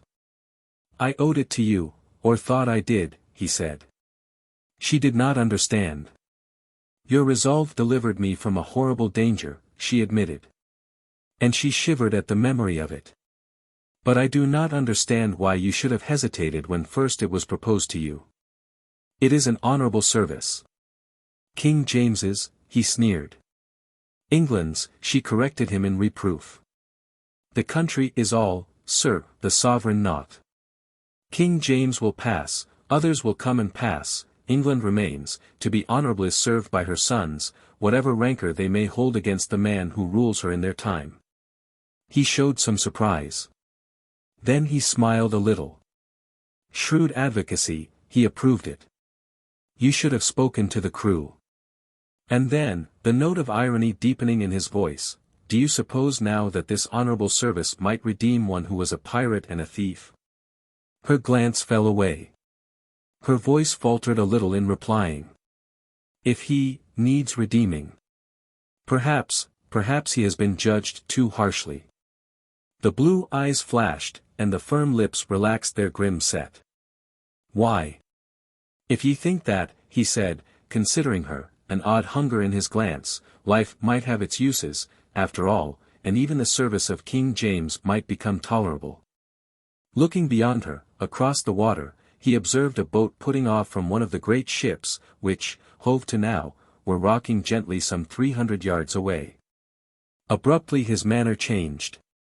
He was like one recovering, taking himself in hand again. "If you will go below, and get your gear and your woman, you shall presently be sent aboard one of the ships of the fleet." He pointed to the boat as he spoke. She left him, and thereafter with Wolverstone, leaning upon the rail, he watched the approach of that boat, manned by a dozen sailors, and commanded by a scarlet figure seated stiffly in the stern sheets. He leveled his telescope upon that figure.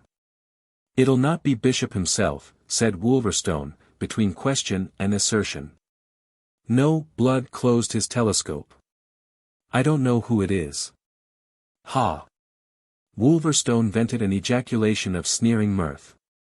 For all his eagerness, Bishop be none so willing to come, hisself.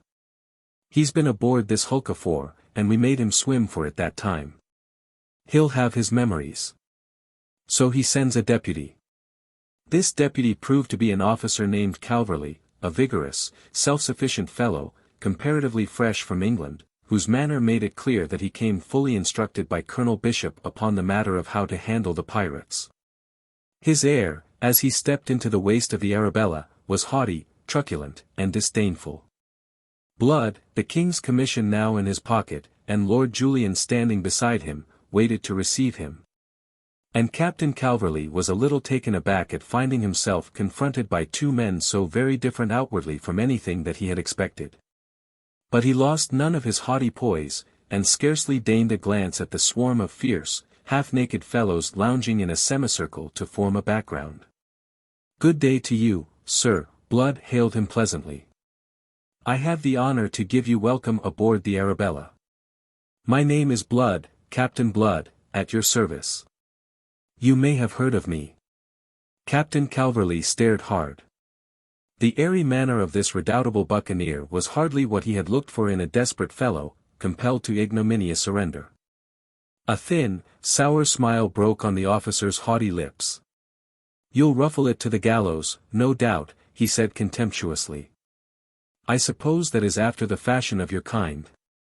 Meanwhile it's your surrender I require, my man, not your impudence. Captain Blood appeared surprised, pained. He turned in appeal to Lord Julian. D'ye hear that now? And did ye ever hear the like? But what did I tell ye? Ye see, the young gentleman's under a misapprehension entirely. Perhaps it'll save broken bones if your lordship explains just who and what I am.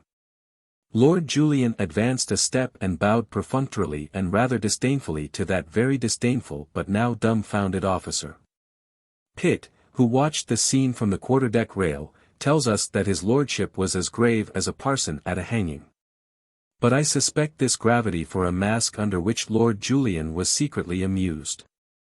I have the honor to inform you, sir, he said stiffly, that Captain Blood holds a commission in the King's service under the seal of my Lord Sunderland, His Majesty's Secretary of State.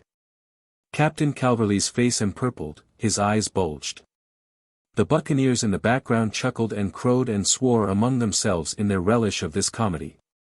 For a long moment Calverley stared in silence at his lordship, observing the costly elegance of his dress, his air of calm assurance, and his cold, fastidious speech, all of which savoured distinctly of the great world to which he belonged. "And who the devil may you be?" he exploded at last. Colder still and more distant than ever grew his lordship's voice. "You're not very civil, sir, as I have already noticed. My name is Wade, Lord Julian Wade. I am His Majesty's envoy to these barbarous parts, and my Lord Sunderland's near kinsman. Colonel Bishop has been notified of my coming." The sudden change in Calverley's manner at Lord Julian's mention of his name showed that the notification had been received, and that he had knowledge of it. "I believe that he has," said Calverley, between doubt and suspicion. "That is, that he has been notified of the coming of Lord Julian Wade. But, aboard this ship." The officer made a gesture of helplessness, and, surrendering to his bewilderment, fell abruptly silent. "I was coming out on the Royal Mary. That is what we were advised. But the Royal Mary fell a victim to a Spanish privateer, and I might never have arrived at all but for the gallantry of Captain Blood, who rescued me." Light broke upon the darkness of Calverley's mind. "I see. I understand. I will take leave to doubt it." His lordship's tone abetted nothing of its asperity. "But that can wait. If Captain Blood will show you his commission, perhaps that will set all doubts at rest, and we may proceed. I shall be glad to reach Port Royal." Captain Blood thrust a parchment under Calverley's bulging eyes. The officer scanned it, particularly the seals and signature. He stepped back, a baffled, impotent man. He bowed helplessly. "I must return to Colonel Bishop for my orders," he informed them. At that moment a lane was opened in the ranks of the men, and through this came Miss Bishop followed by her octoroon woman. Over his shoulder Captain Blood observed her approach. "Perhaps, since Colonel Bishop is with you, you will convey his niece to him. Miss Bishop was aboard the Royal Mary also, and I rescued her together with his lordship. She will be able to acquaint her uncle with the details of that and of the present state of affairs."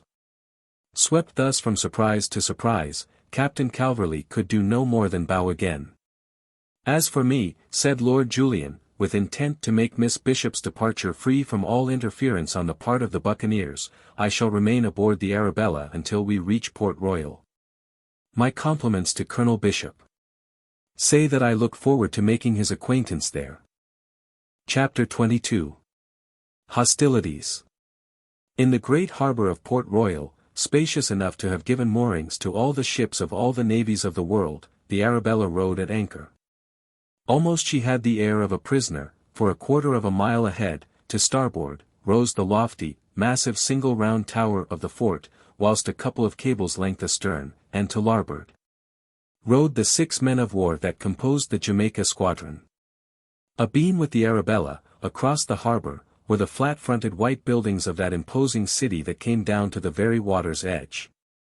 Behind these the red roofs rose like terraces, marking the gentle slope upon which the city was built, dominated here by a turret, there by a spire. And behind these again a range of green hills with for ultimate background a sky that was like a dome of polished steel. On a cane day bed that had been set for him on the quarterdeck, sheltered from the dazzling, blistering sunshine by an improvised awning of brown sailcloth, lounged Peter Blood, a calf-bound, well-thumbed copy of Horace's Odes neglected in his hands. From immediately below him came the swish of mops and the gurgle of water in the scuppers, for it was still early morning, and under the directions of Hayton, the boatswain, the swabbers were at work in the waist and forecastle. Despite the heat and the stagnant air, one of the toilers found breath to croak a ribald buccaneering ditty. For we laid her board and board, and we put her to the sword, and we sank her in the deep blue sea. So it's hi-ho, and heave-a-ho. Who'll sail for the main with me? Blood fetched a sigh, and the ghost of a smile played over his lean, sun-tanned face. Then the black brows came together above the vivid blue eyes, and thought swiftly closed the door upon his immediate surroundings. Things had not sped at all well with him in the past fortnight since his acceptance of the king's commission. There had been trouble with Bishop from the moment of landing. As Blood and Lord Julian had stepped ashore together, they had been met by a man who took no pains to dissemble his chagrin at the turn of events and his determination to change it. He awaited them on the mole, supported by a group of officers. "You are Lord Julian Wade, I understand," was his truculent greeting. For Blood at the moment he had nothing beyond a malignant glance. Lord Julian bowed. "I take it I have the honor to address Colonel Bishop, Deputy Governor of Jamaica." It was almost as if his lordship were giving the colonel a lesson in deportment. The colonel accepted it, and belatedly bowed, removing his broad hat. Then he plunged on. "You have granted, I am told, the king's commission to this man." His very tone betrayed the bitterness of his rancor. "Your motives were no doubt worthy, your gratitude to him for delivering you from the Spaniards. But the thing itself is unthinkable, my lord. The commission must be cancelled." "I don't think I understand," said Lord Julian distantly. "To be sure you don't, or you'd never ha done it. The fellow's bubbled you. Why, he's first a rebel, then an escaped slave, and lastly a bloody pirate. I've been hunting him this year past. I assure you, sir, that I was fully informed of all. I do not grant the king's commission lightly." "Don't you, by God? And what else do you call this? But as His Majesty's Deputy Governor of Jamaica, I'll take leave to correct your mistake in my own way." "Ah! And what way may that be?" "There's a gallows waiting for this rascal in Port Royal." Blood would have intervened at that, but Lord Julian forestalled him. "I see, sir, that you do not yet quite apprehend the circumstances. If it is a mistake to grant Captain Blood a commission, the mistake is not mine. I am acting upon the instructions of my Lord Sunderland, and with a full knowledge of all the facts, his lordship expressly designated Captain Blood for this commission if Captain Blood could be persuaded to accept it." Colonel Bishop's mouth fell open in surprise and dismay. "Lord Sunderland designated him?" he asked, amazed. "Expressly." His lordship waited a moment for a reply. None coming from the speechless deputy governor, he asked a question: "Would you still venture to describe the matter as a mistake, sir? And dare you take the risk of correcting it?" I had not dreamed." "I understand, sir. Let me present Captain Blood." Perforce Bishop must put on the best face he could command. But that it was no more than a mask for his fury and his venom was plain to all.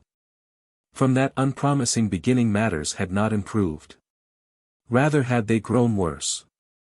Blood's thoughts were upon this and other things as he lounged there on the daybed. He had been a fortnight in Port Royal, his ship virtually a unit now in the Jamaica squadron. And when the news of it reached Tortuga and the buccaneers who awaited his return, the name of Captain Blood, which had stood so high among the brethren of the coast, would become a byword, a thing of execration.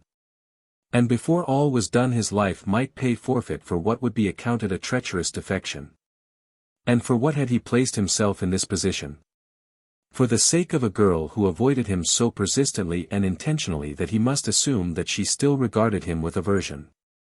He had scarcely been vouchsafed a glimpse of her in all this fortnight, although with that in view for his main object he had daily haunted her uncle's residence. And daily braved the unmasked hostility and baffled rancor in which Colonel Bishop held him. Nor was that the worst of it. He was allowed plainly to perceive that it was the graceful, elegant young trifler from St. James's, Lord Julian Wade, to whom her every moment was devoted. And what chance had he, a desperate adventurer with a record of outlawry, against such a rival as that, a man of parts, moreover, as he was bound to admit? You conceive the bitterness of his soul. He beheld himself to be as the dog in the fable that had dropped the substance to snatch at a delusive shadow. He sought comfort in a line on the open page before him. Levius fit patientia quicquid corrigere est nefas. Sought it, but hardly found it. A boat that had approached unnoticed from the shore came scraping and bumping against the great red hull of the Arabella, and a raucous voice sent up a hailing shout. From the ship's belfry 2 silvery notes rang clear and sharp, and a moment or two later the boatswain's whistle shrilled a long wail. The sounds disturbed Captain Blood from his disgruntled musings. He rose, tall, active, and arrestingly elegant in a scarlet, gold-laced coat that advertised his new position, and slipping the slender volume into his pocket, advanced to the carved rail of the quarter-deck. Just as Jeremy Pitt was setting foot upon the companion. "A note for you from the Deputy Governor," said the master shortly, as he proffered a folded sheet. Blood broke the seal, and read. Pitt, loosely clad in shirt and breeches, leaned against the rail the while and watched him, unmistakable concern imprinted on his fair, frank countenance.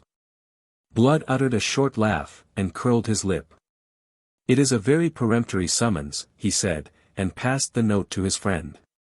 The young master's grey eyes skimmed it. Thoughtfully he stroked his golden beard. "You'll not go?" he said, between question and assertion. "Why not? Haven't I been a daily visitor at the fort? But it'll be about the old wolf that he wants to see you. It gives him a grievance at last. You know, Peter, that it is Lord Julian alone has stood between Bishop and his hate of you. If now he can show that. What if he can?" Blood interrupted carelessly. "Shall I be in greater danger ashore than aboard, now that we've but 50 men left, and they lukewarm rogues who would as soon serve the king as me? Jeremy, dear lad, the Arabella's a prisoner here, bedad, twixt the fort there and the fleet yonder.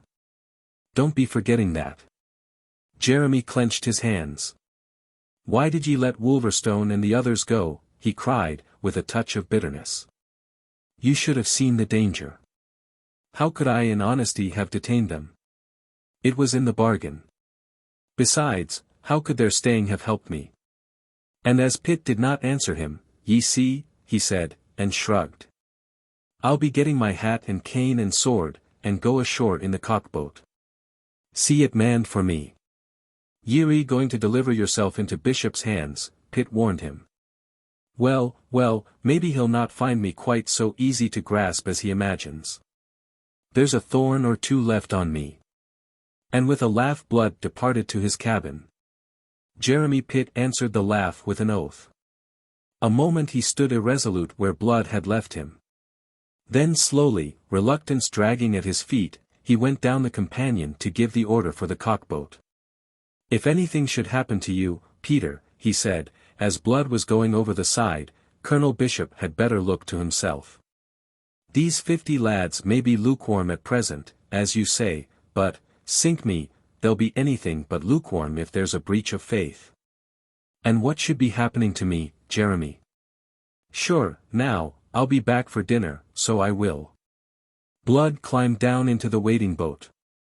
But laugh though he might, he knew as well as Pitt that in going ashore that morning he carried his life in his hands. Because of this, it may have been that when he stepped on to the narrow mole, in the shadow of the shallow outer wall of the fort through whose crenels were thrust the black noses of its heavy guns, he gave order that the boat should stay for him at that spot. He realized that he might have to retreat in a hurry. Walking leisurely, he skirted the embattled wall, and passed through the great gates into the courtyard. Half a dozen soldiers lounged there, and in the shadow cast by the wall, Major Mallard, the commandant, was slowly pacing. He stopped short at sight of Captain Blood, and saluted him, as was his due, but the smile that lifted the officer's stiff moustachios was grimly sardonic. Peter Blood's attention, however, was elsewhere. On his right stretched a spacious garden, beyond which rose the White House that was the residence of the deputy governor. In that garden's main avenue, that was fringed with palm and sandalwood, he had caught sight of Miss Bishop alone. He crossed the courtyard with suddenly lengthened stride. "Good morning to ye, ma'am," was his greeting as he overtook her, and hat in hand now, he added on a note of protest, "Sure, it's nothing less than uncharitable to make me run in this heat." "Why do you run, then?" she asked him coolly, standing slim and straight before him, all in white and very maidenly save in her unnatural composure. "I am pressed," she informed him. "So you will forgive me if I do not stay." "You were none so pressed until I came," he protested, and if his thin lips smiled, his blue eyes were oddly hard. "Since you perceive it, sir, I wonder that you trouble to be so insistent." That crossed the swords between them, and it was against Blood's instincts to avoid an engagement. "Faith, you explain yourself after a fashion," said he. "But since it was more or less in your service that I donned the king's coat, you should suffer it to cover the thief and pirate." She shrugged and turned aside, in some resentment and some regret. Fearing to betray the latter, she took refuge in the former. "I do my best," said she. "So that ye can be charitable in some ways." He laughed softly. "Glory be, now, I should be thankful for so much. Maybe I'm presumptuous. But I can't forget that when I was no better than a slave in your uncle's household in Barbados, ye used me with a certain kindness." "Why not? In those days you had some claim upon my kindness. You were just an unfortunate gentleman then. And what else would you be calling me now?" "Hardly unfortunate. We have heard of your good fortune on the seas, how your luck has passed into a byword.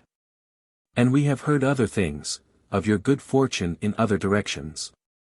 She spoke hastily, the thought of Mademoiselle d'Ogeron in her mind. And instantly would have recalled the words had she been able. But Peter Blood swept them lightly aside, reading into them none of her meaning, as she feared he would. "Aye, a deal of lies, devil a doubt, as I could prove to you. I cannot think why you should trouble to put yourself on your defense," she discouraged him. "So that ye may think less badly of me than you do. What I think of you can be a very little matter to you, sir." This was a disarming stroke.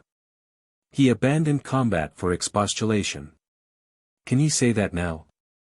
Can ye say that, beholding me in this livery of a service I despise? Didn't ye tell me that I might redeem the past? It's little enough I am concerned to redeem the past save only in your eyes. In my own I've done nothing at all that I am ashamed of, considering the provocation I received." Her glance faltered, and fell away before his own that was so intent. I can't think why you should speak to me like this," she said, with less than her earlier assurance. "Ah, now, can't ye, indeed?" he cried. "Sure, then, I'll be telling ye." "Oh, please." There was real alarm in her voice. "I realize fully what you did, and I realize that partly, at least, you may have been urged by consideration for myself. Believe me, I am very grateful. I shall always be grateful. But if it's also your intention always to think of me as a thief and a pirate, faith, ye may keep your gratitude for all the good it's like to do me." A livelier color crept into her cheeks. There was a perceptible heave of the slight breast that faintly swelled the flimsy bodice of white silk. But if she resented his tone and his words, she stifled her resentment. She realized that perhaps she had, herself, provoked his anger. She honestly desired to make amends. "You are mistaken," she began. "It isn't that." But they were fated to misunderstand each other. Jealousy, that troubler of reason, had been overbusy with his wits as it had with hers. "What is it, then? Quoth he, and added the question, Lord Julian. She started, and stared at him blankly indignant now. "Och, be frank with me," he urged her, unpardonably. "'Twill be a kindness, so it will." For a moment she stood before him with quickened breathing, the color ebbing and flowing in her cheeks. Then she looked past him, and tilted her chin forward. You are quite insufferable," she said. "I beg that you will let me pass." He stepped aside, and with the broad feathered hat which he still held in his hand, he waved her on towards the house. "I'll not be detaining you any longer, ma'am. After all, the cursed thing I did for nothing can be undone. Ye'll remember afterwards that it was your hardness drove me." She moved to depart, then checked, and faced him again. It was she now who was on her defense, her voice quivering with indignation. "You take that tone. You dare to take that tone," she cried, astounding him by her sudden vehemence. "You have the effrontery to upbraid me because I will not take your hands when I know how they are stained, when I know you for a murderer and worse." He stared at her open-mouthed. "A murderer, I," he said at last. "Must I name your victims? Did you not murder Levasseur?" "Levasseur?" He smiled a little. "So they've told you about that. Do you deny it?" "I killed him, it is true. I can remember killing another man in circumstances that were very similar. That was in Bridgetown on the night of the Spanish raid. Mary Trail would tell you of it. She was present." He clapped his hat on his head with a certain abrupt fierceness, and strode angrily away, before she could answer or even grasp the full significance of what he had said. Chapter 23. Hostages. Peter Blood stood in the pillared portico of Government House, and with unseeing eyes that were laden with pain and anger, stared out across the great harbor of Port Royal to the green hills rising from the farther shore and the ridge of the blue mountains beyond, showing hazily through the quivering heat. He was aroused by the return of the Negro who had gone to announce him, and following now this slave, he made his way through the house to the wide piazza behind it, in whose shade Colonel Bishop and my Lord Julian Wade took what little air there was.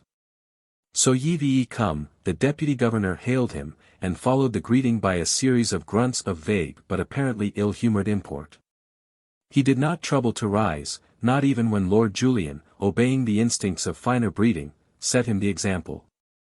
From under scowling brows the wealthy Barbados planter considered his sometime slave, who, hat in hand, leaning lightly upon his long beribboned cane, revealed nothing in his countenance of the anger which was being steadily nourished by this cavalier reception. At last, with scowling brow and in self-sufficient tones, Colonel Bishop delivered himself. "I have sent for you, Captain Blood, because of certain news that has just reached me. I am informed that yesterday evening a frigate left the harbor having on board your associate Wolverstone and 100 men of the 150 that were serving under you. His Lordship and I shall be glad to have your explanation of how you came to permit that departure." "Permit?" quoth Blood. "I ordered it." The answer left Bishop speechless for a moment. "Then you ordered it?"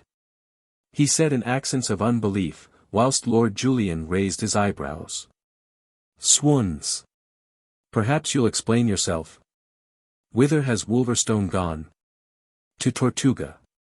He's gone with a message to the officers commanding the other 4 ships of the fleet that is awaiting me there, telling them what's happened and why they are no longer to expect me." Bishop's great face seemed to swell and its high color to deepen. He swung to Lord Julian. "You hear that, my lord? Deliberately he has let Wolverstone loose upon the seas again, Wolverstone, the worst of all that gang of pirates after himself. I hope your lordship begins at last to perceive the folly of granting the king's commission to such a man as this against all my counsels. Why, this thing it's just mutiny, treason.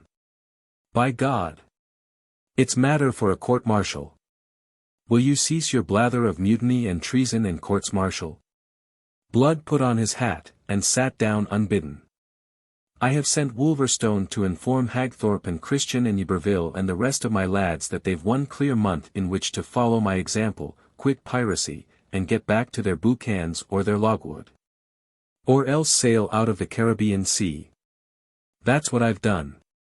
But the men, his lordship interposed in his level, cultured voice. This 100 men that Wolverstone has taken with him. They are those of my crew who have no taste for King James's service, and have preferred to seek work of other kinds. It was in our compact, my lord, that there should be no constraining of my men. I don't remember it, said his lordship, with sincerity. Blood looked at him in surprise. Then he shrugged. Faith, I'm not to blame for your lordship's poor memory. I say that it was so, and I don't lie. I've never found it necessary. In any case ye couldn't have supposed that I should consent to anything different. And then the deputy governor exploded. You have given those damned rascals in Tortuga this warning so that they may escape. That is what you have done.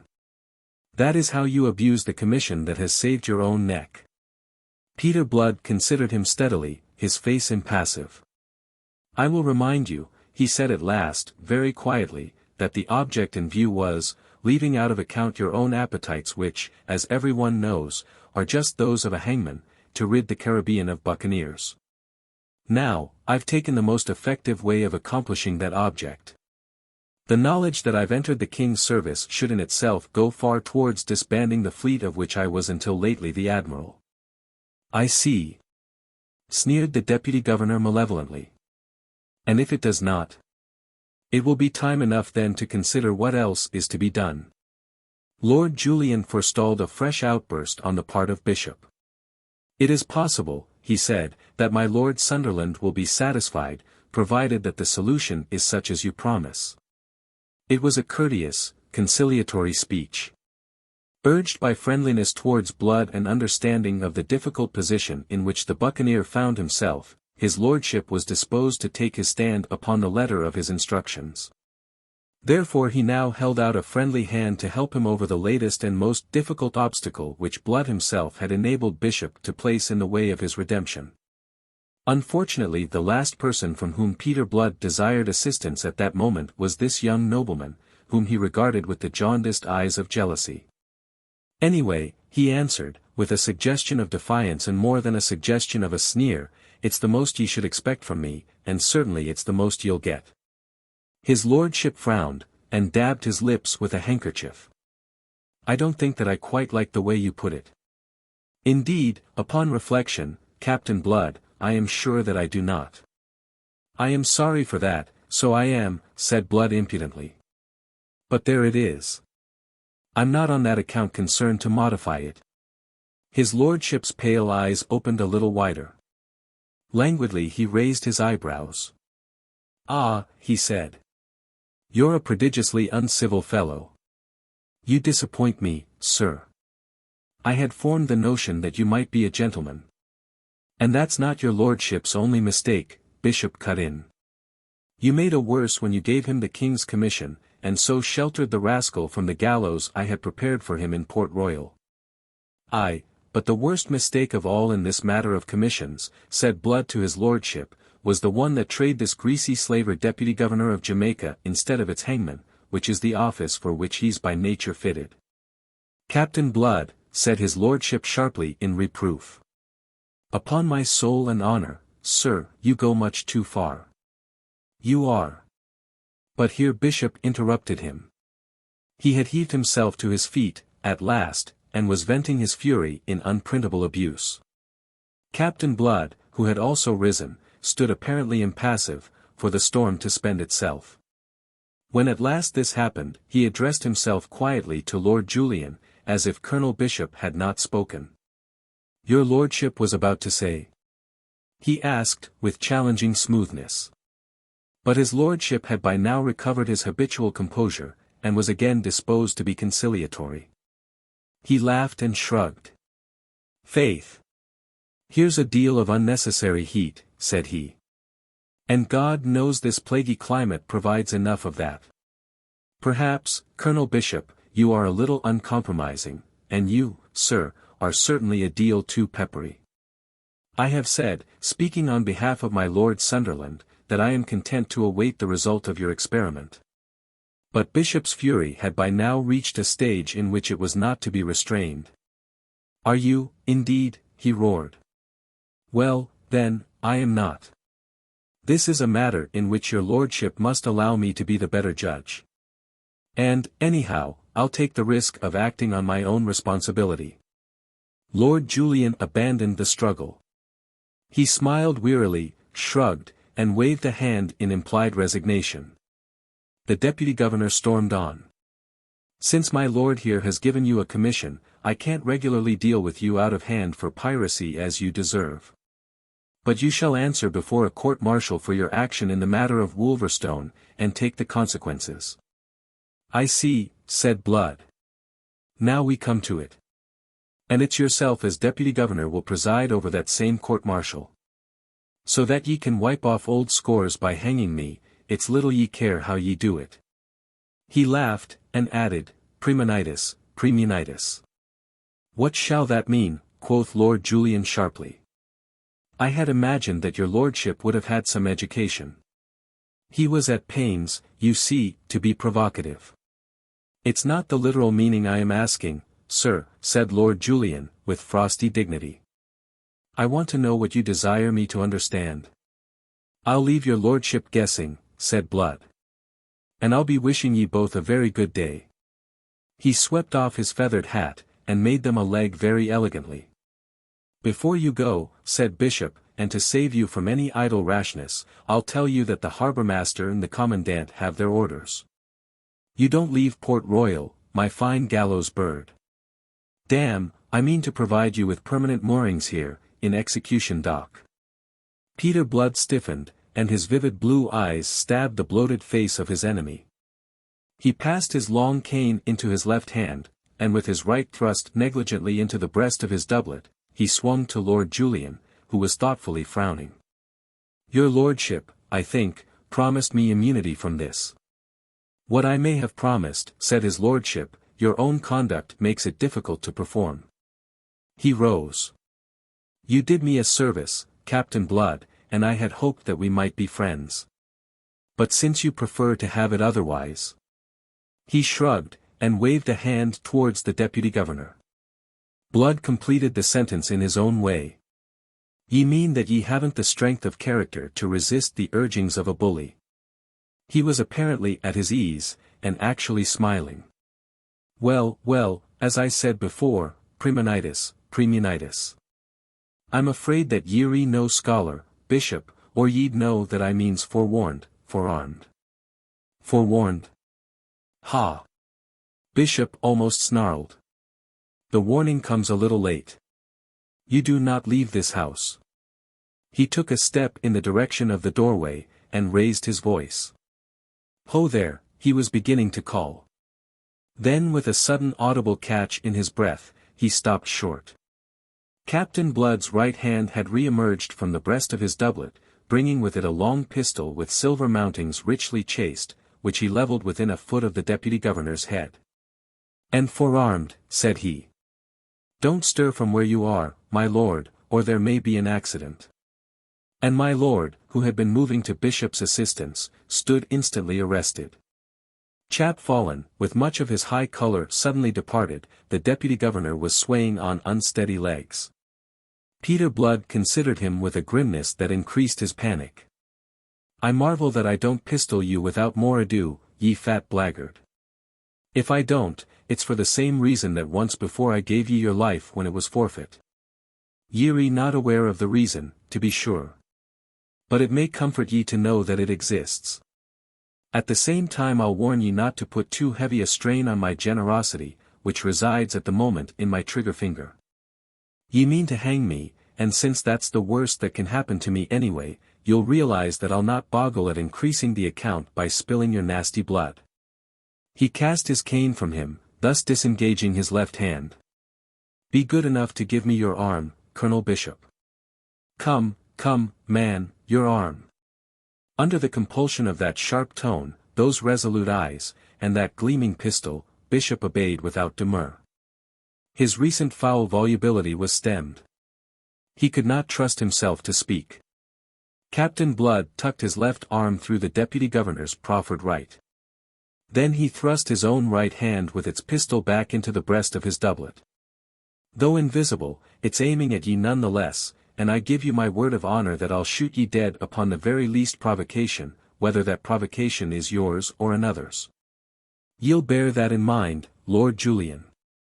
And now, ye greasy hangmen, step out as brisk and lively as ye can, and behave as naturally as ye may, or it's the black stream of Cocytus you'll be contemplating. Arm in arm they passed through the house, and down the garden, where Arabella lingered, awaiting Peter Blood's return. Consideration of his parting words had brought her first turmoil of mind, then a clear perception of what might be indeed the truth of the death of Levasseur. She perceived that the particular inference drawn from it might similarly have been drawn from Blood's deliverance of Mary Trail. When a man so risks his life for a woman, the rest is easily assumed. For the men who will take such risks without hope of personal gain are few. Blood was of those few, as he had proved in the case of Mary Trail. It needed no further assurances of his to convince her that she had done him a monstrous injustice. She remembered words he had used, words overheard aboard his ship, which he had named the Arabella, on the night of her deliverance from the Spanish admiral, words he had uttered when she had approved his acceptance of the king's commission. The words he had spoken to her that very morning, which had but served to move her indignation. All these assumed a fresh meaning in her mind, delivered now from its unwarranted preconceptions. Therefore she lingered there in the garden, awaiting his return that she might make amends, that she might set a term to all misunderstanding. In impatience she awaited him. Yet her patience, it seemed, was to be tested further. For when at last he came, it was in company, unusually close and intimate company, with her uncle. In vexation she realized that explanations must be postponed. Could she have guessed the extent of that postponement, vexation would have been changed into despair. He passed, with his companion, from that fragrant garden into the courtyard of the fort. Here the commandant, who had been instructed to hold himself in readiness with the necessary men against the need to effect the arrest of Captain Blood, was amazed by the curious spectacle of the deputy governor of Jamaica strolling forth arm in arm and apparently on the friendliest terms with the intended prisoner. For as they went, Blood was chatting and laughing briskly. They passed out of the gates unchallenged, and so came to the mole where the cockboat from the Arabella was waiting. They took their places side by side in the stern sheets, and were pulled away together, always very close and friendly, to the great red ship where Jeremy Pitt so anxiously awaited news. You conceive the master's amazement to see the deputy governor come toiling up the entrance ladder, with Blood following very close behind him. "Sure, I walked into a trap, as ye feared, Jeremy," Blood hailed him. "But I walked out again, and fetched the trapper with me. He loves his life, does this fat rascal." Colonel Bishop stood in the waist, his great face blenched to the color of clay, his mouth loose, almost afraid to look at the sturdy ruffians who lounged about the shot rack on the main hatch. Blood shouted an order to the boatswain, who was leaning against the forecastle bulkhead. "Throw me a rope with a running noose over the yardarm there, against the need of it. Now, don't be alarming yourself, Colonel, darling. It's no more than a provision against your being unreasonable, which I am sure ye'll not be. We'll talk the matter over whiles we are dining, for I trust ye'll not refuse to honor my table by your company." He led away the will-less, cowed bully to the great cabin. Benjamin, the negro steward, in white drawers and cotton shirt, made haste by his command to serve dinner. Colonel Bishop collapsed on the locker under the stern ports, and spoke now for the first time. "May I ask what are your intentions?" he quavered. "Why, nothing sinister, Colonel. Although ye deserve nothing less than that same rope and yardarm, I assure you that it's to be employed only as a last resource. Ye said his lordship made a mistake when he handed me the commission which the Secretary of State did me the honor to design for me.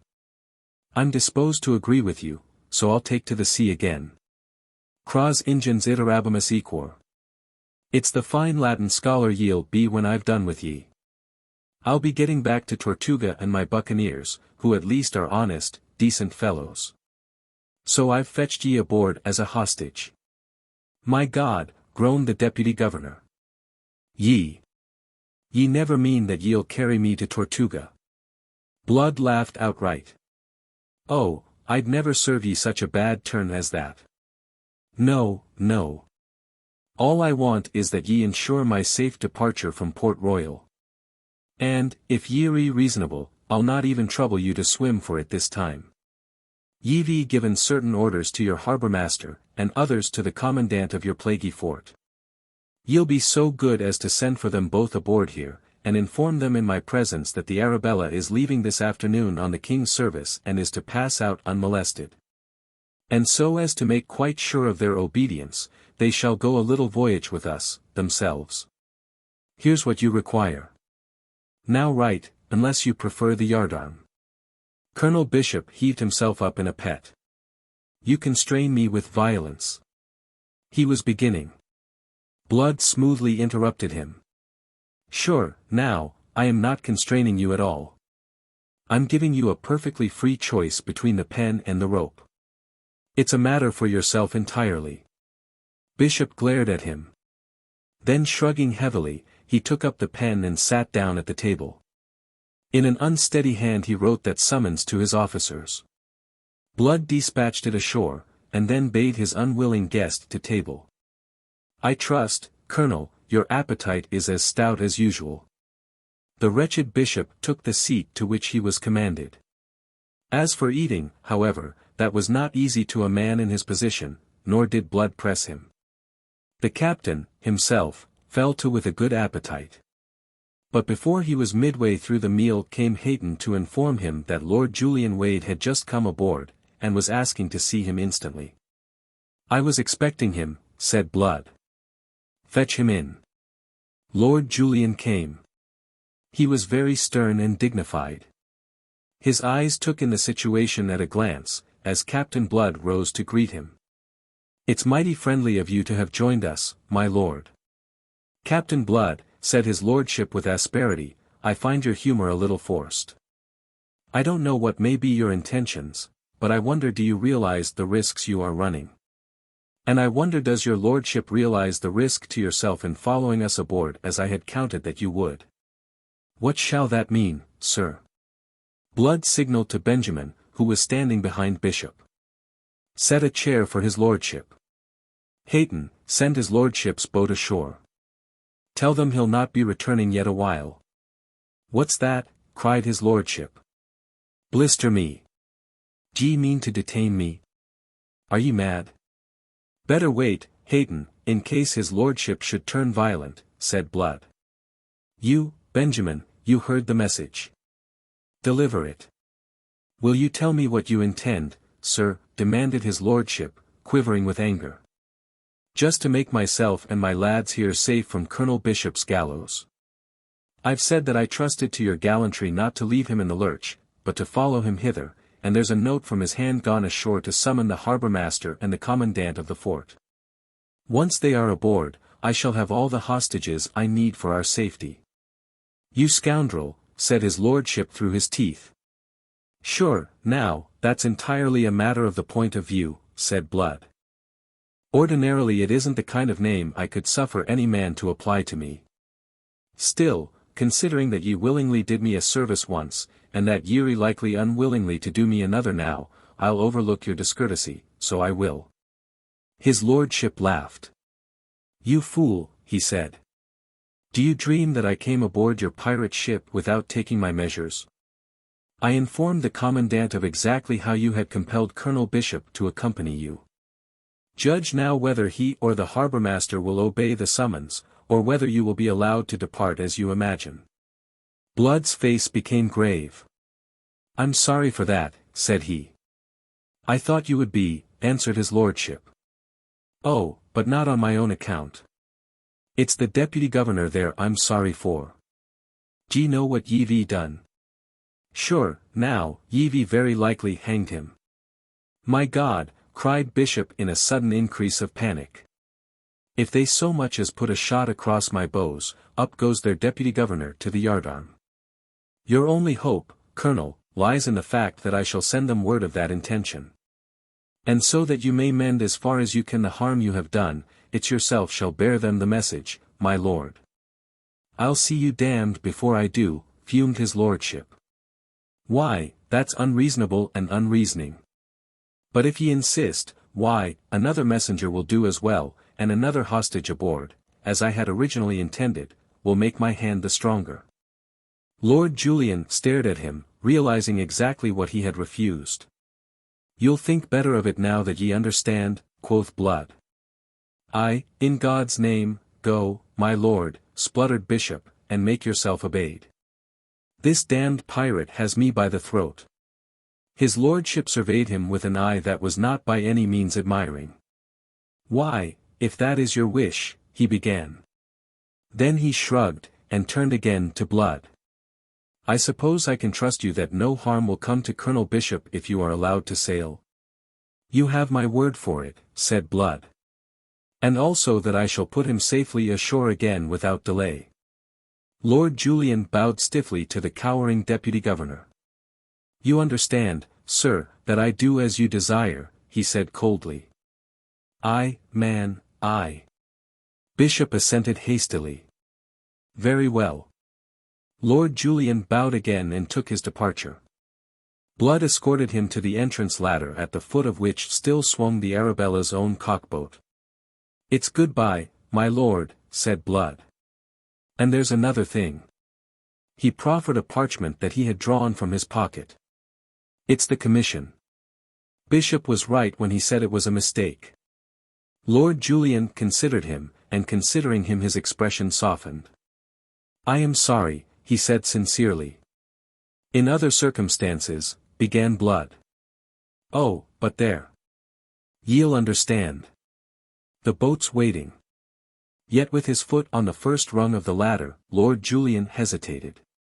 "I still do not perceive, blister me if I do, why you should not have found someone else to carry your message to the commandant, and kept me aboard as an added hostage for his obedience to your wishes." Blood's vivid eyes looked into the others that were clear and honest, and he smiled, a little wistfully. A moment he seemed to hesitate. Then he explained himself quite fully. "Why shouldn't I tell you? It's the same reason that's been urging me to pick a quarrel with you, so that I might have the satisfaction of slipping a couple of feet of steel into your vitals. When I accepted your commission, I was moved to think it might redeem me in the eyes of Miss Bishop, for whose sake, as you may have guessed, I took it. But I have discovered that such a thing is beyond accomplishment. I should have known it for a sick man's dream. I have discovered also that if she's choosing you, as I believe she is, she's choosing wisely between us, and that's why I'll not have your life risked by keeping you aboard whilst the message goes by another who might bungle it. And now perhaps ye'll understand." Lord Julian stared at him bewildered. His long, aristocratic face was very pale. "My God," he said. "And you tell me this?" "I tell you because—" "Oh, plague on it, so that ye may tell her. So that she may be made to realize that there's something of the unfortunate gentleman left under the thief and pirate she accounts me, and that her own good is my supreme desire. Knowing that, she may. Faith, she may remember me more kindly, if it's only in her prayers. That's all, my lord." Lord Julian continued to look at the buccaneer in silence. In silence, at last, he held out his hand, and in silence Blood took it. "I wonder whether you are right," said his lordship, "and whether you are not the better man. Where she is concerned, see that you make sure that I am right. Goodbye to you." Lord Julian wrung his hand in silence, went down the ladder, and was pulled ashore. From the distance he waved to Blood, who stood leaning on the bulwarks watching the receding cockboat. The Arabella sailed within the hour, moving lazily before a sluggish breeze.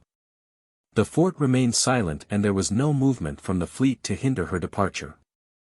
Lord Julian had carried the message effectively, and had added to it his own personal commands. Chapter 24. War. 5 miles out at sea from Port Royal, whence the details of the coast of Jamaica were losing their sharpness, the Arabella hove to, and the sloop she had been towing was warped alongside. Captain Blood escorted his compulsory guest to the head of the ladder.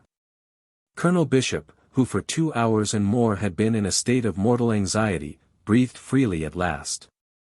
And as the tide of his fears receded, so that of his deep-rooted hate of this audacious buccaneer resumed its normal flow. But he practiced circumspection. If in his heart he vowed that once back in Port Royal there was no effort he would spare, no nerve he would not strain, to bring Peter Blood to final moorings in Execution Dock, at least he kept that vow strictly to himself. Peter Blood had no illusions. He was not, and never would be, the complete pirate. There was not another buccaneer in all the Caribbean who would have denied himself the pleasure of stringing Colonel Bishop from the yardarm, and by thus finally stifling the vindictive planter's hatred have increased his own security. But Blood was not of these. Moreover, in the case of Colonel Bishop there was a particular reason for restraint. Because he was Arabella Bishop's uncle, his life must remain sacred to Captain Blood. And so the captain smiled into the sallow, bloated face and the little eyes that fixed him with a malevolence not to be dissembled. "A safe voyage home to you, Colonel, darling," said he in valediction, and from his easy, smiling manner you would never have dreamt of the pain he carried in his breast. "It's the second time ye've served me for a hostage. You'll be well advised to avoid a third. I'm not lucky to you, Colonel, as you should be perceiving." Jeremy Pitt, the master, lounging at Blood's elbow, looked darkly upon the departure of the deputy governor. Behind them a little mob of grim, stalwart, sun-tanned buccaneers were restrained from cracking Bishop like a flea only by their submission to the dominant will of their leader. They had learned from Pitt while yet in Port Royal of their captain's danger, and whilst as ready as he to throw over the king's service which had been thrust upon them, yet they resented the manner in which this had been rendered necessary. And they marvelled now at Blood's restraint where Bishop was concerned. The deputy governor looked round and met the lowering hostile glances of those fierce eyes. Instinct warned him that his life at that moment was held precariously, that an injudicious word might precipitate an explosion of hatred from which no human power could save him. Therefore he said nothing. He inclined his head in silence to the captain, and went blundering and stumbling in his haste down that ladder to the sloop and its waiting negro crew. They pushed off the craft from the red hull of the Arabella, bent to their sweeps, then, hoisting sail, headed back for Port Royal, intent upon reaching it before darkness should come down upon them. And Bishop, the great bulk of him huddled in the stern sheets, sat silent, his black brows knitted, his coarse lips pursed. Malevolence and vindictiveness so whelming now his recent panic that he forgot his near escape of the yardarm and the running noose. On the mole at Port Royal, under the low, embattled wall of the fort, Major Mallard and Lord Julian waited to receive him, and it was with infinite relief that they assisted him from the sloop. Major Mallard was disposed to be apologetic. "Glad to see you safe, sir," said he. "I'd have sunk Blood's ship in spite of your excellencies being aboard but for your own orders by Lord Julian, and his lordship's assurance that he had Blood's word for it that no harm should come to you so that no harm came to him. I'll confess I thought it rash of his lordship to accept the word of a damned pirate." "I have found it as good as another's," said his lordship, cropping the major's too eager eloquence. He spoke with an unusual degree of that frosty dignity he could assume upon occasion. The fact is that his lordship was in an exceedingly bad humor.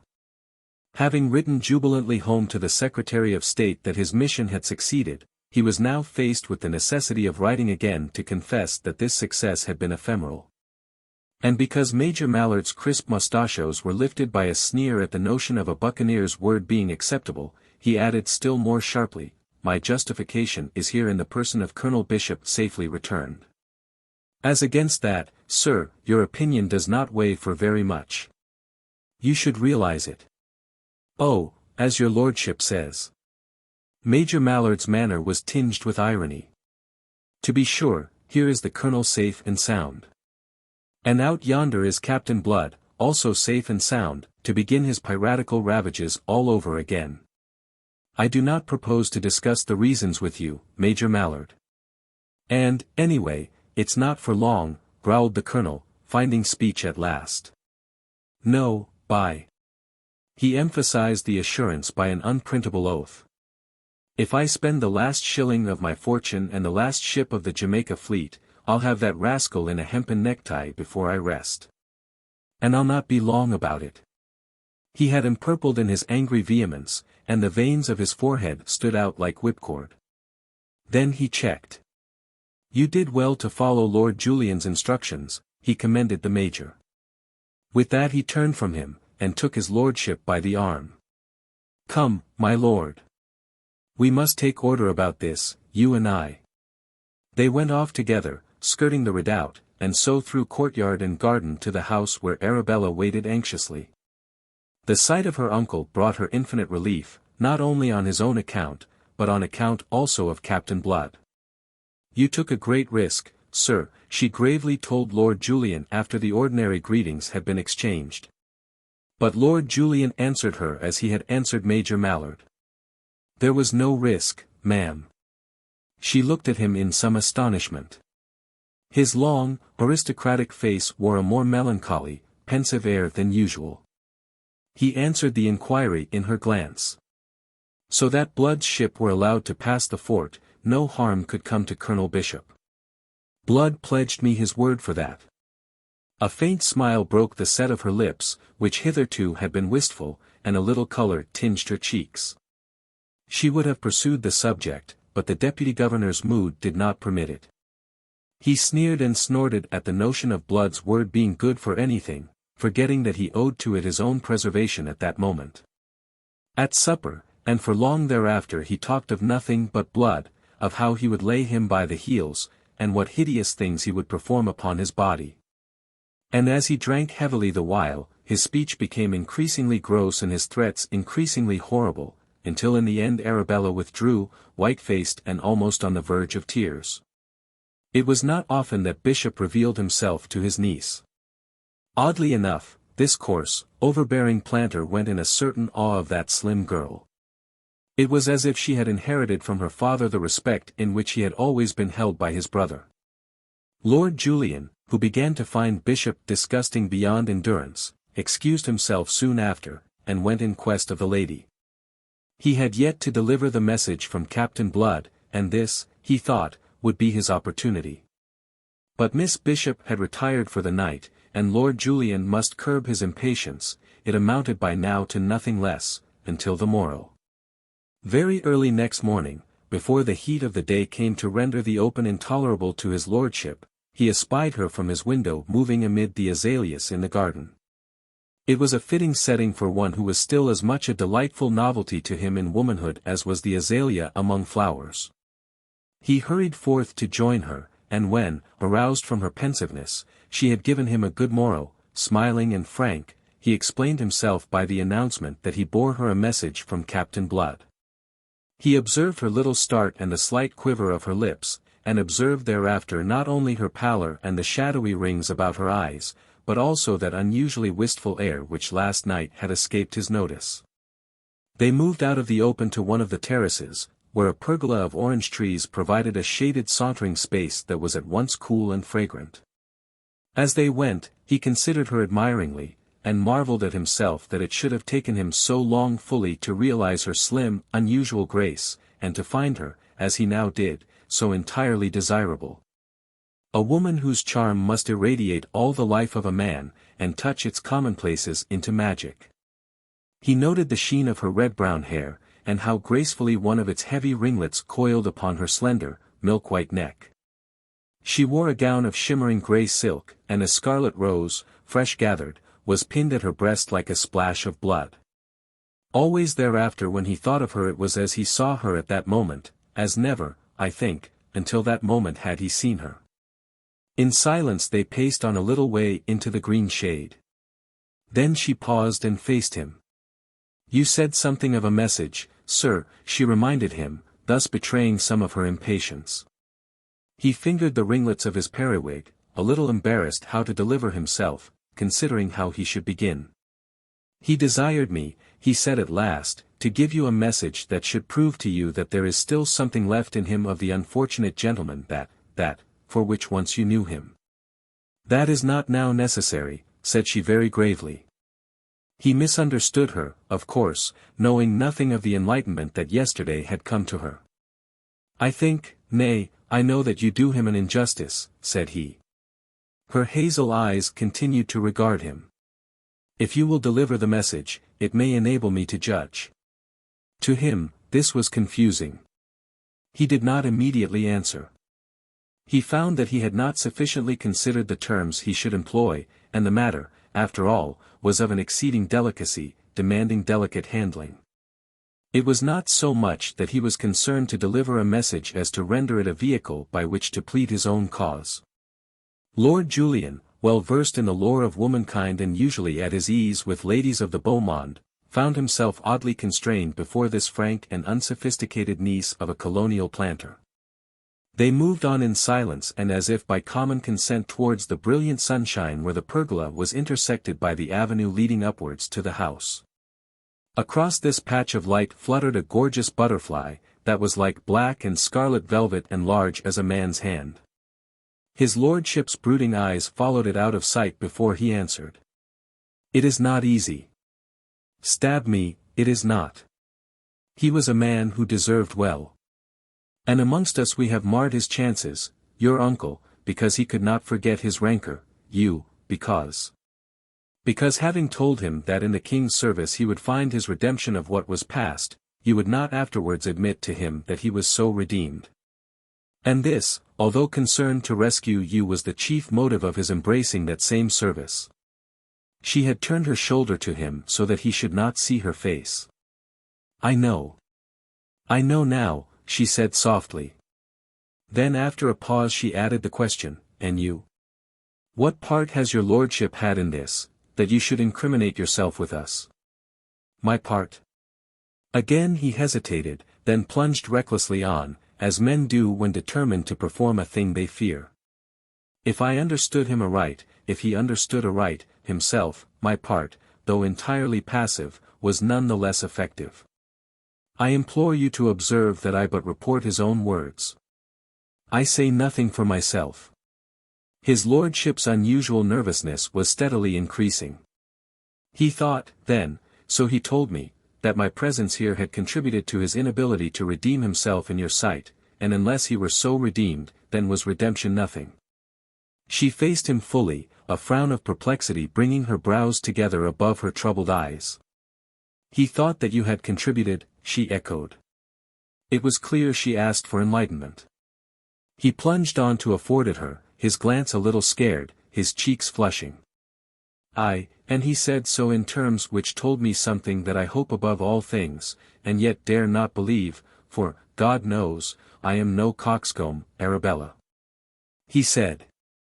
But first let me tell you how I was placed. I had gone aboard his ship to demand the instant surrender of your uncle whom he held captive. He laughed at me. Colonel Bishop should be a hostage for his safety. By rashly venturing aboard his ship, I afforded him in my own person yet another hostage as valuable at least as Colonel Bishop. Yet he bade me depart. Not from the fear of consequences, for he is above fear, nor from any personal esteem for me whom he confessed that he had come to find detestable, and this for the very reason that made him concerned for my safety. I do not understand, she said, as he paused. Is not that a contradiction in itself? It seems so only. The fact is, Arabella, this unfortunate man has the temerity to love you. She cried out at that, and clutched her breast whose calm was suddenly disturbed. Her eyes dilated as she stared at him. I've startled you, said he, with concern. I feared I should. But it was necessary so that you may understand. Go on, she bade him. Well, then, he saw in me one who made it impossible that he should win you, so he said. Therefore he could with satisfaction have killed me. But because my death might cause you pain, because your happiness was the thing that above all things he desired, he surrendered that part of his guarantee of safety which my person afforded him. If his departure should be hindered, and I should lose my life in what might follow, there was the risk that you might mourn me. That risk he would not take. Him you deemed a thief and a pirate, he said, and added that, I am giving you his own words always, if in choosing between us two, your choice, as he believed, would fall on me, then were you in his opinion choosing wisely. Because of that he bade me leave his ship, and had me put ashore. She looked at him with eyes that were aswim with tears. He took a step towards her, a catch in his breath, his hand held out. Was he right, Arabella? My life's happiness hangs upon your answer.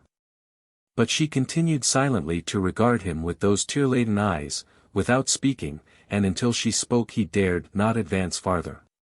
A doubt, a tormenting doubt beset him. When presently she spoke, he saw how true had been the instinct of which that doubt was born.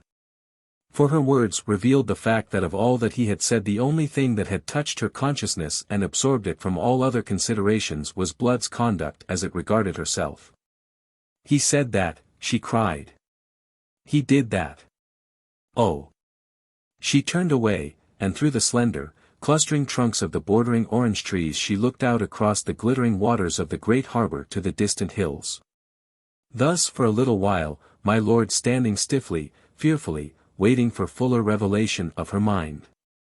At last it came, slowly, deliberately, in a voice that at moments was half suffocated. Last night when my uncle displayed his rancor and his evil rage, it began to be borne in upon me that such vindictiveness can belong only to those who have wronged.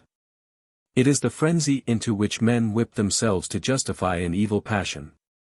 I must have known then, if I had not already learnt it, that I had been too credulous of all the unspeakable things attributed to Peter Blood. Yesterday I had his own explanation of that tale of Levasseur that you heard in St. Nicholas. And now this but gives me confirmation of his truth and worth. To a scoundrel such as I was too readily brought to believe him, the act of which you have just told me would have been impossible. That is my own opinion, said his lordship gently. It must be. But even if it were not, that would now weigh for nothing. What weighs, oh, so heavily and bitterly, is the thought that but for the words in which yesterday I repelled him, he might have been saved. If only I could have spoken to him again before he went. I waited for him. But my uncle was with him, and I had no suspicion that he was going away again. And now he is lost, back at his outlawry and piracy, in which ultimately he will be taken and destroyed. And the fault is mine. What are you saying? The only agents were your uncle's hostility and his own obstinacy which would not study compromise. You must not blame yourself for anything. She swung to him with some impatience, her eyes aswim in tears. You can say that, and in spite of his message, which in itself tells how much I was to blame. It was my treatment of him, the epithets I cast at him that drove him. So much he has told you. I know it to be true. You have no cause for shame, said he. As for your sorrow, why, if it will afford you solace, you may still count on me to do what man can to rescue him from this position. She caught her breath. You will do that? She cried with sudden eager hopefulness. You promise? She held out her hand to him impulsively. He took it in both his own. I promise, he answered her. And then, retaining still the hand she had surrendered to him, Arabella, he said very gently, there is still this other matter upon which you have not answered me. This other matter? Was he mad, she wondered. Could any other matter signify in such a moment? This matter that concerns myself, and all my future, oh, so very closely. This thing that Blood believed, that prompted him, that you are not indifferent to me. He saw the fair face change color and grow troubled once more. Indifferent to you, said she. Why, no. We have been good friends, we shall continue so, I hope, my lord. Friends. Good friends. He was between dismay and bitterness. It is not your friendship only that I ask, Arabella. You heard what I said, what I reported. You will not say that Peter Blood was wrong. Gently she sought to disengage her hand, the trouble in her face increasing. A moment he resisted. Then, realizing what he did, he set her free. Arabella, he cried on a note of sudden pain. I have friendship for you, my lord. But only friendship. His castle of hopes came clattering down about him, leaving him a little stunned. As he had said, he was no coxcomb. Yet there was something that he did not understand. She confessed to friendship, and it was in his power to offer her a great position, one to which she, a colonial planter's niece, however wealthy, could never have aspired even in her dreams. This she rejected, yet spoke of friendship. Peter Blood had been mistaken, then. How far had he been mistaken? Had he been as mistaken in her feelings towards himself as he obviously was in her feelings towards his lordship? In that case, his reflections broke short. To speculate was to wound himself in vain. He must know. Therefore he asked her with grim frankness. "Is it Peter Blood?" "Peter Blood," she echoed. At first she did not understand the purport of his question. When understanding came, a flush suffused her face. "I do not know," she said, faltering a little. This was hardly a truthful answer. For, as if an obscuring veil had suddenly been rent that morning, she was permitted at last to see Peter Blood in his true relations to other men, and that sight, vouchsafed her 24 hours too late, filled her with pity and regret and yearning. Lord Julian knew enough of women to be left in no further doubt. He bowed his head so that she might not see the anger in his eyes, for as a man of honor he took shame in that anger which as a human being he could not repress. And because nature in him was stronger, as it is in most of us, than training, Lord Julian from that moment began, almost in spite of himself, to practice something that was akin to villainy. I regret to chronicle it of one for whom, if I have done him any sort of justice, you should have been conceiving some esteem. But the truth is that the lingering remains of the regard in which he had held Peter Blood were choked by the desire to supplant and destroy a rival. He had passed his word to Arabella that he would use his powerful influence on Blood's behalf. I deplore to set it down that not only did he forget his pledge, but secretly set himself to aid and abet Arabella's uncle in the plans he laid for the trapping and undoing of the buccaneer. He might reasonably have urged, had he been taxed with it, that he conducted himself precisely as his duty demanded. But to that he might have been answered that duty with him was but the slave of jealousy in this. When the Jamaica fleet put to sea some few days later, Lord Julian sailed with Colonel Bishop in Vice-Admiral Crawford's flagship. Not only was there no need for either of them to go, but the Deputy Governor's duties actually demanded that he should remain ashore, whilst Lord Julian, as we know, was a useless man aboard a ship. Yet both set out to hunt Captain Blood, each making of his duty a pretext for the satisfaction of personal aims. And that common purpose became a link between them, binding them in a sort of friendship that must otherwise have been impossible between men so dissimilar in breeding and in aspirations. The hunt was up. They cruised a while off Hispaniola, watching the windward passage, and suffering the discomforts of the rainy season which had now set in. But they cruised in vain, and after a month of it, returned empty-handed to Port Royal, there to find awaiting them the most disquieting news from the Old World. The megalomania of Louis XIV had set Europe in a blaze of war. The French legionaries were ravaging the Rhine provinces, and Spain had joined the nations leagued to defend themselves from the wild ambitions of the King of France. And there was worse than this, there were rumors of civil war in England, where the people had grown weary of the bigoted tyranny of King James. It was reported that William of Orange had been invited to come over. Weeks passed, and every ship from home brought additional news. William had crossed to England, and in March of that year 1689 they learnt in Jamaica that he had accepted the crown and that James had thrown himself into the arms of France for rehabilitation. To a kinsman of Sunderland's this was disquieting news, indeed. It was followed by letters from King William's Secretary of State informing Colonel Bishop that there was war with France. And that in view of its effect upon the colonies a Governor-General was coming out to the West Indies in the person of Lord Willoughby. And that with him came a squadron under the command of Admiral Van der Kuylen to reinforce the Jamaica fleet against eventualities. Bishop realized that this must mean the end of his supreme authority, even though he should continue in Port Royal as Deputy Governor. Lord Julian, in the lack of direct news to himself, did not know what it might mean to him. But he had been very close and confidential with Colonel Bishop regarding his hopes of Arabella, and Colonel Bishop more than ever, now that political events put him in danger of being retired. Was anxious to enjoy the advantages of having a man of Lord Julian's eminence for his relative. They came to a complete understanding in the matter, and Lord Julian disclosed all that he knew. "There is one obstacle in our path," said he. "Captain Blood. The girl is in love with him." "Ye're surely mad," cried Bishop, when he had recovered speech. "You are justified of the assumption," said his lordship dolefully. "But I happen to be sane, and to speak with knowledge." "With knowledge?" "Arabella herself has confessed it to me. The brazen baggage.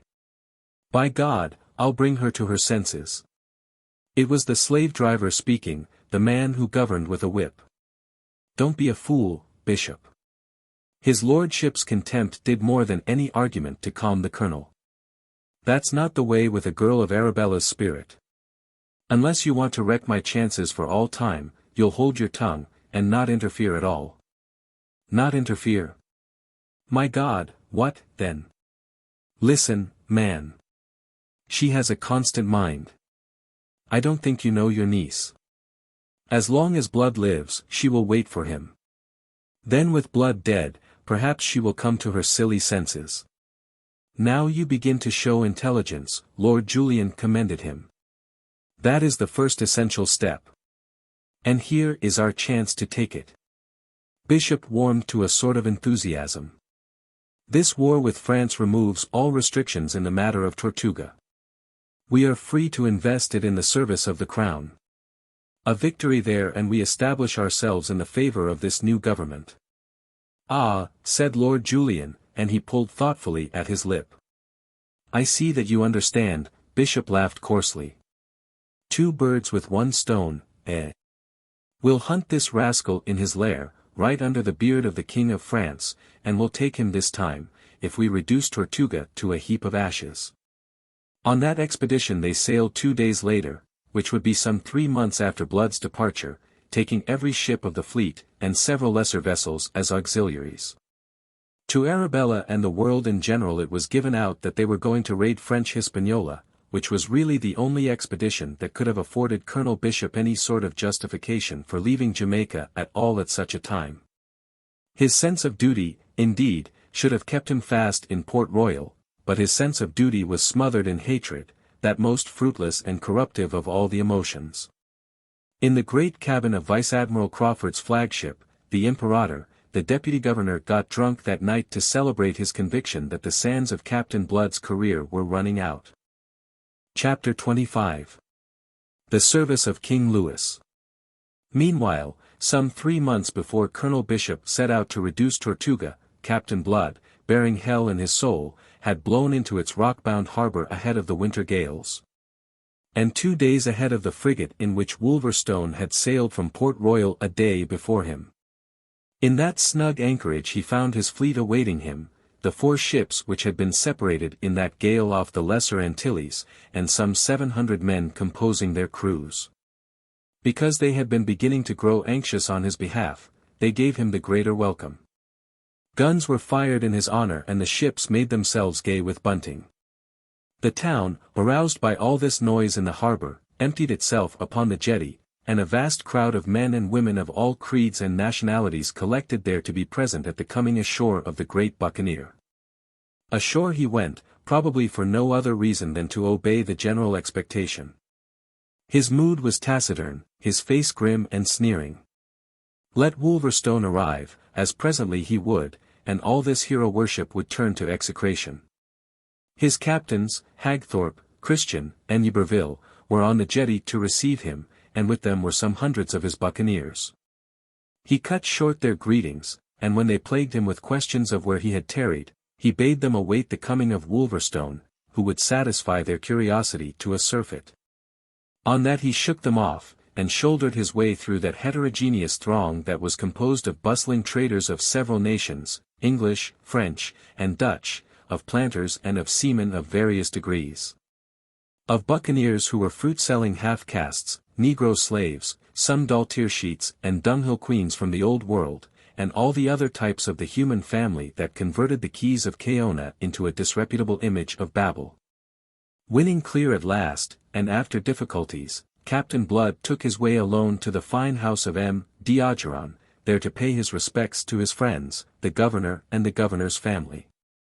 At first the buccaneers jumped to the conclusion that Wolverstone was following with some rare prize of war.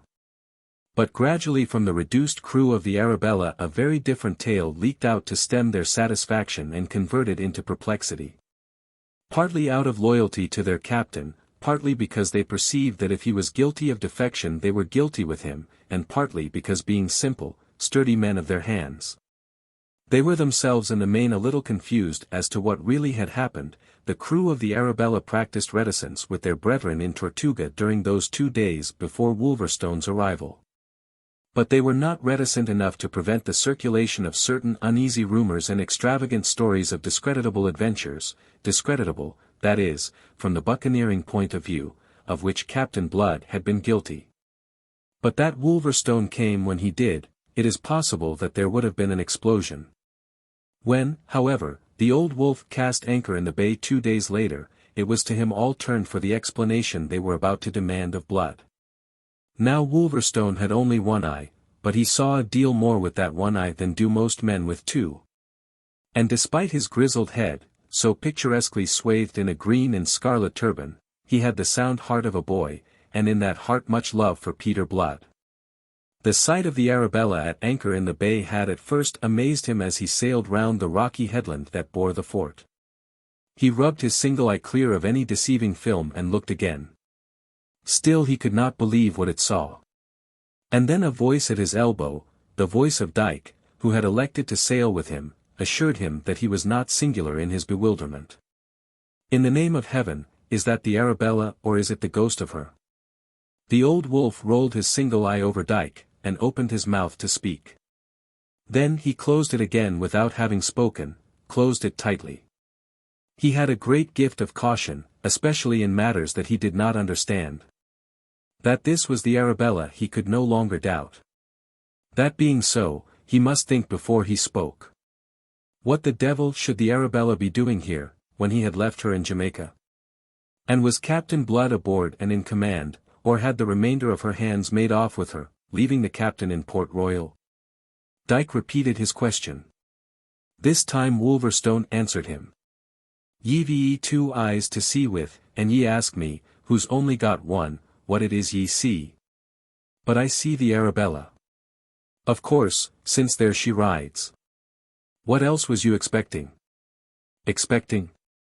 Dyke stared at him, open-mouthed. Was you expecting to find the Arabella here? Wolverstone looked him over in contempt, then laughed and spoke loud enough to be heard by all around him. Of course. What else?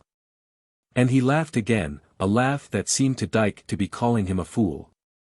On that Wolverstone turned to give his attention to the operation of anchoring. Anon when ashore he was beset by questioning buccaneers. It was from their very questions that he gathered exactly how matters stood, and perceived that either from lack of courage or other motive Blood, himself, had refused to render any account of his doings since the Arabella had separated from her sister ships. Wolverstone congratulated himself upon the discretion he had used with Dyke. The captain was ever a modest man, he explained to Hagthorpe and those others who came crowding round him. It's not his way to be sounding his own praises. Why, it was like this. We fell in with old Don Miguel, and when we'd scuttled him we took aboard a London pimp sent out by the Secretary of State to offer the captain the king's commission if so be him'd quit piracy and be good behaviour. The captain damned his soul to hell for answer. And then we fell in the Jamaica fleet and that grey old devil Bishop in command, and there was a sure end to Captain Blood and to every mother's son of us all. So I goes to him, and accept this poxy commission, says I, turn king's man and save your neck and ours. He took me at my word, and the London pimp gave him the king's commission on the spot, and Bishop all but choked hisself with rage when he was told of it. But happened it had, and he was forced to swallow it. We were king's men all, and so into Port Royal we sailed along Bishop. But Bishop didn't trust us. He knew too much. But for his lordship, the fellow from London, he'd hanged the captain, king's commission and all. Slipped out Port Royal again that same night. But that hound bishop had passed the word, and the fort kept a sharp lookout. In the end, though it took a fortnight, Blood bubbled him. He sent me and most the men off in a frigate that I bought for the voyage. His game, as he'd secretly told me, was to follow and give chase. Whether that's the game he played or not I can't tell ye. But here he is afore me as I'd expected he would be.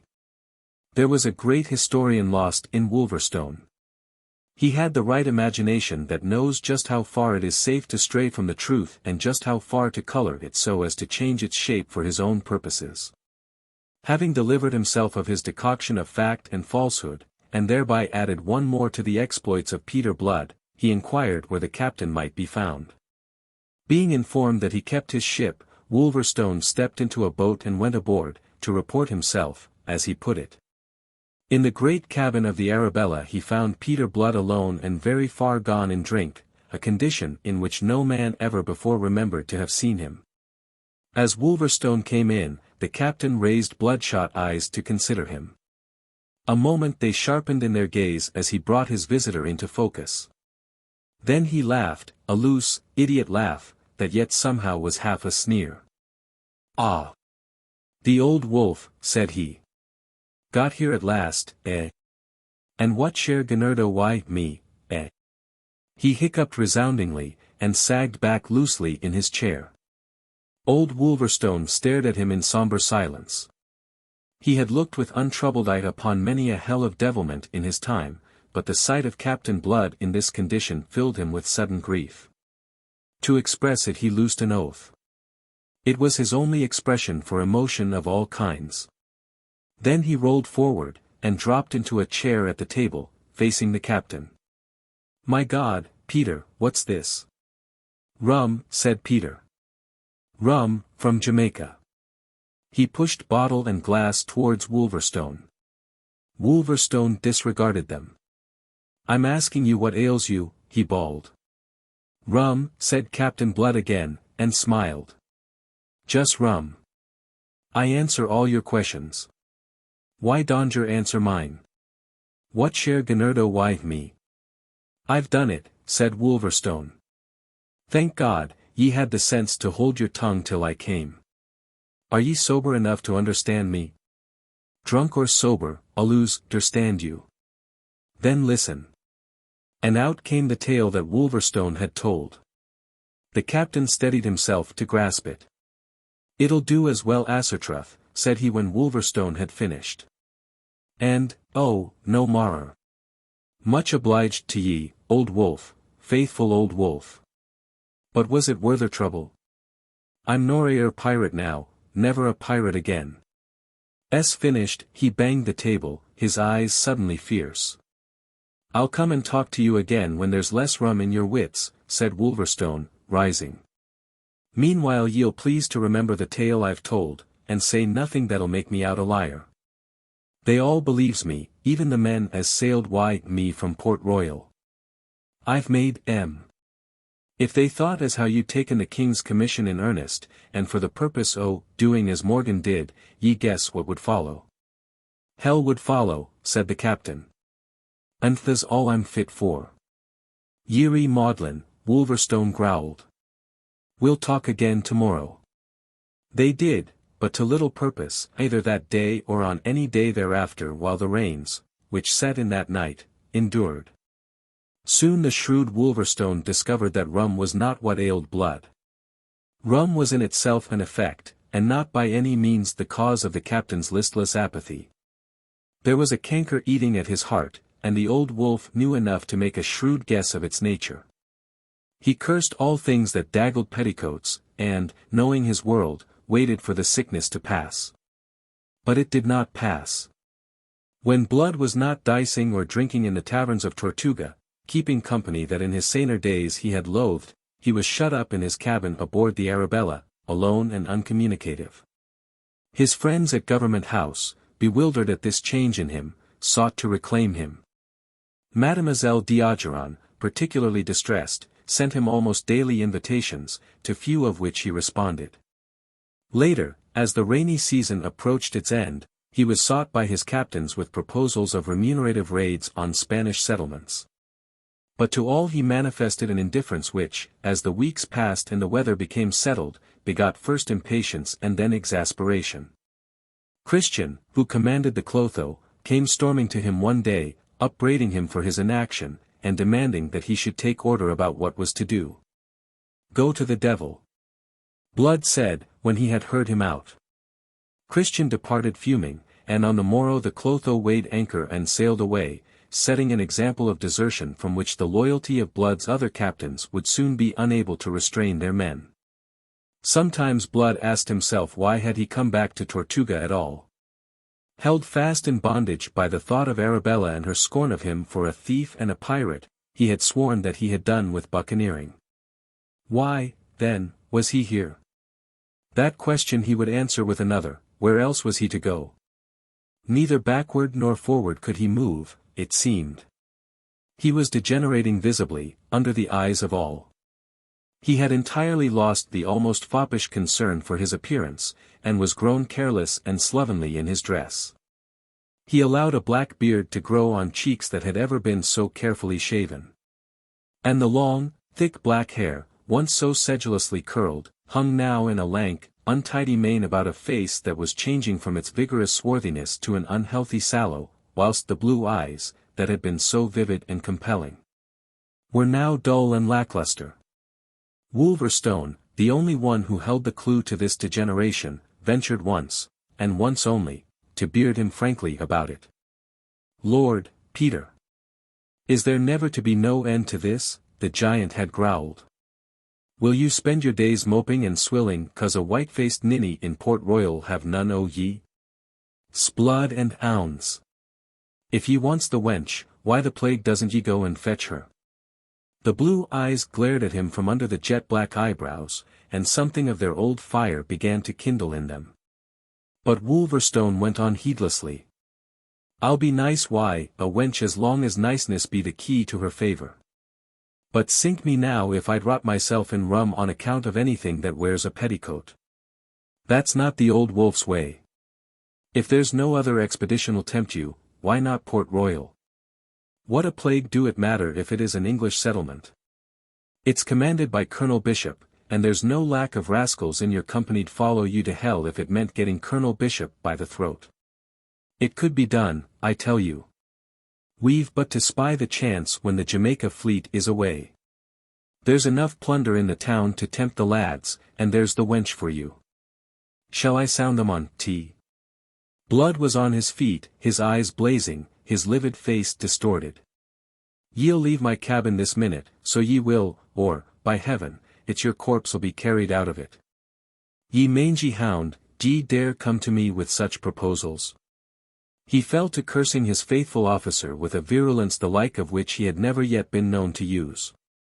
And Wolverstone, in terror before that fury, went out without another word. The subject was not raised again, and Captain Blood was left to his idle abstraction. But at last, as his buccaneers were growing desperate, something happened, brought about by the captain's friend M. D'Ogeron. One sunny morning the governor of Tortuga came aboard the Arabella, accompanied by a chubby little gentleman, amiable of countenance, amiable and self-sufficient of manner. "My captain, M. D'Ogeron delivered himself, I bring you M. de Cussy, the governor of French Hispaniola, who desires a word with you." Out of consideration for his friend, Captain Blood pulled the pipe from his mouth, shook some of the rum out of his wits, and rose and made a leg to M. de Cussy. "Serviteur," said he. M. de Cussy returned the bow and accepted a seat on the locker under the stem windows. "You have a good force here under your command, my captain," said he. "Some 800 men. And I understand they grow restive in idleness. They may go to the devil when they please." M. de Cussy took snuff delicately. "I have something better than that to propose," said he. "Propose it, then," said Blood, without interest. M. de Cussy looked at M. D'Ogeron, and raised his eyebrows a little. He did not find Captain Blood encouraging. But M. D'Ogeron nodded vigorously with pursed lips, and the governor of Hispaniola propounded his business. News has reached us from France that there is war with Spain. That is news, is it? Growled Blood. I am speaking officially, my captain. I am not alluding to unofficial skirmishes, and unofficial predatory measures which we have condoned out here. There is war, formally war, between France and Spain in Europe. It is the intention of France that this war shall be carried into the New World. A fleet is coming out from Brest under the command of Le Baron de Rivarol for that purpose. I have letters from him desiring me to equip a supplementary squadron and raise a body of not less than 1,000 men to reinforce him on his arrival.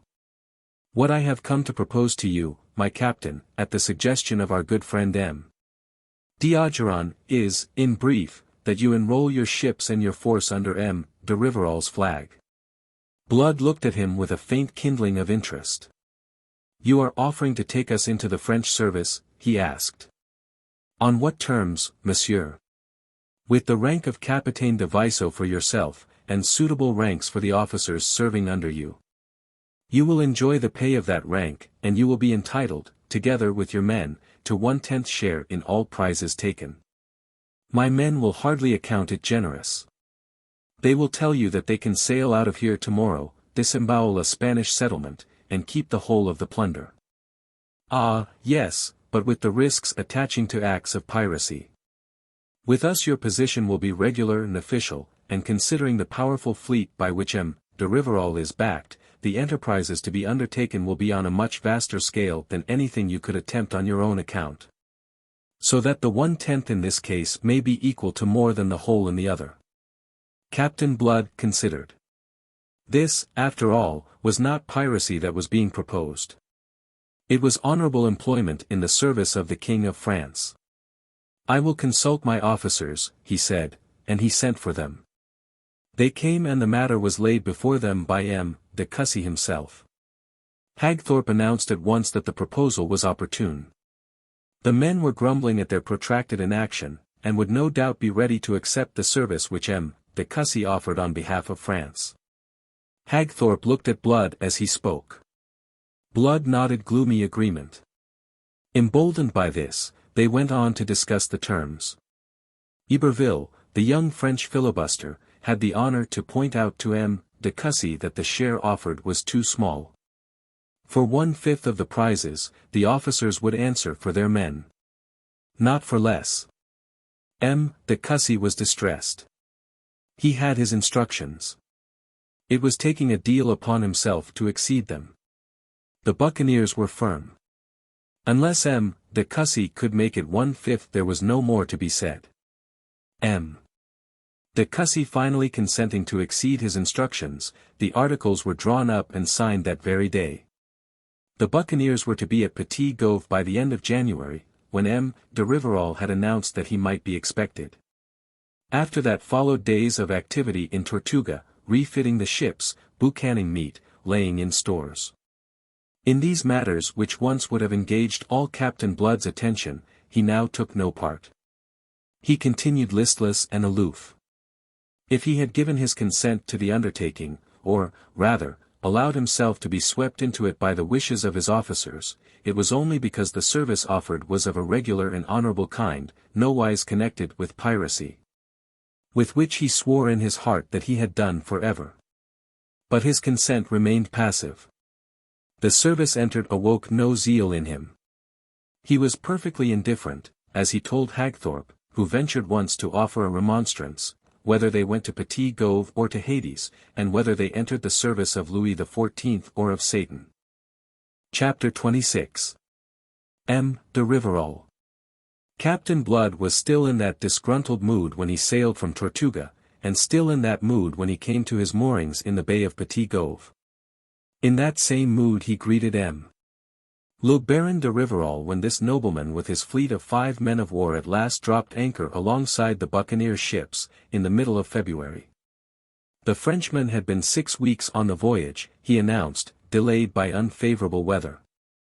Summoned to wait on him, Captain Blood repaired to the castle of Petit Gove, where the interview was to take place. The Baron, a tall, hawk-faced man of 40, very cold and distant of manner, measured Captain Blood with an eye of obvious disapproval. Of Hagthorpe, Iberville, and Wolverstone who stood ranged behind their captain, he took no heed whatever. De Cussy offered Captain Blood a chair. "A moment, De Cussy. I do not think le Baron has observed that I am not alone. Let me present to you, sir, my companions, Captain Hagthorpe of the Elizabeth, Captain Wolverstone of the Atropos, and Captain Iberville of the Lachesis." The Baron stared hard and haughtily at Captain Blood, then very distantly and barely perceptibly inclined his head to each of the other three. His manner implied plainly that he despised them and that he desired them at once to understand it.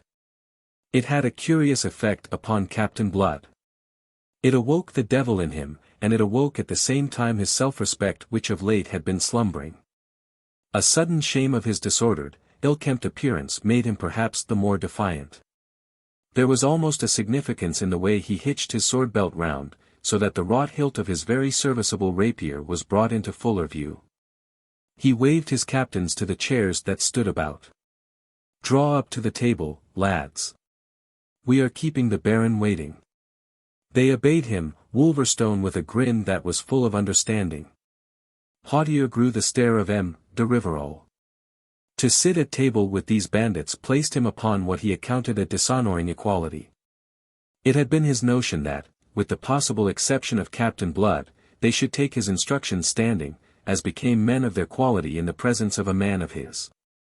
He did the only thing remaining to mark a distinction between himself and them. He put on his hat. "Ye very wise now," said Blood amiably. "I feel the draught myself." And he covered himself with his plumed castor. De Rivarol changed color. He quivered visibly with anger, and was a moment controlling himself before venturing to speak. De Cussy was obviously very ill at ease. "Sir," said the Baron frostily, "you compel me to remind you that the rank you hold is that of Capitaine de Vaisseau, and that you are in the presence of the General of the armies of France by sea and land in America. You compel me to remind you further that there is a deference due from your rank to mine." "I am happy to assure you," said Captain Blood, "that the reminder is unnecessary. I am by way of accounting myself a gentleman, little though I may look like one at present. And I should not account myself that were I capable of anything but deference to those whom nature or fortune may have placed above me, or to those who being placed beneath me in rank may labor under a disability to resent my lack of it." It was a neatly intangible rebuke. De Rivarol bit his lip. Captain Blood swept on without giving him time to reply, thus much being clear, "Shall we come to business?" De Rivarol's hard eyes considered him a moment. "Perhaps it will be best," said he. He took up a paper. "I have here a copy of the articles into which you entered with de Cussy. Before going further, I have to observe that de Cussy has exceeded his instructions in admitting you to 1/5 of the prizes taken. His authority did not warrant his going beyond 1/10. That is a matter between yourself and de Cussy, my general." "Oh, no. It is a matter between myself and you." "Your pardon, my general. The articles are signed. So far as we are concerned, the matter is closed. Also out of regard for de Cussy, we should not desire to be witnesses of the rebukes you may consider that he deserves. What I may have to say to de Cussy is no concern of yours. That is what I am telling you, my general. But, nom de Dieu. It is your concern, I suppose, that we cannot award you more than 1/10 share." De Rivarol smote the table in exasperation. This pirate was too infernally skillful a fencer. "You are quite certain of that, le Baron, that you cannot?" "I am quite certain that I will not." Captain Blood shrugged, and looked down his nose. "In that case," said he, "it but remains for me to present my little account for our disbursement, and to fix the sum at which we should be compensated for our loss of time and derangement in coming hither. That settled, we can part friends, le Baron. No harm has been done." "What the devil do you mean?" The Baron was on his feet, leaning forward across the table. Is it possible that I am obscure? My French, perhaps, is not of the purest, but... Oh, your French is fluent enough. Too fluent at moments, if I may permit myself the observation. Now, look you here, le filibustier, I am not a man with whom it is safe to play the fool, as you may very soon discover. You have accepted service of the King of France, you and your men, you hold the rank and draw the pay of a capitaine de vaisseau, and these your officers hold the rank of lieutenants. These ranks carry obligations which you would do well to study, and penalties for failing to discharge them which you might study at the same time. They are something severe. The first obligation of an officer is obedience. I commend it to your attention. You are not to conceive yourselves, as you appear to be doing, my allies in the enterprises I have in view, but my subordinates.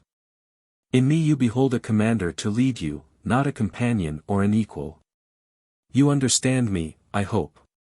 Oh, be sure that I understand, Captain Blood laughed. He was recovering his normal self amazingly under the inspiring stimulus of conflict. The only thing that marred his enjoyment was the reflection that he had not shaved. I forget nothing, I assure you, my general. I do not forget, for instance, as you appear to be doing, that the articles we signed are the condition of our service. And the articles provide that we receive 1/5 share. Refuse us that, and you cancel the articles, and you cancel our services with them. From that moment we cease to have the honor to hold rank in the navies of the King of France. There was more than a murmur of approval from his 3 captains. Rivarol glared at them, checkmated. In effect, de Cussy was beginning timidly. In effect, monsieur, this is your doing, the Baron flashed on him, glad to have someone upon whom he could fasten the sharp fangs of his irritation. You should be broke for it. You bring the King's service into disrepute, you force me, His Majesty's representative, into an impossible position. Is it impossible to award us the 1/5 share, quoth Captain Blood silkily. In that case, there is no need for beat or for injuries to de Cussy. De Cussy knows that we would not have come for less. We depart again upon your assurance that you cannot award us more. And things are as they would have been if de Cussy had adhered rigidly to his instructions. I have proved, I hope, to your satisfaction, le Baron, that if you repudiate the articles you can neither claim our services nor hinder our departure, not in honor. Not in honor, sir. To the devil with your insolence. Do you imply that any course that were not in honor would be possible to me? I do not imply it, because it would not be possible, said Captain Blood. We should see to that. It is, my general, for you to say whether the articles are repudiated. The Baron sat down. I will consider the matter, he said sullenly. You shall be advised of my resolve. Captain Blood rose, his officers rose with him. Captain Blood bowed. Le Baron, said he. Then he and his buccaneers removed themselves from the august and irate presence of the general of the King's armies by land and sea in America. You conceive that there followed for de Cussy an extremely bad quarter of an hour. De Cussy, in fact, deserves your sympathy. His self-sufficiency was blown from him by the haughty de Rivarol, as down from a thistle by the winds of autumn. The general of the King's armies abused him, this man who was governor of Hispaniola, as if he were a lackey. De Cussy defended himself by urging the thing that Captain Blood had so admirably urged already on his behalf, that if the terms he had made with the buccaneers were not confirmed there was no harm done. De Rivarol bullied and browbeat him into silence. Having exhausted abuse, the Baron proceeded to indignities. Since he accounted that de Cussy had proved himself unworthy of the post he held, de Rivarol took over the responsibilities of that post for as long as he might remain in Hispaniola, and to give effect to this he began by bringing soldiers from his ships, and setting his own guard in de Cussy's castle. Out of this, trouble followed quickly. Wolverstone coming ashore next morning in the picturesque garb that he affected, his head swathed in a colored handkerchief, was jeered at by an officer of the newly landed French troops. Not accustomed to derision, Wolverstone replied in kind and with interest. The officer passed to insult, and Wolverstone struck him a blow that felled him, and left him only the half of his poor senses. Within the hour the matter was reported to M. de Rivarol, and before noon, by M. de Rivarol's orders, Wolverstone was under arrest in the castle. The Baron had just sat down to dinner with M. de Cussy when the negro who waited on them announced Captain Blood. Peevishly M. de Rivarol bade him be admitted, and there entered now into his presence a spruce and modish gentleman, dressed with care and sombre richness in black and silver, his swarthy, clear-cut face scrupulously shaven. His long black hair in ringlets that fell to a collar of fine point. In his right hand the gentleman carried a broad black hat with a scarlet ostrich plume, in his left hand an ebony cane. His stockings were of silk, a bunch of ribbons masked his garters, and the black rosettes on his shoes were finely edged with gold. For a moment M. de Rivarol did not recognize him. For Blood looked younger by 10 years than yesterday. But the vivid blue eyes under their level black brows were not to be forgotten, and they proclaimed him for the man announced even before he had spoken. His resurrected pride had demanded that he should put himself on an equality with the Baron and advertise that equality by his exterior. "I come inopportunely," he courteously excused himself. "My apologies. My business could not wait. It concerns M. de Cussy, Captain Wolverstone of the Lachesis, whom you have placed under arrest." "It was I who placed him under arrest," said M. de Rivarol. "Indeed. But I thought that M. de Cussy was governor of Hispaniola." "Whilst I am here, monsieur, I am the supreme authority. It is as well that you should understand it." "Perfectly. But it is not possible that you are aware of the mistake that has been made." "Mistake, do you say?" "I say mistake. On the whole, it is polite of me to use that word. Also it is expedient. It will save discussions. Your people have arrested the wrong man, M. de Rivarol. Instead of the French officer, who used the grossest provocation, they have arrested Captain Wolverstone. It is a matter which I beg you to reverse without delay." M. de Rivarol's hawk face flamed scarlet. His dark eyes bulged. "Sir, you are insolent. But of an insolence that is intolerable." Normally a man of the utmost self-possession, he was so rudely shaken now that he actually stammered. Le Baron, you waste words. This is the new world. It is not merely new. It is novel to one reared amid the superstitions of the old. That novelty you have not yet had time, perhaps, to realize, therefore I overlook the offensive epithet you have used. But justice is justice in the new world as in the old, and injustice as intolerable here as there. Now justice demands the enlargement of my officer and the arrest and punishment of yours. That justice I invite you, with submission, to administer." "With submission?" snorted the Baron in furious scorn. "With the utmost submission, monsieur. But at the same time I will remind Le Baron that my buccaneers number 800, your troops 500, and M. de Cussy will inform you of the interesting fact that any one buccaneer is equal in action to at least 3 soldiers of the line. I am perfectly frank with you, monsieur, to save time and hard words. Either Captain Wolverstone is instantly set at liberty, or we must take measures to set him at liberty ourselves. The consequences may be appalling. But it is as you please, Le Baron. You are the supreme authority. It is for you to say." M. de Rivarol was white to the lips. In all his life he had never been so bearded and defied. But he controlled himself. "You will do me the favor to wait in the anteroom, le Capitaine. I desire a word with M. de Cussy. You shall presently be informed of my decision." When the door had closed, the Baron loosed his fury upon the head of M. de Cussy. "So, these are the men you have enlisted in the king's service, the men who are to serve under me, men who do not serve, but dictate, and this before the enterprise that has brought me from France is even under way.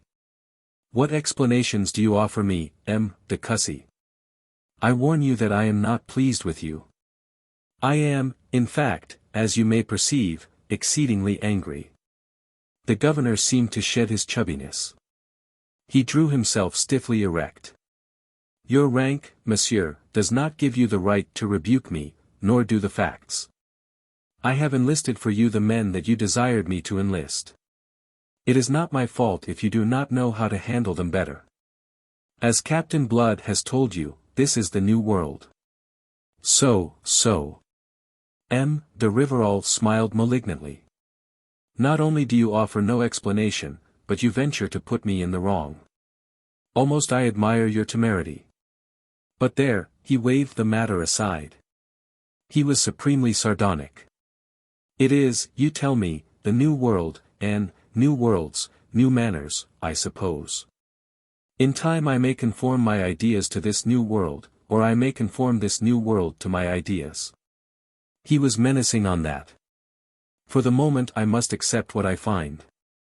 It remains for you, monsieur, who have experience of these savage byways, to advise me out of that experience how to act. Le Baron, it was a folly to have arrested the buccaneer captain. It would be madness to persist. We have not the forces to meet force. In that case, monsieur, perhaps you will tell me what we are to do with regard to the future. Am I to submit at every turn to the dictates of this man Blood? Is the enterprise upon which we are embarked to be conducted as he decrees? Am I, in short, the king's representative in America, to be at the mercy of these rascals? Oh, by no means. I am enrolling volunteers here in Hispaniola, and I am raising a corps of Negroes. I compute that when this is done we shall have a force of 1,000 men, the buccaneers apart. But in that case why not dispense with them? Because they will always remain the sharp edge of any weapon that we forge. In the class of warfare that lies before us they are so skilled that what Captain Blood has just said is not an overstatement. A buccaneer is equal to 3 soldiers of the line. At the same time we shall have a sufficient force to keep them in control. For the rest, monsieur, they have certain notions of honor. They will stand by their articles, and so that we deal justly with them, they will deal justly with us, and give no trouble. I have experience of them, and I pledge you my word for that. De Rivarol condescended to be mollified. It was necessary that he should save his face, and in a degree the governor afforded him the means to do so, as well as a certain guarantee for the future in the further force he was raising. Very well, he said. Be so good as to recall this Captain Blood. The captain came in, assured and very dignified. De Rivarol found him detestable, but dissembled it. Le Capitaine, I have taken counsel with le Gouverneur. From what he tells me, it is possible that a mistake has been committed. Justice, you may be sure, shall be done. To ensure it, I shall myself preside over a council to be composed of 2 of my senior officers, yourself and an officer of yours. This council shall hold at once an impartial investigation into the affair, and the offender, the man guilty of having given provocation, shall be punished. Captain Blood bowed. It was not his wish to be extreme. Perfectly, le Baron. And now, sir, you have had the night for reflection in this matter of the articles. Am I to understand that you confirm or that you repudiate them? De Rivarol's eyes narrowed. His mind was full of what de Cussy had said, that these buccaneers must prove the sharp edge of any weapon he might forge. He could not dispense with them. He perceived that he had blundered tactically in attempting to reduce the agreed share. Withdrawal from a position of that kind is ever fraught with loss of dignity. But there were those volunteers that de Cussy was enrolling to strengthen the hand of the king's general. Their presence might admit anon of the reopening of this question. Meanwhile he must retire in the best order possible. I have considered that, too, he announced. And whilst my opinion remains unaltered, I must confess that since de Cussy has pledged us, it is for us to fulfill the pledges. The articles are confirmed, sir. Captain Blood bowed again. In vain de Rivarol looked searchingly for the least trace of a smile of triumph on those firm lips. The buccaneer's face remained of the utmost gravity. Wolverstone was set at liberty that afternoon, and his assailant sentenced to 2 months' detention. Thus harmony was restored. But it had been an unpromising beginning, and there was more to follow shortly of a similar discordant kind. Blood and his officers were summoned a week later to a council which sat to determine their operations against Spain. De Rivarol laid before them a project for a raid upon the wealthy Spanish town of Cartagena. Captain Blood professed astonishment. Sourly invited by de Rivarol to state his grounds for it, he did so with the utmost frankness. "Were I general of the king's armies in America," said he, "I should have no doubt or hesitation as to the best way in which to serve my royal master and the French nation.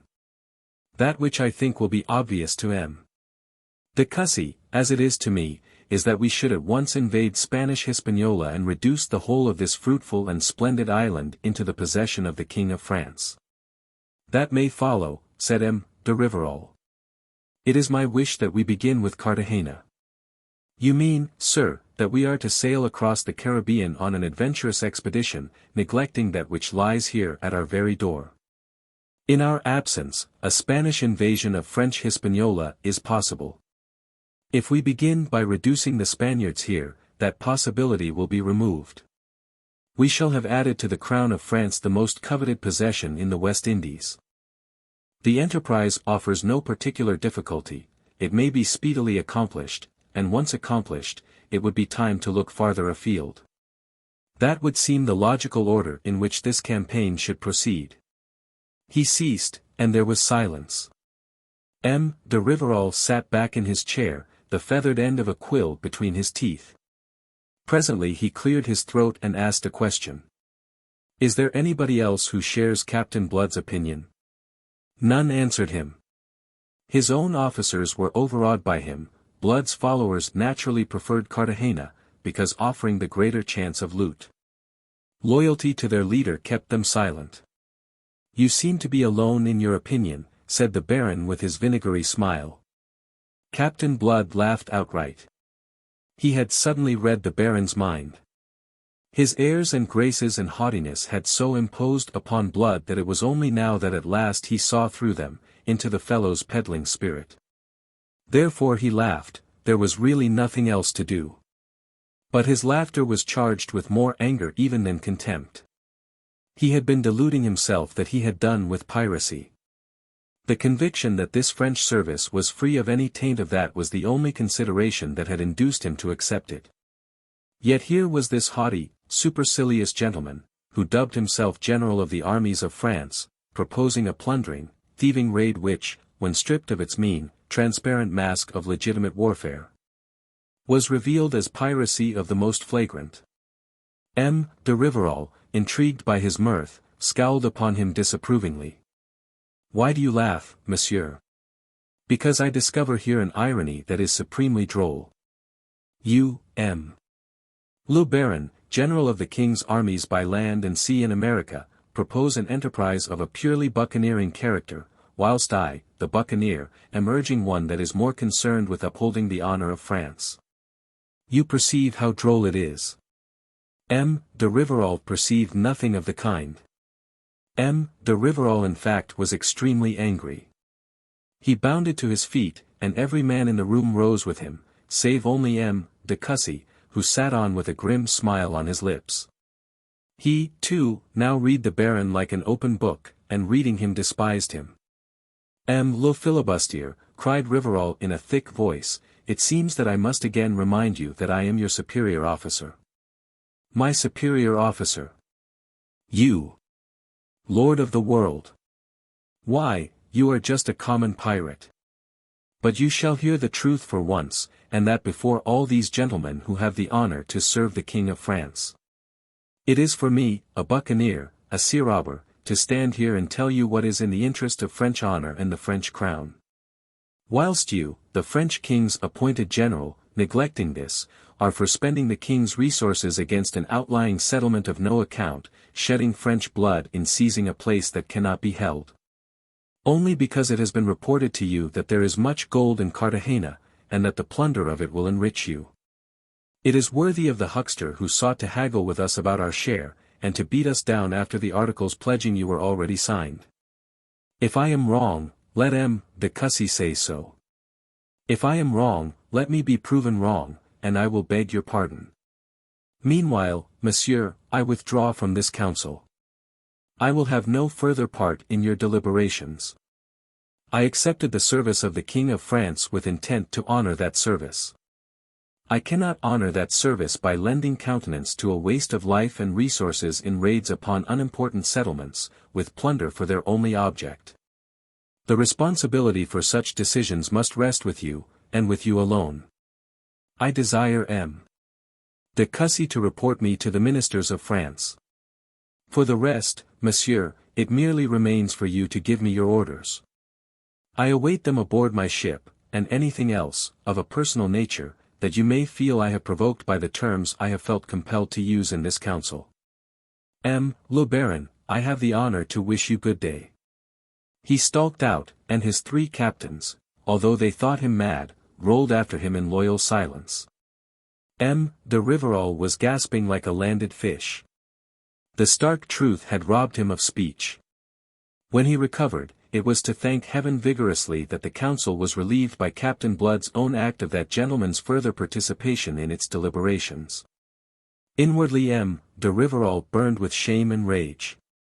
The mask had been plucked from him, and he had been held up to scorn, he, the general of the king's armies by sea and land in America. Nevertheless, it was to Cartagena that they sailed in the middle of March. Volunteers and Negroes had brought up the forces directly under de Rivarol to 1,200 men.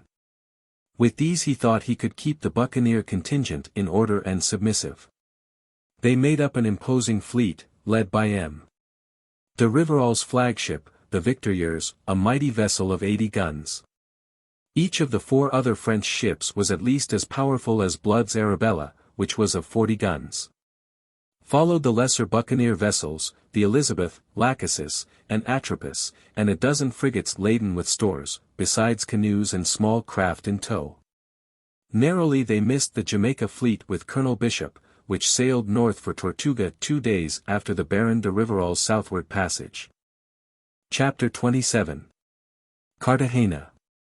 Having crossed the Caribbean in the teeth of contrary winds, it was not until the early days of April that the French fleet hove in sight of Cartagena, and de Rivarol summoned a council aboard his flagship to determine the method of assault.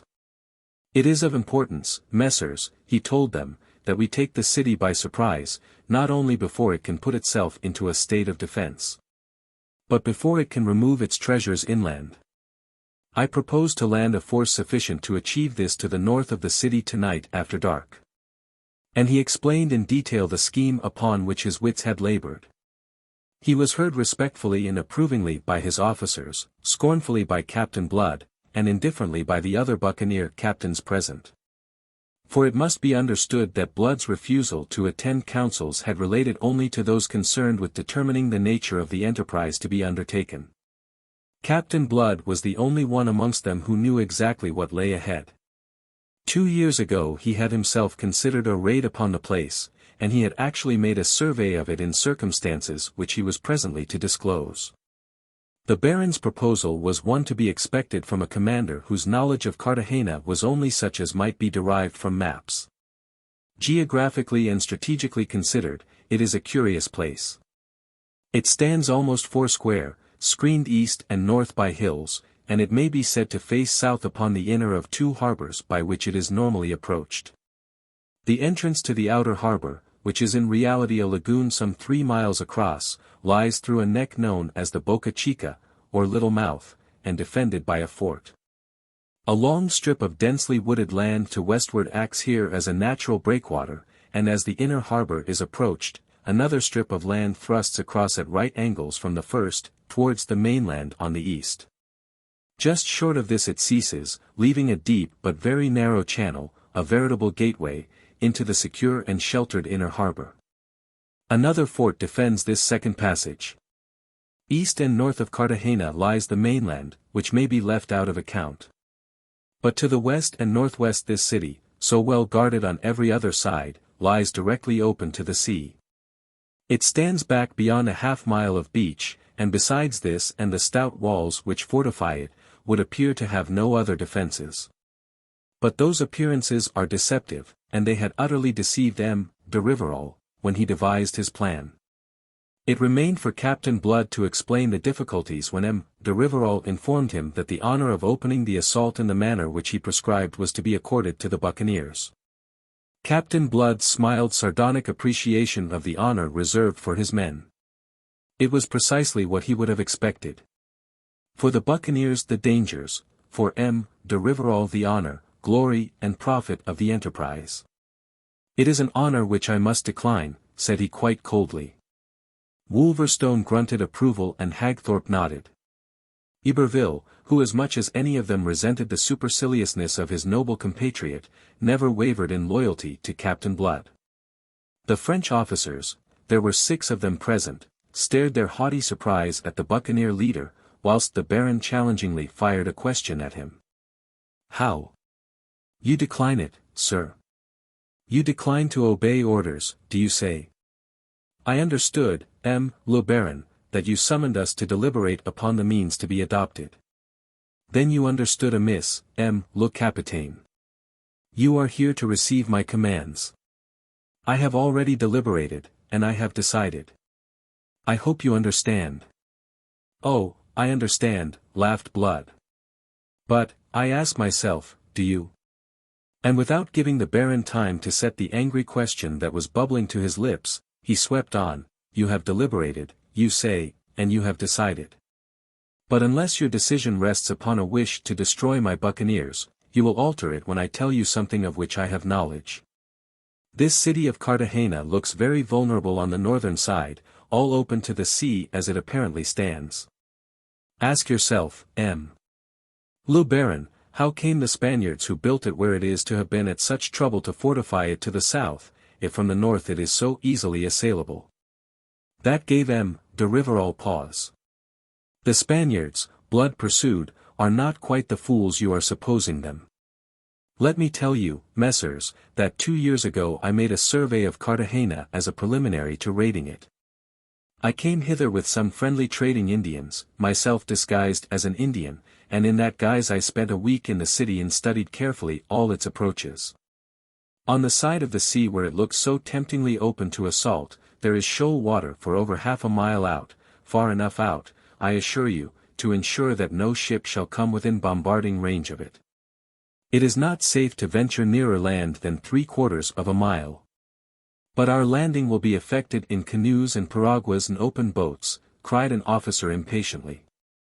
In the calmest season of the year, the surf will hinder any such operation.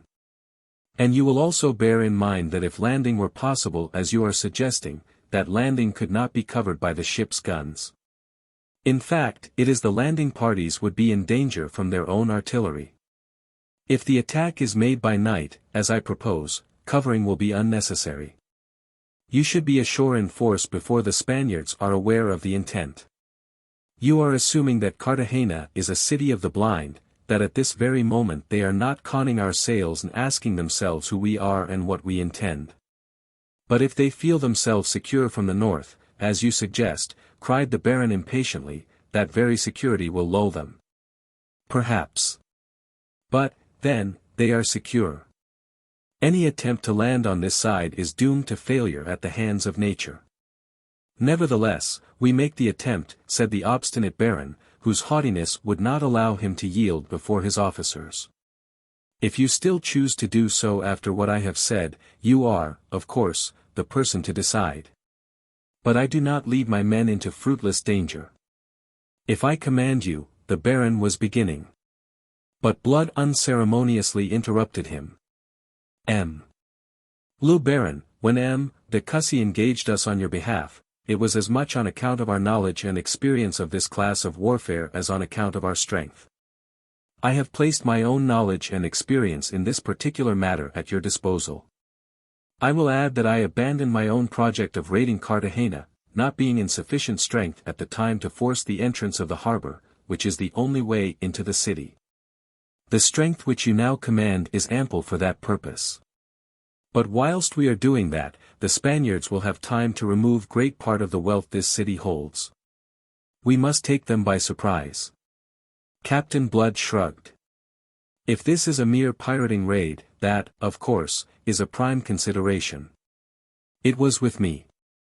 But if you are concerned to abate the pride of Spain and plant the lilies of France on the forts of this settlement, the loss of some treasure should not really weigh for much. De Rivarol bit his lip in chagrin. His gloomy eye smoldered as it considered the self-contained buccaneer. But if I command you to go, to make the attempt, he asked. Answer me, monsieur, let us know once for all where we stand, and who commands this expedition. Positively, I find you tiresome, said Captain Blood, and he swung to de Cussy, who sat there gnawing his lip, intensely uncomfortable. I appeal to you, monsieur, to justify me to the general. De Cussy started out of his gloomy abstraction. He cleared his throat. He was extremely nervous. In view of what Captain Blood has submitted. Oh, to the devil with that, snapped Rivarol. It seems that I am followed by poltroons. Look you, le Capitaine, since you are afraid to undertake this thing, I will myself undertake it. The weather is calm, and I count upon making good my landing. If I do so, I shall have proved you wrong, and I shall have a word to say to you tomorrow which you may not like. I am being very generous with you, sir. He waved his hand regally. You have leave to go. It was sheer obstinacy and empty pride that drove him, and he received the lesson he deserved. The fleet stood in during the afternoon to within a mile of the coast, and under cover of darkness 300 men. Of whom 200 were Negroes, the whole of the Negro contingent having been pressed into the undertaking, were pulled away for the shore in the canoes, piraguas, and ship's boats. Rivarol's pride compelled him, however much he may have disliked the venture, to lead them in person. The first 6 boats were caught in the surf, and pounded into fragments before their occupants could extricate themselves. The thunder of the breakers and the cries of the shipwrecked warned those who followed, and thereby saved them from sharing the same fate. By the Baron's urgent orders they pulled away again out of danger, and stood about to pick up such survivors as contrived to battle towards them. Close upon 50 lives were lost in the adventure, together with half a dozen boats stored with ammunition and light guns. The Baron went back to his flagship an infuriated, but by no means a wiser man. Wisdom, not even the pungent wisdom experience thrusts upon us, is not for such as de Rivarol. His anger embraced all things, but focused chiefly upon Captain Blood. In some warped process of reasoning he held the buccaneer chiefly responsible for this misadventure. He went to bed considering furiously what he should say to Captain Blood upon the morrow. He was awakened at dawn by the rolling thunder of guns. Emerging upon the poop in nightcap and slippers, he beheld a sight that increased his unreasonable and unreasoning fury. The 4 buccaneer ships under canvas were going through extraordinary maneuver half a mile off the Boca Chica and little more than half a mile away from the remainder of the fleet. And from their flanks flame and smoke were belching each time they swung broadside to the great round fort that guarded that narrow entrance. The fort was returning the fire vigorously and viciously. But the buccaneers timed their broadsides with extraordinary judgment to catch the defending ordnance reloading. Then as they drew the Spaniards' fire, they swung away again, not only taking care to be ever-moving targets, but, further, to present no more than bow or stern to the fort, their masts in line, when the heaviest cannonades were to be expected. Gibbering and cursing, de Rivarol stood there and watched this action, so presumptuously undertaken by Blood on his own responsibility. The officers of the victoriers crowded round him, but it was not until de Cussy came to join the group that he opened the sluices of his rage. And de Cussy himself invited the deluge that now caught him. He had come up rubbing his hands and taking a proper satisfaction in the energy of the men whom he had enlisted. De Rivarol, he laughed. He understands his business, this Captain Blood. He'll plant the lilies of France on that fort before breakfast. The Baron swung upon him snarling. He understands his business, eh? His business, let me tell you, de Cussy, is to obey my orders, and I have not ordered this. Par la mordieu. When this is over I'll deal with him for his damned insubordination. Surely, le Baron, he will have justified it if he succeeds. Justified it. Ah, parbleu. Can a soldier ever justify acting without orders? He raved on furiously, his officers supporting him out of their detestation of Captain Blood. Meanwhile the fight went merrily on. The fort was suffering badly. Yet for all their maneuvering the buccaneers were not escaping punishment. The starboard gunwale of the Atropos had been hammered into splinters, and a shot had caught her astern in the coach. The Elizabeth was badly battered about the forecastle, and the Arabella's maintop had been shot away, whilst, towards the end of that engagement the Lachesis came reeling out of the fight with a shattered rudder, steering herself by sweeps. The absurd Baron's fierce eyes positively gleamed with satisfaction. I pray heaven they may sink all his infernal ships, he cried in his frenzy. But heaven didn't hear him. Scarcely had he spoken than there was a terrific explosion, and half the fort went up in fragments. A lucky shot from the buccaneers had found the powder magazine. It may have been a couple of hours later, when Captain Blood, as spruce and cool as if he had just come from a levee, stepped upon the quarterdeck of the Victorians, to confront de Rivarol, still in bedgown and nightcap. I have to report, le Baron, that we are in possession of the fort on Boca Chica. The standard of France is flying from what remains of its tower, and the way into the outer harbor is open to your fleet. De Rivarol was compelled to swallow his fury, though it choked him. The jubilation among his officers had been such that he could not continue as he had begun. Yet his eyes were malevolent, his face pale with anger. You are fortunate, Blood, that you succeeded, he said. It would have gone very ill with you had you failed.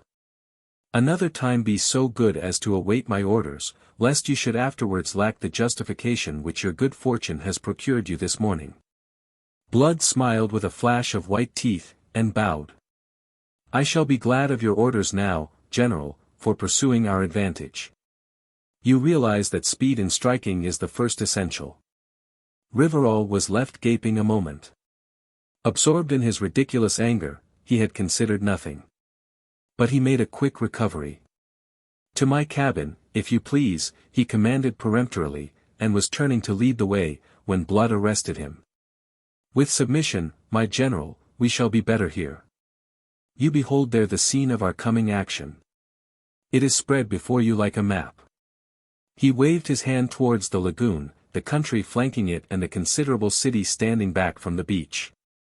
If it is not a presumption in me to offer a suggestion. He paused. De Rivarol looked at him sharply, suspecting irony. But the swarthy face was bland, the keen eyes steady. Let us hear your suggestion, he consented. Blood pointed out the fort at the mouth of the inner harbor, which was just barely visible above the waving palms on the intervening tongue of land. He announced that its armament was less formidable than that of the outer fort, which they had reduced. But on the other hand, the passage was very much narrower than the Boca Chica, and before they could attempt to make it in any case, they must dispose of those defenses. He proposed that the French ships should enter the outer harbor, and proceed at once to bombardment. Meanwhile, he would land 300 buccaneers and some artillery on the eastern side of the lagoon, beyond the fragrant garden islands dense with richly bearing fruit trees, and proceed simultaneously to storm the fort in the rear. Thus beset on both sides at once, and demoralized by the fate of the much stronger outer fort, he did not think the Spaniards would offer a very long resistance. Then it would be for de Rivarol to garrison the fort, whilst Captain Blood would sweep on with his men, and seize the church of Nuestra Senora de la Pupa, plainly visible on its hill immediately eastward of the town. Not only did that eminence afford them a valuable and obvious strategic advantage, but it commanded the only road that led from Cartagena to the interior. And once it were held there would be no further question of the Spaniards attempting to remove the wealth of the city. That to M. de Rivarol was, as Captain Blood had judged that it would be, the crowning argument.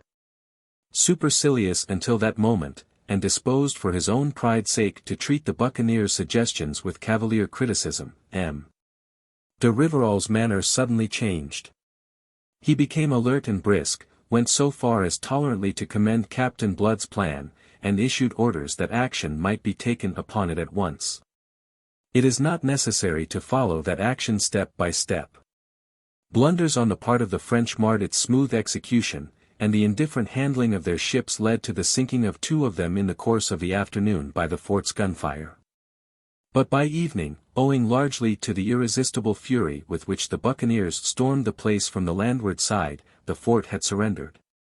And before dusk Blood and his men with some ordnance hauled thither by mules dominated the city from the heights of Nuestra Senora de la Popa. At noon on the morrow, shorn of defences and threatened with bombardment, Cartagena sent offers of surrender to M. de Rivarol. Swollen with pride by a victory for which he took the entire credit to himself, the Baron dictated his terms.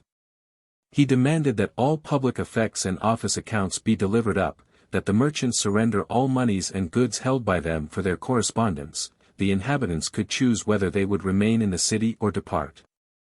But those who went must first deliver up all their property, and those who elected to remain must surrender half, and become the subjects of France.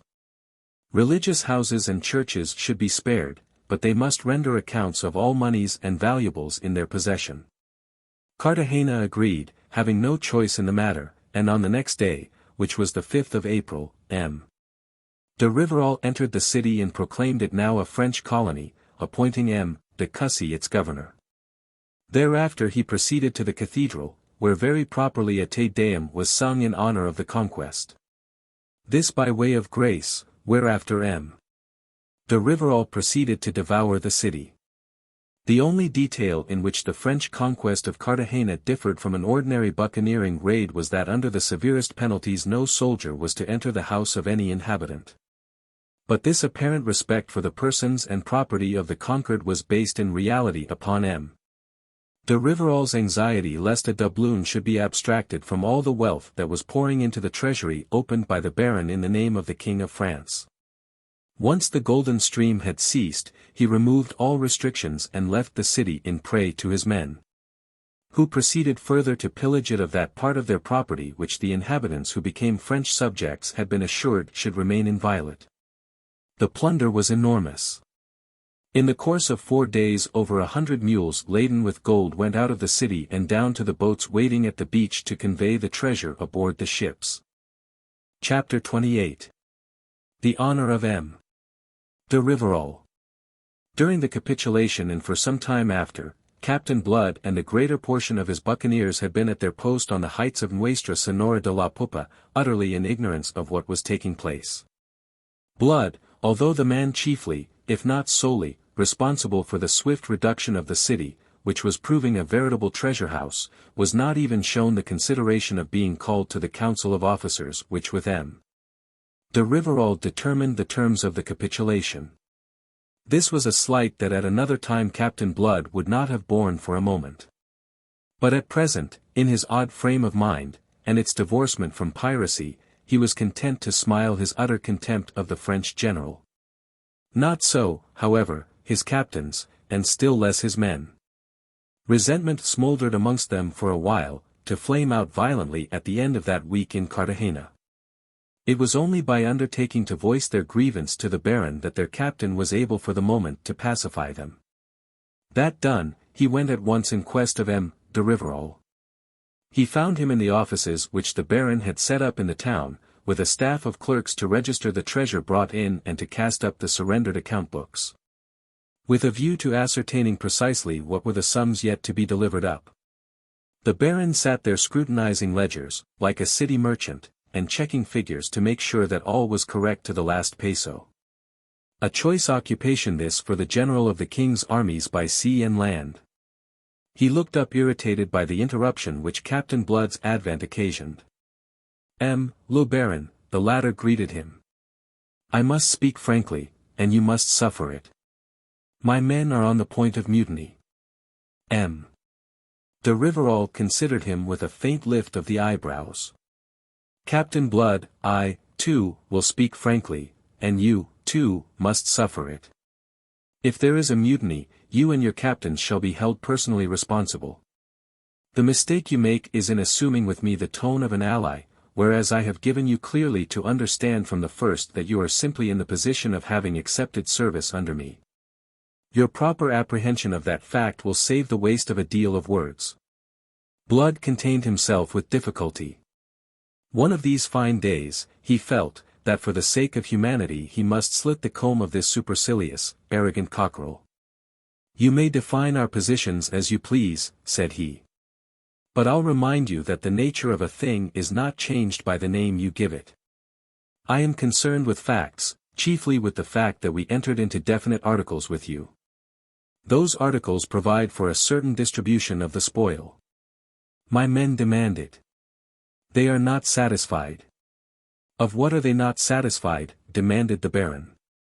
Of your honesty, M. de Rivarol. A blow in the face could scarcely have taken the Frenchman more aback. He stiffened, and drew himself up, his eyes blazing, his face of a deathly pallor. The clerks at the tables laid down their pens, and awaited the explosion in a sort of terror. For a long moment there was silence. Then the great gentleman delivered himself in a voice of concentrated anger. Do you really dare so much, you and the dirty thieves that follow you? God's blood! You shall answer to me for that word, though it entail a yet worse dishonor to meet you. Faugh! I will remind you, said Blood, that I am speaking not for myself, but for my men. It is they who are not satisfied, they who threaten that unless satisfaction is afforded them, and promptly, they will take it. Take it, said Rivarol, trembling in his rage. Let them attempt it, and... Now don't be rash. My men are within their rights, as you are aware. They demand to know when this sharing of the spoil is to take place, and when they are to receive the fifth for which their articles provide. God give me patience. How can we share the spoil before it has been completely gathered? My men have reason to believe that it is gathered, and, anyway, they view with mistrust that it should all be housed aboard your ships and remain in your possession. They say that hereafter there will be no ascertaining what the spoil really amounts to. But, name of heaven, I have kept books. They are there for all to see. They do not wish to see account books. Few of them can read. They want to view the treasure itself. They know, you compel me to be blunt, that the accounts have been falsified. Your books show the spoil of Cartagena to amount to some 10 million livres. The men know, and they are very skilled in these computations, that it exceeds the enormous total of 40 millions. They insist that the treasure itself be produced and weighed in their presence, as is the custom among the brethren of the coast. I know nothing of filibuster customs. The gentleman was disdainful. But you are learning quickly. What do you mean, you rogue? I am a leader of armies, not of plundering thieves. Oh, but of course. Blood's irony laughed in his eyes.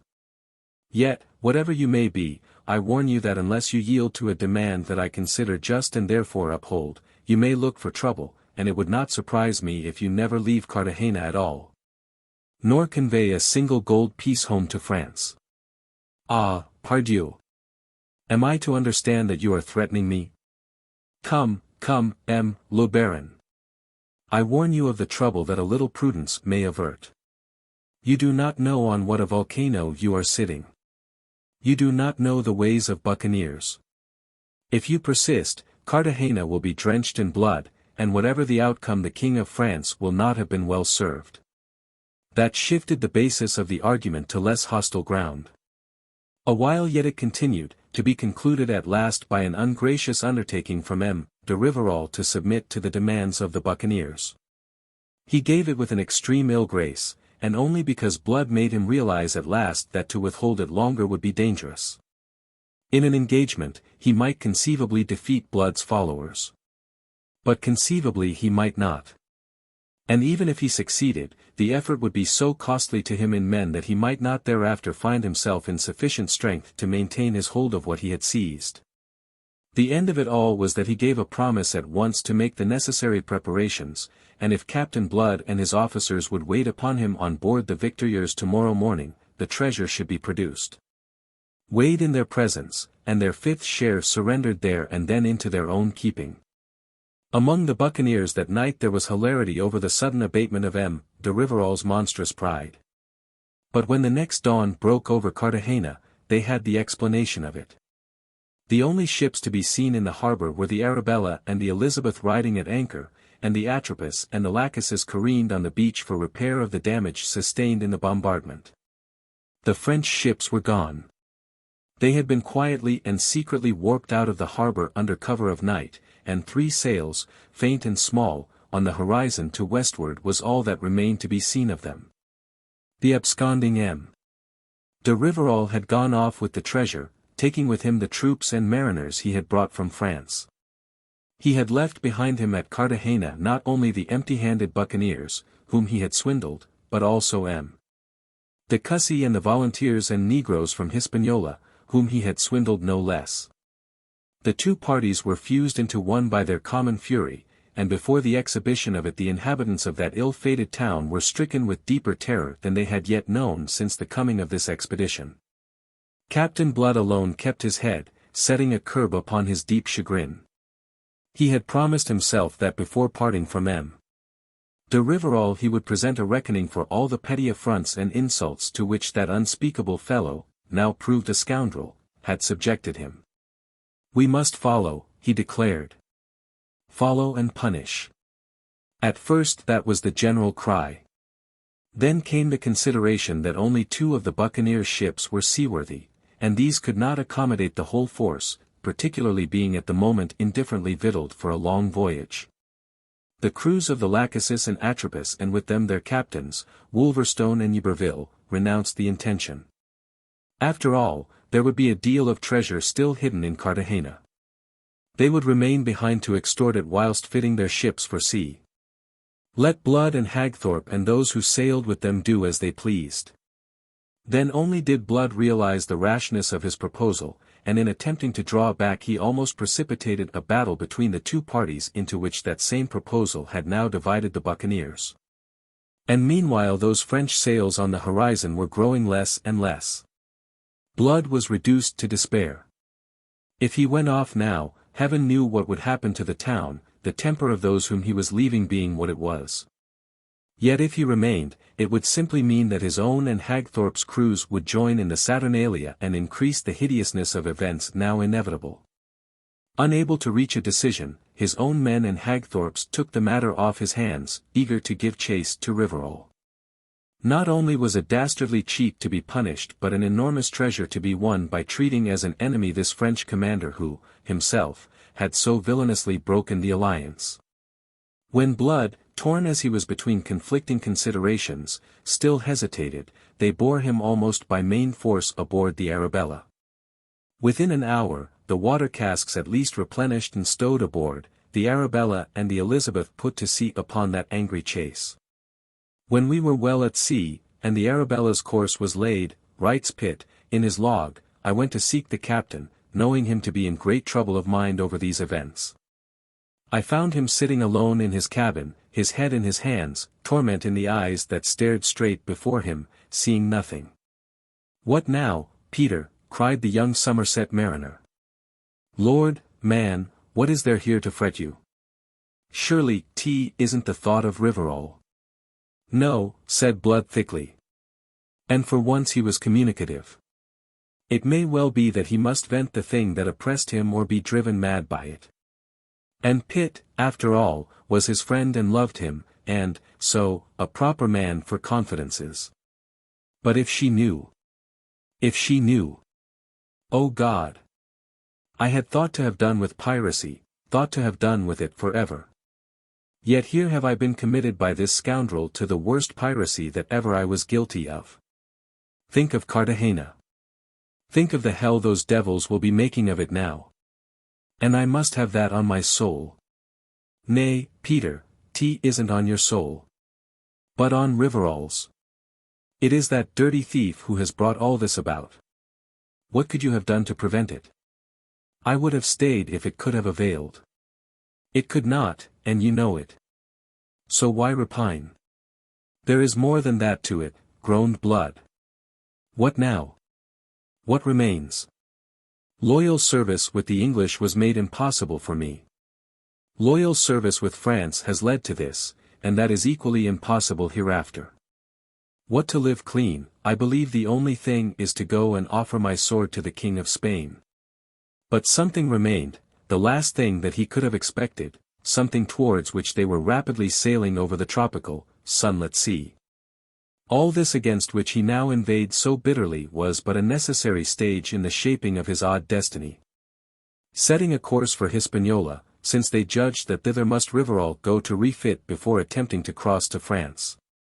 The Arabella and the Elizabeth ploughed briskly northward with a moderately favourable wind for 2 days and nights without ever catching a glimpse of their quarry. The third dawn brought with it a haze which circumscribed their range of vision to something between 2 and 3 miles, and deepened their growing vexation and their apprehension that de Rivarol might escape them altogether. Their position then, according to Pitt's log, was approximately 75 degrees, 30 W, long by 17 degrees, 45 N, lat. So that they had Jamaica on their larboard beam some 30 miles to westward, and, indeed, away to the northwest, faintly visible as a bank of clouds, appeared the great ridge of the Blue Mountains whose peaks were thrust into the clear upper air above the low-lying haze. The wind, to which they were sailing very close, was westerly, and it bore to their ears a booming sound which in less experienced ears might have passed for the breaking of surf upon a lee shore. "Guns," said Pitt, who stood with Blood upon the quarter-deck. Blood nodded, listening. 10 miles away, perhaps 15, somewhere off Port Royal, I should judge, Pitt added. Then he looked at his captain. "Does it concern us?" he asked. "Guns off Port Royal, that should argue Colonel Bishop at work. And against whom should he be in action but against friends of ours? I think it may concern us. Anyway, we'll stand in to investigate. Bid them put the helm over." Close-hauled they tacked aweather, guided by the sound of combat, which grew in volume and definition as they approached it. Thus for an hour, perhaps. Then, as, telescope to his eye, Blood raked the haze, expecting at any moment to behold the battling ships, the guns abruptly ceased. They held to their course, nevertheless, with all hands on deck, eagerly, anxiously scanning the sea ahead. And presently an object loomed into view, which soon defined itself for a great ship on fire. As the Arabella with the Elizabeth following closely raced nearer on their northwesterly tack, the outlines of the blazing vessel grew clearer. Presently her masts stood out sharp and black above the smoke and flames, and through his telescope Blood made out plainly the pennon of St. George fluttering from her maintop. "An English ship," he cried. He scanned the seas for the conqueror in the battle of which this grim evidence was added to that of the sounds they had heard, and when at last, as they drew closer to the doomed vessel, they made out the shadowy outlines of 3 tall ships. Some 3 or 4 miles away, standing in toward Port Royal, the first and natural assumption was that these ships must belong to the Jamaica fleet, and that the burning vessel was a defeated buccaneer. And because of this they sped on to pick up the 3 boats that were standing away from the blazing hulk. But Pitt, who through the telescope was examining the receding squadron, observed things apparent only to the eye of the trained mariner, and made the incredible announcement that the largest of these 3 vessels was Rivarol's Victorieuse. They took in sail and hove to as they came up with the drifting boats, laden to capacity with survivors. And there were others adrift on some of the spars and wreckage with which the sea was strewn, who must be rescued. Chapter 29. The Service of King William. One of the boats bumped alongside the Arabella, and up the entrance ladder came first a slight, spruce little gentleman in a coat of mulberry satin laced with gold, whose wizened, yellow, rather peevish face was framed in a heavy black periwig. His modish and costly apparel had nowise suffered by the adventure through which he had passed, and he carried himself with the easy assurance of a man of rank. Here, quite clearly, was no buccaneer.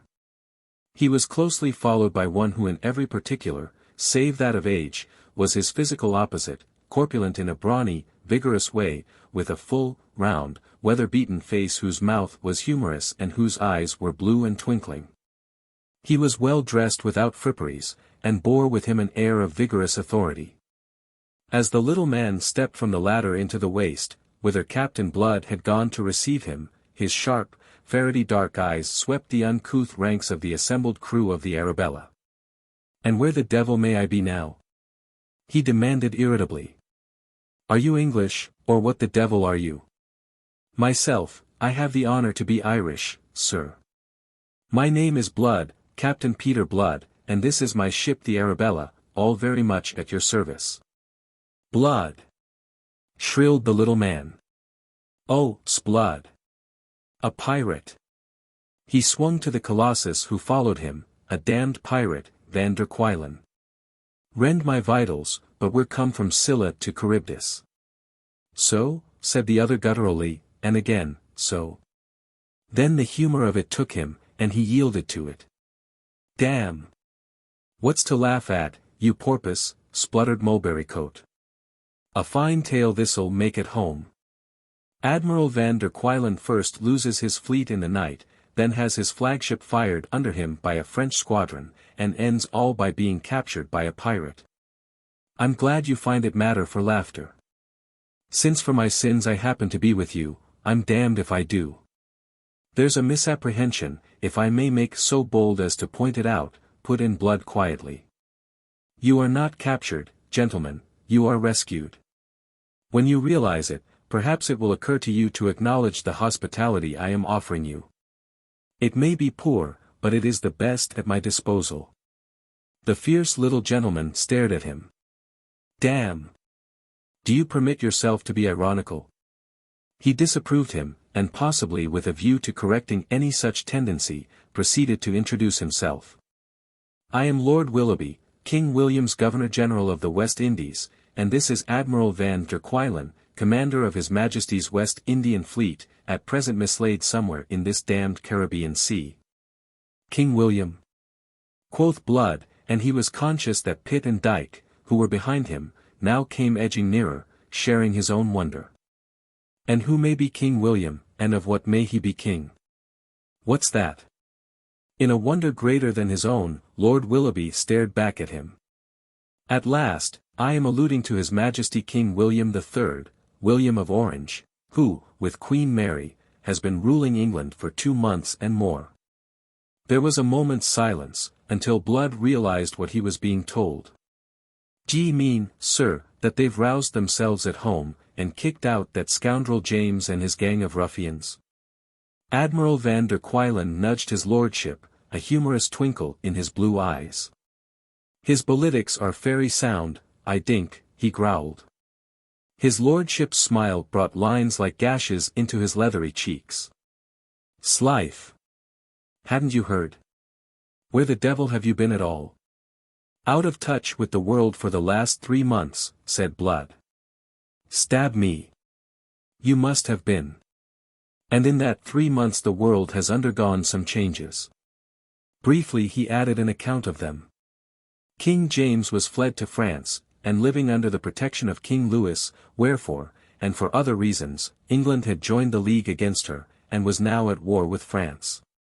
That was how it happened that the Dutch admiral's flagship had been attacked by M. de Rivarol's fleet that morning, from which it clearly followed that in his voyage from Cartagena, the Frenchman must have spoken some ship that gave him the news. After that, with renewed assurances that aboard his ship they should be honorably entreated, Captain Blood led the Governor-General and the Admiral to his cabin, what time the work of rescue went on. The news he had received had set Blood's mind in a turmoil.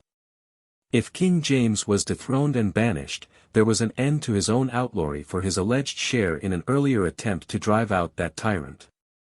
It became possible for him to return home and take up his life again at the point where it was so unfortunately interrupted 4 years ago.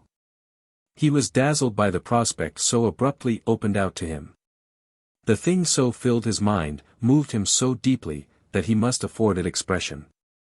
In doing so, he revealed of himself more than he knew or intended to the astute little gentleman who watched him so keenly the while. "Go home, if you will," said his lordship, when Blood paused. "You may be sure that none will harass you on the score of your piracy, considering what it was that drove you to it. But why be in haste? We have heard of you, to be sure, and we know of what you are capable upon the seas. Here is a great chance for you, since you declare yourself sick of piracy.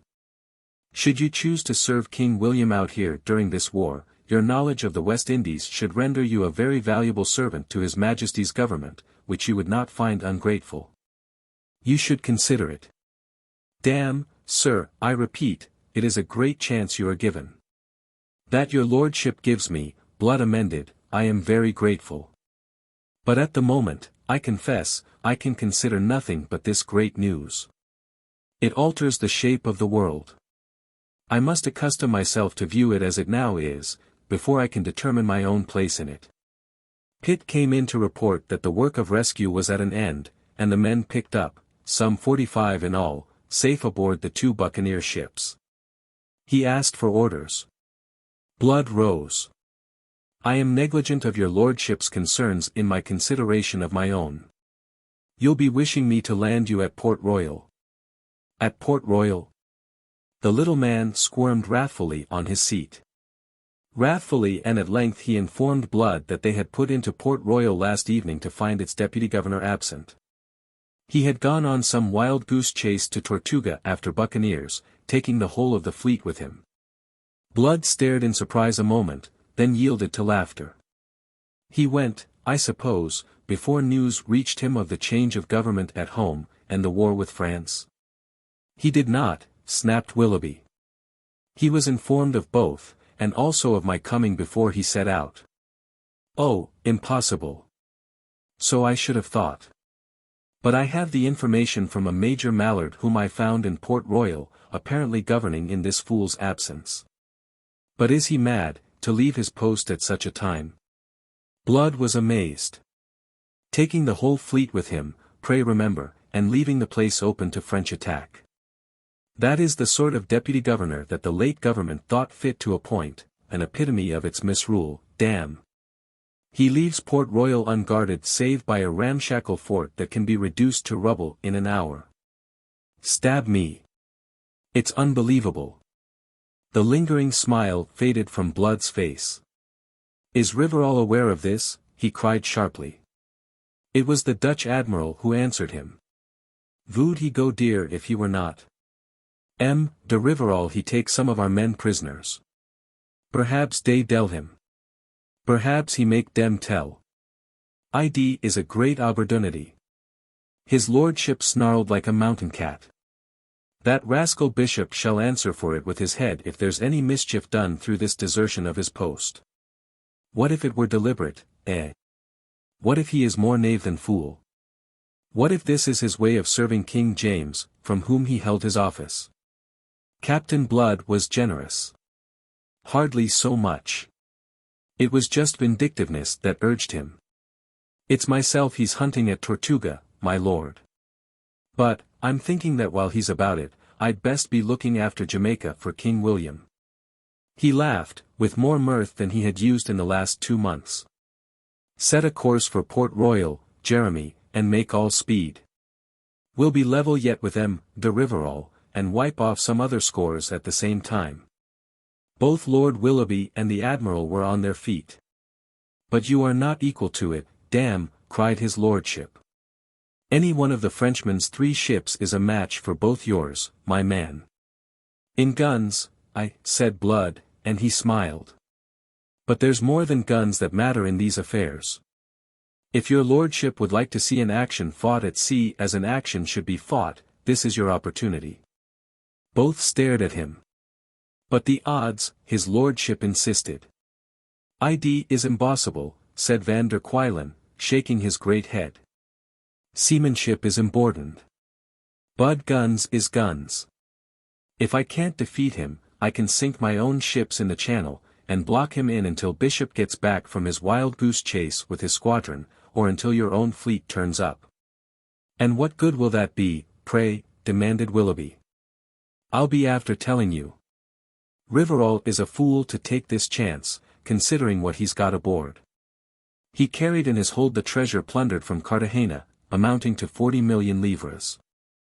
They jumped at the mention of that colossal sum. He has gone into Port Royal with it.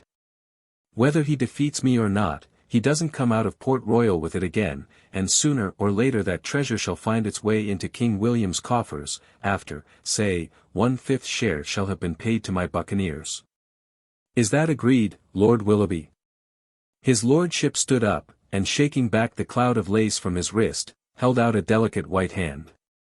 Captain Blood, I discover greatness in you, said he.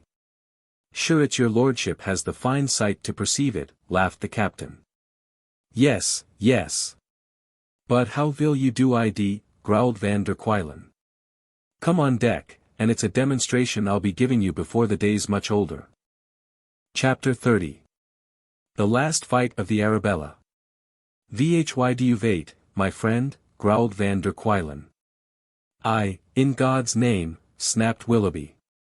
It was the afternoon of that same day, and the two buccaneer ships rocked gently with idly flapping sails under the lee of the long spit of land forming the great natural harbour of Port Royal, and less than a mile from the straits leading into it, which the fort commanded.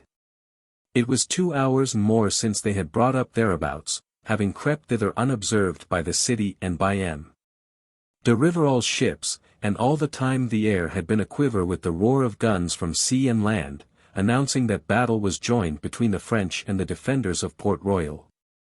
That long, inactive waiting was straining the nerves of both Lord Willoughby and Van der Kuylen. You said you would show us some vindings. Wir are dies vindings. Blood faced them, smiling confidently. He was arrayed for battle, in back and breast of black steel. I'll not be trying your patience much longer. Indeed, I notice already a slackening in the fire. But it's this way, now, there's nothing at all to be gained by precipitancy, and a deal to be gained by delaying, as I shall show you, I hope. Lord Willoughby eyed him suspiciously.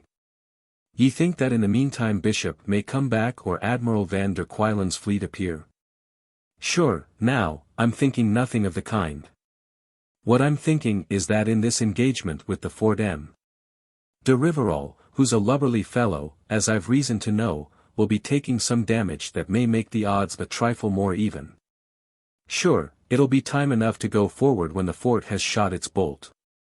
Aye, aye. The sharp approval came like a cough from the little Governor-General. I perceive your object, and I believe ye're entirely right. Ye have the qualities of a great commander, Captain Blood. I beg your pardon for having misunderstood you. And that's very handsome of your lordship. Ye see, I have some experience of this kind of action, and whilst I'll take any risk that I must, I'll take none that I needn't. But... He broke off to listen. I was right. The fire's slackening. It'll mean the end of Mallard's resistance in the fort. Ho there, Jeremy. He leaned on the carved rail and issued orders crisply. The boatswain's pipe shrilled out, and in a moment the ship that had seemed to slumber there, awoke to life. Came the padding of feet along the decks, the creaking of blocks and the hoisting of sail. The helm was put over hard, and in a moment they were moving, the Elizabeth following, ever in obedience to the signals from the Arabella, whilst Ogle the gunner, whom he had summoned, was receiving Blood's final instructions before plunging down to his station on the main deck. Within a quarter of an hour they had rounded the head, and stood into the harbour mouth, within saker shot of Rivarol's 3 ships, to which they now abruptly disclosed themselves. Where the fort had stood they now beheld a smoking rubbish heap, and the victorious Frenchman with the lily standard trailing from his mastheads was sweeping forward to snatch the rich prize whose defences he had shattered. Blood scanned the French ships, and chuckled. The Victorieuse and the Medusa appeared to have taken no more than a few scars. But the third ship, the Baleine, listing heavily to larboard so as to keep the great gash in her starboard well above water, was out of account. You see, he cried to Van der Kuylen, and without waiting for the Dutchman's approving grunt, he shouted an order, helm, hard a port. The sight of that great red ship with her gilt beakhead and open port swinging broadside on must have given check to Rivarol's soaring exultation. Yet before he could move to give an order, before he could well resolve what order to give, a volcano of fire and metal burst upon him from the buccaneers, and his decks were swept by the murderous scythe of the broadside. The Arabella held to her course, giving place to the Elizabeth, which, following closely, executed the same maneuver. And then whilst still the Frenchmen were confused, panic-stricken by an attack that took them so utterly by surprise, the Arabella had gone about, and was returning in her tracks, presenting now her larboard guns, and loosing her second broadside in the wake of the first. Came yet another broadside from the Elizabeth, and then the Arabella's trumpeter sent a call across the water, which Hagthorpe perfectly understood. "On, now, Jeremy," cried Blood. "Straight into them before they recover their wits. Stand by, there. Prepare to board. Hayton, the grapnels. And pass the word to the gunner in the prow to fire as fast as he can load." He discarded his feathered hat, and covered himself with a steel head-piece, which a negro lad brought him. He meant to lead this boarding party in person. Briskly he explained himself to his two guests. "Boarding is our only chance here. We are too heavily outgunned." Of this the fullest demonstration followed quickly.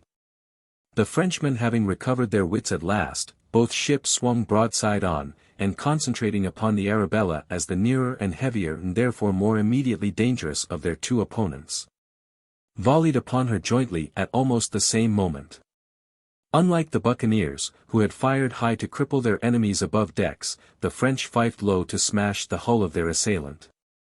The Arabella rocked and staggered under that terrific hammering, although Pitt kept her headed towards the French so that she should offer the narrowest target. For a moment she seemed to hesitate, then she plunged forward again, her beakhead in splinters, her forecastle smashed, and a gaping hole forward, that was only just above the waterline. Indeed, to make her safe from bilging, Blood ordered a prompt jettisoning of the forward guns, anchors, and water casks and whatever else was movable. Meanwhile, the Frenchmen going about, gave the like reception to the Elizabeth. The Arabella, indifferently served by the wind, pressed forward to come to grips. But before she could accomplish her object, the victorious had loaded her starboard guns again, and pounded her advancing enemy with a second broadside at close quarters. Amid the thunder of cannon, the rending of timbers, and the screams of maimed men, the half-necked Arabella plunged and reeled into the cloud of smoke that concealed her prey, and then from Hayton went up the cry that she was going down by the head. Blood's heart stood still. And then in that very moment of his despair, the blue and gold flank of the victorious loomed through the smoke. But even as he caught that enheartening glimpse he perceived, too, how sluggish now was their advance, and how with every second it grew more sluggish. They must sink before they reached her. Thus, with an oath, opined the Dutch admiral, and from Lord Willoughby there was a word of blame for Blood's seamanship in having risked all upon this gambler's throw of boarding. "There was no other chance," cried Blood, in broken-hearted frenzy. "If ye say it was desperate and foolhardy, why, so it was, but the occasion and the means demanded nothing less. I fail within an ace of victory." But they had not yet completely failed. Hayton himself, and a score of sturdy rogues whom his whistle had summoned, were crouching for shelter amid the wreckage of the forecastle with grapnels ready. Within 7 or 8 yards of the victorious, when their way seemed spent, and their forward deck already awash under the eyes of the jeering, cheering Frenchmen, those men leapt up and forward, and hurled their grapnels across the chasm. Of the 4 they flung, 2 reached the Frenchmen's decks, and fastened there. Swift as thought itself, was then the action of those sturdy, experienced buccaneers.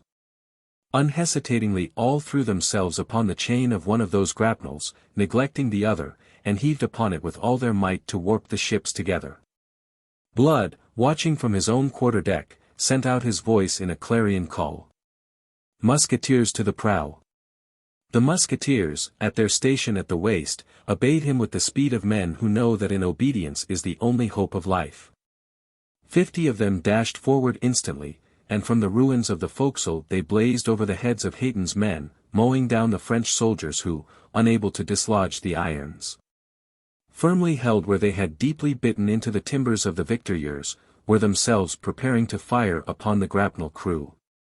Starboard to starboard the two ships swung against each other with a jarring thud. By then Blood was down in the waist, judging and acting with the hurricane speed the occasion demanded. Sail had been lowered by slashing away the ropes that held the yards. The advance guard of boarders, 100 strong, was ordered to the poop, and his grapnel men were posted, and prompt to obey his command at the very moment of impact.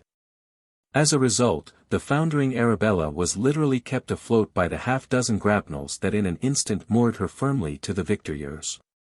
Willoughby and Van der Kuylen on the poop had watched in breathless amazement the speed and precision with which Blood and his desperate crew had gone to work. And now he came racing up, his bugler sounding the charge, the main host of the buccaneers following him, whilst the vanguard, led by the gunner Ogle, who had been driven from his guns by water in the gun-deck, leapt shouting to the prow of the Victorieres, to whose level the high poop of the waterlogged Arabella had sunk.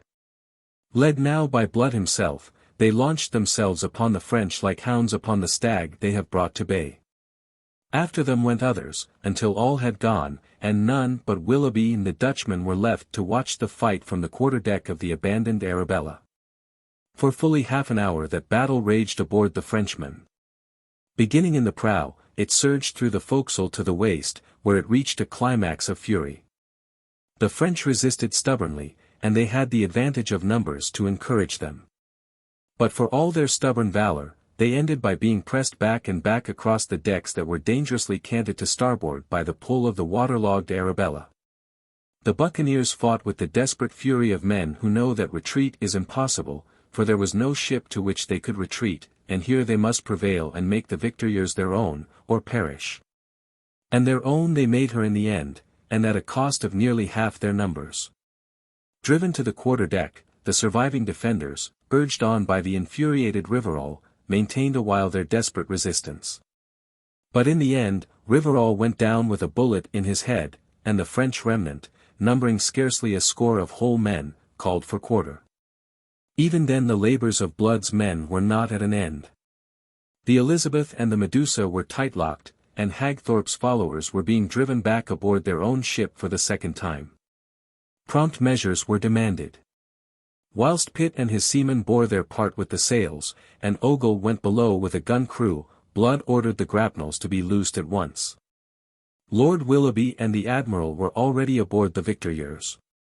As they swung off to the rescue of Hagthorpe, Blood, from the quarter-deck of the conquered vessel, looked his last upon the ship that had served him so well, the ship that had become to him almost as a part of himself.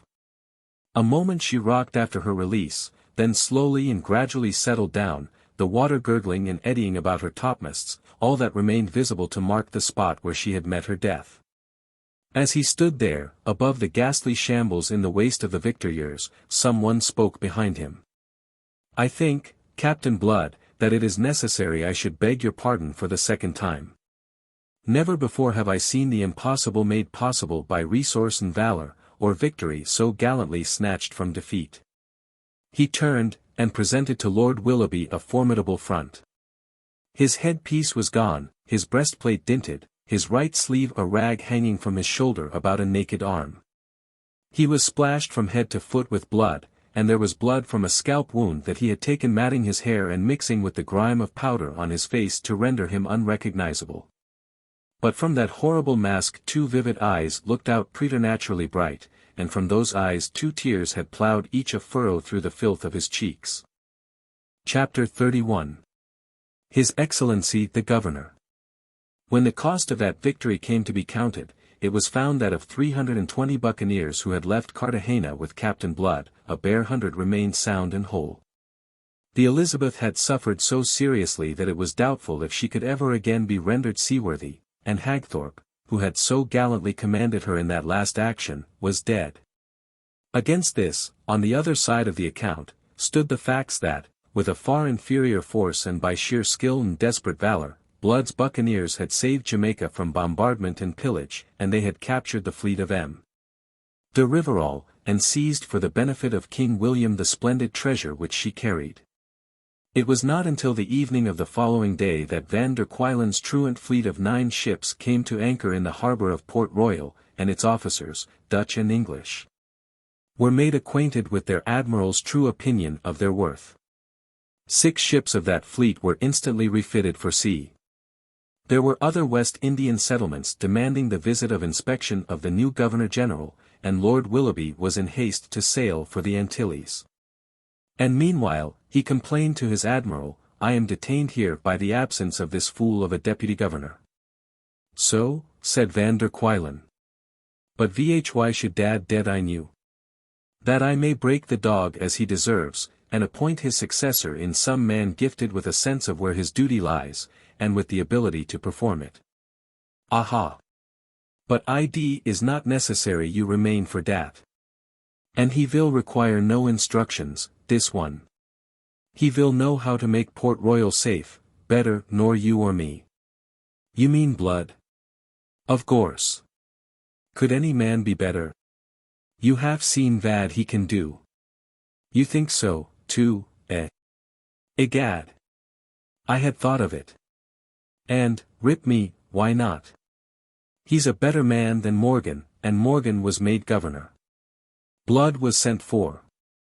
He came, spruce and debonair once more, having exploited the resources of Port Royal so to render himself. He was a trifle dazzled by the honour proposed to him, when Lord Willoughby made it known. It was so far beyond anything that he had dreamed, and he was assailed by doubts of his capacity to undertake so onerous a charge. "Damn!" snapped Willoughby, "should I offer it unless I were satisfied of your capacity? If that's your only objection." "It is not, my lord. I had counted upon going home, so I had. I am hungry for the green lanes of England." He sighed. "There will be apple blossoms in the orchards of Somerset." "Apple blossoms." His lordship's voice shot up like a rocket, and cracked on the word. "What the devil? Apple blossoms." He looked at Van der Kuylen. The admiral raised his brows and pursed his heavy lips. His eyes twinkled humorously in his great face. "So," he said. "Very poetical." My lord wheeled fiercely upon Captain Blood. "You've a past score to wipe out, my man," he admonished him. "You've done something towards it, I confess, and you've shown your quality in doing it. That's why I offer you the governorship of Jamaica in His Majesty's name, because I account you the fittest man for the office that I have seen." Blood bowed low. "Your lordship is very good. But... Cha! There's no but to it. If you want your past forgotten, and your future assured, this is your chance. And you are not to treat it lightly on account of apple blossoms or any other damned sentimental nonsense. Your duty lies here, at least for as long as the war lasts. When the war's over, you may get back to Somerset and cider or your native Ireland and its potheen, but until then you'll make the best of Jamaica and rum." Van der Kuylen exploded into laughter. But from Blood the pleasantry elicited no smile. He remained solemn to the point of glumness. His thoughts were on Miss Bishop, who was somewhere here in this very house in which they stood, but whom he had not seen since his arrival. Had she but shown him some compassion? And then the rasping voice of Willoughby cut in again, upbraiding him for his hesitation, pointing out to him his incredible stupidity in trifling with such a golden opportunity as this. He stiffened and bowed. "My lord, you are in the right. I am a fool. But don't be accounting me an ingrate as well. If I have hesitated, it is because there are considerations with which I will not trouble your lordship." "Apple blossoms, I suppose," sniffed his lordship. This time Blood laughed, but there was still a lingering wistfulness in his eyes. "It shall be as you wish, and very gratefully, let me assure your lordship. I shall know how to earn His Majesty's approbation. You may depend upon my loyal service. If I didn't, I shouldn't offer you this governorship." Thus it was settled. Blood's commission was made out and sealed in the presence of Mallard, the commandant, and the other officers of the garrison, who looked on in round-eyed astonishment, but kept their thoughts to themselves. "Now we can aboot our business go," said Van der Kuylen. "We sail tomorrow morning," his lordship announced. Blood was startled. "And Colonel Bishop?" he asked. "He becomes your affair. You are now the governor. You will deal with him as you think proper on his return. Hang him from his own yardarm. He deserves it." "Isn't the task a trifle invidious?" wondered Blood. "Very well. I'll leave a letter for him. I hope he'll like it." Captain Blood took up his duties at once. There was much to be done to place Port Royal in a proper state of defense, after what had happened there. He made an inspection of the ruined fort, and issued instructions for the work upon it, which was to be started immediately. Next he ordered the careening of the 3 French vessels that they might be rendered seaworthy once more. Finally, with the sanction of Lord Willoughby, he marshalled his buccaneers and surrendered to them 1/5 of the captured treasure, leaving it to their choice thereafter either to depart or to enroll themselves in the service of King William. A score of them elected to remain, and amongst these were Jeremy Pitt, Ogle, and Dyke, whose outlawry, like Blood's, had come to an end with the downfall of King James. They were, saving old Wolverstone, who had been left behind at Cartagena, the only survivors of that band of rebels-convict who had left Barbados over 3 years ago in the Cinco Llagas.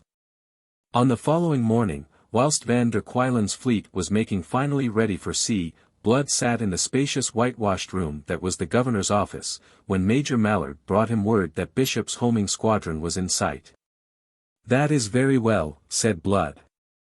"I am glad he comes before Lord Willoughby's departure. The orders, Major, are that you place him under arrest the moment he steps ashore. Then bring him here to me." "A moment." He wrote a hurried note. "That to Lord Willoughby aboard Admiral Van der Kuylen's flagship." Major Mallard saluted and departed. Peter Blood sat back in his chair and stared at the ceiling, frowning. Time moved on. Came a tap at the door, and an elderly Negro slave presented himself. Would His Excellency receive Miss Bishop? His Excellency changed color. He sat quite still, staring at the Negro a moment, conscious that his pulses were drumming in a manner wholly unusual to them. Then quietly he assented. He rose when she entered, and if he was not as pale as she was, it was because his tan dissembled it. For a moment there was silence between them, as they stood looking each at the other. Then she moved forward, and began at last to speak, haltingly, in an unsteady voice, amazing in one usually so calm and deliberate. I. Major Mallard has just told me." Major Mallard exceeded his duty, said Blood, and because of the effort he made to steady his voice it sounded harsh and unduly loud. He saw her start, and stop, and instantly made amends. "You alarm yourself without reason, Miss Bishop. Whatever may lie between me and your uncle, you may be sure that I shall not follow the example he has set me. I shall not abuse my position to prosecute a private vengeance. On the contrary, I shall abuse it to protect him. Lord Willoughby's recommendation to me is that I shall treat him without mercy. My own intention is to send him back to his plantation in Barbados." She came slowly forward now. I am glad that you will do that. Glad, above all, for your own sake." She held out her hand to him. He considered it critically. Then he bowed over it. "I'll not presume to take it in the hand of a thief and a pirate," said he bitterly. "You are no longer that," she said, and strove to smile.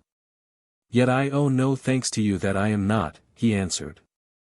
"I think there's no more to be said, unless it be to add the assurance that Lord Julian Wade has also nothing to apprehend from me. That, no doubt, will be the assurance that your peace of mind requires. For your own sake, yes. But for your own sake only. I would not have you do anything mean or dishonoring. Thief and pirate though I be." She clenched her hand, and made a little gesture of despair and impatience. "Will you never forgive me those words? I'm finding it a trifle hard, I confess. But what does it matter, when all is said? Her clear hazel eyes considered him a moment wistfully. Then she put out her hand again. I am going, Captain Blood. Since you are so generous to my uncle, I shall be returning to Barbados with him. We are not like to meet again, ever. Is it impossible that we should part friends? Once I wronged you, I know. And I have said that I am sorry. Won't you say goodbye? He seemed to rouse himself, to shake off a mantle of deliberate harshness. He took the hand she proffered. Retaining it, he spoke, his eyes somberly, wistfully considering her. You are returning to Barbados, he said slowly. Will Lord Julian be going with you? Why do you ask me that? She confronted him quite fearlessly. Sure, now, didn't he give you my message, or did he bungle it? No. He didn't bungle it. He gave it me in your own words. It touched me very deeply. It made me see clearly my error and my injustice. I owe it to you that I should say this by way of amend. I judged too harshly where it was a presumption to judge at all. He was still holding her hand. And Lord Julian, then? He asked, his eyes watching her, bright as sapphires in that copper-colored face. Lord Julian will no doubt be going home to England. There is nothing more for him to do out here. But didn't he ask you to go with him? He did. I forgive you the impertinence. A wild hope leapt to life within him. And you? Glory be, you'll not be telling me ye refuse to become my lady, when? Oh. You are insufferable. She tore her hand free and backed away from him. I should not have come. Goodbye. She was speeding to the door. He sprang after her, and caught her. Her face flamed, and her eyes stabbed him like daggers. These are pirates' ways, I think. Release me. Arabella. He cried on a note of pleading. Are ye meaning it? Must I release ye? Must I let ye go and never set eyes on ye again?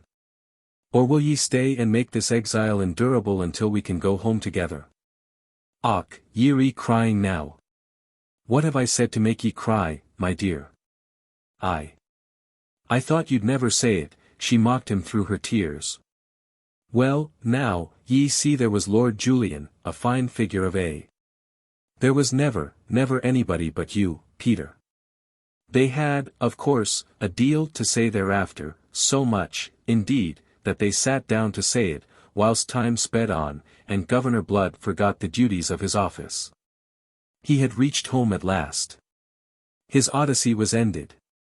And meanwhile Colonel Bishop's fleet had come to anchor, and the colonel had landed on the mole, a disgruntled man to be disgruntled further yet. He was accompanied ashore by Lord Julian Wade.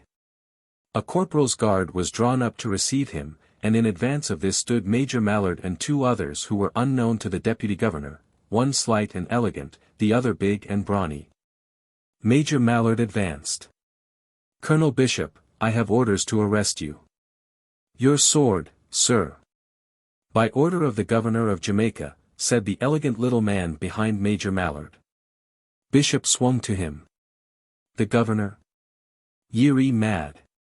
He looked from one to the other. I am the governor. You were, said the little man dryly. But we've changed that in your absence. You're broke for abandoning your post without due cause, and thereby imperiling the settlement over which you had charge. It's a serious matter, Colonel Bishop, as you may find.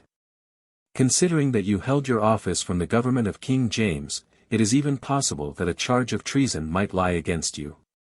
It rests with your successor entirely whether ye hanged or not. Bishop rapped out an oath, and then, shaken by a sudden fear, who the devil may you be? He asked. I am Lord Willoughby, Governor-General of His Majesty's colonies in the West Indies. You were informed, I think, of my coming. The remains of Bishop's anger fell from him like a cloak. He broke into a sweat of fear. Behind him Lord Julian looked on, his handsome face suddenly white and drawn. But, my lord, began the colonel. Sir, I am not concerned to hear your reasons, his lordship interrupted him harshly. I am on the point of sailing and I have not the time.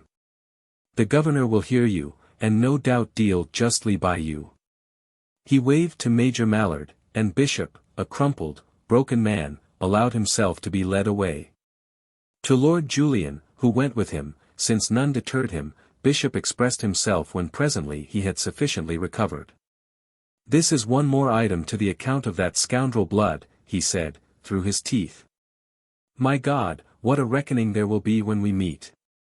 Major Mallard turned away his face that he might conceal his smile, and without further words led him a prisoner to the governor's house, the house that so long had been Colonel Bishop's own residence.